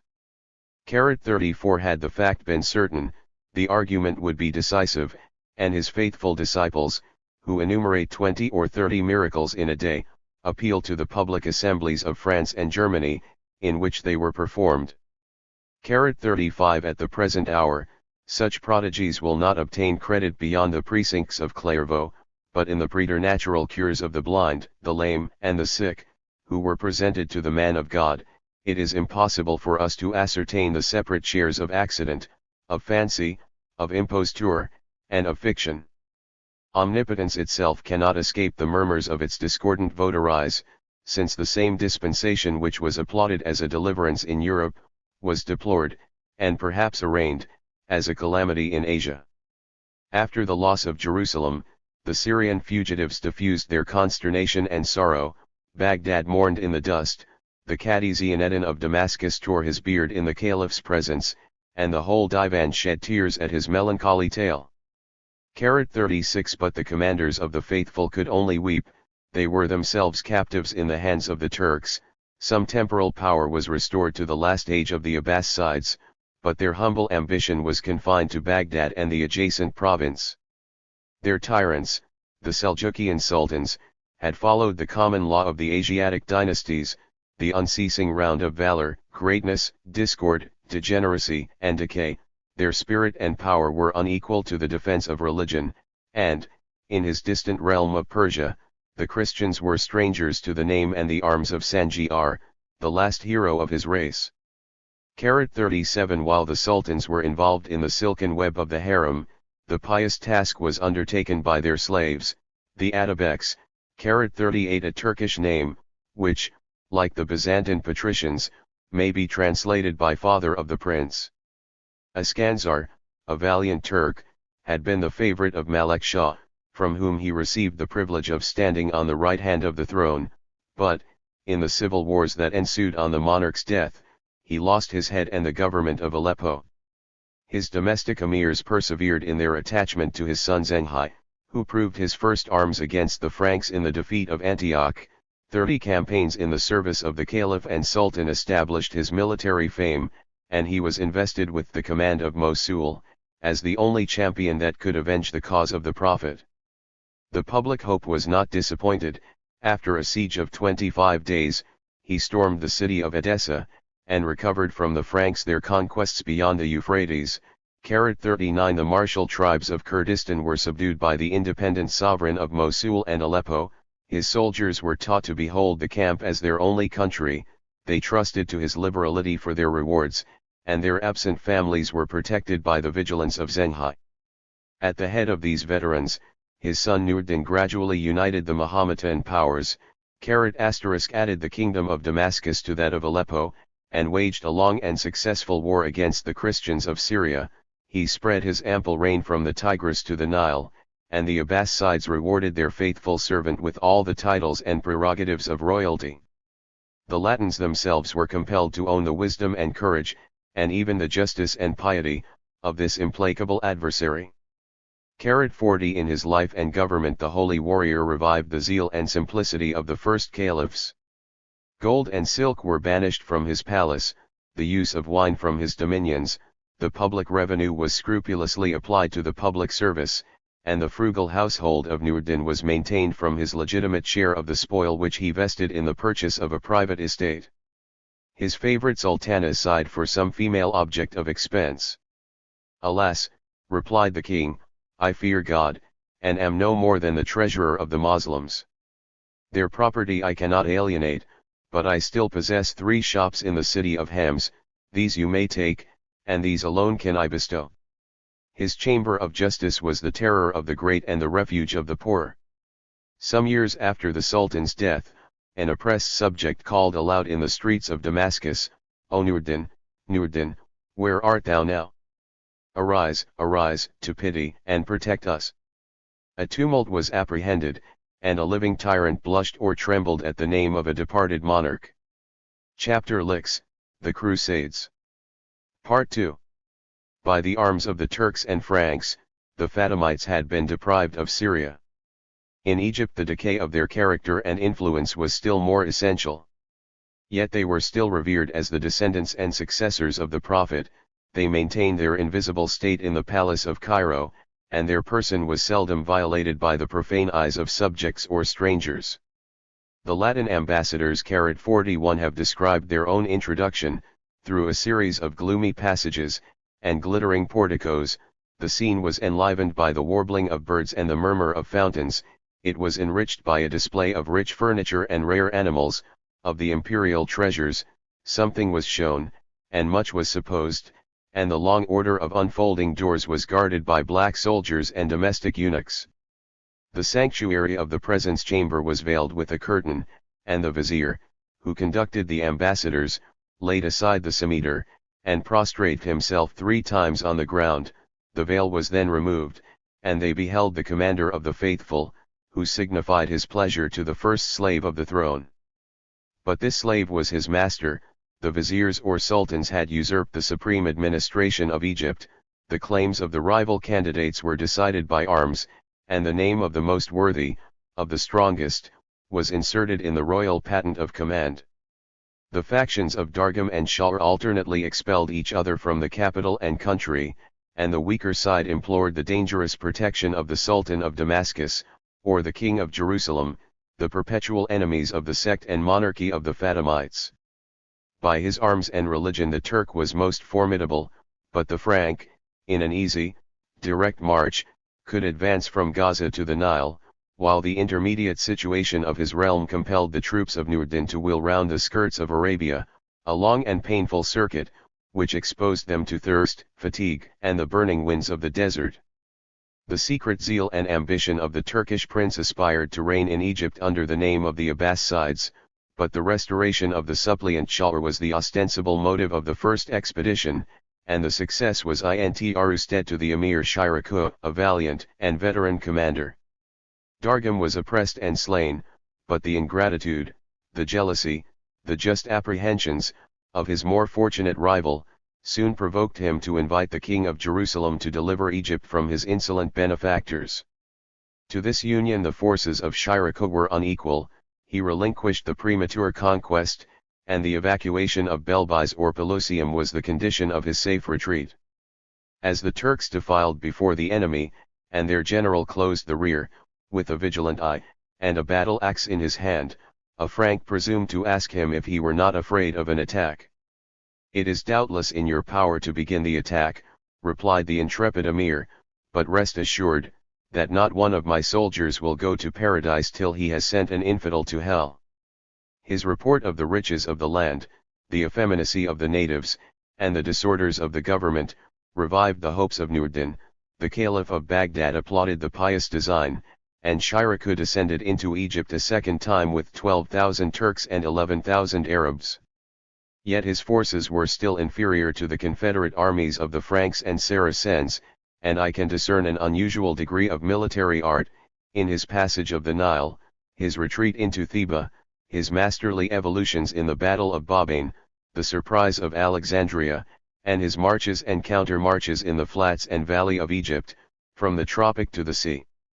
His conduct was seconded by the courage of his troops, and on the eve of action a Mameluke 42 exclaimed, "If we cannot wrest Egypt from the Christian dogs, why do we not renounce the honors and rewards of the Sultan, and retire to labor with the peasants, or to spin with the females of the harem?"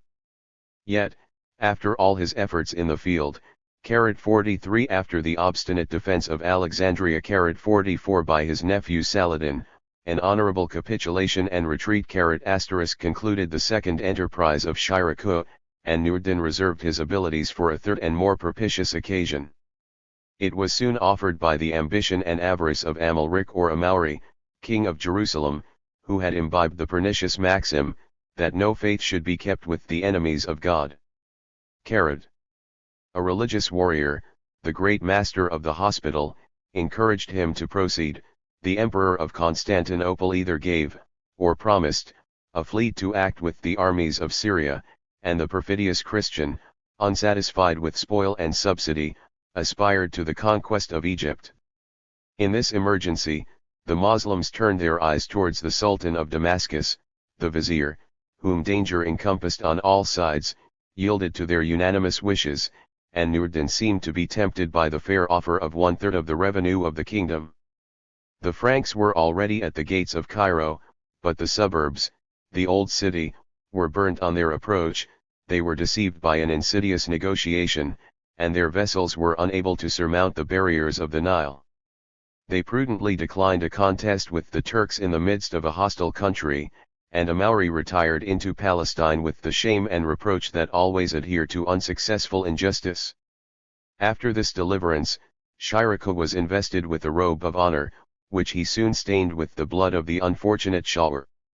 For a while, the Turkish emirs condescended to hold the office of vizier, but this foreign conquest precipitated the fall of the Fatimites themselves, and the bloodless change was accomplished by a message and a word. The caliphs had been degraded by their own weakness and the tyranny of the viziers. Their subjects blushed, when the descendant and successor of the Prophet presented his naked hand to the rude gripe of a Latin ambassador. They wept when he sent the hair of his women, a sad emblem of their grief and terror, to excite the pity of the Sultan of Damascus. By the command of Nur-Din, and the sentence of the doctors, the holy names of Abu Bakr, Omar, and Othman, were solemnly restored. The Caliph Most Haughty, of Baghdad, was acknowledged in the public prayers as the true commander of the faithful, and the green livery of the sons of Ali was exchanged for the black color of the Abbasides. The last of his race, the Caliphate, who survived only 10 days, expired in happy ignorance of his fate. His treasures secured the loyalty of the soldiers, and silenced the murmurs of the sectaries, and in all subsequent revolutions, Egypt has never departed from the orthodox tradition of the Moslems. 45. The hilly country beyond the Tigris is occupied by the pastoral tribes of the Kurds. 46. A people hardy, strong, savage, impatient of the yoke, addicted to rapine, and tenacious of the government of their national chiefs. The resemblance of name, situation, and manners, seems to identify them with the Carduchians of the Greeks. 47. And they still defend against the Ottoman Porte the antique freedom which they asserted against the successors of Cyrus. Poverty and ambition prompted them to embrace the profession of mercenary soldiers. The service of his father and uncle prepared the reign of the great Saladin. 48. And the son of Job or Aoud, a simple Kurd, magnanimously smiled at his pedigree, which flattery deduced from the Arabian caliphs. 49 So unconscious was Nur-ad-Din of the impending ruin of his house, that he constrained the reluctant youth to follow his uncle Shirkuh into Egypt.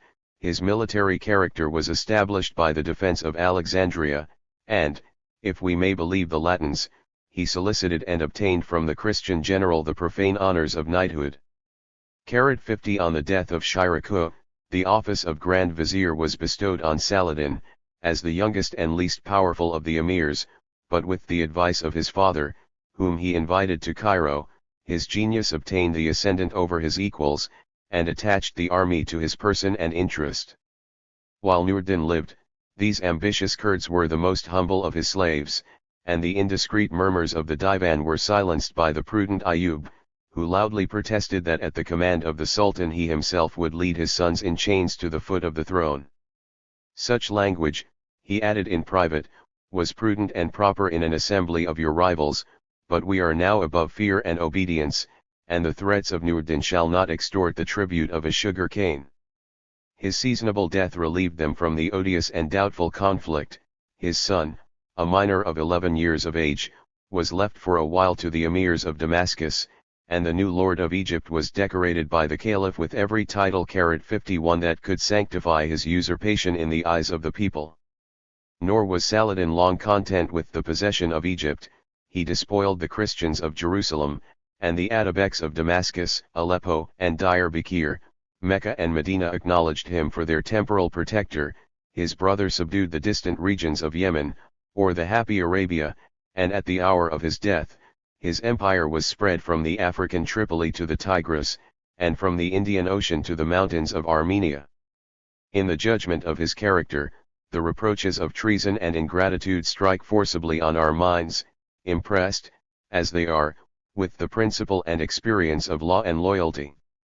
But his ambition may in some measure be excused by the revolutions of Asia, 52 which had erased every notion of legitimate succession, by the recent example of the Atabeks themselves, by his reverence to the son of his benefactor, his humane and generous behavior to the collateral branches, by their incapacity and his merit, by the approbation of the caliph, the sole source of all legitimate power, and, above all, by the wishes and interest of the people, whose happiness is the first object of government.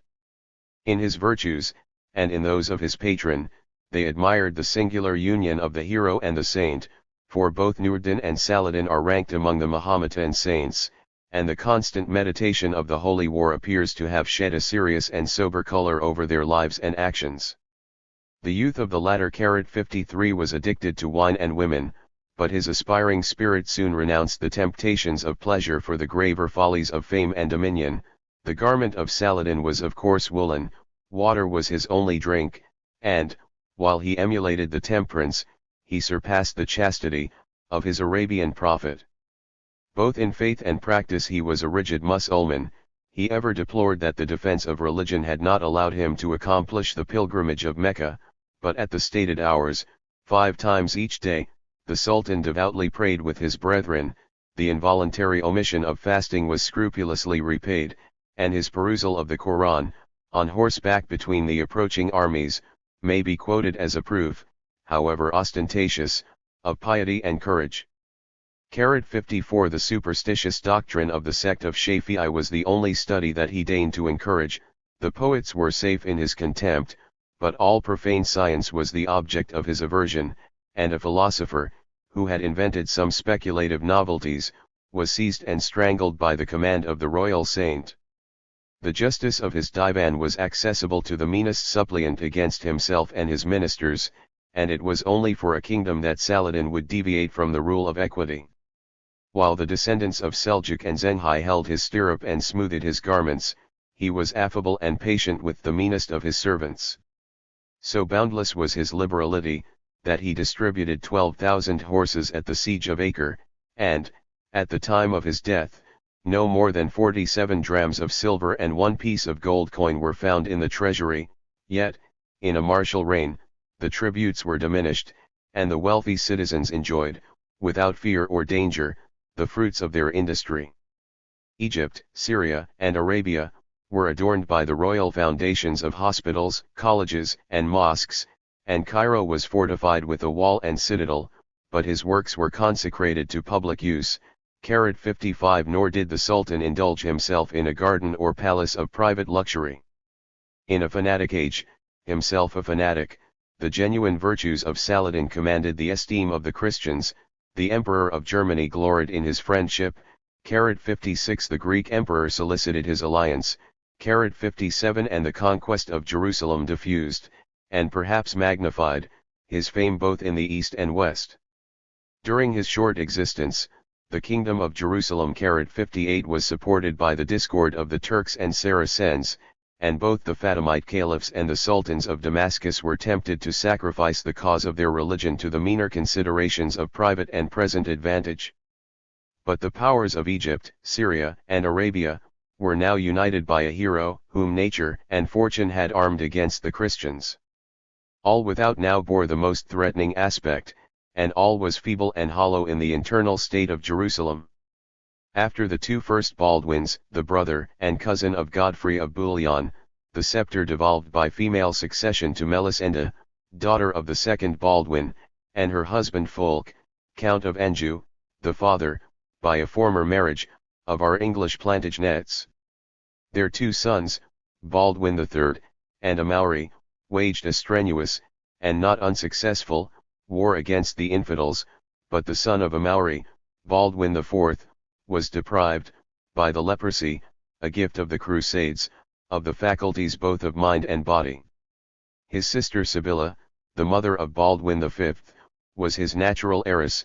After the suspicious death of her child, she crowned her second husband, Guy of Lusignan, a prince of a handsome person, but of such base renown, that his own brother Geoffrey was heard to exclaim, "Since they have made him a king, surely they would have made me a god." The choice was generally blamed, and the most powerful vassal, Raymond Count of Tripoli, who had been excluded from the succession and regency, entertained an implacable hatred against the king, and exposed his honor and conscience to the temptations of the Sultan. Such were the guardians of the Holy City, a leper, a child, a woman, a coward, and a traitor, yet its fate was delayed 12 years by some supplies from Europe, by the valor of the military orders, and by the distant or domestic avocations of their great enemy. At length, on every side, the sinking state was encircled and pressed by a hostile line, and the truce was violated by the Franks, whose existence it protected.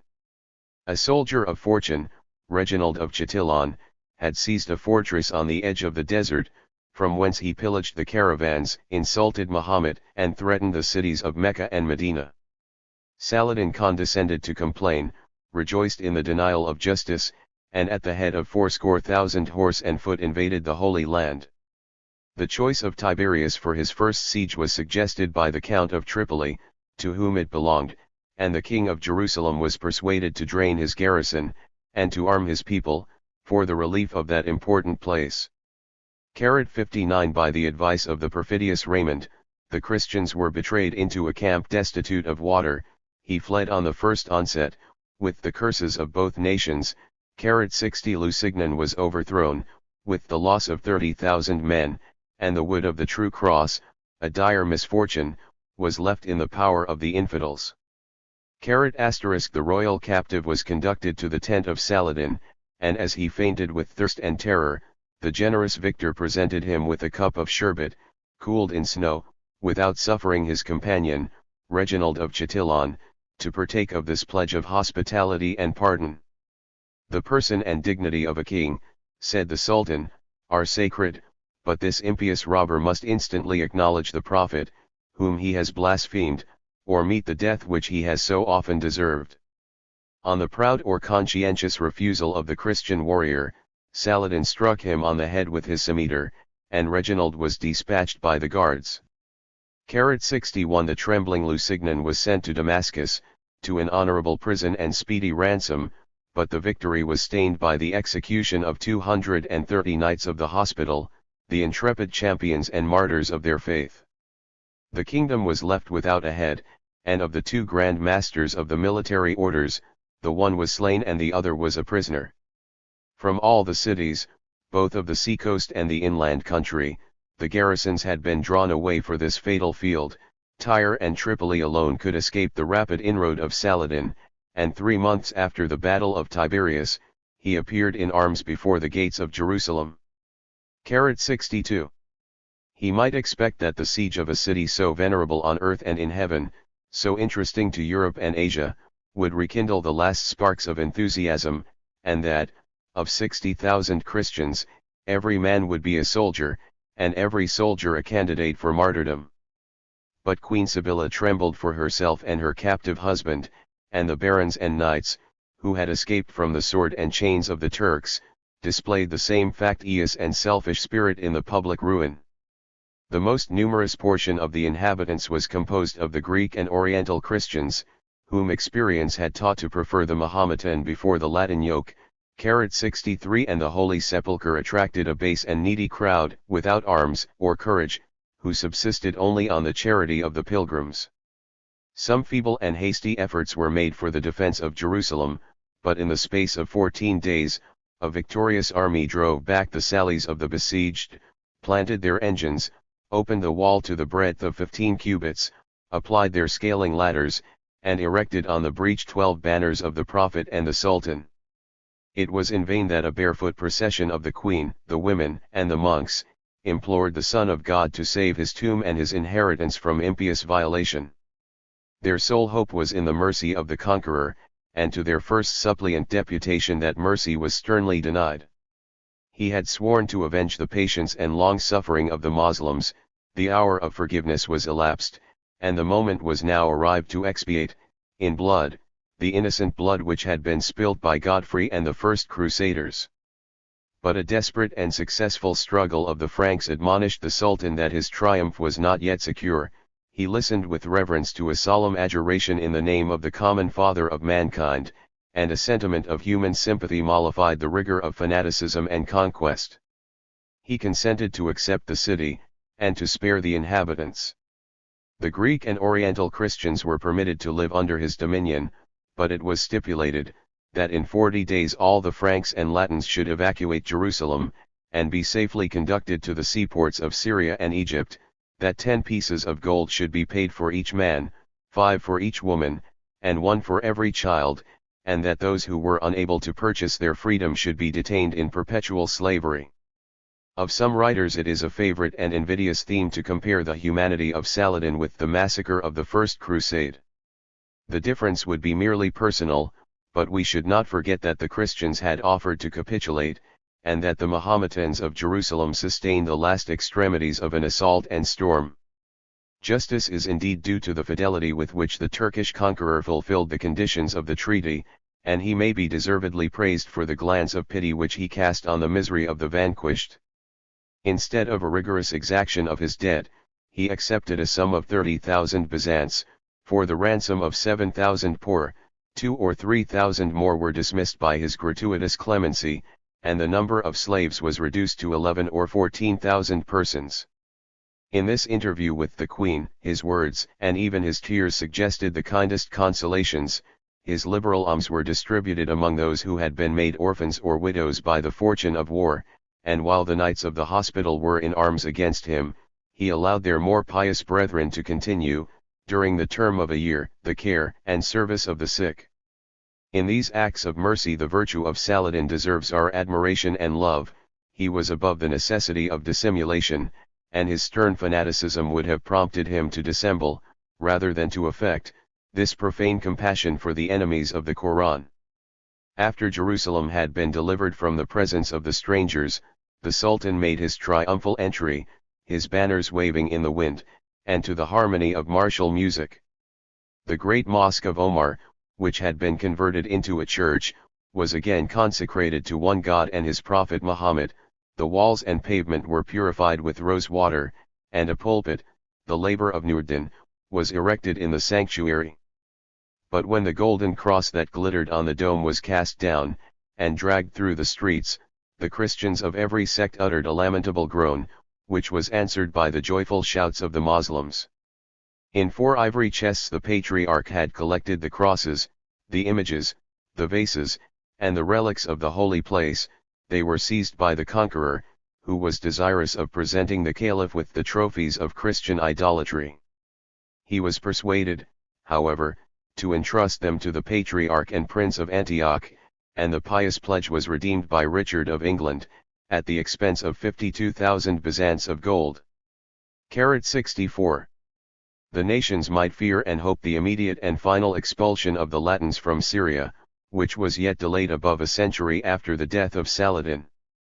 65. In the career of victory, he was first checked by the resistance of Tyre. The troops and garrisons, which had capitulated, were imprudently conducted to the same port.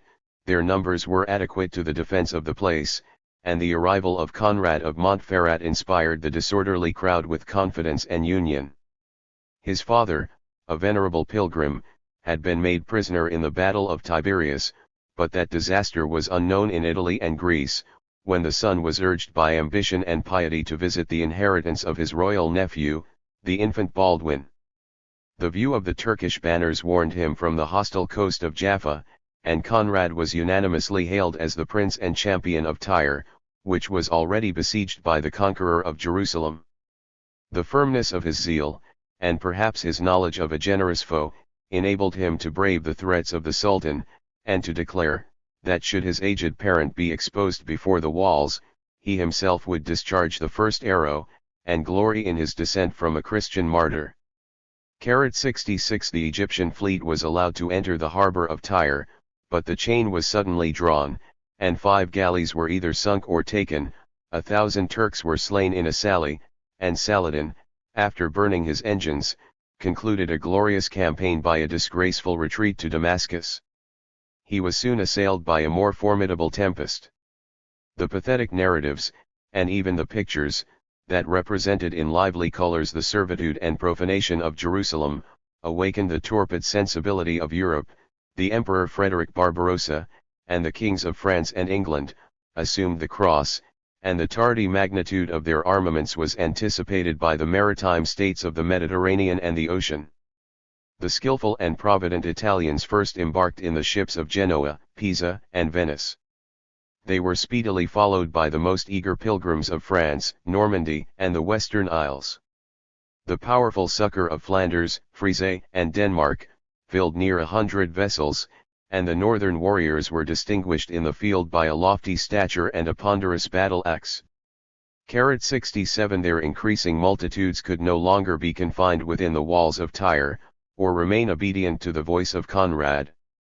They pitied the misfortunes, and revered the dignity, of Lusignan, who was released from prison, perhaps, to divide the army of the Franks. He proposed the recovery of Ptolemais, or Acre, 30 miles to the south of Tyre, and the place was first invested by 2,000 horse and 30,000 foot under his nominal command. I shall not expatiate on the story of this memorable siege, which lasted near 2 years, and consumed, in a narrow space, the forces of Europe and Asia. Never did the flame of enthusiasm burn with fiercer and more destructive rage, nor could the true believers, a common appellation, who consecrated their own martyrs, refuse some applause to the mistaken zeal and courage of their adversaries. At the sound of the holy trumpet, the Moslems of Egypt, Syria, Arabia, and the Oriental provinces, assembled under the servant of the Prophet. 68. His camp was pitched and removed within a few miles of Acre, and he labored, night and day, for the relief of his brethren and the annoyance of the Franks. 9 battles, not unworthy of the name, were fought in the neighborhood of Mount Carmel, with such vicissitude of fortune, that in one attack, the Sultan forced his way into the city, that in one sally, the Christians penetrated to the royal tent. By the means of divers and pigeons, a regular correspondence was maintained with the besieged, and, as often as the sea was left open, the exhausted garrison was withdrawn, and a fresh supply was poured into the place. The Latin camp was thinned by famine, the sword, and the climate, but the tents of the dead were replenished with new pilgrims, who exaggerated the strength and speed of their approaching countrymen. The vulgar was astonished by the report, that the Pope himself, with an innumerable crusade, was advanced as far as Constantinople. The march of the Emperor filled the East with more serious alarms. The obstacles which he encountered in Asia, and perhaps in Greece, were raised by the policy of Saladin. His joy on the death of Barbarossa was measured by his esteem, and the Christians were rather dismayed than encouraged at the sight of the Duke of Swabia and his way-worn remnant of 5,000 Germans. At length, in the spring of the second year, the royal fleets of France and England cast anchor in the Bay of Acre, and the siege was more vigorously prosecuted by the youthful emulation of the two kings, Philip Augustus and Richard Plantagenet.